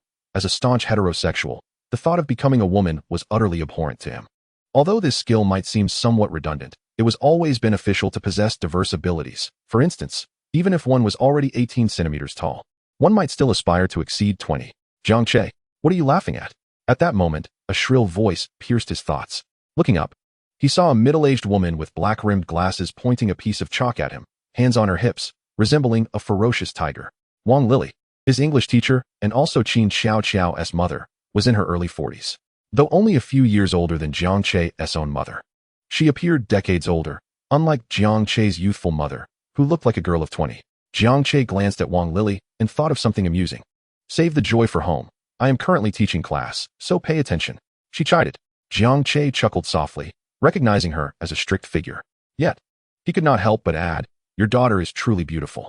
Wang Lili did not pursue the matter further, viewing Jiang Che as a hopeless slacker, merely a spoiled rich kid. She was adamant that her daughter would never marry such a wastrel. Although Wang Lili was stern, she was punctual, the moment the bell rang. She concluded her lesson without hesitation. Jiang Che, have you eaten? I brought you breakfast. Yi Mingyao approached, as she did every day, presenting him with a meal while glancing at him shyly, her heart racing. This is breakfast I made myself. I steamed these buns last night. Could you possibly try one? A hint of desperation sparkled in her eyes. A girl who had never set foot in the kitchen was now offering him a homemade meal. Yet, her hope to rekindle Jiang Che's affection flickered within her since his recent stance on their engagement had given her a glimmer of hope. She regretted her past actions and often reminisced about their shared moments late at night. Jiang Che cast a calm glance her way, secretly pleased. He did not refuse Yi Mingyao's heartfelt offering. Instead, he picked up a bun and took a bite. Having exerted himself earlier, he felt a twinge of hunger. The buns were beautifully crafted, small, delicate, and steaming with warmth. As he bit into it, his eyes narrowed in pleasant surprise. It was unexpectedly delicious, countering his initial fears of her culinary skills. Thanks. Jiang Che still wore an air of aloofness, seemingly distancing himself from others. Yet inside, he felt a delightful thrill. Do you see? This is the essence of a young lady. This is the nature of a woman. When you ardently pursue her, she remains indifferent. Yet when you cease your chase, she becomes more proactive than anyone else, even initiating advances. Yi Mingyao, her cheeks flushed with embarrassment, lowered her gaze and gently bit her lip. For the first time, Jiang Che did not rebuff her. Could this not suggest there was still room for maneuver? Or perhaps, he still harbored feelings for her. Jiang Che, would you accompany me this weekend to select a dress? Yi Mingyao timidly inquired. You want me to help you choose a gown for your birthday banquet? Jiang Che retorted. Are you pushing your luck? I have no time. I need to study with Yu Wanner this weekend. Yu Wanner, who had been caught off guard, widened her eyes in disbelief. Hey, why are you dragging me into this? You want me to tutor you this weekend? No way. Next weekend, I want to have my aunt's protection. Wanner, biting her lip tightly, felt inexplicably irked by Jiang Che's mention of her name. Oh, Yi Mingyao left in a despondent state. Once she returned to her seat, she was tormented by a singular question. How had the relationship between Yu Wanner and Jiang Che suddenly become so intimate? Was it merely about academic tutoring? Although she was naive, she was not entirely oblivious. A woman's intuition warned her that the connection between Wanner and Jiang Che was likely more intricate than it appeared. Yet, she trusted Yu Wanner implicitly, for she was her dear friend, and their bond was such that they could share a straw. Wanner, darling? Yi Mingyao gently nudged the little girl who was immersed in her studies. What's up, Sister Yao? Yu Wanner feigned innocence, having already guessed what Yi Mingyao was about to ask. What are your feelings towards Jiang Che? How do you perceive him?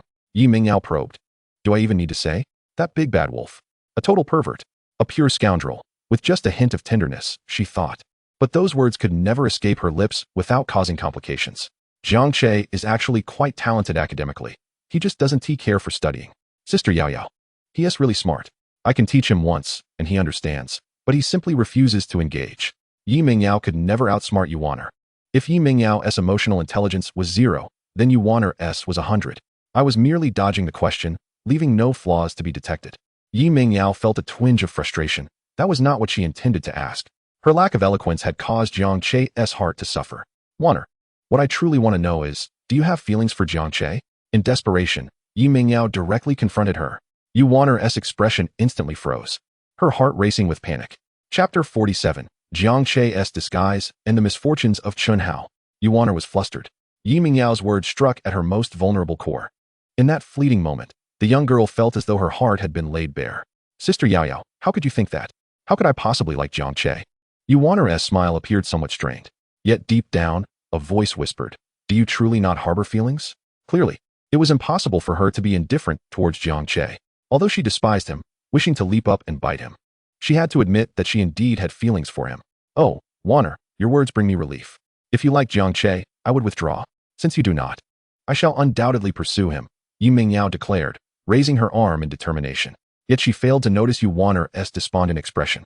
During lunchtime, their homeroom teacher, Zhu Yong, entered the classroom. I have an announcement. This afternoon, officials from the province will secretly inspect our school, so please be on your best behavior. If you encounter anyone in administrative jackets, carrying briefcases, and wearing dress shoes, be sure to restrain yourselves. Zhu Yang's words elicited a wave of murmurs among the students. Yet again, formalities reigned, even in a prestigious school.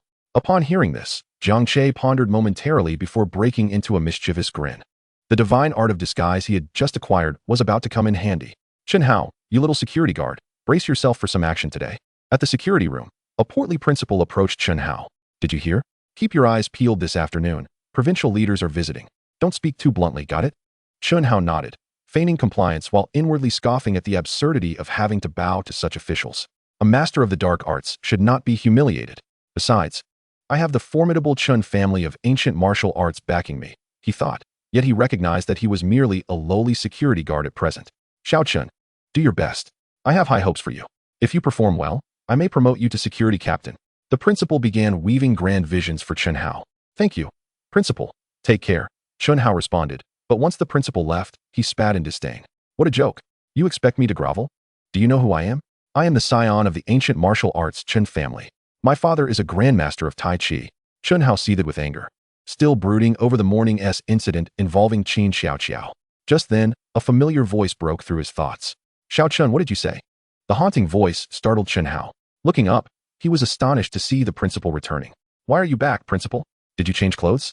Chen Hao rubbed his eyes in disbelief, certain that the principal had not been wearing that outfit earlier. What? Does my change of attire bother you? Or do you find me unsatisfactory? The principal retorted coldly. And no, nothing at all. Please, go ahead. Chen Hao quickly adopted a more humble demeanor. Well, I just received a call from the Education Bureau. The provincial leaders want to be coming after all. The principal paused before continuing. Recently, we had some small vendors coming to the school, dressed in administrative jackets and carrying briefcases, pretending to be respectable while actually selling stationery. You need to keep a close eye on them. Understand? Do not let me down. Chen Hao was bewildered, feeling as though his brain was overloaded. Just moments ago, he had been instructed to be humble, and now he was being told to chase people away? Truly, these foolish leaders were utterly brainless. Yes, I assure you, no one will get through, especially those little vendors. I'll take down anyone I see. Chen Hao vowed earnestly. The principal nodded approvingly. Good.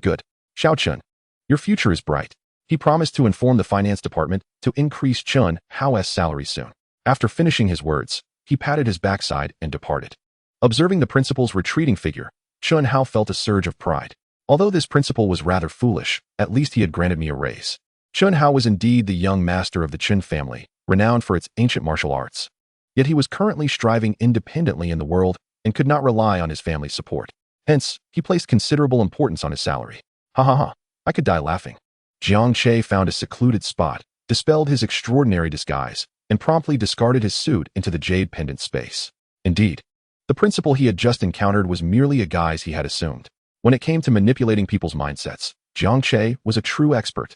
Life on campus did not seem so monotonous after all. Spending time with girls and occasionally training the destined ones brought immense joy. Oh, how wonderful it would be if Lin Yu were still at school. Had he known he shouldn't have dealt with him so harshly, he would not have lost such a source of amusement. Jiang Che found himself reminiscing about Lin Yu, who was as simple-minded as he was physically strong. Dealing with him was utterly effortless. Achoo! Damn it, am I catching a cold? At that moment, Lin Yu appeared disheveled, his clothes tattered and in a pitiful state. Who knows what he had endured these past few days? He intended to set up a stall by the roadside to help people, but every time he was about to show off, someone from the crowd would shout quack and remind him that he lacked a medical license, scaring away all the patients he had managed to persuade. Just as he was feeling frustrated, a commotion arose in the crowd ahead. Where's the ambulance? Where has it gone? Someone has fainted here. Oh no. I forgot to bring my father's emergency heart medication today. I must call for an ambulance quickly. Lin Yu slowly lifted his gaze, a wicked smile spreading across his face. Finally, a chance had arrived. After descending the mountain for so long, he finally had an opportunity to shine. Who is he? He is the heir of the ghost doctor. A mere heart condition is nothing he cannot handle. Chapter 48. Chen Hao spits at the provincial leaders, infuriating the fainted principal. At Sherlon School, Chen Hao lounged in the security room at the school entrance, his legs casually draped over the table, smoking a cigarette and scrolling through videos of beautiful women. He felt utterly content. Damn, all these female streamers are high-tech wonders, he mused, reminiscing about Qin Xiaoqiao, a girl who epitomized natural beauty, innocent, lovely, and charming, far surpassing those streamers by miles. Yet, the mere thought of Qin Xiaoqiao stepping out of a Maybach pierced his heart with pain. Damn it, was it that scoundrel Jiang Che who bullied her? You have chosen your path to demise. At that moment, several middle-aged men appeared at the entrance. Is the security here? Open the door. Let us in. Chun Hao squinted as he glanced over. Clad in administrative jackets, sporting polished leather shoes, and carrying briefcases filled with teacups. They seemed like some sort of leaders. However, the principal had just warned him that these individuals were not leaders, but rather petty vendors from outside. Furious, Chun Hao clenched his fists and opened the window. Hey, who the hell are you? Don't you know it's class time? If you're not teachers or students of this school, then scram. His mood was already sour. The girl he had fallen for was flirting with another man, leaving him feeling betrayed. Thus, it was only natural that these provincial leaders became his outlet for frustration. The leaders, taken aback by the verbal assault from a mere security guard, exchanged bewildered glances. They never expected to be berated by someone in such a position. Haha. Heroine School truly lives up to its reputation as an elite institution. Even the security has such a strong sense of vigilance. The safety of the students is indeed assured. One leader managed a somewhat awkward smile. Did you not hear me? I told you to leave. Do you really think just anyone can stroll in here? Chun Hao barked, showing no regard for their dignity. The leaders, realizing they had been insulted, felt a wave of humiliation wash over them. Comrade, how can you speak like that? Do you not understand the basic concept of respect? Chun Hao sneered. Respect you? You bunch of petty vendors? Spare me. He even spat. And with a surge of hidden strength, the spit flew a remarkable distance, landing squarely on one leader's face. The atmosphere grew eerily silent. Where is your principal? I demand to see him. The leaders could no longer maintain their composure, feeling utterly insulted. Although they held little power within the Ministry of Education, any school would normally treat them with respect. Yet today, they had not even entered the school gate before facing such humiliation. One could hardly blame them for feeling furious. Secretary Lin, I will call right away. One of the others hastily reached for his phone. Chun Hao wore a smirk. Oh, putting on a show, are we? Who do you think will answer your call? Haha. You. I will say this once more, apologize to us, and we will consider this matter resolved. Just let us in. Secretary Lin gritted his teeth while wiping the spit off his face. A wave of nausea surged within him. Had this BYD eaten garlic for lunch? Apologize to you? What are you, that I should apologize? Chun Hao remained defiantly arrogant. Secretary Lin, astounded, thought, I can't believe a mere security guard is treating us this way. Hello. Is this Wang Liwen, the principal of Heroine School? Our inspection team has been stopped at the school gate by your security. You need to come quickly. On the other end, Wang Liwen frowned upon receiving the call. How could this happen? Hadn't he communicated with the security beforehand? What on earth was going on? Nonetheless, he rushed out in a flurry. Chun Hao, witnessing the call being made, felt a twinge of anxiety. Although he was brash, he was not a fool. These individuals did not seem to be pretending. If they were ordinary vendors, they would have fled at his harsh words. Yet they stood their ground, brimming with indignation. Are you truly leaders from above? Chun Hao tentatively inquired. However, Secretary Lin and the others remained silent. The spectacle at the school gate attracted the attention of many students. Wow, this security guard is incredibly bold. Those men clearly look like leaders, and he dares to confront them? He truly has no fear of death. Before long, Wang Liwen hurried over. Secretary Lin, what is going on? What happened? Wiping the sweat from his forehead, he felt just a simple principal, lacking the authority even of the school's board members. Chun Hao was taken aback to see that the principal had indeed been summoned, his expression betraying a hint of panic as he hastily rose to his feet. Principal Wang, what brings you here? However, Principal Wang did not engage with him. Swiftly grasping the situation's intricacies, he nearly choked on his breath in disbelief. Secretary Lin, please come in. Chun Hao, what are you doing? Open the door immediately. At that moment, he felt an overwhelming urge to strangle Chun Hao. Yet as a principal, he could not display overt anger in public. In the school, it was customary for principals and vice principals to maintain a pleasant demeanor, delegating the burdensome tasks to the head of studies and class teachers. Chun Hao nodded fervently, his mind a blank slate, utterly bewildered by the circumstances. I will speak with you later. Secretary Lin's presence prompted Wang Liwen to shoot a glare at Chun Hao. Then he began to curry favor with the other leaders. Well, the security at your school certainly wields considerable authority, don't they? What's this? Do you look down on small vendors? Chun Hao clenched his fists, inwardly cursing, damn principal. What the hell is going on?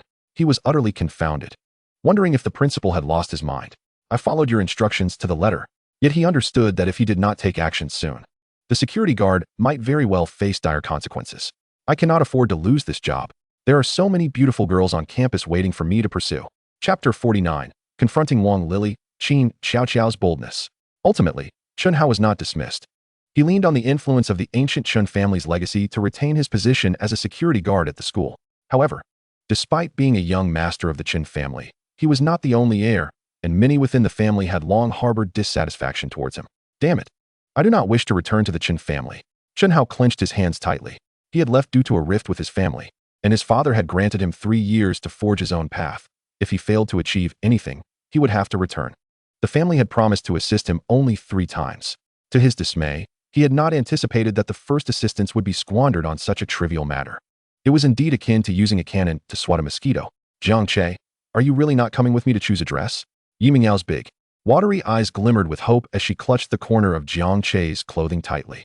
Jiang Che, without hesitation, grasped the delicate hand of the girl, pushing her away gently. I'm sorry, Wanner is giving me tutoring this afternoon. You should go by yourself. As he spoke, he took hold of Wanner's hand. You Wanner? What do you mean, Wanner? Jiang Che, please do not say such things. Oh no, Mingyao will surely develop a grudge against me. And by the way, who would give you tutoring? I certainly want to go. Indeed, when Yi Mingyao heard Jiang Che casually mention Wanner, her expression shifted dramatically. Wanner? Is that how close you are? Yi Mingyao bit her lip, casting a sharp look at Jiang Che. You Wanner, quick on her feet, interjected Sister Mingyao. If he doesn't want to accompany you, I will go with you, all right? Utilizing her charm, Wanner quickly melted Yi Mingyao's resolve.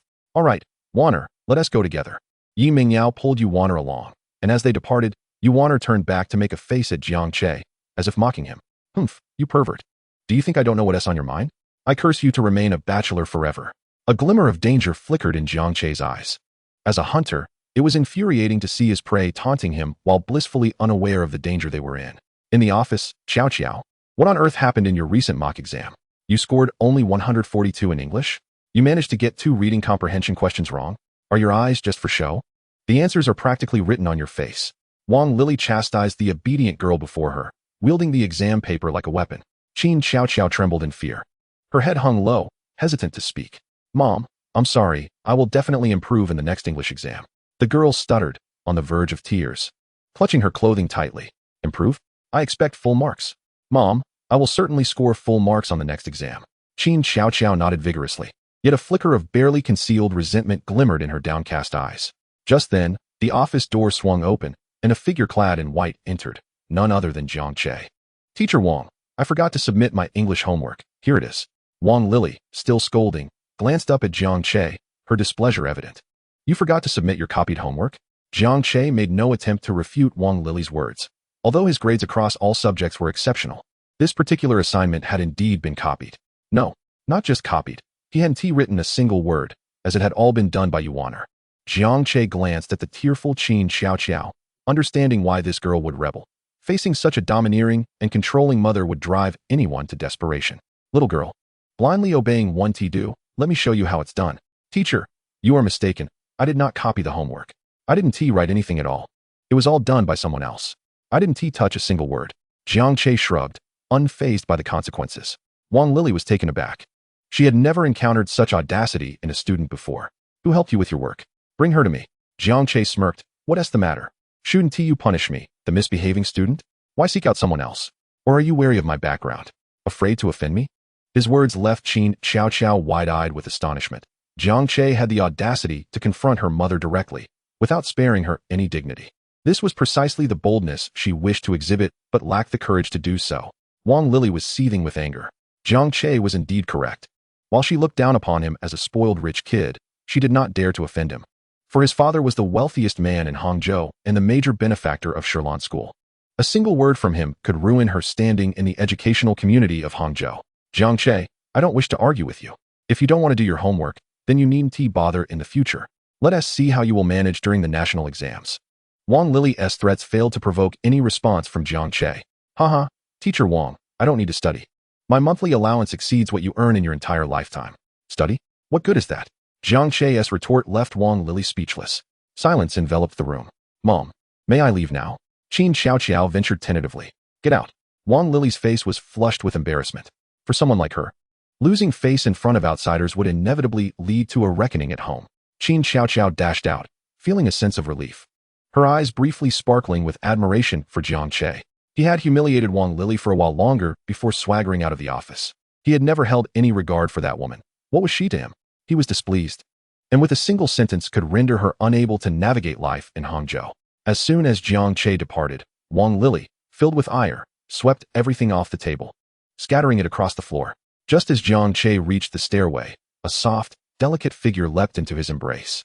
The intoxicating fragrance wafting from her made Jiang Che's lips curve into a subtle smile. The rebellious young woman was indeed a sight to behold. Qin Xiaoqiao, mustering her courage, looked up at Jiang Che, her eyes brimming with hope and a hint of defiant wildness. Chapter 50. Triggering Choices. Chun Hao's frustration. Qin Xiaoqiao was audacious beyond measure. Though unexpected, her actions were not entirely surprising. Ding. Triggering villain's choice. Choice 1. Immediately push her away and slap her to awaken her senses. Earn the title, Turtle Slave. Choice 2. A fleeting kiss, sealing the fate. Gain 3 years of internal strength. Choice 3. Am I really that angry? Gain reward, super healing factor. Once again, choice 3. Jiang Che felt as if he no longer needed to contemplate. From this point onward, he would always select 3 without even glancing at the options. The term turtle slave refers to the men in ancient brothels who washed women's undergarments, the most despicable of existences, each yearning to transform into a true man. Once donned, the title would render the host incapable of rising again. The first choice was not worth considering. I choose 3. The super healing factor was undoubtedly a prized possession. Old witch, I dare you to train me. You forbid me from dating? I shall do it anyway. Though Qin Xiaoqiao could not voice her thoughts, her inner resolve had been thoroughly dismantled. The contrasting side of the obedient girl was not something everyone could witness. At that moment, footsteps echoed in the corridor, startling Qin Xiaoqiao. Jiang Che, someone's coming. Jiang Che smiled, then leaned close to her ear, draping his clothing over her form to shield her. Xiaoqiao, come with me. Dazed, Qin Xiaoqiao nodded. The two exited the classroom in a single file. Just as Jiang Che left, Wang Lily approached to refill her cup. Did I just see Xiaoqiao? Was that merely an illusion? Wang Lily rubbed her eyes, frowning. Jiang Che, where are you taking me? Qin Xiaoqiao, her cheeks flushed, inquired curiously. Jiang Che whispered something in her ear, causing her face to turn crimson. This is too thrilling. Why do I feel an inexplicable anticipation? Wicked old witch. Not only will I date, but I shall do everything you forbid me to do. Her heart was indeed a marvelous tool. It felt as if she held 4 aces while her opponent was playing with their cards face up. With her words, Qin Xiaoqiao conveyed her resolute spirit. Jiang Che playfully pinched her cheek. Xiaoqiao, I imagine you harbor some resentment toward your mother, yes? Would you like to seek revenge? Qin Xiaoqiao, not one to be easily fooled, understood the implications of Jiang Che's words. However, it seemed like a boon for him, she murmured softly. Jiang Che felt a twinge of embarrassment, akin to a child attempting to entice a little girl with a lollipop, only to be met with indifference and a swift retaliation. How often do we have the chance to indulge in life, especially when your mother is so strict with you? His words left Qin Xiaoqiao momentarily stunned. Her heart fluttered. Though I may end up at a disadvantage, as long as it causes that old witch distress, I will find joy in it. Moreover, Jiang Che is so handsome. It was settled. A smirk danced across Jiang Che's lips as he led Qin Xiaoqiao toward the main entrance of the school. He intentionally chose the main gate, knowing that our little security guard, Chun Hao, was on duty, right? Inside the guardhouse, Chun Hao, though preoccupied with his phone, was consumed by thoughts of Qin Xiaoqiao. As the scion of the Qin family, his standards were typically high. Few women captured his interest, yet he had fallen for Qin Xiaoqiao at first sight. Just as he was lost in reverie, a knock echoed on the glass of the guardhouse. Hey, security uncle, open the door. The cheeky voice reached Chun Hao's ears. Who the hell do you think you are? Chun Hao fumed, not yet lifting his gaze. He was barely in his 20s. How could he be an uncle? Upon finally looking up, the scene before him nearly caused a cerebral hemorrhage. Jiang Che had his arm around Qin Xiaoqiao, their demeanor suggesting an intimate connection. Not an uncle? Then my apologies, I misspoke, sir. Jiang Che's apology was laden with sincerity. Chun Hao's expression darkened, more than being called uncle. He was far more concerned about Qin Xiaoqiao. Qin Xiaoqiao, isn't that guy a bully? How can you associate with someone like him? Qin Xiaoqiao glanced up slightly. Who are you? Chun Hao's face contorted with discomfort, akin to constipation. All right, security uncle, just open the door. We have urgent matters to attend to. Jiang Che appeared rather anxious. Absolutely not. It's class time. Students cannot leave the school at will. There was no way Chun Hao would allow Jiang Che to take Qin Xiaoqiao out of the school. Who knew where they would go once they left? Security uncle, have you forgotten the regulations of Shirlan School? Students are permitted to come and go freely. Did you really think a prestigious school operates like an ordinary one? Jiang Che's words left Chun Hao speechless. He had heard those rules twice. Earlier that day, he had indeed looked up the regulations. But upon encountering the daunting 500-plus pages of rules, he had promptly given up. Not allowed. You young ones should focus on your studies. Hurry back. Jiang Che found amusement in Chun Hao's authoritative stance. Leaning closer to Qin Xiaoqiao's ear, he whispered, You should say something. If we linger any longer, others may arrive. Qin Xiaoqiao shivered. She relished the thrill of rebellion. But should her mother discover this escapade, she would undoubtedly face a severe scolding and a sound thrashing. Security, uncle. I assure you, Jiang Che and I have pressing matters to attend to. Please let us go. Chen Hao. Chapter 51. Qin Xiaoqiao's shyness. Gaining the super healing factor.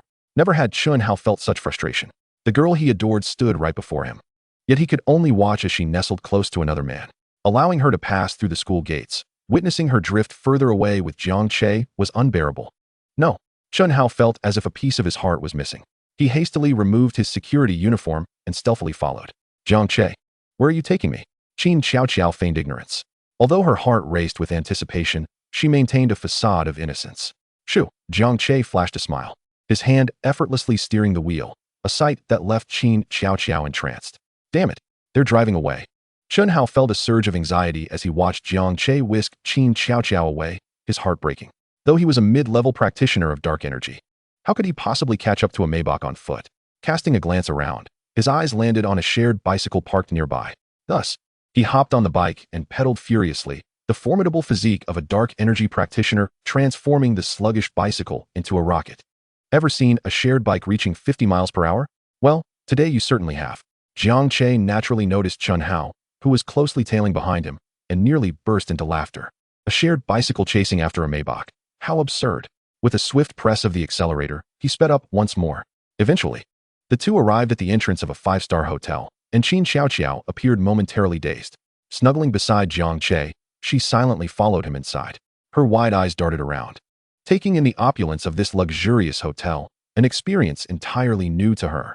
Wow, this is so extravagant. A five-star hotel indeed. I'm so nervous. Not only is Senior Jiang Che handsome, but he is also wealthy. It seems I truly have no regrets. After all, I am determined to confront that old witch. Although Qin Xiaoqiao remained silent throughout, her mind was a chatterbox, incessantly babbling away. Before long, the hotel's lobby manager approached them. Greetings, young Master Jiang. I am Su Sheng, the manager of the Junhua Hotel. You may call me Xiao Su. Manager Su was visibly astonished. As the lobby manager of a five-star establishment, he was well acquainted with the influential figures of Hangqing. Despite Jiang Che's low profile, he was, after all, the son of a billionaire. Hello, I would like a suite, please. Jiang Che wrapped his arm around Qin Xiaoqiao and glanced at the manager, Su Sheng, who seemed to sense an ominous breeze passing by. Certainly. We will process that for you right away. Fortunately, we still have one premium suite available. Seeing Manager Su's attitude, Jiang Che felt a pang of melancholy. The allure of power and status was undeniably intoxicating. Jiang Che emerged from the bathroom, clad only in a bathrobe. Water droplets cascaded from his handsome visage, and the contours of his muscular physique had reached an impeccable state. Straddling the line between youth and maturity, he captivated Qin Xiaoqiao, leaving her utterly enchanted, her mouth watering. He is so incredibly handsome. Those abs, are they not perfect? Oh no, I'm drooling. The young girl covered her face and brushed past Jiang Che, retreating into the bathroom. At that moment, Chen Hao arrived on his shared bicycle, albeit belatedly. His last glance caught sight of Jiang Che embracing Qin Xiaoqiao as they entered the hotel together. Damn it, Chen Hao's heart felt as if it were shattering. What could a man and a woman do upon entering a hotel? It hardly required speculation. Could I possibly enter? That man was holding my girlfriend. Chen Hao, in a panic, blurted out, attempting to concoct a story to elicit sympathy from Manager Su. However, Manager Su and the others frowned at him. Could it be that young Master Jiang had fallen into the same depraved habits? That girl beside young Master Jiang is your girlfriend? Chen Hao nodded vigorously. Yes, yes. I'm here to catch them in the act. That damned rich second generation has stolen my girlfriend. Manager Su assessed Chen Hao and realized he was merely a powerless little nobody. Well, that is not a concern then. The individuals young Master Jiang has taken a fancy to, let alone your girlfriend, even your mother would have to keep her distance. Manager Su shot him a glare. Furthermore, do you take me for a fool? Dressed so shabbily and looking so unattractive, that girl would have to be blind to look at you. Now be gone. With that, security forcibly escorted Chen Hao away. Qin Xiaoqiao was indeed quite beautiful. Once she removed her round-framed glasses, her concealed beauty surged forth. Clad in a white spaghetti-strap nightgown, she appeared utterly flawless. Jiang Che, with a slight smile, observed as Qin Xiaoqiao lowered her head, her small hands clutching the hem of her dress, exuding a delicate charm. Her long hair cascaded down, dripping with water droplets, and a subtle mist enveloped her, revealing her bare, exquisite feet and flawless legs, resembling the most perfect of sculptures. Jiang Che's lips curled into a satisfied smile. Ding. The host has completed the villain selection. Rewards have been dispatched. The host has acquired the super healing factor. Chapter 52. Jiang Che's power and events in the hotel. Jiang Che was in high spirits. Senior Jiang Che. Qin Xiao flusteredly tidied herself up. Her hair still disheveled. It was already 5 in the afternoon, and school would soon be over. If I return home like this, my mother will undoubtedly notice something amiss. She will kill me. At this moment, Qin Xiao began to feel apprehensive, realizing that her momentary rebellion had led to this predicament. Although she relished the thought of her mother's furious expression, Wang Lili would genuinely punish her. She could already envision the scene of her mother scolding her fiercely while wielding a feather duster. Jiang Che chuckled lightly. What's wrong? Are you scared? Isn't it a bit too late to be afraid now? Qin Xiao's cheeks flushed, and she lowered her head. But if my mother finds out, she will really kill me, she whispered. Although she was rebellious, she had a deep-rooted fear of her mother. Jiang Che laughed lightly. What are you afraid of? Your parents probably won't be returning home tonight. Qin Xiao froze at Jiang Che's words. What do you mean? Jiang Che then pulled out his phone before her and composed several text messages. Not long after, Qin Xiao's phone chimed. My mother is calling? She gasped, her face turning pale. Surely, my affair with Senior Jiang Che won't be exposed. The young girl trembled as she answered the call. On the other end, Wang Lili's irate voice came through. Xiao, your father and I have some unexpected matters to attend to. We need to travel to other schools for a few days. We won't be able to return tonight, so make sure to get something to eat. Remember, video call me at home every evening. After that, Wang Lili rambled on for quite some time. Okay, Mom, I'll hang up now. Yes, I'll call you at any time during these nights. After ending the call, Qin Xiao let out a sigh of relief. She gently pressed her hand against her chest. Senior Jiang Che, that was close. What's this? I kindly helped you get rid of your parents, and now you're blaming me? Jiang Che raised an eyebrow. My parents' sudden business trip was your doing? Who else could it be? It's not like it could be you. Jiang Che's family was the largest shareholder of Shirlan School. Achieving anything was simply a matter of his word. Oh, thank you, Qin Xiao said, lowering her head, a warm feeling blossoming within her. Senior Jiang Che is truly gentle. With your parents away, you'll be home alone these days, right? Jiang Che asked with a smile. You're acting strange. Qin Xiao could easily grasp the underlying meaning behind Jiang Che's words. No, that is not possible. My mother has installed surveillance cameras at home. If you come over, you will definitely be discovered. Qin Xiao's expression dimmed with resentment. She had long grown weary of such a mother. Installing cameras at home was typically reserved for families with elderly or young children, but she was no longer a child. Wang Lili's overwhelming desire for control was suffocating. A twisted form of love. Jiang Che lowered his gaze, remaining silent. At present, Qin Xiao was merely rebelling inwardly.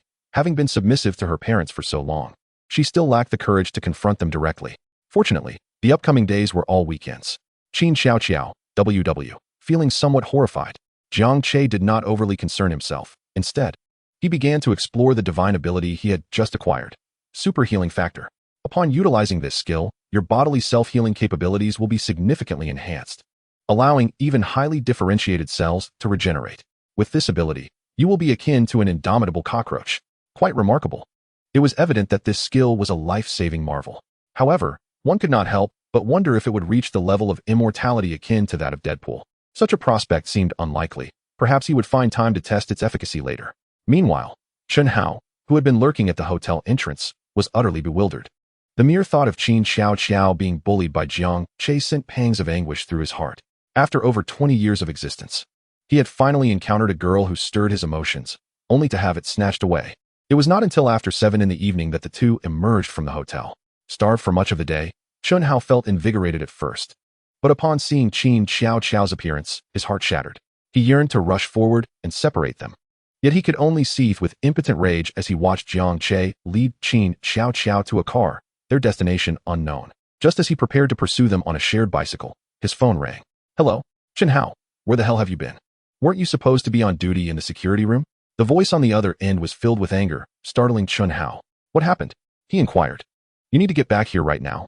There has been a burglary at the school. A whole building of classrooms has been robbed. Those thieves literally climbed in through the front door. Where were you? The words from the school security department darkened Chen Hao's expression. He had left in such a hurry earlier that he hadn't even said goodbye. But what were the odds? Could it be mere coincidence that as he departed, the school was plundered? This was too coincidental.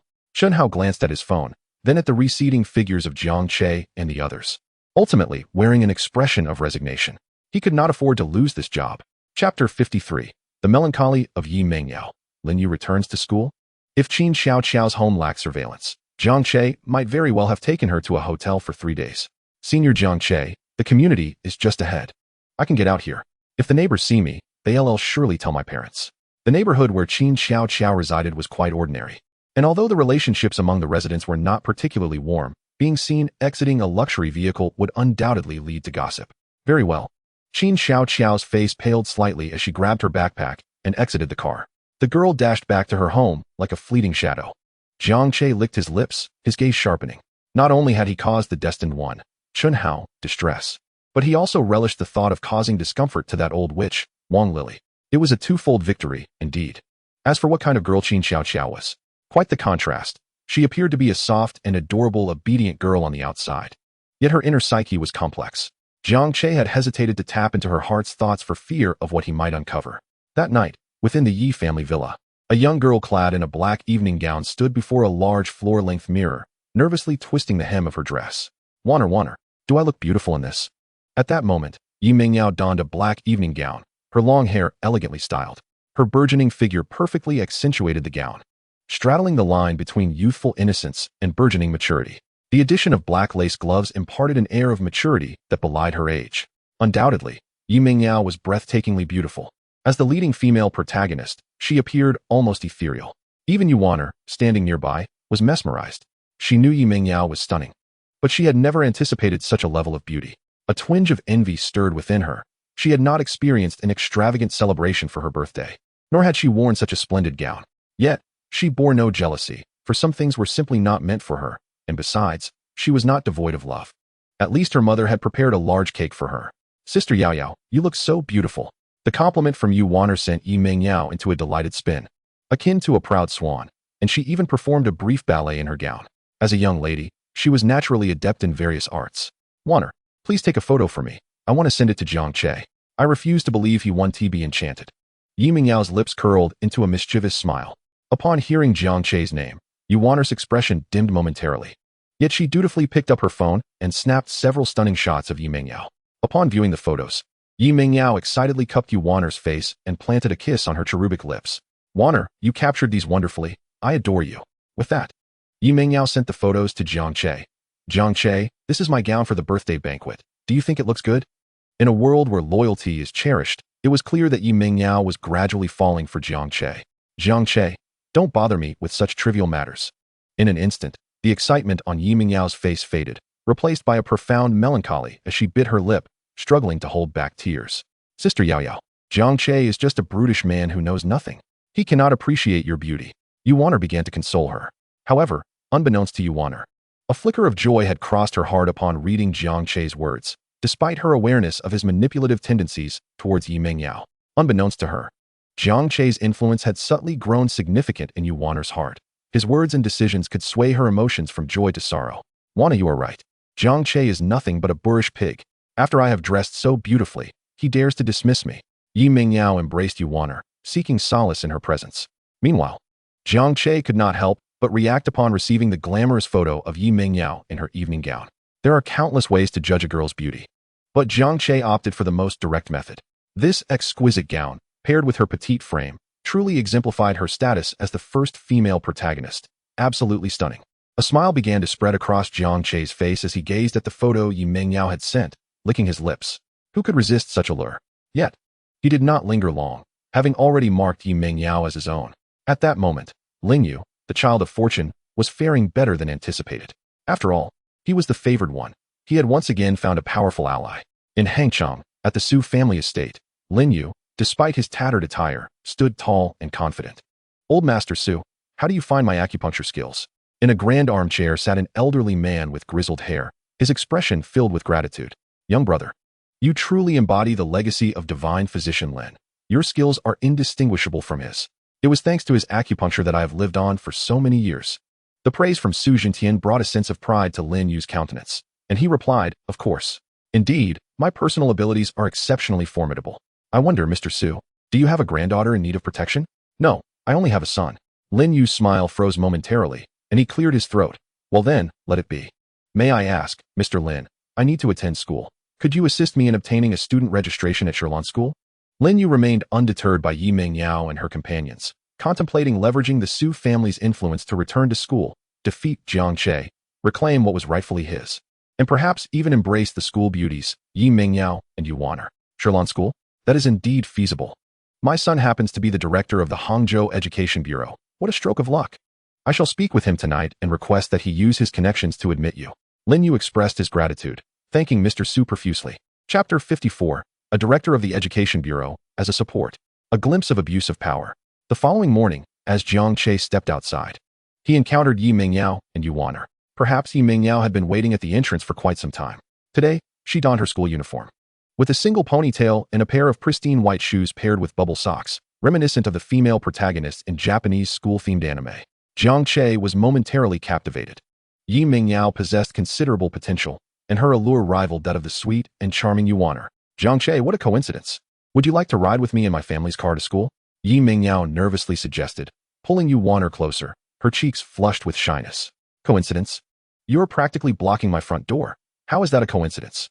Although the Yi family and Jiang Che resided in the same district, they were nearly a kilometer apart, rendering Yi Mingyao's statement utterly implausible. No, I'll drive myself, Jiang Che replied, maintaining his typically icy demeanor. However, Yi Mingyao did not falter. She had gradually grown accustomed to his coldness, believing that her fervent affection would eventually win him over. Driving is fine, too. Waner and I can ride with you to school, Yi Mingyao insisted, embracing her audacity.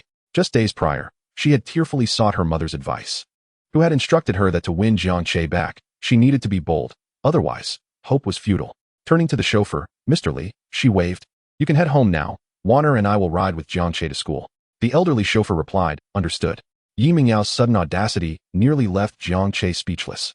You're not just going to let Waner and me walk back to school, are you? She exclaimed, grasping Yu Waner's hand. The two enchanting young women forming a delightful sight, especially with Yi Mingyao's endearing tone. Come along. Both of you can sit in the back, Jiang Che replied, his eyes reflecting disdain. Yi Mingyao was momentarily taken aback, but elation quickly followed. She had not anticipated that Jiang Che would actually permit her to join him, given his previous aversion to her. Now, she was utterly entranced by Jiang Che, interpreting even the slightest hint of kindness as monumental. He must still have feelings for her. Once in the car, Yi Mingyao hesitated to engage Jiang Che in conversation, fearful that her words might provoke his disdain. Jiang Che, the gown photo I sent you yesterday, was it really not appealing? She finally ventured. Jiang Che's lips twitched. How could it possibly be unappealing? Miss Yi, your choice of attire is entirely your prerogative. Why solicit my opinion? Yi Mingyao, so infuriating. Yu Waner, that perverted scoundrel, trying to manipulate my sister. P.S. merely attempting to steal her heart. The two girls' thoughts diverged. Thus, they continued until they arrived at the school gates. Chun Hao was in a foul mood. Last night, his unauthorized absence had allowed thieves to invade the school. Although most of the stolen items had been recovered, he faced a penalty of 3 months' salary, a significant financial blow. Cursed be it. If not for that Jiang Che, would I have left my post? That girl, Qin Xiaoqiao, was so beautiful, such a fine catch wasted on a fool. Chun Hao's heart ached, and at that moment, the haunting voice echoed in his ears. Security, uncle. Please open the gate. Thank you. Chun Hao had dreamed of that voice all night. Looking up, he saw Jiang Che. Wait, why was the girl beside him different? It wasn't Qin Xiaoqiao anymore, but 2 stunning young women, one of whom was a petite lowly. Damn it. This scoundrel Jiang Che had ascended to the top of Chun Hao's list of most despised individuals. Oh, security, uncle. Why do you have dark circles under your eyes? Did you not sleep well last night? Jiang Che's words struck deep into Chun Hao's heart. Little brat, it's all your fault. You took the woman I had my eyes on. How could I sleep soundly? Despite his frustration, Chun Hao gritted his teeth and opened the gate. Jiang Che, I didn't realize you were so considerate of the security staff. Yi Mingyao interjected, delivering a verbal jab at Chun Hao. Humph, stinky Jiang Che. You care for the security but neglect me? I've been struggling with insomnia too, you know? Jiang Che, silently enduring. Upon returning to school, Jiang Che was surprised to encounter a familiar face in the corridor. Lin Yu. What a surprise that Lin Yu had returned. Lin Yu, too, noticed Jiang Che's gaze. His eyes brimming with animosity, he yearned to eliminate Jiang Che. Yet, he refrained from instigating conflict, opting instead for restraint. Oh, isn't this Lin Yu? Were you not expelled from school? How come you're back? Jiang Che provocatively inquired. In truth, Jiang Che was genuinely curious about how Lin Yu had managed such a comeback. Lin Yu, feeling a surge of pride, revealed. I saved the life of the old master of the Su family, whose son is now the director of the Hangzhou Education Bureau. Lin Yu's expression was one of arrogance. Hands clasped behind his back, reveling in his newfound status. How could Jiang Che have previously looked down on him? Now, with the support of the Education Bureau director, who would dare expel him? Since descending the mountain, Lin Yu had faced numerous setbacks. Finally enjoying a moment of triumph, he could not help but flaunt it. Hee, Jiang Che, I hold a debt of gratitude to the old master of the Su family. His son is the current director of the Education Bureau. Lin Yu's demeanor was imbued with confidence, his previous insecurity all but forgotten. With such backing, he felt invincible, akin to the arrogant little miracle doctor he once was. Jiang Che regarded Lin Yu with a mix of surprise and understanding. Ah, so he had latched onto the Education Bureau director. No wonder he was suddenly so confident, daring to flaunt himself before Jiang Che. Yet, how foolish of Lin Yu to openly disclose his connections to the Education Bureau. TSK. A blatant abuse of power indeed. Especially for someone of the stature of the Education Bureau director, one generally treads carefully, as there are many eyes fixed upon his position. Though he aided you in finding a backdoor, you flaunt it so ostentatiously, as if fearful that others might not recognize the Education Bureau director as your patron. Yet, this is fortuitous, as it spares me the effort of investigation. I have yet to reveal my cards, and you have already played your trump. Chapter 55. The Fall of the Education Bureau Director, Lin Yu in tears. At times, Jiang Che genuinely envied Lin Yu. Being the protagonist has its perks, with opportunities raining down, just by casually walking. One might save an elderly gentleman who turns out to be the father of the Education Bureau Director. It's as if heaven itself is feeding him. Oh, so you have the Education Bureau Director backing you? That truly sends a shiver down my spine. Jiang Che shrugged, feigning fear. Upon witnessing Jiang Che's concession, Lin Yu spoke with an air of arrogance. Jiang Che, you had best return my jade pendant and scroll to me now, or your fate will be nothing short of tragic. Naturally, Jiang Che paid him no heed, exclaiming, "Oh dear, I am genuinely frightened." As he produced a piece of pale yellow jade and waved it before Lin Yu, the latter instinctively reached out to snatch it. You can't seize it. I'm merely showing it to you. This is just a game. Jiang Che's teasing voice provoked Lin Yu's nerves. However, Lin Yu was no longer bold enough to confront Jiang Che, as he understood all too well that he could not match him. Jiang Che had already reached the late stages of the hidden strength realm, while he had just stepped into the mid-stages. Jiang Che, do you know who my master is? He is a pinnacle practitioner of the transformation realm, and the day my master emerges will be your demise. Lin Yu spat venomously. A few classmates nearby could no longer suppress their laughter. Haha, you really are full of hot air. A pinnacle practitioner? Why not claim your master is a grandmaster? All right, everyone ignore him. This guy is just a lunatic. Have you all forgotten how he acted at the review meeting? How could anyone forget? It was the first time I witnessed someone dare to bark like a dog in public. Lin Yu clenched his teeth in frustration. Just then, a graceful figure approached Jiang Che. Jiang Che, I finished your homework, Yi Mingyao said shyly as she stepped in front of him. Lin Yu's attention was instantly captivated by Yi Mingyao, his gaze growing somewhat infatuated, and he found her even more beautiful than before. Yi Mingyao noticed Lin Yu's gaze and frowned. Are you the bodyguard my father hired? Lin Yu was overjoyed. Yi Mingyao had actually initiated a conversation with him. Yes, indeed. I am the bodyguard your father hired to secretly ensure your safety. Yi Mingyao let out a derisive laugh. Do I need a useless person like you for protection? What did you do when I was kidnapped? In a panic, Lin Yu exclaimed. Yao, it was I who protected you.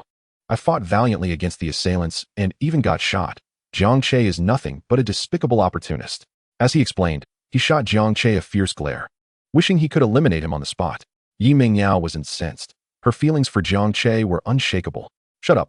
Take a good look at yourself. What a disgrace. Yi Mingyao's refinement left no room for vulgarity. Such crude language was nearly impossible to escape her lips. Lin Yu was left dumbfounded, compared to Jiang Che's loud insults.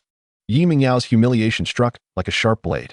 Yao, you dare call me by my name? I didn't even bother to remember yours. And stop looking at me like that. Your gaze disgusts me. Though Yi Mingyao loathed Lin Yu, she would not stoop to such degrading remarks. It was evident to all that he bore a grudge against Jiang Che, and naturally, she stood by Jiang Che's side. At that moment, Yuan passed by Lin Yu, and the little girl muttered under her breath, "Idiot. You should take a look at yourself, looking like a toppled onion. How dare you pursue my sister Yao?" Lin Yu felt a pain he had never experienced before, as if the entire world harbored malice towards him. Thus, the once favored child of fortune was reduced to tears and fled the scene. After Lin Yu departed, Jiang Che's lips curled into a smirk. The mindset of this child of fortune is rather fragile. Jiang Che's smile was caught by Yi Mingyao, who, accustomed to self-advocacy, began to muse. What does it matter if your master is a pinnacle practitioner of the transformation realm? Both of your masters are currently unable to emerge, and even if they could, I am not afraid of them, for I have my own backing. My mother's lineage is not to be trifled with. She is the young lady of the esteemed Jiang family in the capital. Although Jiang Yunli himself does not practice martial arts, he is supported by a formidable force. In the original narrative, I foolishly provoked Lin Yu and ultimately met my demise at his hands. Jiang Yunli, in despair, drew the ire of the Jiang family, and Lin Yu nearly faced dire consequences himself. It was only his master who sent him abroad to evade the storm, or else he would have been finished. Later, Lin Yu returned from abroad, having attained the status of a war god, binding himself to a marriage pact through the Jade Pendant, becoming a favored son-in-law of a hidden family, and returning to the Dragon Kingdom to obliterate the Jiang family. The plot centered around one word: revenge. At noon, as school let out, Lu Tai and Wang Zheng approached Jiang Che to report on their exploits. Young Master Jiang, this morning, while Lin Yu was distracted, I took the liberty of tampering with his water cup. Though he caught on, he still took a sip. Ha ha. Wang Zheng laughed heartily, his face jiggling with mirth. Get away from me, you glutton. I can never look at a water cup the same way again, Lu Tai said with disdain directed at Wang Zheng.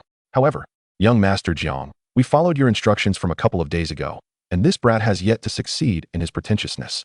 Jiang Che cast a glance at the two. Although they appeared somewhat dim-witted, they certainly possessed a knack for mischief. You all heard what Lin Yu claimed, right? He said it was the Education Bureau director who brought him in.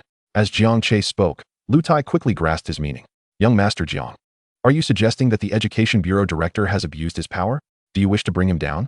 Jiang Che nodded. Lu Tai displayed quick wit, making him a suitable candidate for a minor antagonist. Young Master Jiang, I happen to know a few friends at the news agency.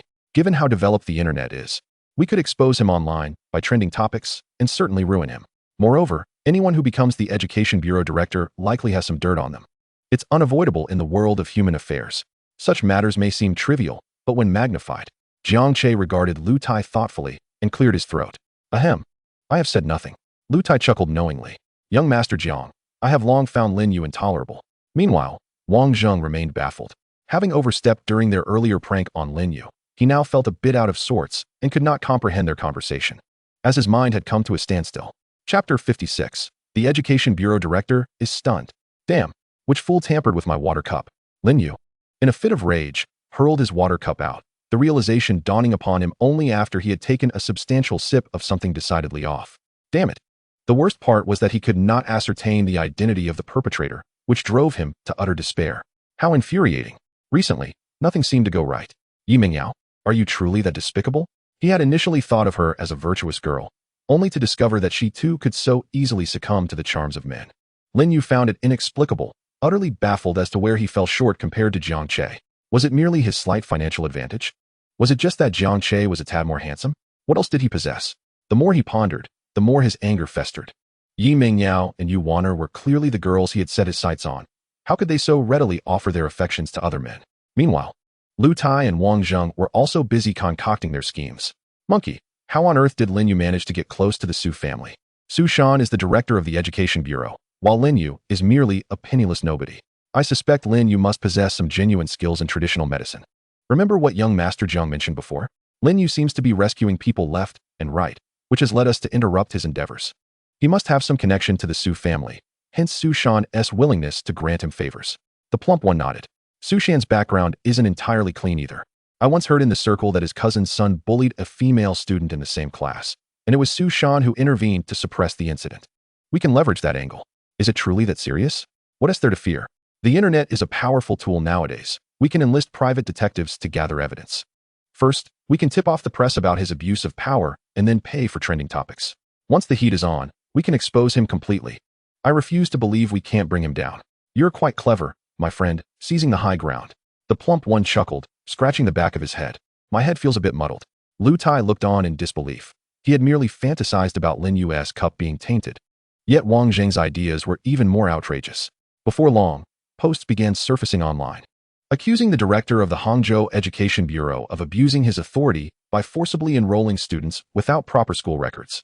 A significant amount of money had been spent to hire numerous online commentators to create a buzz. The evidence laid out was indisputable. It was Lin Yu. This rascal had already been expelled, yet he was mysteriously reinstated to the campus, and a deeper investigation would surely reveal his connection to director Su Shan. This revelation sent shockwaves through the community. What? The Education Bureau director misusing his power? Forcing an unregistered student into an elite school? I can attest to this. I am a student at Heroine School, and Lin Yu was indeed forced in. In reality, he is just a thug outside. Brothers, let us rally. We must ensure more people see this. Hee, I can't wait to enjoy the drama. Once again, the internet was abuzz with scandalous happenings. A major star was arrested. A social media influencer's live stream went awry, and a high-ranking official fell from grace. What is happening? Who dares to slander me? Within the Hangzhou Education Bureau, Su Shan was flustered. However, upon reading the reports, his brows furrowed deeply. Lin Yu?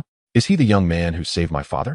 Just days prior, his father had suffered a heart attack, and it was Lin Yu who had promptly intervened to save him, later providing follow-up treatment that was nothing short of miraculous. This act of heroism had stirred Su Jintian's admiration for talent, and Lin Yu's simple request to be enrolled at Heroine School was a trifling matter for Su Shan, the director. Though he was hesitant to assist someone of unclear origins, Lin Yu had indeed saved his father, and it was at his father's earnest insistence that he had used his connections to enroll Lin Yu in Heroine School. Now, news of the allegations surfaced so swiftly. Su Shan's brow tightened. Something felt amiss. No one who ascended to the position of Education Bureau Director was simple. Was someone plotting against him? Could it be that Lin Yu's arrival was not mere coincidence? Was it possible that his father's rescue was orchestrated by someone with ulterior motives? Perhaps a political rival was trying to expose his vulnerabilities. He mulled over many thoughts, yet no clear rationale emerged. Director Su, the online buzz surrounding you is escalating rapidly. It may be difficult to quell it in the short term. Would you like to make a public statement? Su Shan sighed. He was acutely aware of the gravity of the situation. With the internet's reach, evasion was impossible, especially given the abundance of evidence against him. Yes, he had paved an easier path for Lin Yu, but what of it? Soon after, Su Shan recorded a clarifying video, accompanied by a statement. I indeed facilitated Lin Yu's enrollment at Heroine School, a fact I acknowledge. However, he saved my father's life. Without Lin Yu, my father may have perished. I learned that Lin Yu was of school age yet lacked educational opportunities, and my compassion moved me. This rhetoric did indeed alter the narrative online. Oh my, this makes sense now. If someone saved my father's life, I would certainly wish to repay them. I believe Director Su acted justly. Wait, is that where the issue lies? The problem is that Director Su misused his power. He could have supported Lin Yu through other means. Why resort to personal favors? Regardless, I remain skeptical and look forward to further twists. In the office, Su Shan sipped his tea, seemingly unperturbed, thinking it absurd that anyone could topple him with such feeble tactics. More importantly, he had spoken the truth. Lin Yu had indeed saved his father. At least in this matter, he had told not a single lie. Wow, Su Shan truly is a tough nut to crack. Monkey, let us apply some pressure. All right, just in time, I have some incriminating evidence against him.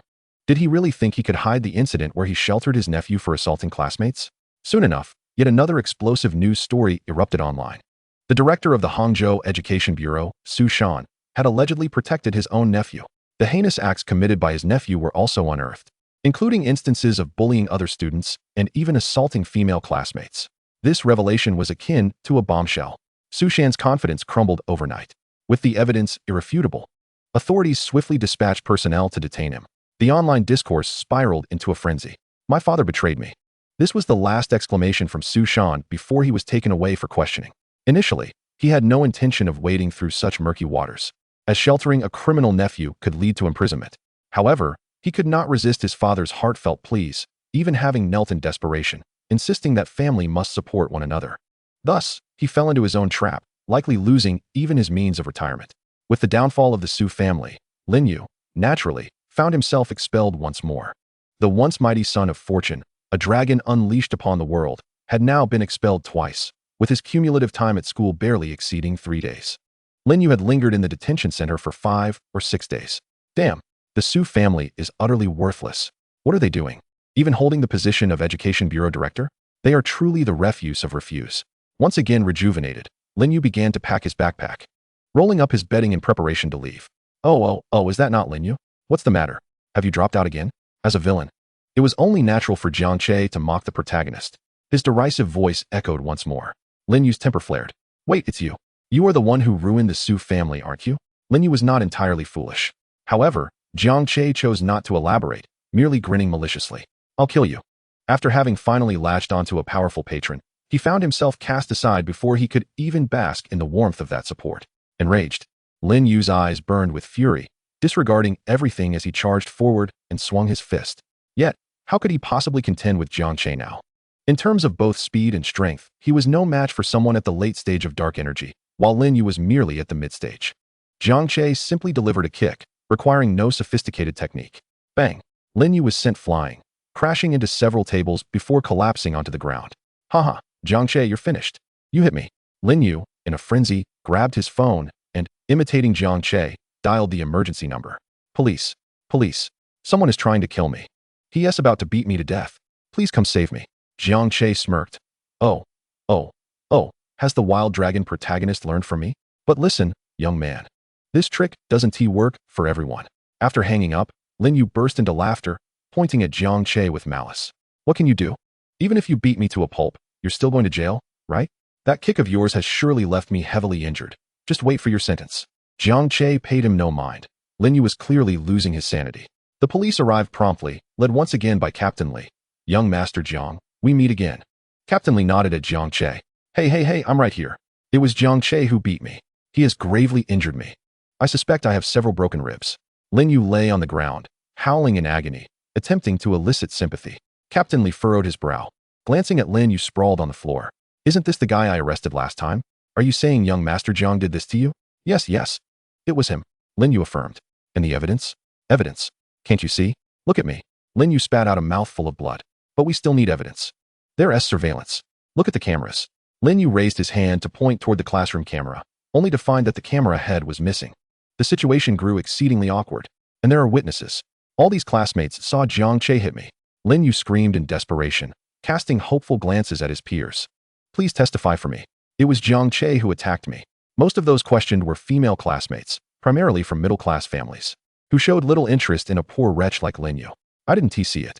Did you see Jiang Che hit someone? I didn't see it either. Several girls shook their heads in unison. Lin Yu completely broke down.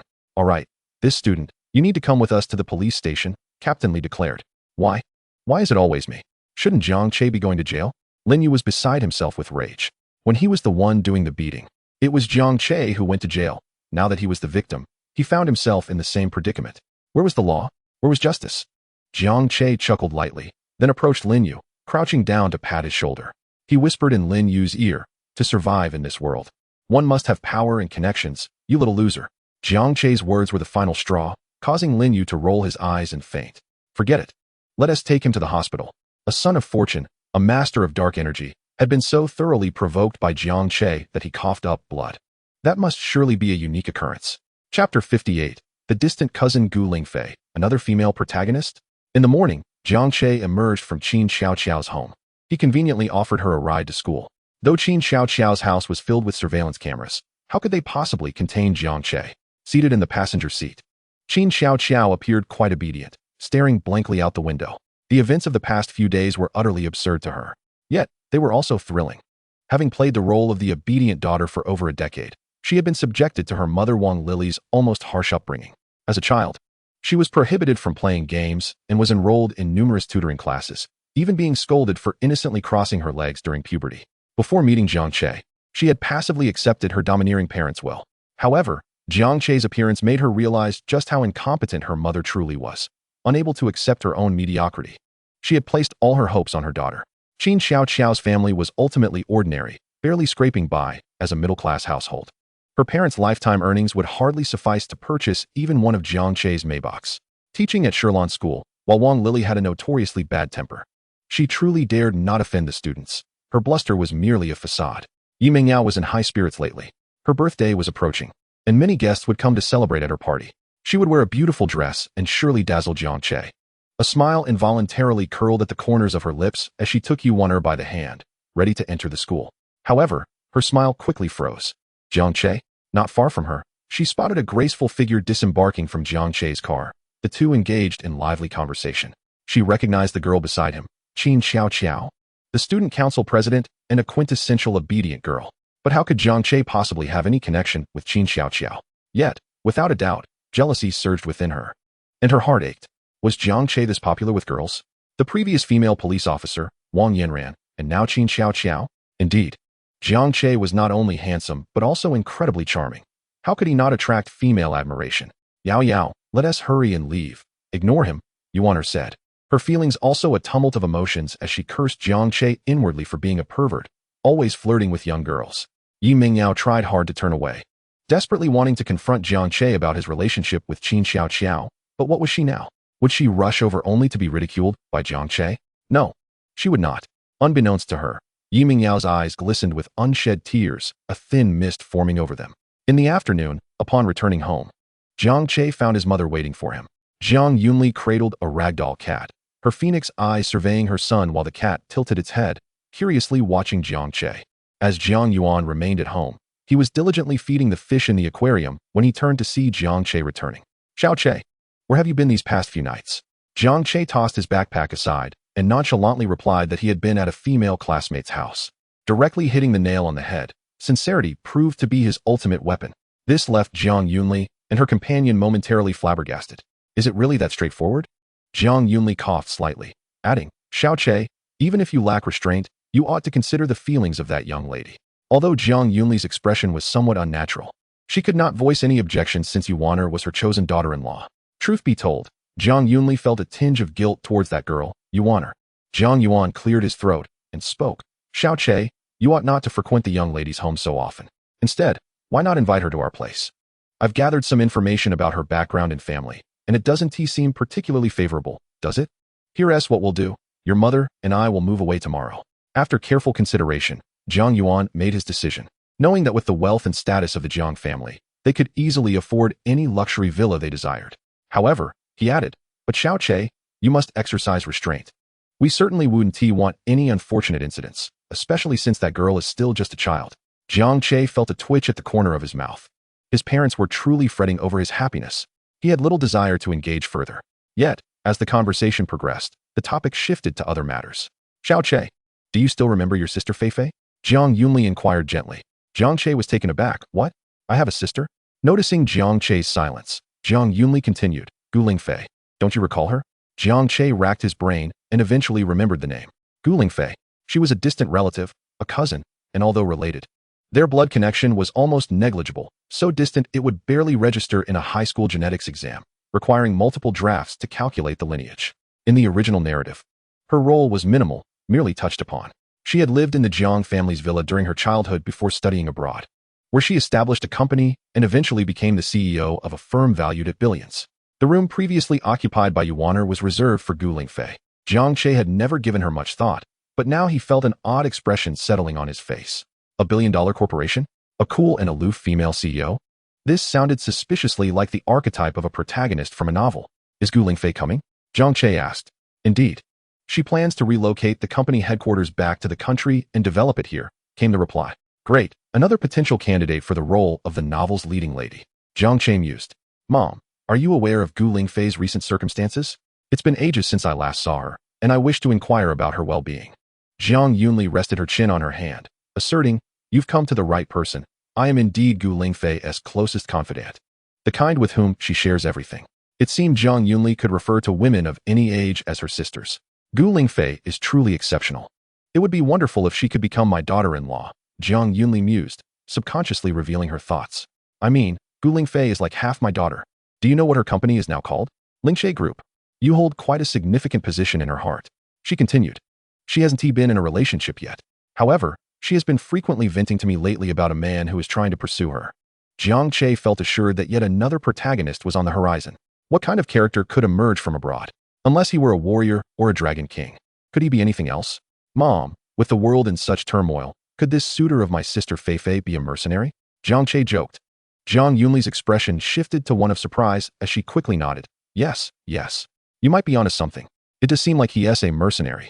Jiang Che smirked internally, thinking, the Dragon King is everywhere. If Guling Fei is returning to Dragon Country, then this warrior must be on his way back too. Xiao Che, I have been having the room next door cleaned daily. When Feifei arrives, she can simply stay with us, Jiang Yunli declared. Jiang Che noted the eagerness in her expression, while Jiang Yuan remained silent. It seemed that even a casual chat with a secretary at work warranted a thorough inquiry, yet at home, there was an eagerness to introduce every beautiful girl to their son? How hypocritical. The next morning, Jiang Che awoke feeling disoriented. To his astonishment, Jiang Yunli and Jiang Yuan had indeed moved out overnight, leaving him only a ragdoll cat. The feline mewed, seemingly hungry, rubbing its head against Jiang Che's ankle with its large blue eyes, as if vying for affection. Get away from me. I'm not a cat person, Jiang Che retorted, despite the cat's undeniable beauty. After breakfast, he glanced down to find the cat still watching him with pleading eyes. All right, fine, I'll get you some cat food. But don't start getting affectionate with me. He scooped some cat food into a bowl and departed without looking back. Damn it, I'm the patient here. Outside the hospital, Lin Yu, clad in a patient gown, cursed under his breath. Previously, Jiang Che had kicked him, breaking 3 of his ribs. And now he was the one stuck in the hospital for several days, with a kind-hearted police officer covering his medical expenses. Now out of money, he found himself unceremoniously ejected from the hospital. At that moment, 2 figures, one stout and one slender, appeared before him. Hurry up and leave. What are you doing in the hospital with no money? Wang Zheng, with a face full of flab, pointed accusingly at Lin Yu. The duo had become professional errand boys, following Lin Yu wherever he went, all part of Jiang Shao's directives to make him uncomfortable. Lin Yu felt anger swell within him. These 2 were mere lackeys of Jiang Che. This is a hospital, not your private property. Why should I leave? Wang Zheng laughed. Oh, I'm sorry. This Peimei hospital is indeed owned by my family. Don't believe me? Ask the doctors here. One nearby doctor chuckled. Young Master Wang, you jest. Lin Yu was exasperated. Why? Why does it feel like even the heavens conspire against me? Fine, I'll leave. He scoffed, indignantly. It was appalling that a hospital could so heartlessly expel a patient, lacking even a modicum of medical ethics. Lin Yu huffed, for he was different. He was a descendant of a renowned healer, driven by a desire to aid the world. At this juncture, Lu Tai scoffed. What? You have medical ethics? How impressive. Always targeting the affluent. Why don't you go be a barefoot doctor in the remote mountains if you truly want to save lives? Ask yourself. Out of all the people you've saved, how many were ordinary? Weren't you merely drawn to their status? Lu Tai's words struck Lin Yu hard, leaving him speechless. He longed to explain himself. His intentions had never been self-serving. The situation is utterly inexplicable, for as long as he saves others, the identities of those he rescues are anything but ordinary. As for sending him to remote mountainous regions to serve as a barefoot doctor, utterly preposterous. He is still dreaming of mingling with the ladies in the city. Humph. Lin Yu, with a scowl, prepared to depart. Just then, a remark from Wang Zheng shattered his composure. You despicable creature, a monster who consumes lives and a murderer, and you can't even muster an apology for me. Wang Zheng picked at his nose, extracting a hefty morsel, which he then flicked onto Lin Yu's forehead, where it stuck, viscous and unyielding. Lin Yu was momentarily stunned, but soon an unpleasant memory surged forth. Ugh, that wretched creature. It was you who vomited in my cup. Lin Yu's defenses crumbled instantly. That morning had become an inescapable nightmare for him. The mere recollection of it now made him feel nauseous. I will kill you. Lin Yu attempted to retaliate. Yet he found himself at a disadvantage, and with the hospital's security armed with electric batons, he was swiftly escorted out. How infuriating. Cursed fate. Lying penniless by the roadside, Lin Yu felt as though the world had forsaken him. Yet, he was, after all, the favored child of fortune, the sort whom destiny nourishes. Soon, his next opportunity arrived. Do not fight me for it. I will pay you, just don't hit me. Lin Yu hastily rose to his feet. He ventured into an alley where a middle-aged man in a suit was being mercilessly beaten by a group of thugs. Release him. As the protagonist made his entrance, it was evident that he meant business. Though he sustained a few broken ribs, he effortlessly dispatched the ruffians. The middle-aged man gradually rose from the ground, scrutinizing Lin Yu with keen interest. Young man, I owe you my gratitude. Had it not been for you, I might have met my end at their hands. I see your skills are commendable, yet your attire suggests financial struggles. Are you in need of money? The man's words struck Lin Yu to his core. Indeed, he was in need of money. That scoundrel Jiang Che was only so self-assured because of his wealth. Can you help me become rich? Lin Yu inquired tentatively. Haha, of course. It's a shame for someone with your talents not to participate in underground boxing. The man's suggestion left Lin Yu momentarily speechless. Underground boxing? Yes, indeed. But upon reflection, he knew such activities were illegal. He had no interest in engaging in criminal endeavors. Winning a single match could net you 500,000. If you gain notoriety, your worth could soar even higher. Winning a match might yield millions. Lin Yu's pupils dilated in astonishment. The speed at which money could be earned was staggering.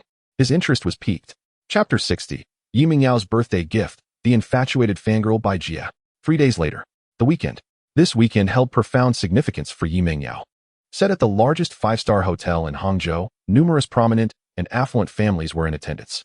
After all, the Yi family's wealth in Hangzhou was among the elite, and the birthday of the Yi family's daughter warranted a grand celebration. Dressed in an elegant black gown and adorned with light makeup, Her fair and smooth skin rendered her akin to a princess emerging from a fairy tale, practically flawless. Many guests were abuzz with conversation. Isn't the Yi family's daughter stunning? If only she could become my son's bride. Haha, what are you dreaming of? With your son's character, would she even glance in his direction? Furthermore, I've heard that the Jiang family's young master is pursuing her, yet he has been rejected multiple times. If even the son of the richest man cannot win her favor, what hope do we have? It must be said, Yi Changkong has indeed raised a true heiress. The aura she exudes is something our smaller families can scarcely comprehend.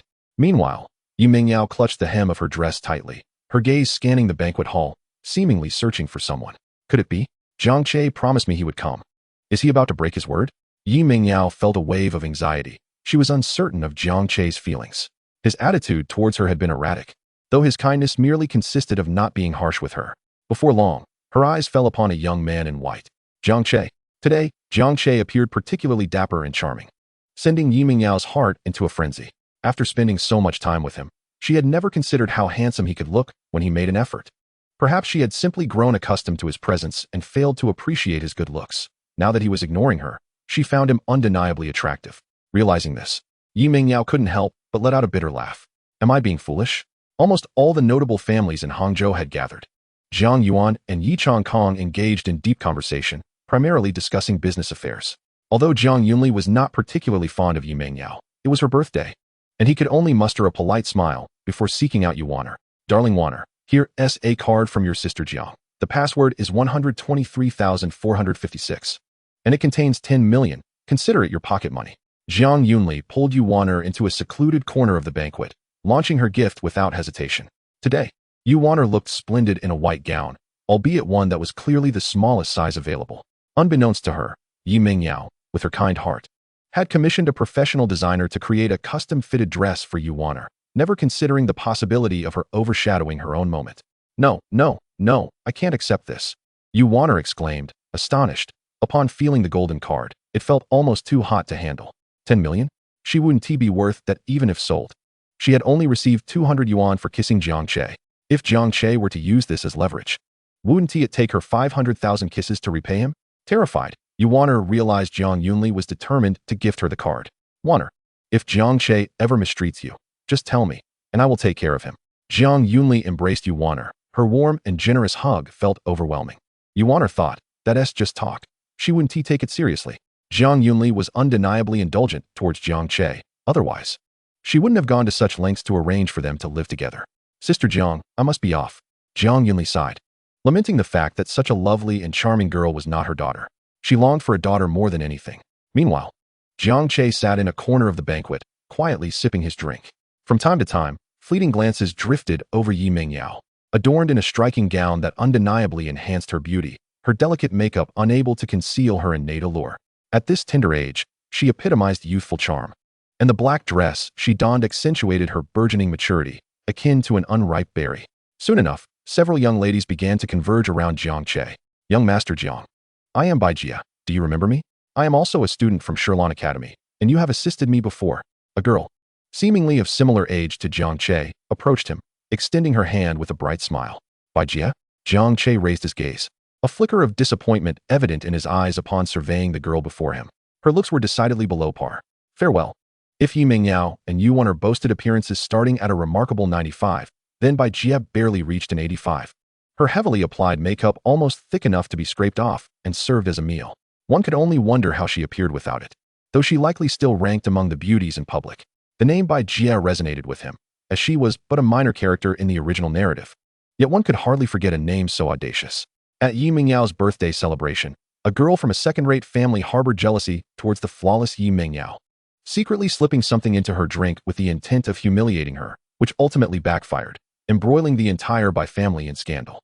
Yet, should not Bai Jia have been the one to plot against Yi Mingyao? Could it be that this Bai Jia harbored a crush on him? In the script, consumed by his pursuit of Yi Mingyao, he would ultimately incite jealousy in Bai Jia. Yi Mingyao, by what right do you repeatedly reject brother Jiang Che? Who do you think you are? Brother Jiang Che belongs to me. I met him first. What gives you the right to steal his heart? Oh, he had guessed correctly. She was indeed a lovesick little devotee. Hush, I am watching Yao Yao. Jiang Che gestured for silence, gazing at Yi Mingyao with deep affection. As expected, Bai Jia's composure faltered. her lips biting down hard as she followed Jiang Che's line of sight towards Yi Mengyao, the girl whose perfection made her feel utterly inadequate. The flames of jealousy flickered dangerously in Bai Jia's eyes. Aren't you the perfect young lady? I'll have you drugged and humiliated in public. Cursed woman. Jiang Che cast her a sidelong glance. The show was about to commence. Chapter 61. Yi Mengyao is drugged. Jiang Che, save me. Outside the hotel entrance. I apologize, sir, but without an invitation, you cannot enter. For security guards halted a man in his tracks, wielding electric batons. Let me in. I am Lin Yu. I used to be Yi Mengyao's bodyguard. Why can't I attend her birthday banquet? Indeed, this was our little wild dragon, Lin Yu. The guards exchanged glances, despite Lin Yu's shabby attire. Anyone capable of serving as a five-star hotel security guard would hardly look down upon him. After all, they had seen their share of wealthy individuals donning oversized coats and flip-flops. One guard ventured inside to relay the message, but soon returned. Mister, he says he does not recognize this Lin fellow. He is merely a penniless nobody. Get out. Lin Yu was bewildered. How could this be? Surely, Yi Changkong would not disregard their past. After all, he was the one who saved Yi Mengyao. How could he be barred from her birthday celebration? Are you still not leaving? The head guard brandished his baton threateningly. I'm going. Lin Yu gritted his teeth and turned away. 5 minutes later, a young man in blue work attire, wearing glasses and carrying a ladder, attempted to enter the hotel. Hey, stop right there. Who are you? I'm the plumber here to fix the pipes. Take off your glasses. Ah, it's you again. Get him. Lin Yu fled in a panic. 10 minutes later, a man in a suit, with a protruding belly and sunglasses, tried to pose as a hotel executive, only to be stopped once more. I am the hotel manager. Please don't hit me. Don't hit you? The head guard, suspicious, exclaimed, It's you again. Get him. Thus, half an hour passed with Lin Yu making numerous attempts to enter. Ultimately, he succeeded in infiltrating the hotel. In a restroom, dressed in a female cleaning uniform, Lin Yu set down his mop, straightened his back, and tossed his wig. Damn those gatekeepers, looking down on others. Fortunately, he was a dark energy expert. Those guards could not touch a hair on his head. Yi Mengyao, wait for me. Lin Yu's gaze hardened. He was unsure why he felt compelled to come to the hotel, as if driven by instinct. If he did not come, he sensed he would lose something significant today.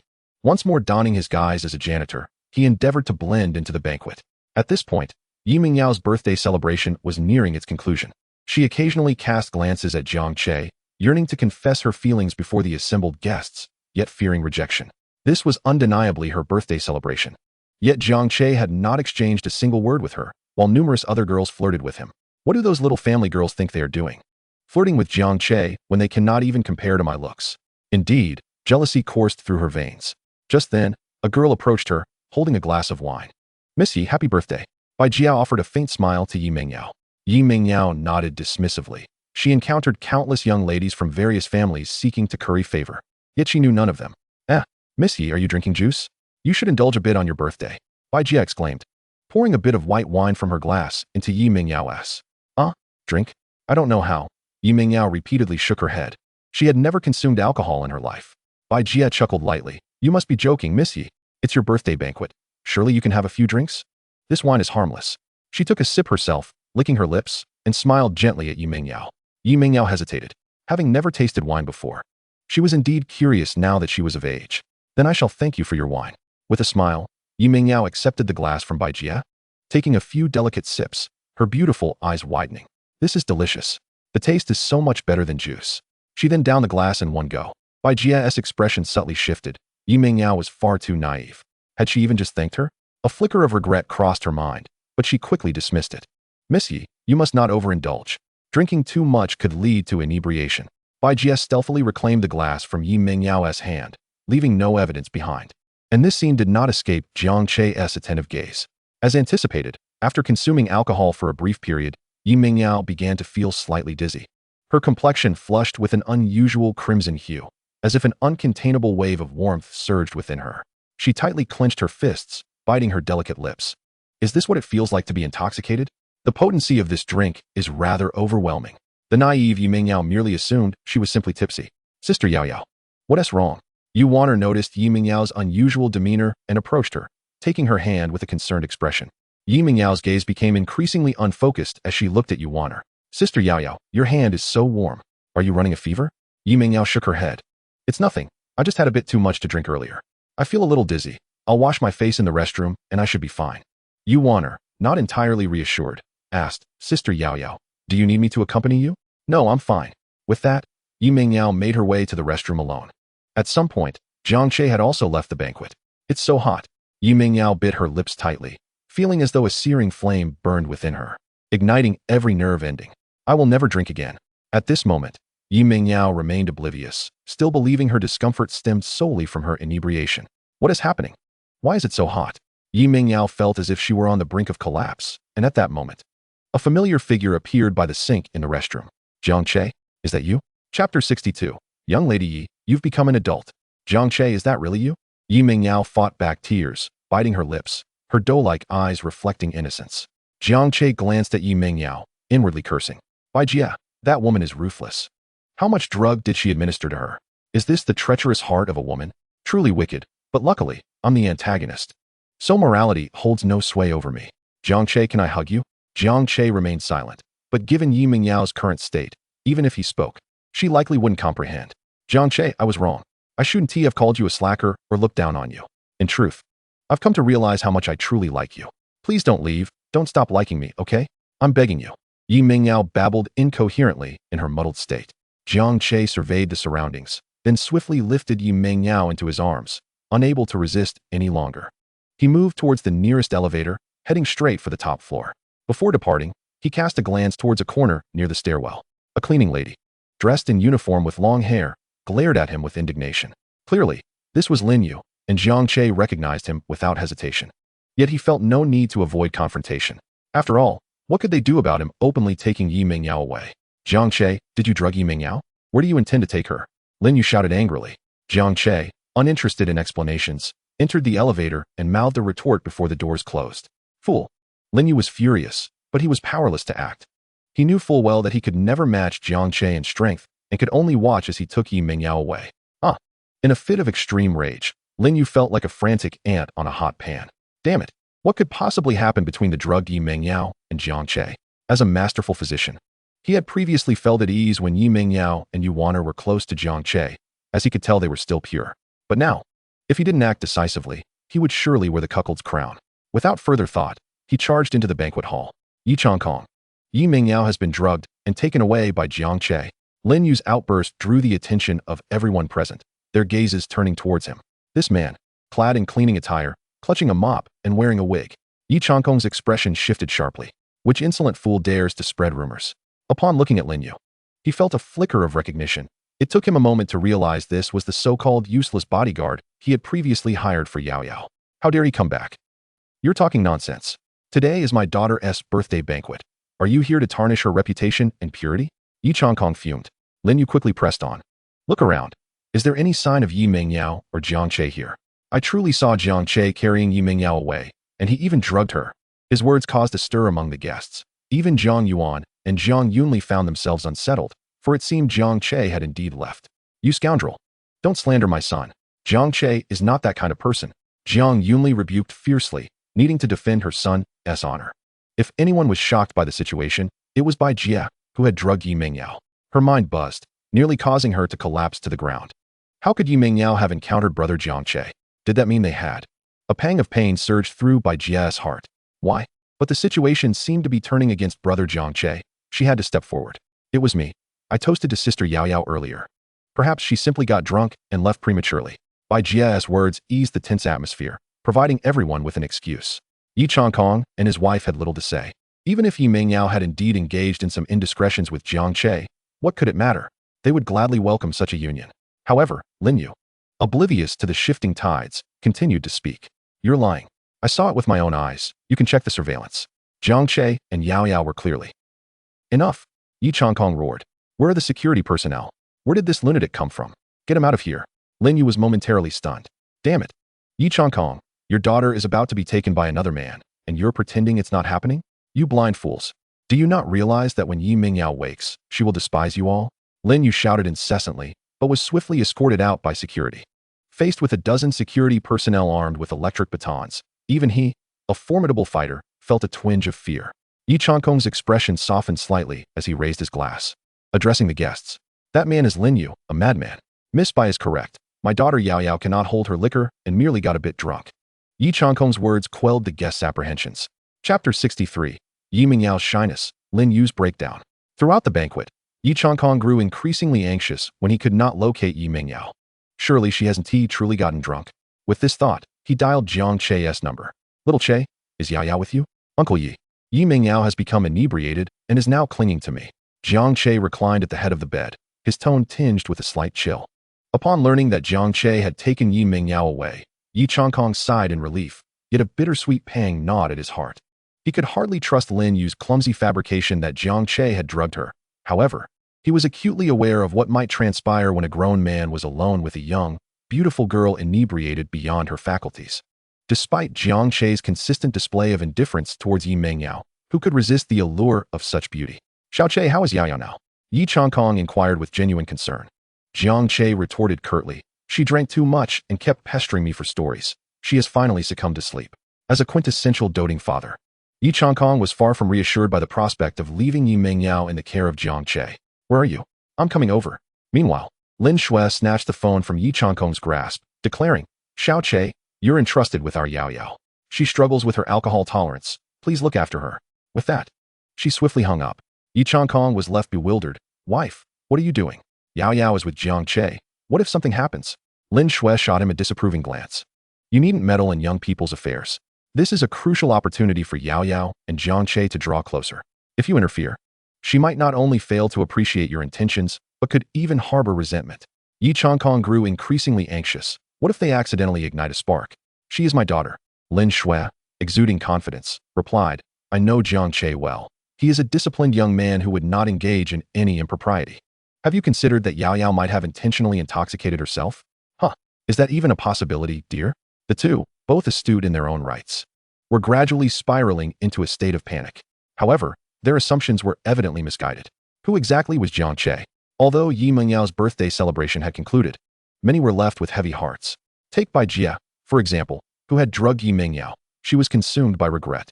While others might have assumed Yi Mingyao was merely intoxicated, she knew all too well that Yi Mingyao had been drugged. When a man and woman are left alone, particularly when the girl is incapacitated, the outcome is all too predictable. Yuana was also feeling quite anxious. She understood Jiang Che's character. Although he presented a facade of aloofness and appeared disinterested in Yi Mingyao, beneath that veneer lay a troubling obsession. With a drunken Yi Mingyao now in his clutches, her mind was in turmoil. Though Jiang Che had left a negative impression on her, she couldn't help but admit that she was starting to develop feelings for him. Perverted jerk. Scoundrel. Rude fiend. The young girl was on the verge of tears, silently cursing Jiang Che as she stomped her feet in frustration. Yi Mingyao spent her 19th birthday in slumber, drifting from Saturday afternoon until the following morning. The girl drowsily opened her eyes, enveloped in the comforting warmth of her blankets. As she slowly blinked awake, a frown instinctively creased her brow. Yet, when she focused on her surroundings, her expression morphed into one of shock. No way? What on earth happened last night? All she could recall was consuming a drink, feeling unwell, and making a trip to the restroom. Everything beyond that was a blur. An overwhelming sense of dread and fear threatened to bring her to tears. However, upon catching sight of the face beside her, her apprehension began to dissipate. Jiang Che? How could it be Jiang Che? This realization provided Yi Mingyao with a profound sense of relief. At least it wasn't someone else. In fact, a subtle thrill coursed through her. As long as it was Jiang Che, she felt secure. Thus, she nestled beside him, surreptitiously admiring the contours of his profile. He was indeed handsome. This revelation prompted her to reflect on her aversion to men. It seemed her disdain had less to do with men in general and more with those who were unattractive. While lost in her thoughts, Jiang Che's eyes flickered open. Yi Mingyao, Chapter 64. The completely darkened Yi Mingyao. In truth, Jiang Che had been awake for some time. With his current prowess, he could sense the flutter of a mosquito's wings from a dozen meters away, let alone the girl beside him. That insufferable man. Taking advantage of me while I was drunk. When I return, I'll tell my parents and arrange for a forced marriage. Haha. Jiang Che. It seems this young lady Yi is rather amusing. However, did she truly think she could pressure me into marriage? What a jest. Jiang Che decided against feigning sleep any longer and gradually opened his eyes.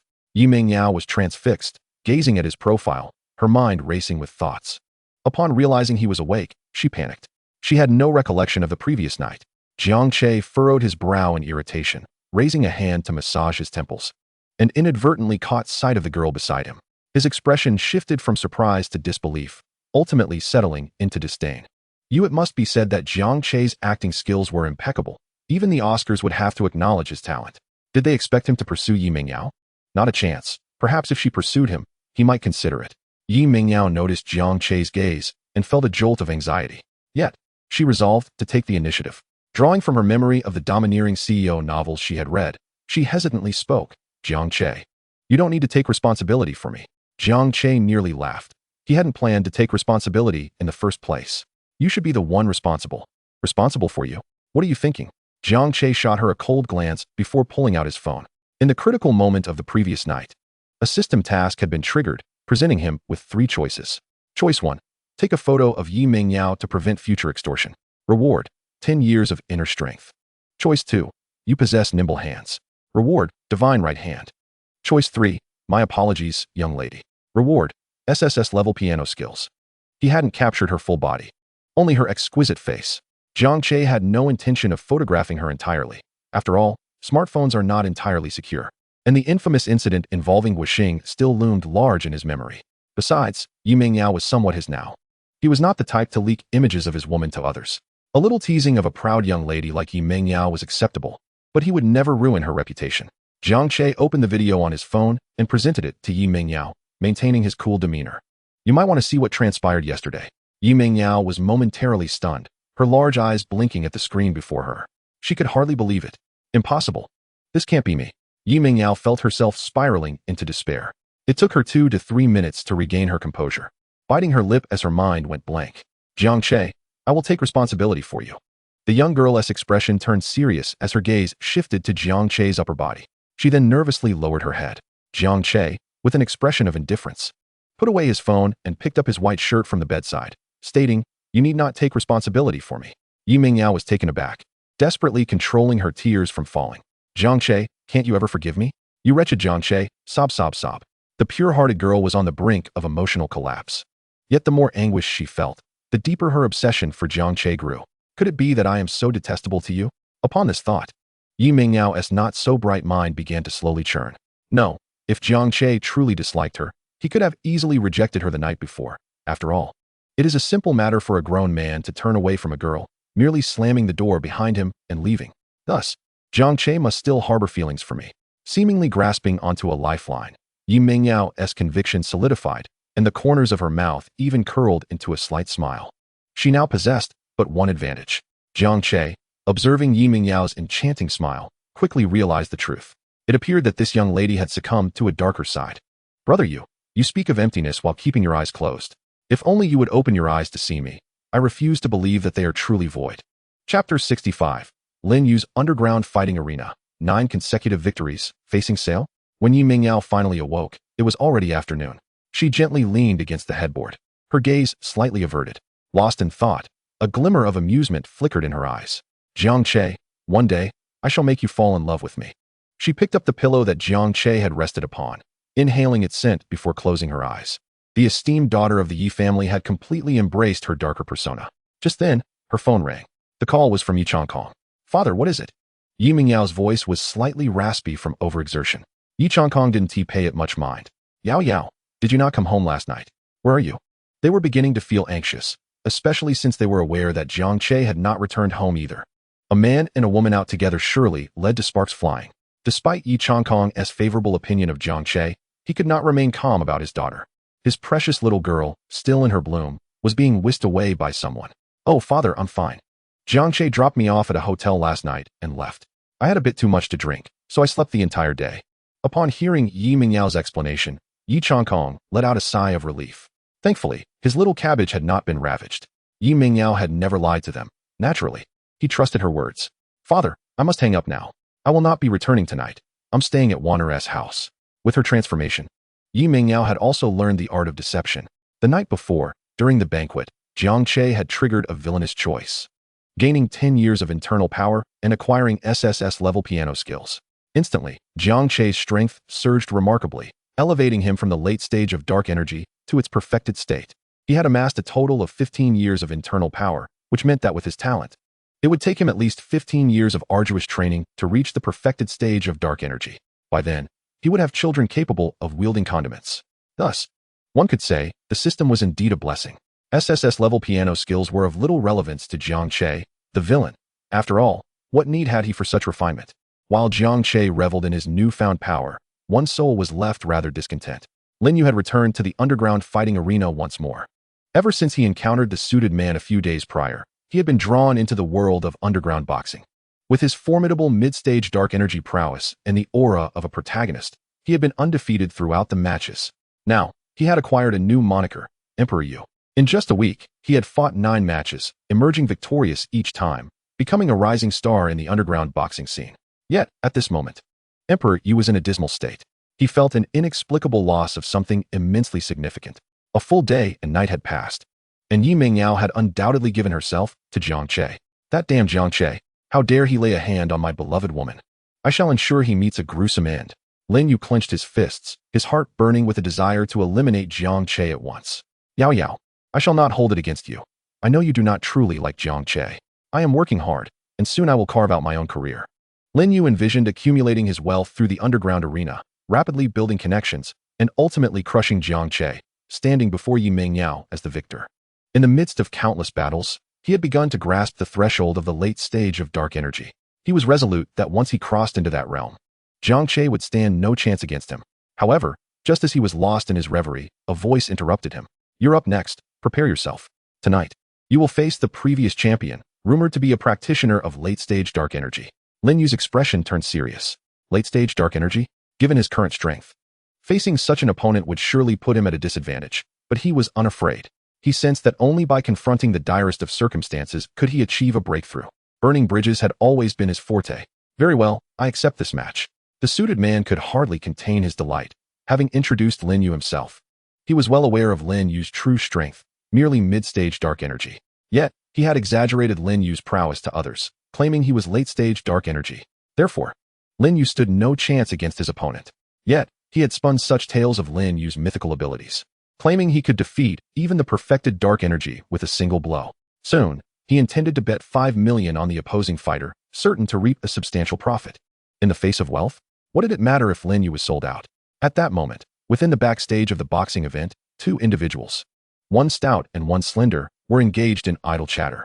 Wang Zhong, with an arm around 2 scantily clad boxing beauties, munched on sunflower seeds. Despite his unimpressive appearance, his wealth and influence spoke volumes. Hey, monkey, look at that guy. He seems familiar.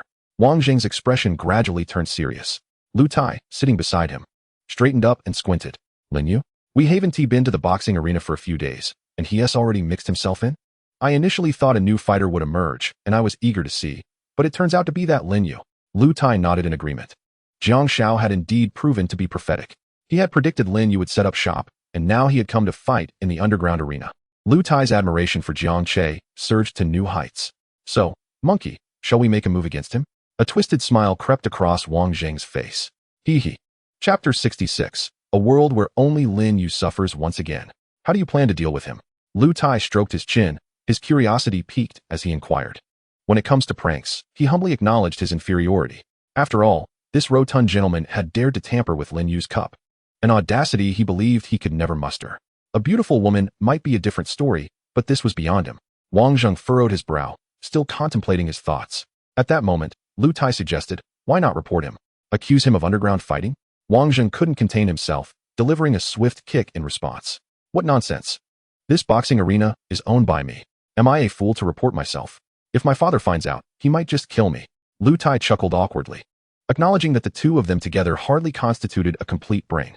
Nevertheless, it sufficed to deal with a dim-witted protagonist like Lin Yu. After all, their objective was to thwart Lin Yu's pretentiousness. He was their target. Wang Zheng pondered for a moment before revealing a sinister smile. Isn't Lin Yu scheduled to face Su Pejun next?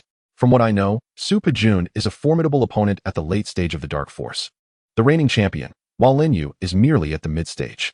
He won't stand a chance against Su Pejun. Let's have Su Pejun take care of him. Let's make sure he ends up battered. Haha. As soon as Wang Zheng uttered these words, Lu Tai slapped him on the shoulder. Jiang Shao warned us to be extremely cautious. I believe Su Pejun could very well stumble. We need to devise a more ruthless plan. Go fetch Su Pejun. Wang Zheng waved his hand. Shortly after, a brawny man entered, wearing a confident smile. Su Pejun, the champion of the underground boxing arena in Hangzhou, boasting a record of 49 wins and no losses, earning him the moniker De Bao due to his impressive winning streak. Su Pejun glanced at Wang Zheng and Lu Tai, his eyes flashing with disdain. As a late-stage Dark Force practitioner, He regarded these pampered youths with indifference. Although he was there to box, it was not his livelihood. Naturally, Wang Zheng and Lu Tai had little to say in response. It was quite normal for a skilled fighter to carry an air of arrogance. Su Gu, do you have confidence for the upcoming battle with Lin Yu? Su Pejun burst into laughter at the question. That skinny monkey? What kind of nonsense about defeating a late-stage dark force practitioner in one blow? He is merely a novice at the mid-stage. I could flatten him with a single slap. Lu Tai shook his head, then patiently spoke. Su Gu, I know you're confident, but I sense something amiss with Lin Yu. Take this bag of lime powder and keep it in your pocket. If you find yourself struggling, you can use it as a trick. Su Pejun's face darkened. Are you questioning my strength? Lu Tai quickly smiled, stuffing the lime powder into Su Pejun's pocket. It's not a question of your ability. It's about playing it safe.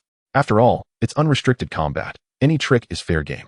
If you manage to incapacitate him in the ring, I'll reward you with an additional $1 million.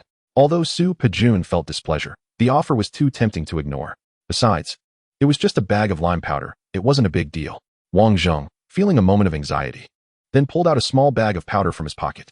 He patted the thigh of a sultry boxing babe. This is imported aphrodisiac. Use your charm to entice Lin Yu into drinking it. The boxing babe let out a playful huff, swaying her hips as she departed. Wang Zheng and Lu Tai exchanged a knowing smile, revealing their sinister intentions. Ah, the drinks sent by this beauty are truly delightful. Lin Yu downed the beverage in his cup, savoring the taste. That boxing babe had a figure that was simply explosive, nearly causing his eyes to pop out. Naturally, he had no defenses against the drink she provided. Soon, the match between him and Su Pejun commenced. With his blood boiling, Lin Yu felt no fear facing an opponent of late-stage dark force. The two soon engaged in a fierce tussle, and it was evident that Lin Yu was being overwhelmed. Yet, being the son of fortune, he quickly experienced a sudden breakthrough. Haha, I am now a late-stage dark force practitioner. Lin Yu laughed exuberantly. But as he laughed, something felt off. The aphrodisiac took effect.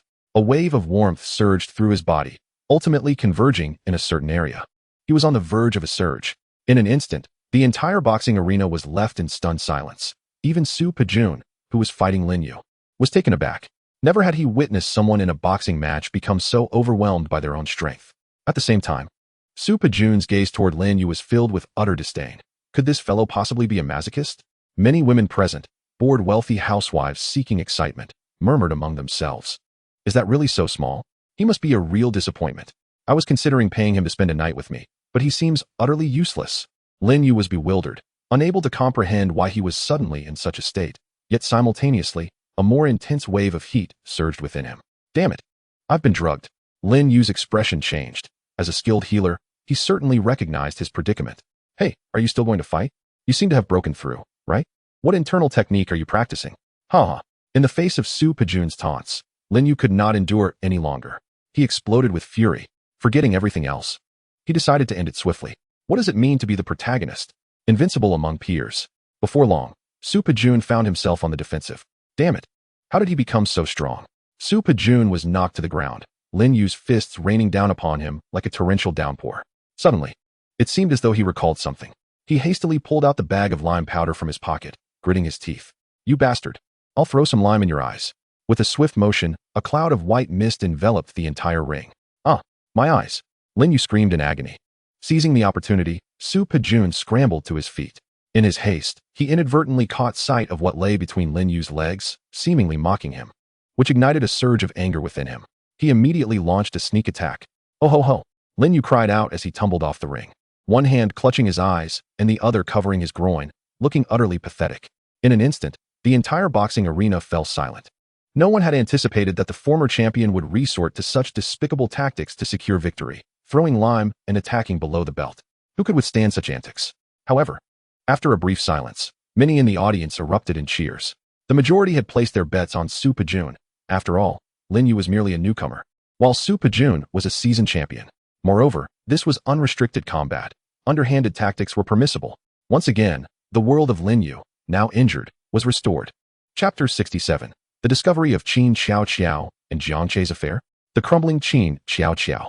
With a chuckle, Jiang Che laughed heartily, his eyes glued to his phone, reveling in Lin Yu's pitiful state, which brought him immense pleasure. These two had some skills, though their background and influence were lacking and their intellect not particularly sharp. They certainly had a knack for pranks. He contemplated developing these two into his own little antagonists, dedicated to tormenting the son of fortune. You two are doing well. Keep it up, but let me remind you, it's essential to engage in some legitimate business as well. Lu Tai's family was doing just fine. However, Wang Zheng's family is somewhat entangled in the shadows of the underworld, dabbling in various illicit enterprises, from casinos to underground fighting rings. Fortunately, they have not ventured into drug trafficking, which affords them a chance for redemption. Once they do, there would be no hope of purification, only the grim certainty of meeting a tragic fate. He is indeed a nefarious villain, but not devoid of intellect. It is said that a few years ago, a master-level expert who had attained the peak of his martial prowess met his demise due to poison, struck down by a high-caliber anti-material sniper rifle. Young Master Jiang, our family has recently embarked on a path of redemption as well, rest assured. We are transitioning our enterprises towards real estate. Wang Zheng's expression turned serious. He understood that young Master Jiang was not merely looking for cannon fodder, but was preparing to take him under his wing as a loyal subordinate. This revelation nearly brought him to tears of gratitude. Well, you may handle it as you see fit, Jiang Che concluded, hanging up the phone. Yet, scarcely had he ended the call when his phone buzzed with several messages. Yi Mingyao? Jiang Che felt a flicker of curiosity about what she had sent him. Upon opening the chat history, his lips twitched in surprise. It was a selfie from Yi Mingyao. The young lady was clad in a thin, strapless nightgown. Hee. Please don't show these photos to anyone else. Jiang Che, damn it. This transformation is tenfold. It was astonishing how much Yi Mingyao had changed. Who could have imagined that the girl in the photo was the esteemed daughter of the Yi family? Jiang Che, just average. On the other end, Yi Mingyao sat cross-legged on her bed, holding her phone with tear-filled, defiant eyes. Heaven knows the mental preparations she must have gone through to send Jiang Che these photos. Yet, all she received in return was an indifferent response. She was indignant. Yi Mingyao, humph, you insincere man. After sending this message, the girl angrily tossed her phone onto the bed, only to immediately switch it to vibrate mode, fearing she might miss Jiang Che's reply. What on earth do you want from me? She fumed, pounding her pillow. The arduous journey of pursuing her beloved seemed daunting. At least she could sense that Jiang Che's feelings for her had shifted, though he still appeared somewhat dismissive. At least he was starting to regard her with a more earnest gaze.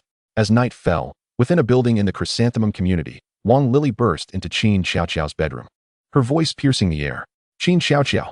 Startled, Qin Xiaoqiao trembled at the sound of her mother's voice, instinctively shuddering. In her memory, her mother had never once smiled at her, and her voice always bore an edge.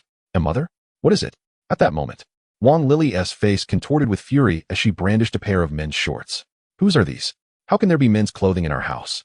Your father lives in the faculty dormitory. There are no men's clothes here. Qin Xiaoqiao's complexion paled.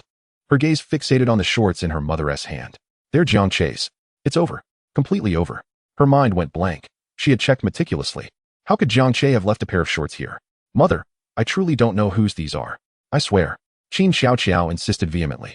Wang Lily, exasperated, pointed to the surveillance footage. While I was away on a business trip, the power kept going out. Did you bring that wild man into the house? To be fair, Wang Lily's intuition was rather sharp. I didn't. I really didn't. But the domineering Wang Lily wouldn't heed Qin Xiaoqiao's protests. She stepped forward and rolled up her daughter's sleeve. The girl's delicate skin was easily marked with a red bruise from a mere pinch. Fortunately, most of the previous marks had vanished by now. Wang Lily, unconvinced, attempted to rip open Qin Xiaoqiao's clothing to check further, only to face fierce resistance from the girl. Wang Lily, Qin Xiaoqiao shouted, using her mother's full name in anger. Taken aback, Wang Lily's rage escalated, and she slapped Qin Xiaoqiao across the face, leaving 5 clear finger marks on her cheek. What did you just call me? Qin Xiaoqiao clutched her swelling face, tears streaming down her cheeks, glaring fiercely at her mother. Wishing to speak, but finding her voice faltering. Mother, please, stop forcing me. This will drive me to despair. I have always strived to be the child you desire, but you've never considered my feelings. Clearly, Qin Xiaoqiao's accusations fell on deaf ears. Wang Lily's rigid perception of motherhood was deeply entrenched. Such parents were not uncommon in the Dragon Kingdom, which tragically led to countless students succumbing to pressure and resorting to suicide each year. I'm doing this for your own good. Wang Lily shouted back. Qin Xiaoqiao sobbed, wiping her tears, no longer attempting to explain. I truly don't know whose shorts these are. Even if you beat me, I wouldn't know. Infuriated, Wang Lily turned and stormed out. Qin Xiaoqiao gave a bitter smile. Senior Jiang Che, I ultimately cannot rise against you as I should. This was her mother, and despite her internal grievances and name-calling, she could never truly sever ties with Wang Lily. Chapter 68. Jiang Che. By Jia, did you cover for me? Watching Wang Lily's departing figure, Qin Xiaoqiao felt a wave of sorrow. She retreated into her bed and began reaching out to Jiang Che. He had become her sole emotional refuge. Whenever she encountered discontent, he was the first person she thought of. Senior Jiang Che, are you asleep? On the other side, Jiang Che was feeding his cat, having forgotten to replenish its food during his recent absence, nearly allowing it to starve. Are you a reincarnated glutton? How can you eat so much? Jiang Che muttered, then playfully flicked her behind with his fingers. The ragdoll cat let out a yowl and darted into the wardrobe. Much better. Oh, why is Qin Xiao Xiao messaging me? Jiang Che's gaze sharpened. Missing me? Upon seeing Jiang Che's reply, Qin Xiao Xiao's previously dull expression brightened slightly. Yes, Senior Jiang Che, I miss you so much. Do you know? I almost got scolded by my mom. She found your pants at home and slapped me. It hurt so much. The girl seemed to be expressing her grievances, seeking the affection she lacked from her parents through Jiang Che. Jiang Che paused, realizing the missing underwear was indeed his. I wondered why I was short one, so it was left at Qin Xiao Xiao's place. Admittedly, that excuse felt a bit flimsy. Considering he was a master of the highest caliber, how could he forget something so trivial? All right, he had done it on purpose. Xiao Xiao, she hit you? Does it hurt? I'll have the school board expel her tomorrow. Jiang Che's words warmed Qin Xiao Xiao's heart, revealing to her that she was indeed cherished. However, Wang Lily had nurtured her. After all, Jiang Che, there's no need for that. She is my mother. Qin Xiao Xiao forced a bitter smile. Xiao Xiao, you should be more confident. If anyone bullies you, just let me know. Jiang Che reassured the young girl effortlessly. For a qualified flirt, charming young ladies with sweet words was as easy as breathing. After all, such flattery would cost him nothing. The crux was that girls genuinely enjoyed hearing such warm-hearted sentiments. Although warm-hearted individuals ranked below dogs in some respects, this assertion came with a caveat. It was because his standing in their hearts was not even as high as that of a dog. Qin Xiao Xiao, nestled in her blankets, felt overwhelmed with emotion, nearly on the verge of tears. Brother Jiang Che, I miss you. Shall I arrange for your parents to be on a business trip for a while longer? The girl blushed furiously. How could she possibly be oblivious to Jiang Che's insinuation? No, you're so bad. Jiang Che chuckled lightly on the other side. This innocent girl, Qin Xiao Xiao, was far too naive. Obedient girls like her were typically the easiest to handle, and most were often consumed by thoughts of romance. Of course, Jiang Che had no intention of falling for any girl. He was a person of broad affections. The next day, Yuaner approached Jiang Che's desk, her brow furrowed, and her voice lowered. You pervert, what have you done to my sister Yao Yao? It was Monday, and Yi Mingyao had not come to school, which raised Yuaner's suspicions. Ever since Jiang Che and Yi Mingyao had vanished together during her birthday party on Saturday, it felt as though Mingyao had gone missing for 2 days. Yuaner even contemplated whether Jiang Che had secretly locked Yi Mingyao in some basement. Given Jiang Che's peculiar nature, such a thing was certainly within the realm of possibility. Jiang Che, am I as perverse as you imagine? He asked. His forehead creased with annoyance as he absorbed the little girl's thoughts. What's wrong? Missing your sister Yao Yao? He inquired with a smile. Just tell me. Stop beating around the bush. Although Yuaner was aware that Jiang Che often spoke in jest, she still yearned to know if anything had transpired between him and Yi Mingyao. Is this how you inquire? Jiang Che shrugged. Humph. If you dare to bully my sister Yao Yao, I will cease to acknowledge you. Yuaner puffed out her cheeks, trying to say something impactful, but upon reflection, she realized she had few means to threaten Jiang Che effectively. Nevertheless, her words did possess some weight. Yuaner was gentle and sweet, a combination no man could easily resist. As they conversed, a figure appeared outside the classroom. Jiang Xiao, someone is looking for you. Hiss. Was that by Jia from class 3? What could she want with Jiang Xiao? Jiang Che frowned, then turned his gaze toward the classroom door, where a girl clad in a school uniform and sporting a single ponytail stood, hands clasped behind her back, exuding youthful charm. This rascal Jiang Che. Had he ensnared yet another girl? Yuaner cursed Jiang Che repeatedly in her heart. For some reason, ever since Jiang Che had threatened her in the resource room, he seemed to have become even more flirtatious. In the small woods behind the school's teaching building, Jiang Che scrutinized the pure-looking girl before him, instantly recognizing her identity. Bai Jia, the woman who had drugged Yi Mingyao, was also a rather obsessive admirer of his, despite her somewhat deranged fondness. Jiang Che found it difficult to reconcile the innocent girl before him with the heavily made-up woman from the banquet. I'm Bai Jia, don't you remember? Jiang Che. You helped me before. Through her telepathic ability, Jiang Che understood what she meant by help. Years ago, when she was still in middle school, he had intervened when she was being stalked by delinquents. Oh, Jiang Che smiled, acknowledging that different women required different personas. In front of Yuaner, he was a rogue. Before Yi Mingyao, he was a cool, aloof god. In front of Qin Xiao Xiao, he was the warm-hearted senior. And before this somewhat deranged girl. Are you feeling anxious? Jiang Che asked. Bai Jia's mind nearly stalled. She could hardly fathom that such teasing words could come from Jiang Che's lips. Am I anxious? That night, to capture Jiang Che's attention, she had indeed patted her outfit. Yet, being directly exposed left her feeling quite bashful. Jiang Che, what are you saying? Jiang Che chuckled softly. This girl was truly going to great lengths to win his affection. See, this is what it looks like when a girl takes the initiative. With a girl like Bai Jie, who exhibited signs of obsession, Jiang Che felt he could easily manipulate the situation. What do you want from me? Jiang Che feigned ignorance. Bai Jie hesitated for a moment. Jiang Che, I'm friends with Yao Yao. Why didn't she come to school today? Jiang Che nearly lost his composure. Friends? What kind of friend drugs someone at their birthday party? This girl was clearly fishing for information. Oh, friends indeed. Such good friends. To drug her at her birthday party and humiliate her? Jiang Che's words drained the color from Bai Jie's face. Jiang Che, without regard for the consequences. She grasped Jiang Che's hand, nervously inquiring, what about Yi Mingyao? I saw you take her away. What is going on between you two? Jiang Che smirked, suddenly intrigued by Bai Jie's impending emotional breakdown. Indeed, just as you suspect. A thunderbolt from a clear sky. Upon hearing Jiang Che's words, Bai Jie struggled to contain her emotions. Why? Are you lying to me? Jiang Che, I love you too. Is it because I'm not as beautiful as Yi Mingyao? That wretched woman, I will kill you. The little obsessive girl was on the verge of a meltdown. Jiang Che, now possessing formidable strength, had no fear of Bai Jie's potential outburst. Moreover, let us not forget his title, Master of the Harem. With such a title, he was absolutely secure. What's wrong? Are you feeling jealous? Jiang Che asked with a sly grin. As expected, Bai Jie was left bewildered. She had not anticipated Jiang Che would speak to her in such a manner. In truth, without heavy makeup, Bai Jie was quite attractive. Although not as perfect as Yi Mingyao or Yu Waner, her beauty certainly began at a score of 90, placing her among the rarest of beauties. And without makeup, Jiang Che had no objections. However, being a somewhat deranged girl, if left unchecked, who knew what issues might arise? While he himself was unafraid of danger, Yi Mingyao and the others were ordinary girls. And being the lead heroines in his life, he could not allow them to encounter peril. Jiang Che, what do you mean by that? Bai Jie blinked her eyes innocently. Jiang Che's words utterly disoriented Bai Jie. Brother Jiang Che, I have to go to class. The girl panicked and fled. With such timidness, how dare you play the Yandere?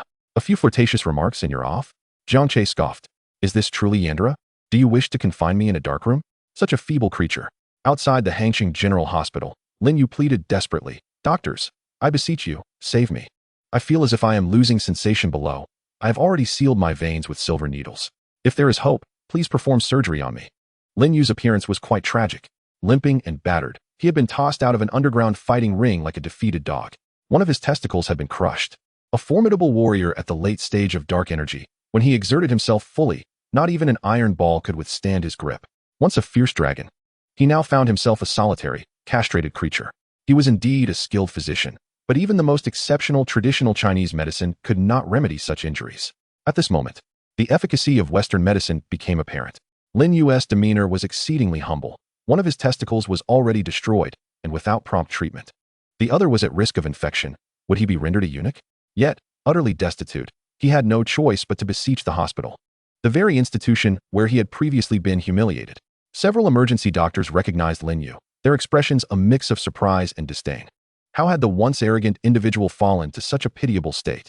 Nevertheless, they were emergency physicians, and despite their disdain, they had sworn an oath to Hippocrates and would not abandon a patient in peril. Hurry, lie down here. Lin Yu was on the verge of tears. He had prepared himself for rejection, never expecting that the hospital would actually assist him. This reminded him of the words of his ghostly mentor before he descended the mountain. To quickly build connections, one must save influential figures. This made him question his mentor's teachings for the first time. Why does it hurt so much? Don't move. I'm disinfecting you. Lin Yu let out a cry and fainted from the pain. Chapter 70. Lin Yu's debt of 150,000. Sir, the surgery was a success. You are now a girl. This was the first phrase Lin Yu heard upon awakening, leaving him utterly thunderstruck. Just kidding. A nurse chuckled, her appearance mediocre yet not unattractive. Or else Lin Yu might have truly thought he was staring at a demon. He breathed a sigh of relief. He had feared he had permanently lost his malehood. For a man, losing such a thing would be the ultimate horror. Although he now stood as a solitary warrior, it was still preferable to being a hero without a weapon. Mr. Lin, however, one of your testicles has completely perished, and we have removed it. The function of the remaining one is also deteriorating, and the hope for recovery is exceedingly slim. We advise you to consider sperm preservation, as you are still young and should think about future options like in vitro fertilization. The nurse's words sent Lin Yu's mind into a whirlwind. What does this mean? Am I to be infertile? Yet he keenly caught the nurse's key phrase. The function of the remaining one is deteriorating, implying there was still hope for salvation. Lin Yu's confidence surged. Who was he? A descendant of ghostly physicians, with unparalleled skills in traditional Chinese medicine. As long as he had not completely lost his capabilities, he could restore himself. Sir, no need to elaborate. I can cure myself. Lin Yu waved his hand, already contemplating which herbs he would concoct to rejuvenate his body. The nurse appeared somewhat exasperated. Sir, when will you settle your surgery fees? The total for your surgery and hospitalization amounts to 110,000. Lin Yu was taken aback. 110,000. Yes. Do you have insurance? No, I don't. When will you pay? The nurse inquired. Lin Yu felt a surge of panic as he rummaged through his belongings, eventually hastily producing a bank card. This was the money he had earned from underground fights over the past few days, 9 matches yielding over 6,000 yuan. He had been used as a pawn, misled by a suited man who promised riches once he became a champion. He believed him. Exhausted, he had earned a mere 6,000 yuan. Even a capitalist would weep at such a pitiful sum. This is all the money I have, Lin Yu said, feeling quite awkward. Suddenly, a light bulb went off in his head. My skills in traditional Chinese medicine are exceptional. I come from a family of physicians with a lineage of 9 generations. I could serve as a consultant in your hospital. Although I lack a medical license, I truly possess the ability. Lin Yu felt that claiming to be a ghostly physician would be met with skepticism, so he opted for the more credible story of a family of traditional doctors. Yet, it was evident that no one believed him. Mr. Lin, you jest. You still owe us nearly 100,000 yuan in medical fees. Lin Yu felt an overwhelming sense of frustration. What kind of hospital was this? Why were they so fixated on money? Just as Lin Yu was lamenting, a man in a suit approached with a calm smile. Is it just the medical fee? Brother, I will cover it for you. Lin Yu looked up, bewildered by the impeccably dressed man, but instinctively nodded. Hand me your phone. The suited man wore a reassuring smile. Lin Yu, still in a daze, handed over his phone. After a few swift movements, the man returned the phone to Lin Yu, who stared at the screen in disbelief. 150,000 credited? Where did this money come from? His voice trembled. He had never seen such a sum. The suited man nodded. Brother, this is your available credit from the lending platform. In the future, should you need funds, you can withdraw at will. Then, he patted Lin Yu on the shoulder before turning and leaving without a trace. Lin Yu was left in a daze, feeling as though he had been ensnared in a trap, yet unable to pinpoint why. A newly arrived little physician like him had a traditional view of the city, reminiscent of black and white television from a decade ago. He had never heard of such things as online loans. Nevertheless, receiving 150,000 made him exceedingly happy. Nurse, let's settle the payment. I have sufficient funds now. Lin Yu grinned, revealing a set of pearly whites. The nurse fell silent, feeling a pang of sympathy for this man who had unwittingly accrued a debt of 150,000 while lying in a hospital bed. She had heard of this lending institution. It was notoriously predatory. While the sum might seem modest, it could double within a month. Wouldn't that terrify anyone? Jia had been unable to focus on her class all morning. Had Jiang Che begun to flirt with her? This realization filled her heart with boundless joy. In the past, Jiang Che had only had eyes for Yi Mingyao, barely offering her a glance. At times, watching Jiang Che play basketball, the mere act of discreetly handing him a bottle of water could elate her for an entire day. Did Jiang Che harbor feelings for her as well? Yet, there was that Yi Mingyao. Could it be that Jiang Che wished to straddle 2 boats? This notion was utterly beyond her comprehension. In her mind, Jiang Che was the epitome of loyalty. Nevertheless, she yearned for his affection with an intensity that was hard to repress. Oh, Jia, why are you so ineffectual? Why do you so easily falter? The girl silently berated herself, lamenting that even when given the opportunity, she failed to seize it.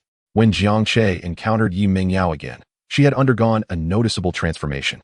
The youthful innocence she once radiated seemed to have faded, and her attire had shifted towards a darker aesthetic. He recalled that Yi Mingyao used to favor white and soft yellow garments, but now she donned an all-black ensemble. The once simple ponytail had been let down, her long hair cascading around her, exuding an aura that balanced delicately between youthful exuberance and maturity. Sister Yao Yao, you look so beautiful in that outfit. Yu Wan'er sensed some indefinable change in Yi Mingyao, though she struggled to articulate it. Yi Mingyao bestowed a gentle smile, leaning down to plant a kiss on Yu Wan'er's cheek. Despite her newfound darkness, she still held great affection for her adorable little friend. After all, with Yu Wan'er's striking beauty, she was the kind of girl who could captivate anyone. Who could possibly resist such a charming little girl? Sister Yao Yao, where have you been these past few days? You scared me. I just had a bit too much to drink at the banquet, and ended up having an allergic reaction. So I took a few days off, Yi Mingyao replied. Yu Wanner nodded, her expression adorably dazed. You scoundrel, Jiang Che, what did you say to Sister Yao Yao?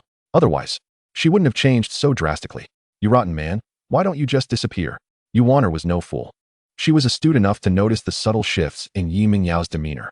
Internally, she berated Jiang Che for his perversion and callousness. Chapter 71. A swarm of reporters surged into the hospital. Yi Mingyao had arranged to meet Jiang Che privately at a restaurant. Jiang Che, we need to have a serious discussion, she said earnestly. About what? You're not suggesting I take responsibility for something, are you? Jiang Che maintained his lofty demeanor, though a hint of tenderness flickered behind his arrogance. After your cold attitude towards me, don't you think I deserve a little retribution? Of course. Jiang Che couldn't remain aloof forever, especially since she was now someone close to him. Yi Mingyao's eyes quivered slightly, but she quickly forced a playful smile, boldly sitting beside him and wrapping her arm around his. How about this? We set a regular study session every week. Your grades aren't stellar, and I can help you with your studies. You wouldn't refuse, would you? Yi Mingyao's audacity was astonishing. She had clearly calculated her approach to Jiang Che. So, what exactly are you planning? Jiang Che feigned ignorance, adhering to his philosophy. No initiative, no rejection, and no responsibility. Yi Mingyao licked her lips and leaned closer to his ear, suddenly realizing that Jiang Che might actually be somewhat endearing. I'll help you study. This was her sole strategy to bridge the gap between them. Seeing him about to decline her proposal, she hurriedly interjected, Jiang Che, if you dare refuse me, I will tell my parents and all the adults, and let them judge. Who knows, I might even be pregnant right now. Yi Mingyao pouted defiantly, throwing a playful tantrum. Jiang Che was at a loss for words. He had never encountered such a demand before. You're outrageous, he exclaimed, his face flushed as he glared at her. How amusing. Even the Oscars should give you an award for this, she giggled. Hee, can I call you husband? Believing she had the upper hand, she boldly planted a kiss on Jiang Che's cheek, unaware that he had already ascended to greater heights. Thus, the agreement with the young lady was joyfully reached. Jiang Che, where are you taking me? I refuse to get into your car, you scoundrel. Yu Wanner protested, struggling against him, fear evident in her eyes. Jiang Che, you villain. One Sister Yao Yao isn't enough for you. You want to lay a hand on me too? I will never allow it. What should I do? Jiang Che was exasperated. What sort of person did she think he was? Did she have some ridiculous notion in her head? Yu Wanner tilted her head, regarding him quizzically. Wasn't it true? All right, follow me. We're going to visit a patient. A patient? Yu Wanner frowned. Jiang Che snapped his fingers. Precisely, a patient. Do you remember Linyu? Yu Wanner furrowed her brow even further, searching her memory before shaking her head. She had only met Linyu a handful of times, and her impression of him was quite vague. He's practically gone mad. This fortunate son, who is usually preoccupied with his little heroines, has learned of your name from others and will remember it for a lifetime, while you can't even recall his. Jiang Che chuckled, bemused.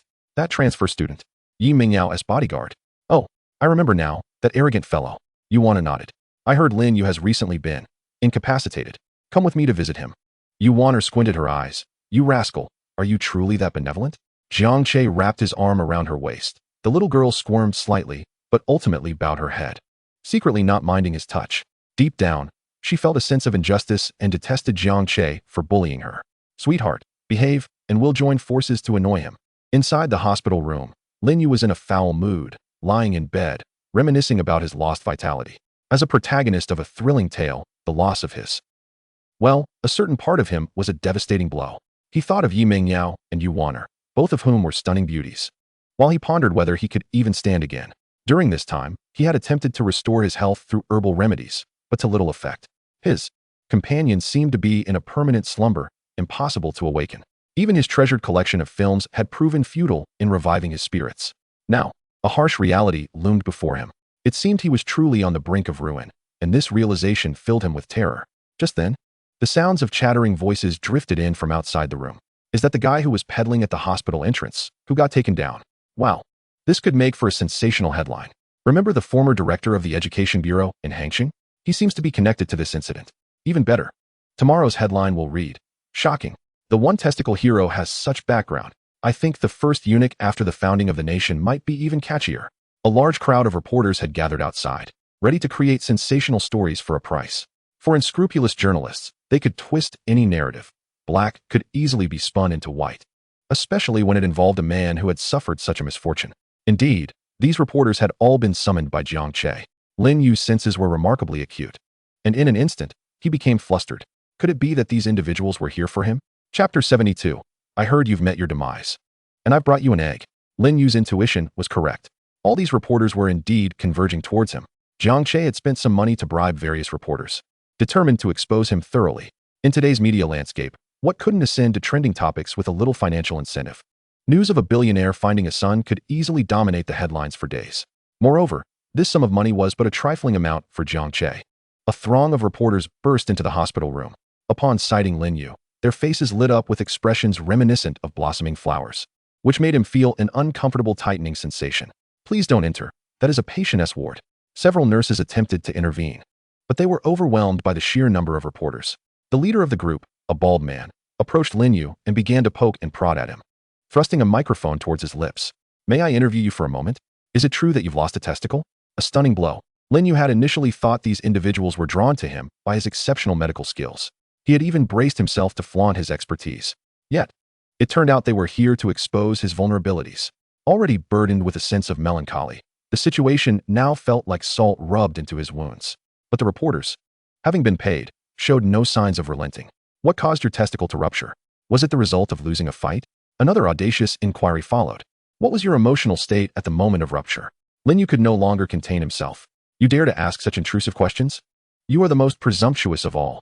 By the way, it seems you had connections with the former director of education. What was the nature of your relationship? After losing one testicle, is your functionality still intact? Where are your parents?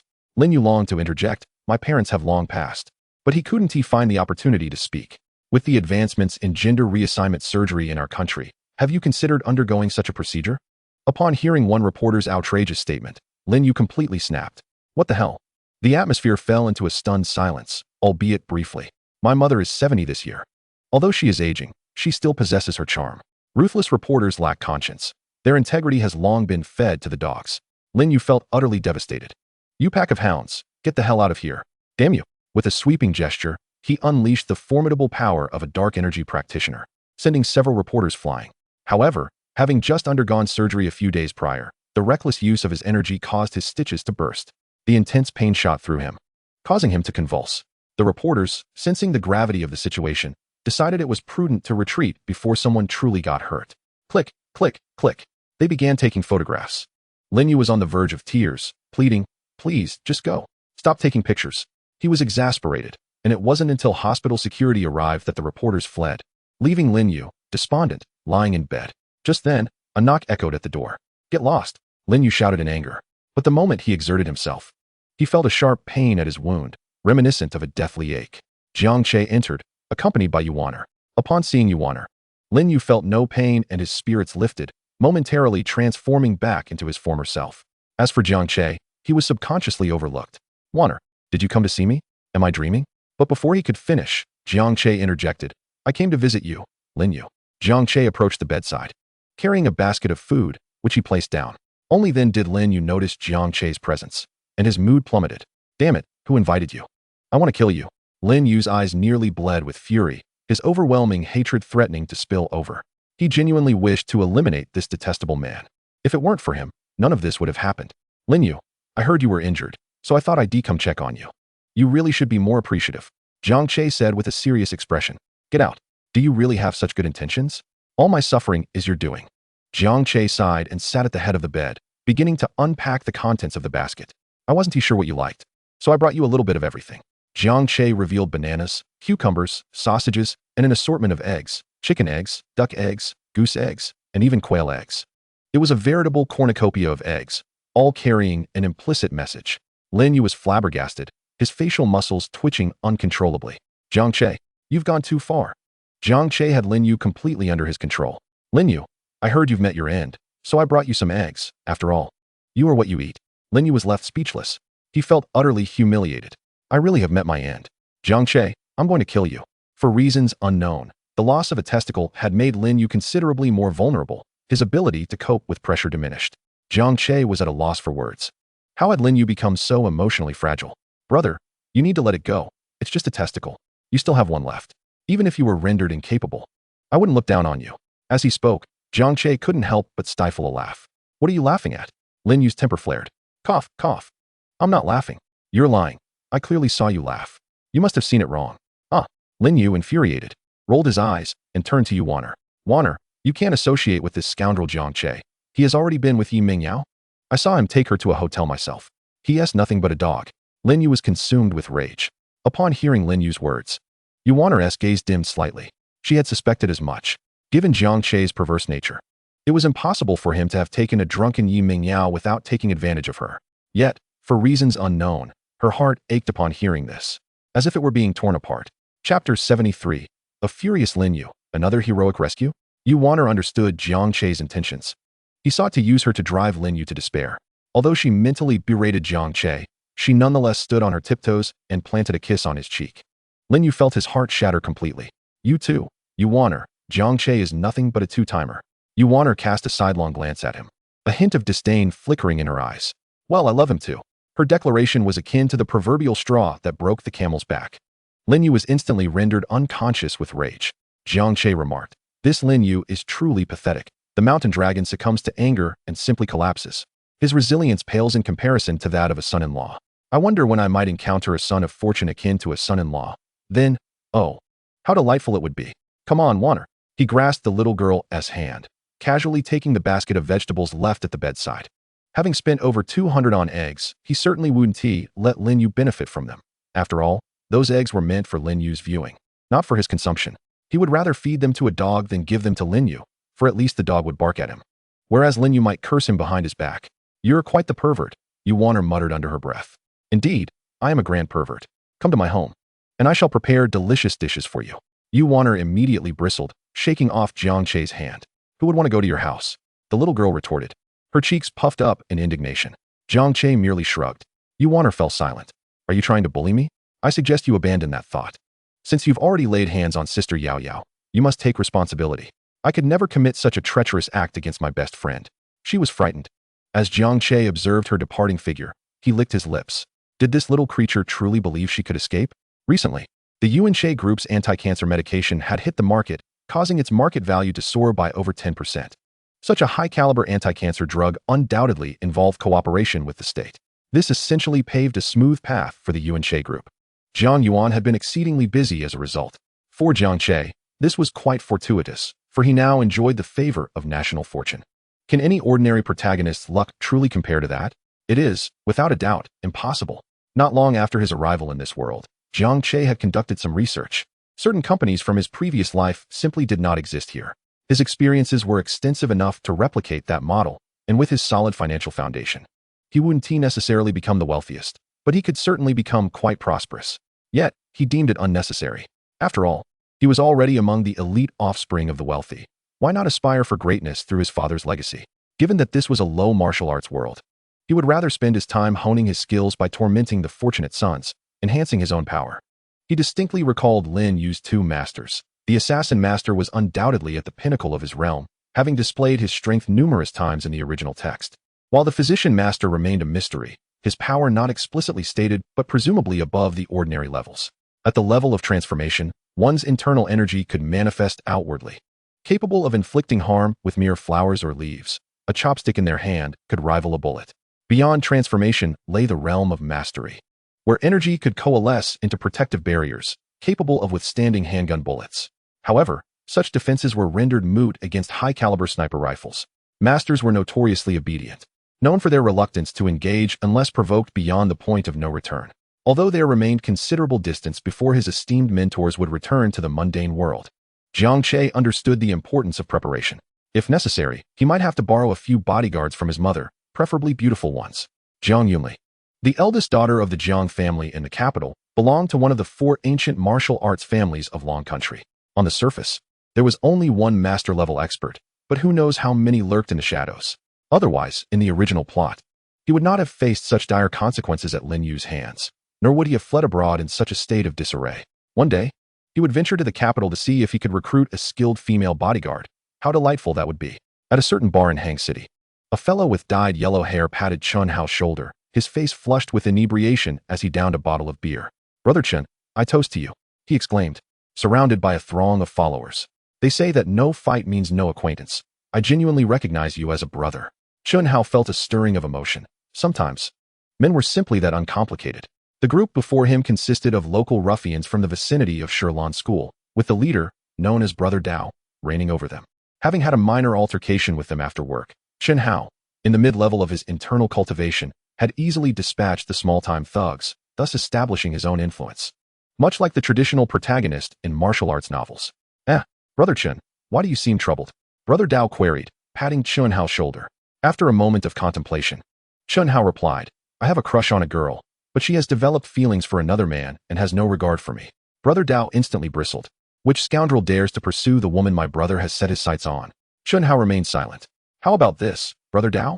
Would you help me stage a little drama? He recalled the scene from his first encounter with Qin Xiaoqiao, where he had attempted to intervene against some thugs, only to be thwarted by Jiang Che.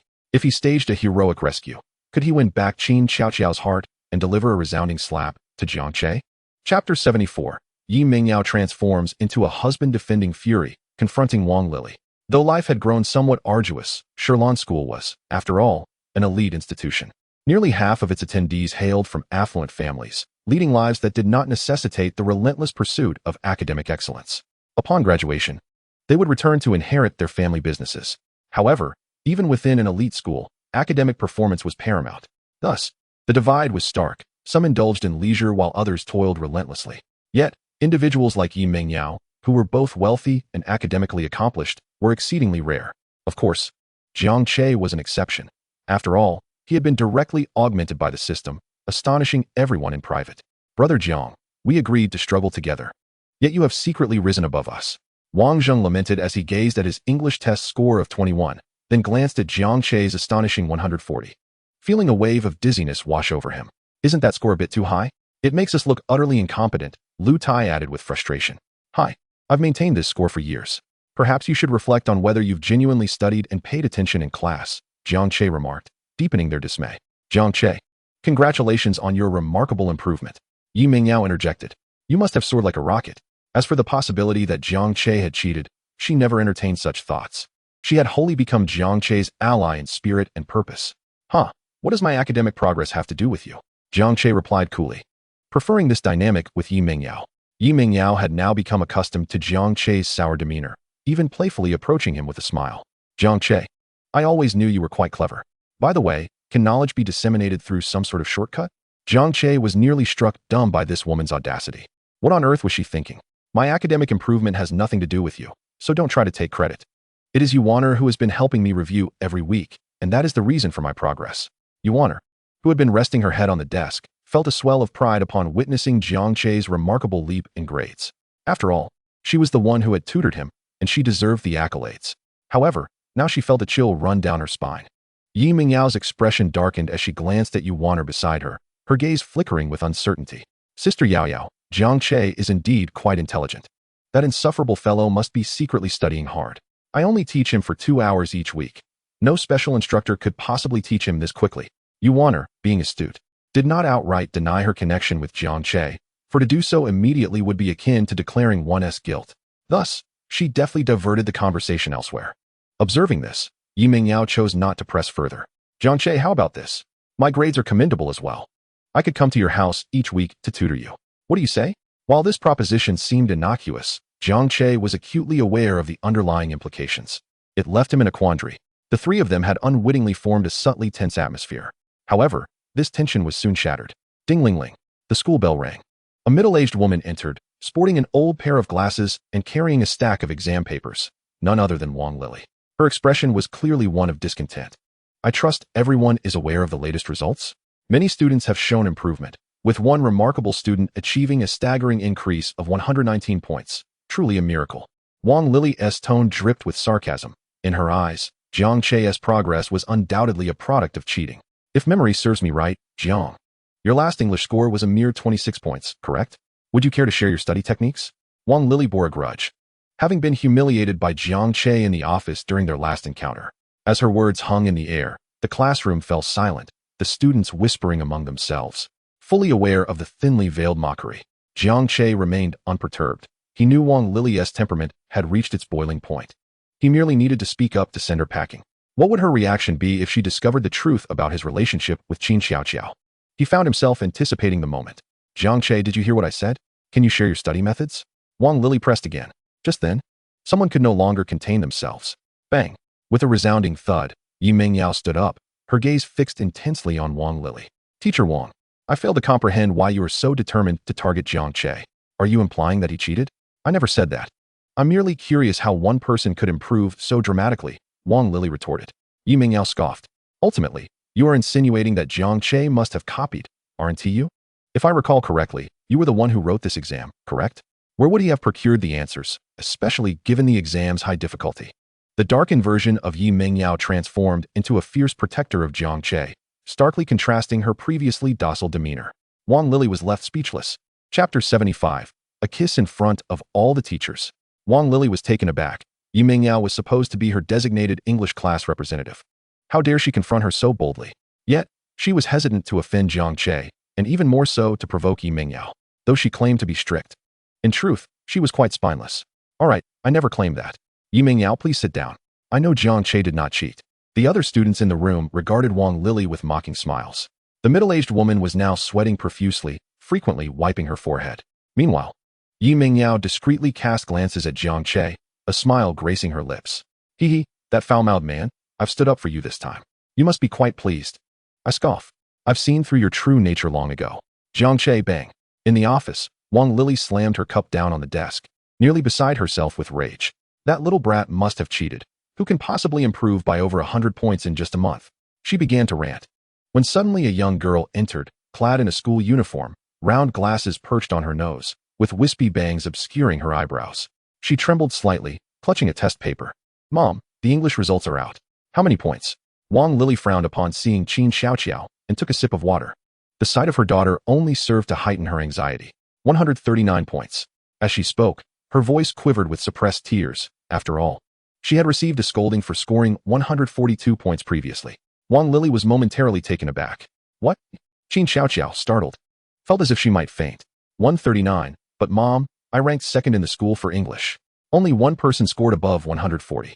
Upon hearing her daughter's explanation, Wang Lili's expression darkened further. Who could that student above 140 possibly be? Smack! A sharp slap landed on Qin Xiaoqiao's face, leaving her dazed. Her glasses knocked askew. Useless child.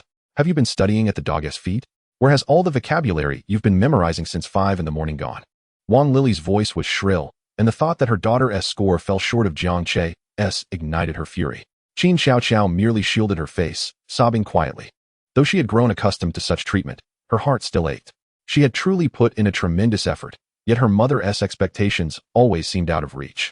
Suddenly, she thought of Jiang Che. Whenever she felt wronged, he would come to mind. Wang Lili continued her tirade for over 10 minutes, only ceasing when her throat grew parched. Stay put. I need to step out for a moment. She turned and exited the room. Once Wang Lili had left, the other teachers in the office began to chatter. Honestly, Wang Lili is something else. Her daughter's grades are excellent, and yet she still punishes her? If I had such an obedient and lovely daughter, I'd be dreaming with a smile. Just then, the office door swung open, and a figure stepped inside. Jiang Che, from a distance, could sense Qin Xiaoqiao's feelings and felt a pang of sympathy. She was now his girl. He had always been the one to make her cry. What was Wang Lili, after all? Even if she was her mother, that didn't matter. Senior Jiang Che, I miss you so much. I'm on the verge of breaking down. Mother, you are driving me to my demise.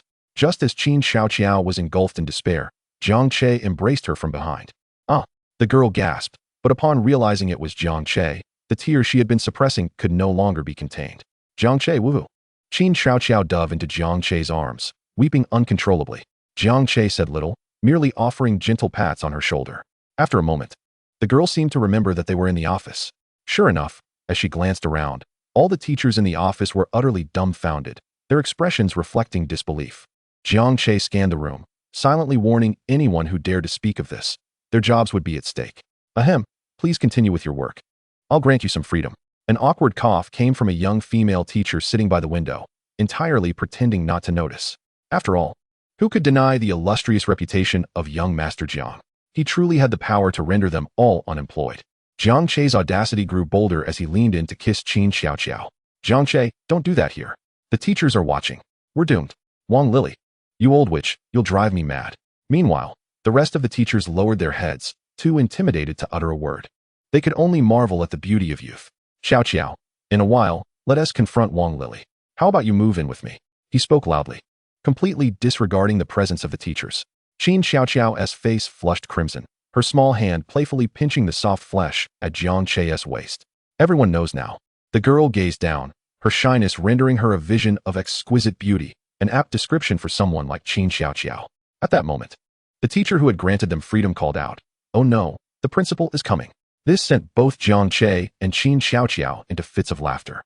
Jiang Che, "I'll make my escape first." "I will too." The two slipped away, one through the front door and the other through the back. As they departed, the young female teacher who had given them freedom couldn't help but smile with a knowing grin. Youth is truly a beautiful thing. A few older teachers also smiled, reminiscing about their own youthful days. Upon returning in a huff, Wang Lili discovered that Qin Xiaoqiao had vanished without a trace. Where on earth did that little brat go?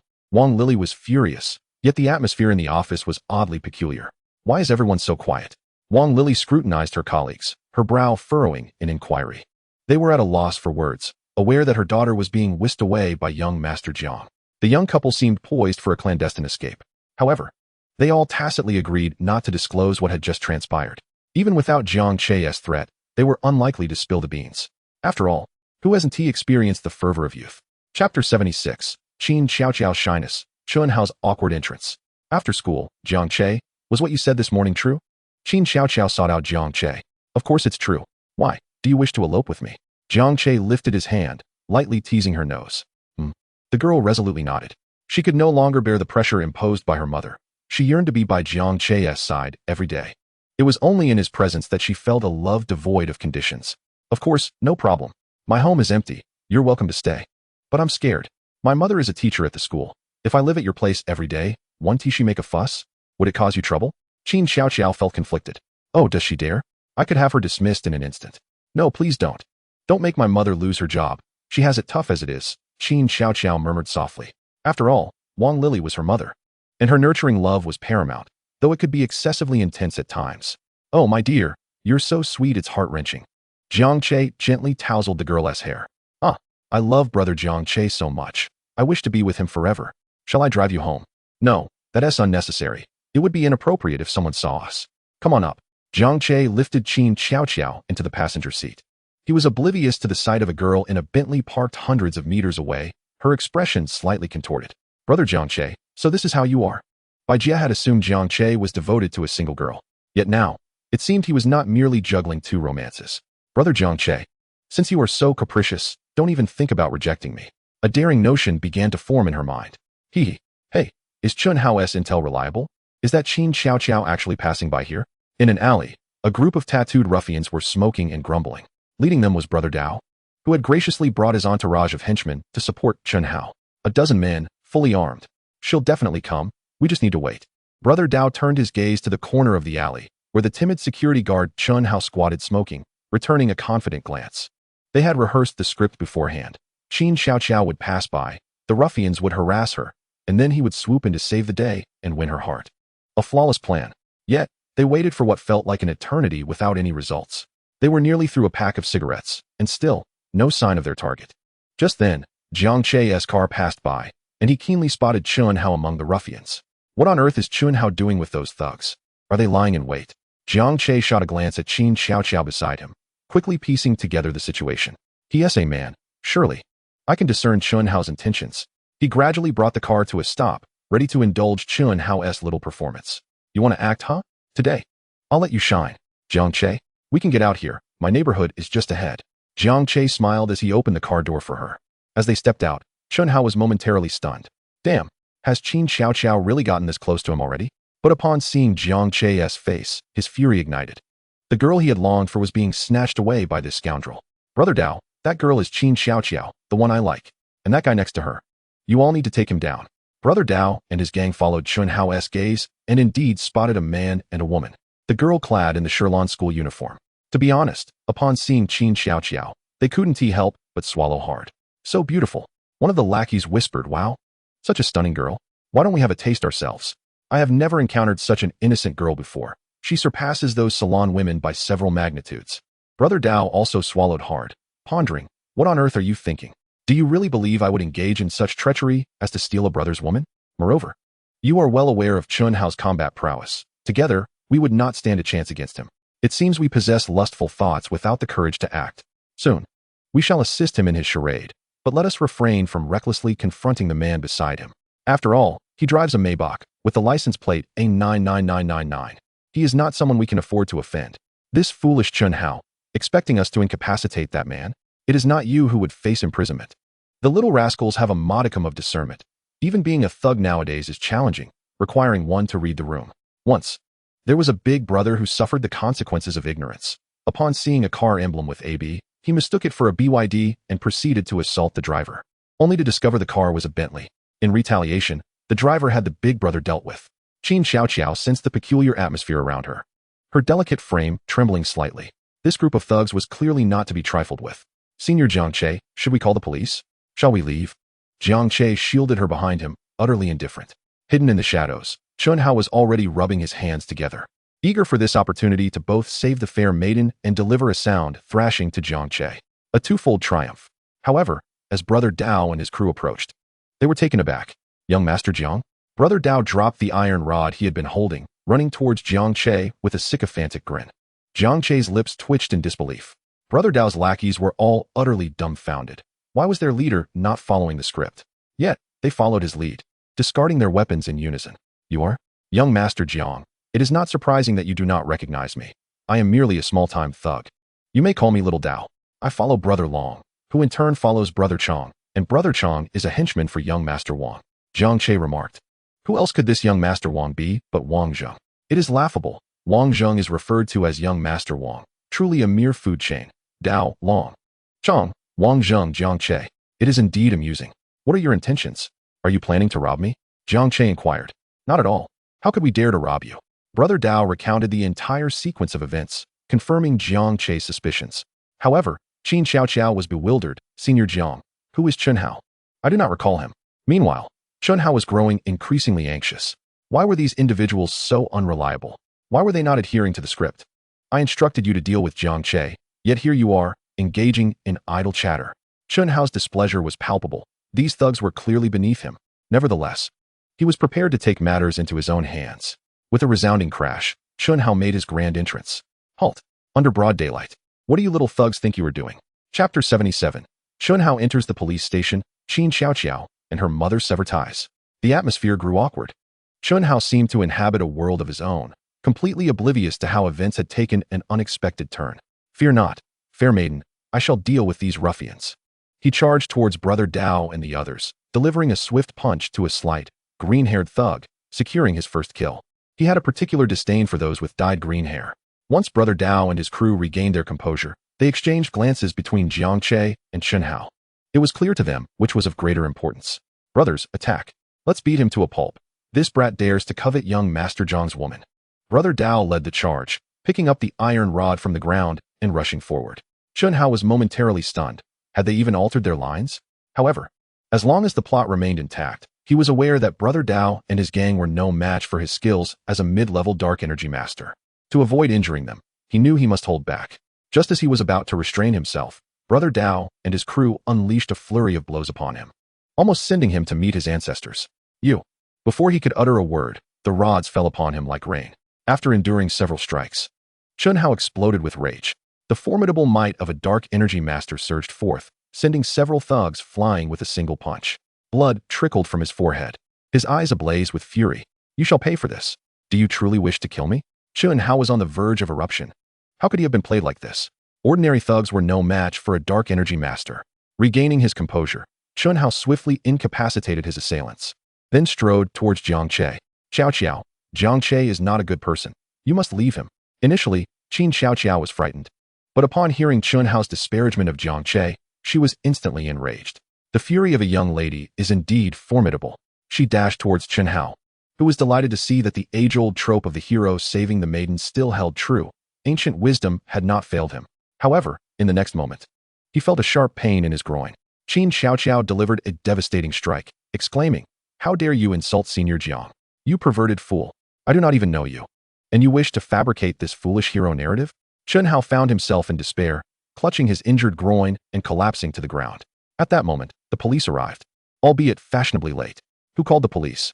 2 police cars pulled up, and a squad of officers disembarked, led by none other than Jiang Che's old acquaintance. Long time no see, Sister Yinran. Wang Yinran glanced at Jiang Che, or rather, at Qin Xiaoqiao beside him. How detestable. A scoundrel at such a young age. What will become of him in the future? He should have been dealt with back in the day. Wang Yinran's thoughts truly astonished Jiang Che. Officer, it was I who called the police. Qin Xiaoqiao raised her hand.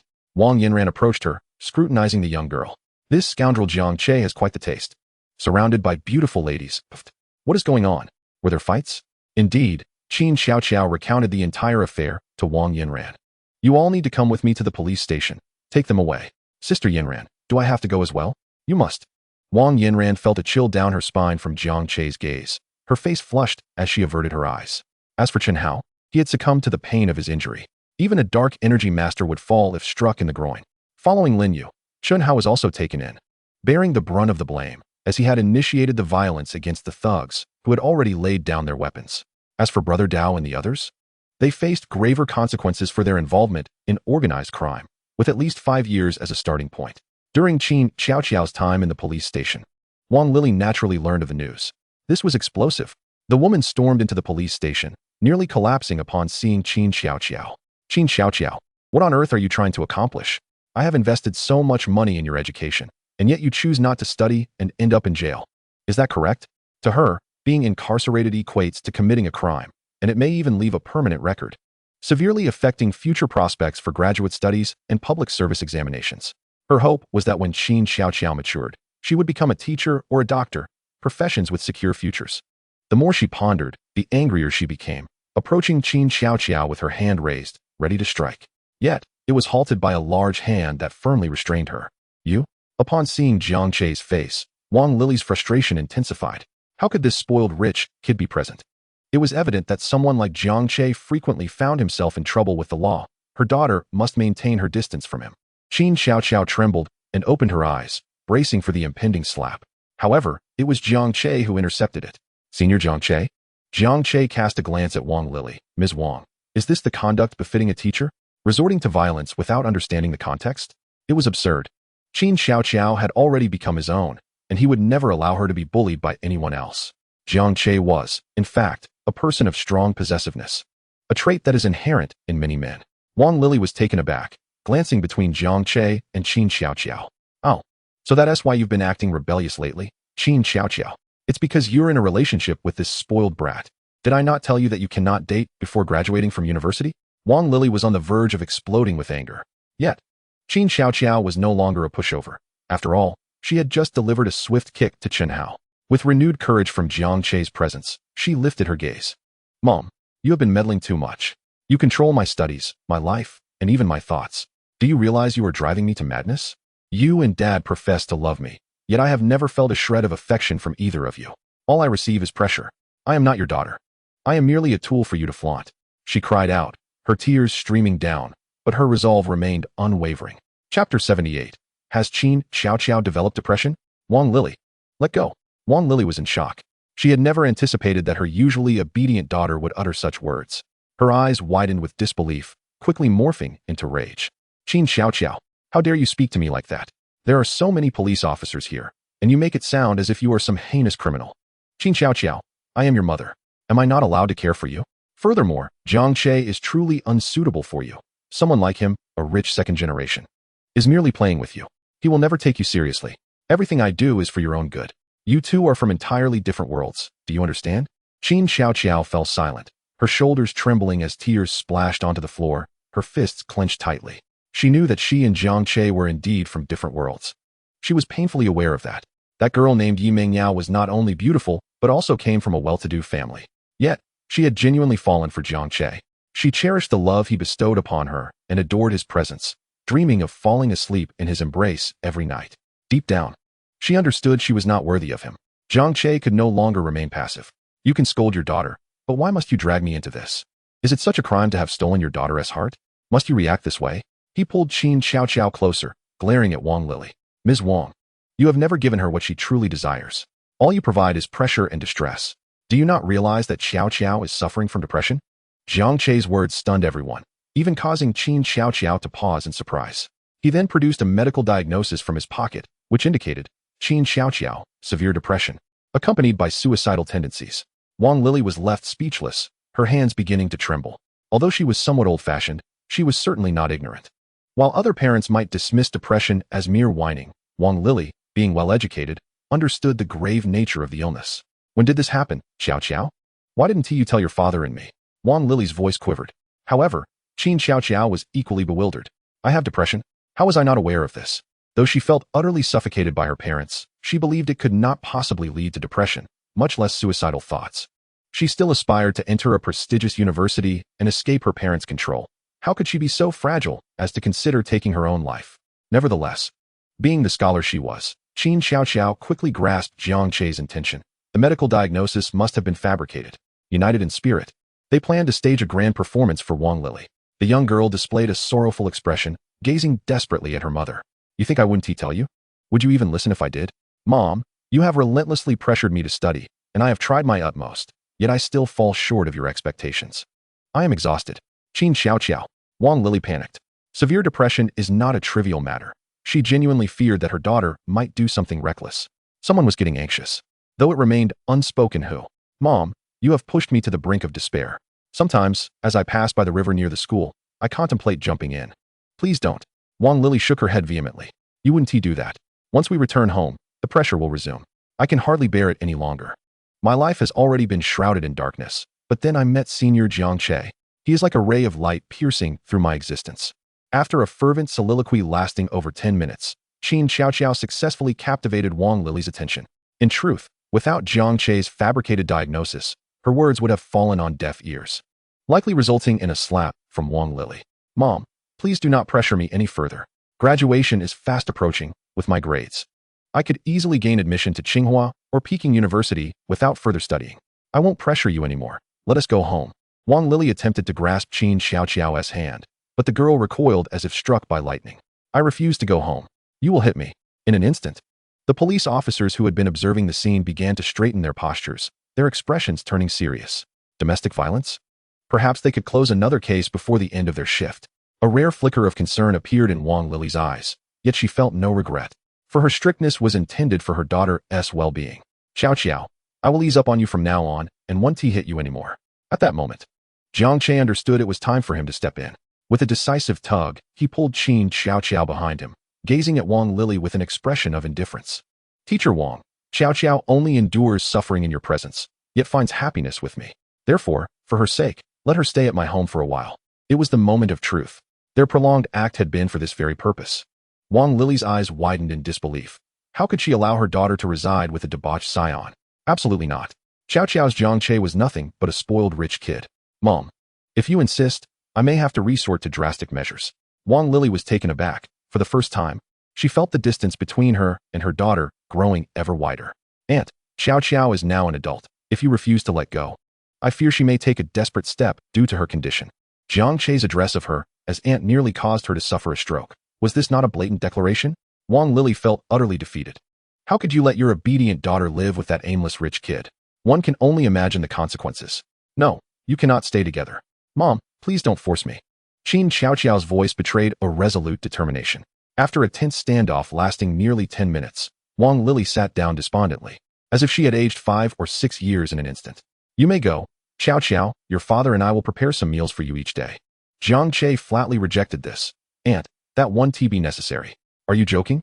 You expect me to play the third wheel? Not a chance. Naturally. Qin Xiao Xiao dared not look at her mother, yet her heart was brimming with excitement. This is it. Am I eloping with Senior Jiang Che? But, will Mom's current state lead to trouble?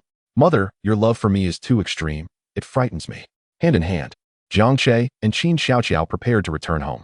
Wang Lili, Xiao Xiao, your mother won't push you anymore. Please come back, all right? Wang Yanran. Oh, Jiang Che? You scoundrel. Bringing a girl home? Planning to keep a mistress? I'll have a word with Aunt Jiang about this. Chapter 79. The cat witnesses everything.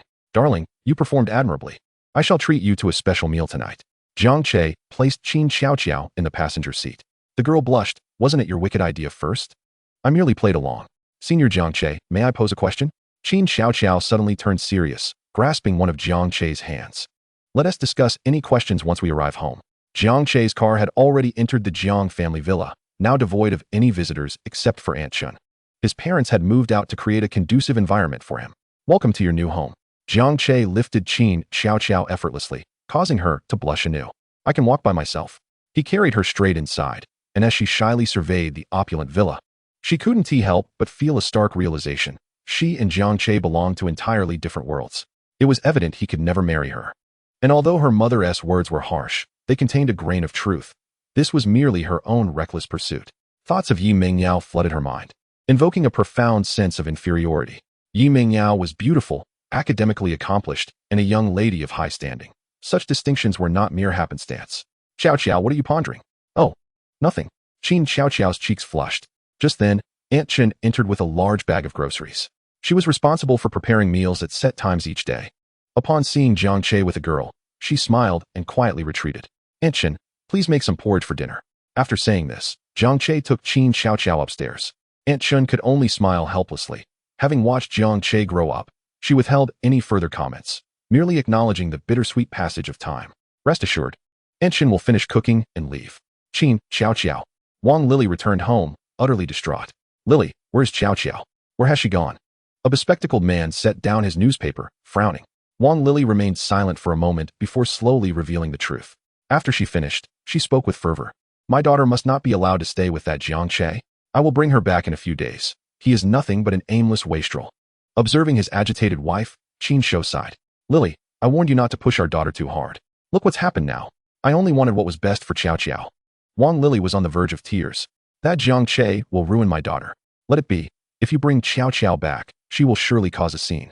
Qin Shou adjusted his glasses, his demeanor reflecting the sternness of a language teacher. And what about Xiao Xiao? Will you just stand by and watch Jiang Che ruin her? What do you propose we do? Wasn't this all you're doing? I did it for her sake. Trust me, young men are unlikely to engage in anything inappropriate. After all, Xiao Xiao is still a virtuous girl. Qin Shou clearly underestimated his naive daughter. Let us hope for the best. Yet it was evident they would not sleep soundly that night. Chen Hao had been released from custody by the ancient martial arts Chen family, having utilized one of his family's opportunities for assistance, leaving him with only one remaining chance. Damn Jiang Che, I will kill you. He had never harbored such murderous thoughts before. How could he, a master in the mid-stage of the dark strength realm, be outmaneuvered by an ordinary person? The thought that his beloved had been sullied by him was unbearable. After exhausting his 3 opportunities, the family would force him to return and undergo rigorous training. If he could become a master of the transformation realm, the position of family head would undoubtedly be secured. Yet Chen Hao was well aware that he was once a martial arts prodigy, having entered the dark strength realm at 9 and reached the mid-stage by 11, only to find his progress stagnated at 12 for a full 12 years. A fortune teller had once told him that his opportunity lay outside, and if he returned to the family, his martial arts cultivation would likely stagnate indefinitely. Fortunately, he had a younger sister. The thought of his sister gradually calmed Chen Hao's agitated spirit. With his sister being a genius who had entered the transformation realm at 18, she had afforded him much-needed time to develop. Chen Hao's goal was simple: to seek opportunities in the secular world to break through to the transformation realm, perhaps even reach the fabled master level. Then he would return to the family and redeem himself. Chapter 80. The Ancient Martial Arts Chen Family, Chen Ningxuan. A weathered plaque bore a single, prominently carved character, Chen. This character, clearly inscribed by a skilled hand, exuded an indescribable aura. The Ancient Martial Arts Chen Family. In the Dragon Kingdom, the ancient martial arts families are categorized into tiers, with only those possessing masters among their ranks able to ascend to the esteemed first tier. Once, Chen Hao, a prodigious talent, garnered fame at a tender age, entering the realm of dark energy at 9 and reaching its mid-phase by 11, leading the Chen family to place boundless hopes upon him. Chen Hao of the Chen family, possessed the potential of a master. Yet, fate played a cruel trick. His cultivation stagnated, transforming him from a once great genius into a mere shadow of his former self. In an ironic twist, it was his own sister who eclipsed him, emerging as a dazzling talent in her own right. Is Chen Hao truly slipping further into mediocrity? Why does he continuously attract trouble outside? Grumbled an elderly man with a beard. I heard he got into a brawl with some ruffians. Can you believe that a disciple from a venerable martial arts lineage would stoop so low as to fight with street thugs? It's utterly ludicrous. And that is not all. After entering the secular world, Chen Hao even sought employment as a security guard. The absurdity of a practitioner of dark energy taking such a role is laughable indeed. Many within the Chen family harbored discontent towards him, and had he not been the son of the previous patriarch, his previous conduct would have surely led to his demise long ago. Presently, the family head, in pursuit of breaking through to the master level, had secluded himself, and whether he would emerge alive remained uncertain. Amidst the murmurs of discontent, a young woman clad in a white training outfit stepped forth. Tall and poised, Her hair tied in a practical ponytail, her countenance as frosty as the winter's chill, she was none other than Chun Ningxuang, Chun Hao's younger sister. A prodigious young woman who stepped into the realm of transformation at 18, held significant sway within the ancient Qin family. Uncle, do you believe that our family head's lineage has faltered? Is that why you seek to usurp his position? With a Tai Chi sword slung across her back, she seemed to merge seamlessly with her surroundings. While there were indeed several transformation experts within the Qin family, her early-stage prowess commanded their respect. Moreover, at just 18, provided she did not encounter misfortune like her brother, she was destined to become a master within the next decade. Had she been a boy, they would have scarcely dared to entertain ulterior motives. However, as a girl, the head of the family could not be entrusted to her. Ningxuang, your brother is no longer the genius he once was.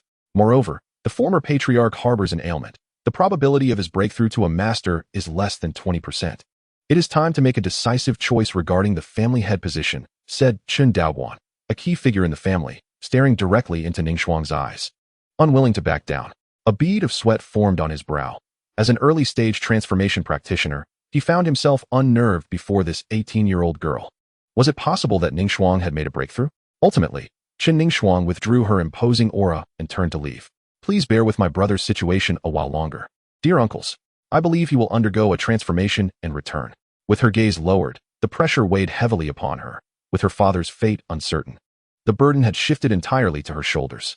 Unless she could immediately ascend to the realm of master, she would have to endure the situation. Brother, I believe in you. She reminisced about her brother's youthful days as a brilliant talent, brimming with vigor, now reduced to a mere wastrel.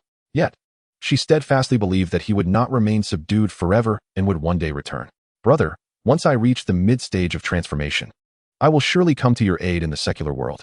A gentle breeze swept by, ruffling her hair as a leaf floated before her. With two jade-green fingers, she pinched the leaf and flicked it away. Whoosh! The leaf soared towards a tree trunk several meters away, piercing through it effortlessly, leaving a chilling aura in its wake. Upon his release from the police station, Chun Hao was promptly dismissed from Shirlan School.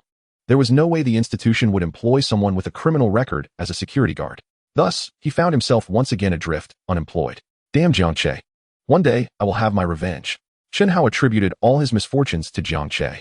And truth be told, he had every reason to. Qin Xiao Qiao. Once I step into the transformation realm, I will reclaim control of the Qin family and come looking for you. Chen Hao clenched his fists. At that moment, he stumbled upon a recruitment advertisement. Overseas company Ling Che Group is returning to the country and establishing a branch in Hangqing. Temporary security positions available. Security? Chen Hao latched onto the keyword, as if an unseen voice was urging him. Security. I must become a security guard. Having been laid off from the school, working as a security guard for a multinational corporation could also be an option. In the hospital, Lin Yu, Chen Hao's close comrade, was equally distressed. He had lost all contact with his younger brother. Why? I am a descendant of the ghost doctor. Why can't even my ghost gate 13 needles work? This is absurd. He still harbored dreams of a harem and envisioned marrying the young ladies. It was inconceivable. Why isn't my acupuncture effective? His master had betrayed him. The promised ghost gate 13 needles should treat all manner of ailments. The attending physician sighed at Lin Yu's state, realizing the young man had become unhinged. Mr. Lin, your functionality has been completely lost. Neither traditional nor modern medicine holds any efficacy for you. You must come to terms with this. How can I come to terms with this? I am only 20. Lin Yu's mental state was fraying. He was merely 20, yearning to pursue young women. What crime was that? Mr. Lin, please calm down. You may visit the sperm bank. They have what you desire. Lin Yu fell silent. Though he was furious, he needed to consider the situation seriously. Fine. Chapter 81. Lin Yu's last thread of hope severed. Jealous Yi Mingyao. Ultimately, Lin Yu surrendered to reality. The legendary medical skills passed down by his master could bring the dead back to life, conquer cancer and uremia, and even involved numerous treatments for women's physiological issues. Yet, when it came to male-specific medicine, the knowledge was scarce. All he had were tonics for enhancing virility, which left him utterly despondent. My master has betrayed me. Lin Yu, in a daze, followed the doctors to the hospital to preserve his sperm. As he could no longer perform, he had to undergo a puncture procedure. Store it for 10 years. This is the fee. 10 years would cost 20,000, instantly draining Lin Yu's wallet. Having just been swindled out of 150,000 in loans. Doctors, you must ensure everything is preserved properly. Lin Yu trembled as he looked at the test tubes. This was his last glimmer of hope. It reminded him of a phrase he had once overheard. In youth, one does not realize the value of vitality. Now, in his decline, he can only shed tears for his descendants. Rest assured, Our hospital's sperm bank is professional. Each sample will have its own identification number. Then, I entrust this to you. Lin Yu wept. Since the incident that rendered him impotent, his once robust character had morphed into one of fragility, and he now found himself weeping at the slightest provocation. Just as he wallowed in sorrow, a group of tattooed individuals, adorned with dragon and tiger designs on their arms, burst into the hospital. Ah, be careful. The nurse, holding Lin Yu's test tube, was jostled by a group of ruffians, causing her hand to tremble. Crash. The sound echoed sharply as shards scattered across the floor. But along with the shattered glass, Lin Yu's heart also broke. No. Lin Yu could no longer contain himself. He lunged toward the ground, reaching out for his countless descendants. The doctor had mentioned that his sperm quality was exceedingly poor, and this batch barely met the standards. As his condition worsened, the quality and vitality would inevitably decline further. But now who was Lin Yu? The leading thug, with a broad back and a scar running down his cheek, demanded, "Is Lin Yu not here? Damn it, this kid borrowed 150,000 from us. He wouldn't have run off with our money, would he?" It was evident that these men had come to collect a debt. Once you borrow from loan sharks, they pursue repayment with relentless fervor. You scoundrels. Lin Yu slowly rose to his feet. Those few test tubes contained his every hope, now shattered beyond repair. How could he not be enraged? Hey, Brother Long, this kid seems to be that Lin Yu. One of the thugs remarked. Indeed, you better return the money quickly. You borrowed 150,000 a week ago, and now, with interest, it's 170,000. You can postpone the principal, but you must pay back the 20,000 in interest first. I'll be damned. Lin Yu, already on the verge of exploding, retaliated without a second thought, raising his fists to strike. However, after his transformation, Lin Yu's combat prowess appeared significantly diminished, his punches lacking the usual force. Despite being a mid-stage internal energy master, he found himself outmatched by these thugs, all wielding electric batons. These batons seemed specifically designed to counter martial artists.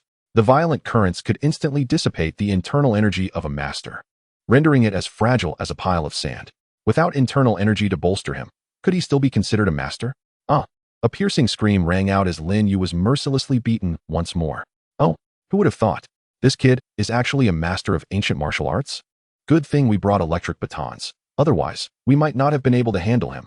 Brother Long angrily kicked Lin Yu twice. At this point, Lin Yu was barely conscious, his strength waning. Brother Long, doesn't this kid look a bit familiar? Isn't he the one-egged hero reported in the news a few days ago? Oh, I hadn't noticed until you mentioned it.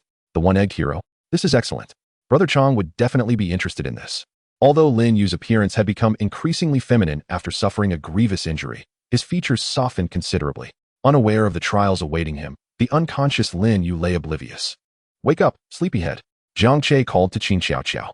Good morning, Senior Jiang. The girl replied as she sat up on the edge of her bed, rubbing her eyes. Her hair was tousled, and her gaze was dazed, clearly just waking up. Good morning. After freshening up, Jiang Che descended the stairs with Qin Xiao. It must be said that having such a sweet and charming girl by his side felt incredibly pleasant. No man could resist a beautiful girl whose every thought and gaze were filled with him. Rejecting her would only lead to regret. Aunt Chen had already prepared breakfast. Jiang Che, I'm scared to return to school. In the car, Qin Xiao covered her face, blushing deeply. My dad is my Chinese teacher, and my mom also works at the school. I don't know how to face them. Butler, follow that Maybach in front. Yes, miss. Yi Mingyao sat in the back seat of a Bentley, biting her lip in distress. She had awakened early today, intending to surprise Jiang Che at the Jiang family villa. However, she was confronted with a heart-wrenching scene. Jiang Che and Qin Xiao were walking out of the villa hand in hand. Yi Mingyao knew that Jiang Che's parents had moved away, leaving him alone with Qin Xiao for the night. Bastard Jiang Che, what am I to you? Yi Mingyao was on the verge of tears. I will never give up. I will prove to you that I am better and more beautiful than Qin Xiao. Chapter 82.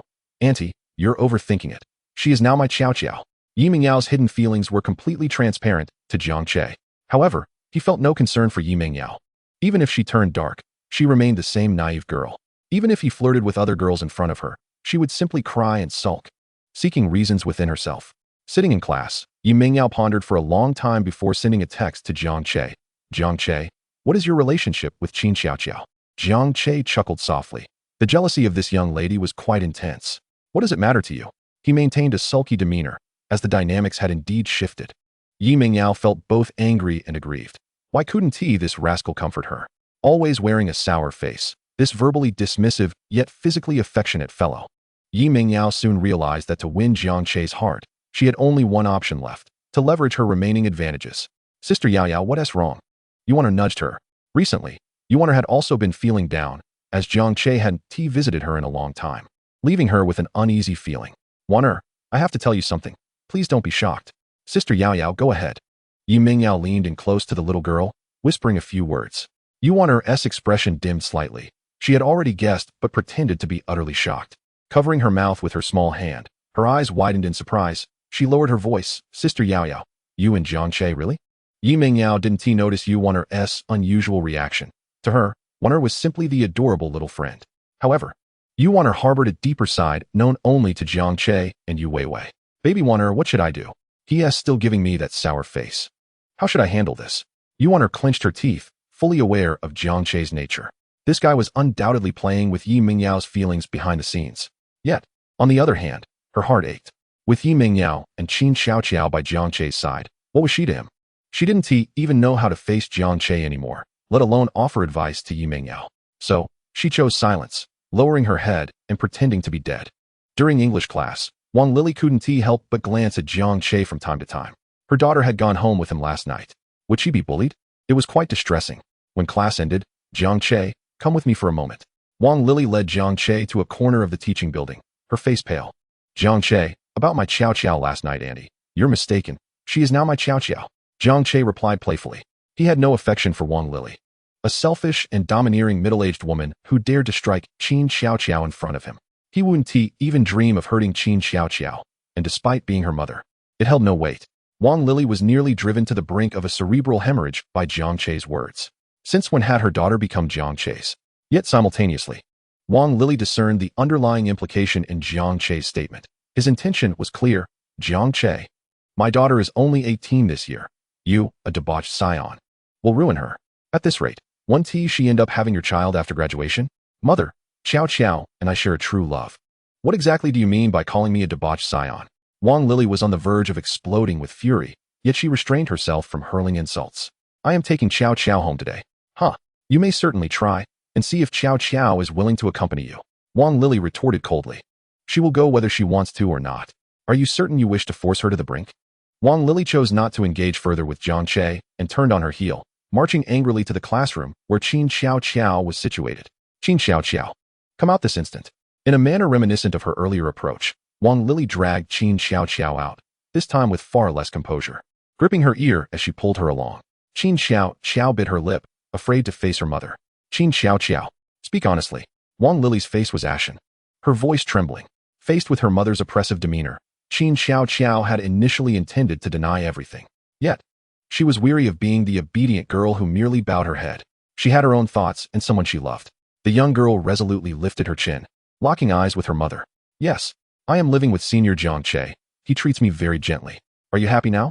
Wang Lily could hardly believe that such coarse words could escape her daughter's lips. Where had her well-behaved and adorable daughter gone? Anger surged from the depths of her heart. How could I have given birth to such a shameless creature? You have no sense of shame.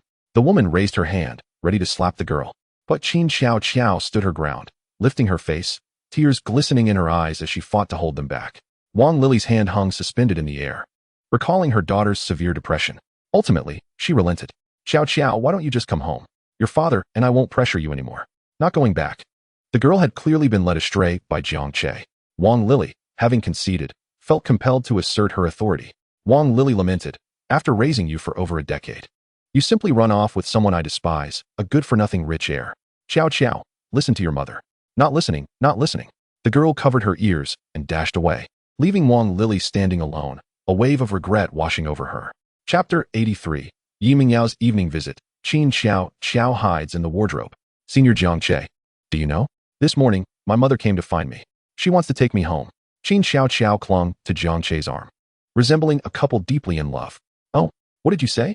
I, of course, firmly refused her. I was quite brave. Xiaoqiao, you're amazing. Jiang Che chuckled, ruffling Qin Xiaoqiao's hair. For dinner, Aunt Chen prepared sweet and sour ribs, along with 3 dishes and a soup. Aunt Chen's culinary skills surpassed those of chefs in some 5-star hotels, utterly enchanting the young girl's palate. Not long after the meal, Qin Xiaoqiao took a bath, curling up in the tub with only her little head visible, her cheeks flushed from the steam. Her long hair floated in the water like seaweed. Senior Jiang Che's home is truly affluent. Just this bathroom is more than twice the size of my bedroom. The Jiang family villa boasts 4 such bathrooms. Though Qin Xiao was reluctant to admit it, she gradually found herself enamored with this lifestyle. After all, it is easy to fall from frugality into luxury, yet difficult to return. Senior Jiang Che has said he likes me. Qin Xiao encouraged herself, but soon felt disheartened again. She truly lacked confidence. She was just an ordinary girl from a modest background. Although she was deemed a campus beauty, she did not see herself as particularly beautiful. In fact, she felt quite insecure. With a family as wealthy as Jiang Che's, they surely value social standing. After her bath, Qin Xiao was in a good mood. Senior Jiang Che, do you need me to help you review your studies? Just then, the doorbell rang downstairs. Jiang Che's lips curled slightly. He didn't even need to look to know who had arrived. Xiao, someone else here. Huh, someone else here? Qin Xiao panicked instantly. Who else could come to Jiang Che's house? It must be Jiang Che's parents or family. If they discovered her, they would undoubtedly tear them apart. Jiang's mother. Here is $1 million. Take it and leave my son immediately. Qin Xiao, no? Snowflakes falling.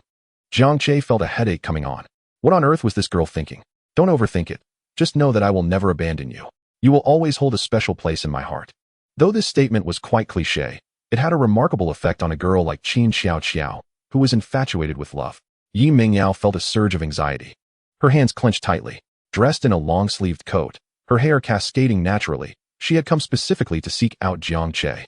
She was acutely aware that the Jiang family villa was not occupied by Jiang Che alone, but also by Qin Xiao.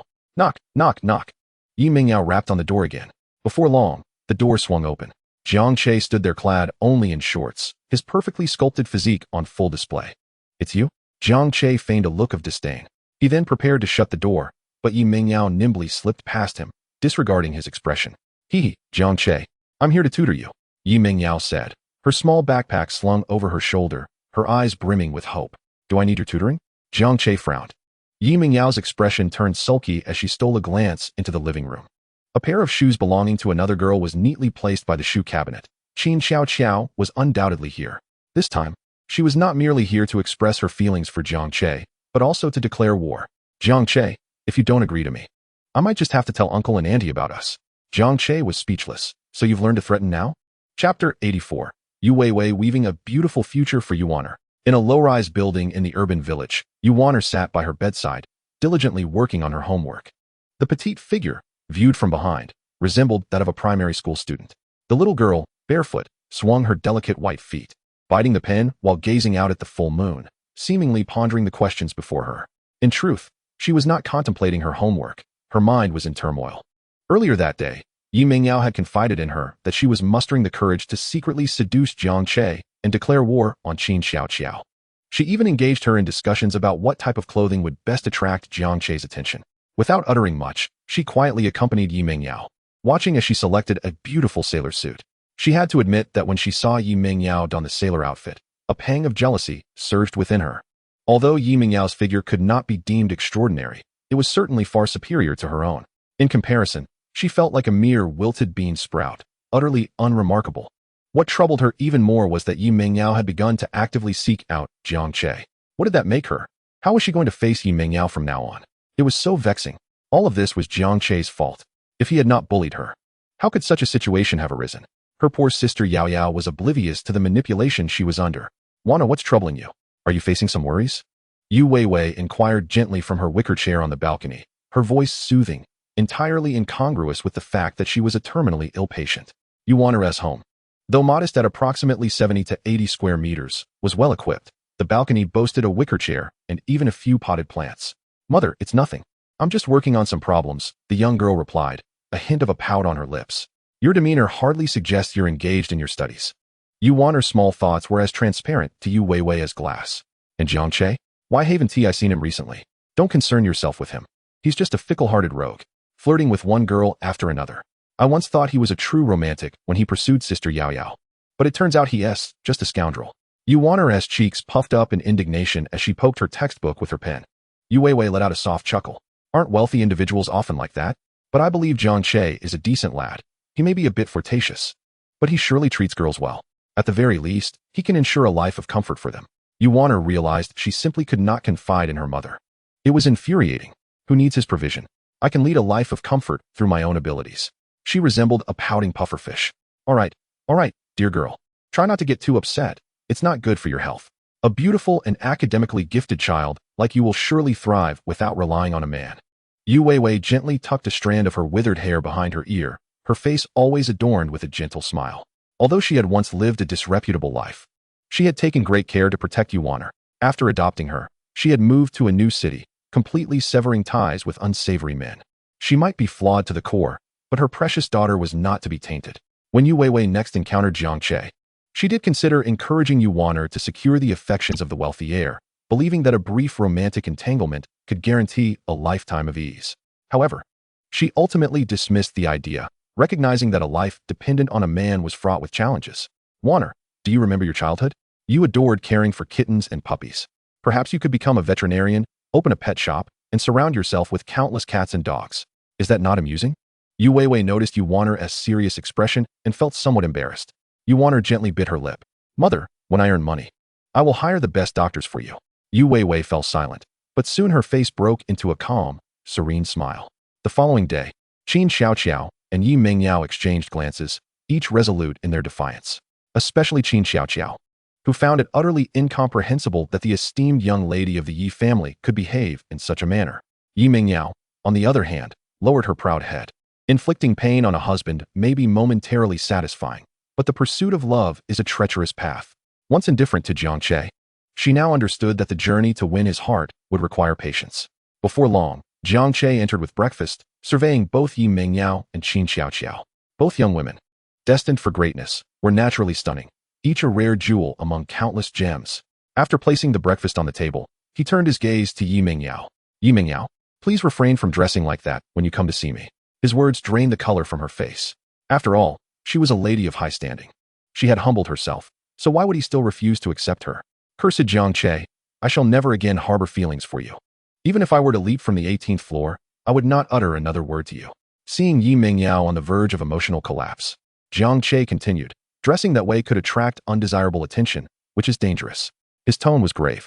Yi Mengyao blinked in confusion, her emotions teetering on the edge of collapse. Huh, what just happened? Jiang Che, were you just concerned about me? She struggled to contain her inner joy. Jiang Che merely pressed his lips together. Just eat your breakfast. He certainly could not dangle her emotions indefinitely. After all, he was now hers, and a little indulgence could work wonders. Previously, Yi Mengyao had kept him on his toes. Surely he deserved a moment of reprisal. Glancing at the time, he noted they did not need to attend school today. I will arrange for your absence shortly.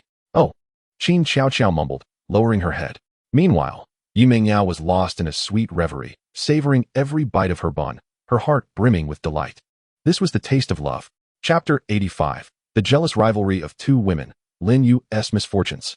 After Aunt Chin prepared breakfast, she was about to leave when she spotted Jiang Che descending the stairs, accompanied by Qin Xiaoqiao and Yi Mengyao. Although she was not particularly familiar with Qin Xiaoqiao, she certainly recognized Yi Mengyao, the esteemed daughter of the Yi family. This news was nothing short of explosive, yet Aunt Chin remained composed, lowering her head and discreetly exiting. Despite having watched Jiang Che grow up, she was acutely aware of her role as a servant. Brother Jiang Che, this soybean milk is quite hot. Let me cool it for you. Though they had finished their meal, Jiang Che had yet to eat. Yi Mengyao felt a surge of words she wished to share with Jiang Che. He had shown genuine concern for her. He even worried that her revealing attire might attract the wrong kind of attention. He must be jealous. How delightful. Qin Xiaoqiao furrowed her brow, glaring at Yi Mengyao as she cooled the soybean milk for Jiang Che, her teeth grinding in frustration. She had seen through the true nature of this so-called young lady of the Yi family. Jiang Che, you must try this bun. It's delicious. Qin Xiaoqiao challenged, casting a provocative glance at Yi Mengyao. Yi Mengyao, you still consider yourself a lady? You've been toying with Jiang Che all this time. It's no wonder he doesn't fancy you. Yi Mengyao found herself less antagonistic towards Qin Xiaoqiao. Having embraced her darker side, she was no longer so narrow-minded. Moreover, she had come to understand Jiang Che's feelings. Despite his often cold demeanor, he still harbored feelings for her. That was enough. Jiang Che thought to himself, what a battleground. It is often said that three women make a play, and thus these two women began to vie for attention. System, does this halo of mine hold any merit? Wasn't it stated that the harem would remain harmonious? The system, quite surprisingly, provided a response. Esteemed host, the female leads possess independent thoughts. They are not mere NPCs. They will indeed compete for your favor. The harem master's halo can merely ensure that your female leads do not devolve into extreme possessiveness, resorting to unscrupulous means to claim you entirely. Understood. Regardless of whether it is Yi Mingyao or Qin Xiaoqiao, they both require a measure of affection. Lost in thought, he began to ponder about Yuaner. He was one who desired to savor the delights before him, while casting glances at the simmering pot and dreaming of the fields beyond. Such is the nature of Jiang Che. After dilly-dallying through the morning, Jiang Che finally found a moment of respite. He felt as though his very essence had been drained. Now I comprehend why ancient emperors met their demise so prematurely. However, Jiang Che bore no concern, for he possessed the extraordinary self-healing factor, a bug skill. This unparalleled regenerative ability encompassed far more than the mere healing of wounds. After stretching his back, Jiang Che approached the litter box, once again assuming the role of a diligent caretaker. The ragdoll cat, aptly named Xiao Guai, bounded over upon seeing Jiang Che, eagerly licking at his fingers and even rubbing her backside against his hand. It was evident that she had entered her mating cycle. Go away, don't be so forward. If you could transform into a cat girl, I might be able to assist in alleviating your urges. Meow, meow, meow. She nudged Jiang Che's fingers, issuing several plaintive cries. This is absurd. Do you dare to provoke me further? I can easily send you for sterilization, you know? Jiang Che felt a headache coming on. It seemed that this feline had been particularly stimulated of late, resulting in her incessant cries that plagued him during the nights. The ragdoll cat sprawled on the floor, wagging her tail. At a loss for how to deal with her, he reluctantly retrieved a cotton swab, a remedy he had learned about online, which purportedly could assist female cats in heat. In Hangzhou, within a certain nightclub. No, Lin Yu found himself shackled by iron chains. Before him loomed a bald man, his shiny head glinting under the lights. This bald figure was none other than the enforcer for Wang Zheng, the second in command of the underground forces in Hangzhou. Nicknamed Bald Chong by many, he wore a lecherous grin. Let me go? I am a master of dark energy. My two masters, one is the head of the ghost medicine sect, and the other is the 19th ranked assassin in the dark world, possessing the pinnacle of transformation energy. If you dare lay a hand on me, they will not spare you. Lin Yu was gripped by terror. He had become numb after enduring experiences that most men would never encounter in a lifetime. The anguish was unbearable. As the proud heir of ghost medicine, a formidable master in the mid-stages of dark energy, he had expected to dominate the world after descending the mountain. Yet, why had his journey been so fraught with adversity? Not only had he lost his beloved woman to another, but every attempt to assert his prowess had ended in failure, culminating in his current predicament.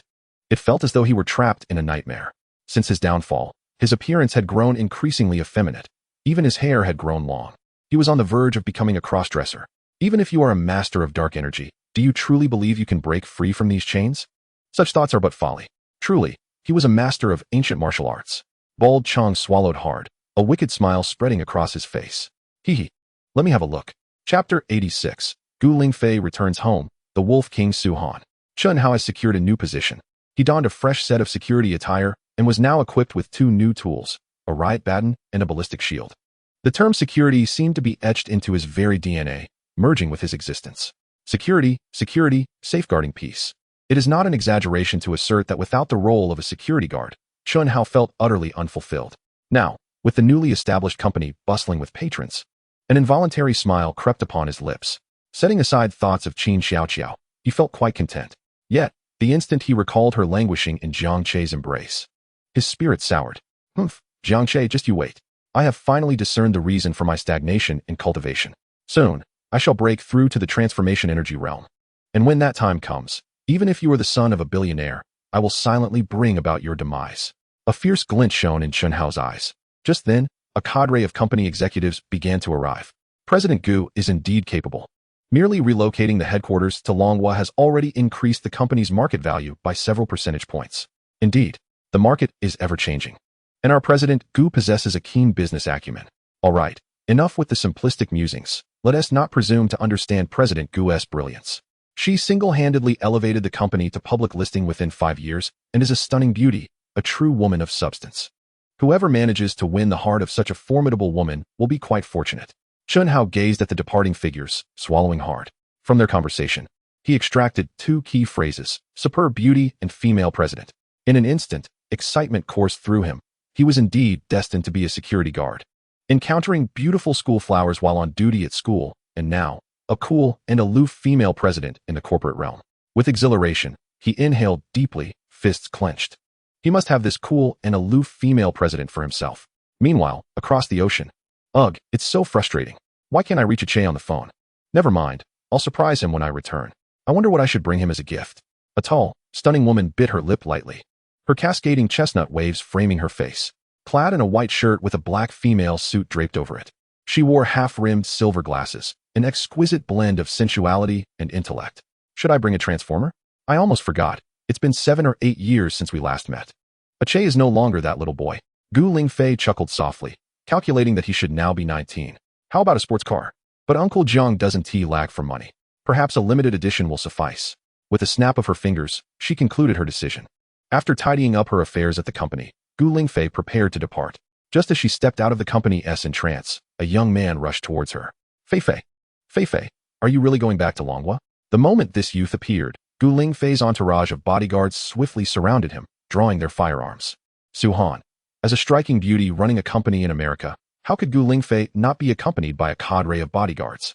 Feifei, are you truly returning to Longhua? Then I shall accompany you. Gu Lingfei's beautiful eyes narrowed. Su Han, can you cease your relentless pursuit? If not for your past act of saving my life, I would have had you thrown out long ago. Su Han, is 200 million not sufficient to repay your life-saving grace? Su Han spoke with a hint of anxiety. Feifei, that 200 million was a loan I took for you. I shall certainly repay it. Feifei, you know I truly cherish you. You need not return the money. You may leave. Gu Lingfei's bodyguards stepped forward, their guns cocked menacingly. Su Han fell silent. Despite his formidable fighting prowess, what good would it do him? A firearm's speed at 7 paces is swift, and its accuracy within 7 paces is deadly precise. He could only watch helplessly as Gu Lingfei's silhouette faded from view. A flicker of infatuation glimmering in his eyes. From the moment he first laid eyes on this woman, he fell madly in love with her. Feifei, wait for me. Even if you go to the Dragon Kingdom, I will continue to protect you from the shadows. I will surely move you with my actions. With this thought, he found himself dialing a number. Hello? Lord Wolf King, it's Monkey. Is there a new mission? No. I merely wish to announce something. I am preparing to withdraw from the Wolf King Mercenary Corps. What? Monkey exclaimed. Lord Wolf King, are you jesting? Our Wolf Fong Mercenary Corps is thriving, and as the Wolf King, you are the soul of our pack. Why would you want to leave? Su Han sighed deeply. I have grown weary of this life of incessant violence. I intend to return to the Dragon Kingdom. Moreover, I must uncover the truth behind the annihilation of my Su family years ago. Monkey responded, understood. We'll discuss this further upon your return. After ending the call, Su Han lifted his gaze towards the distant shores across the ocean.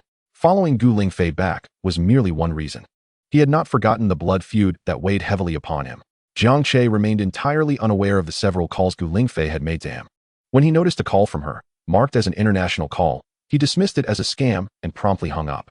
The methods for enhancing camaraderie between girls are quite simple. Through casual conversation, they can evolve into close friends. Although Qin Xiao Xiao and Yi Meng Yao still held mutual disdain, their relationship had improved significantly. The three of them were seated in the living room, enjoying a meal when the sound of a key turning in the lock echoed from outside. Creak. Xiao Che, these past few days Zhang Yunli entered with a smile, only to freeze upon witnessing the scene in the living room. She rubbed her eyes in disbelief. Had she misinterpreted the situation? It appeared her son was sharing breakfast with 2 girls. Surely she was mistaken. Let her see it again. Zhang Yunli closed the door and reopened it, unable to contain her astonishment. Xiao Che, what is the meaning of this? She scrutinized the 2 girls, initially believing that after she and Zhang Yuan left home, they had provided their son and Yuan with a cozy nook for romance. Yet, instead of Yuan other girls had arrived, and one of them was Yi Meng Yao, the eldest daughter of the Yi family. Zhang Yunli felt her brain struggling to process the overwhelming information.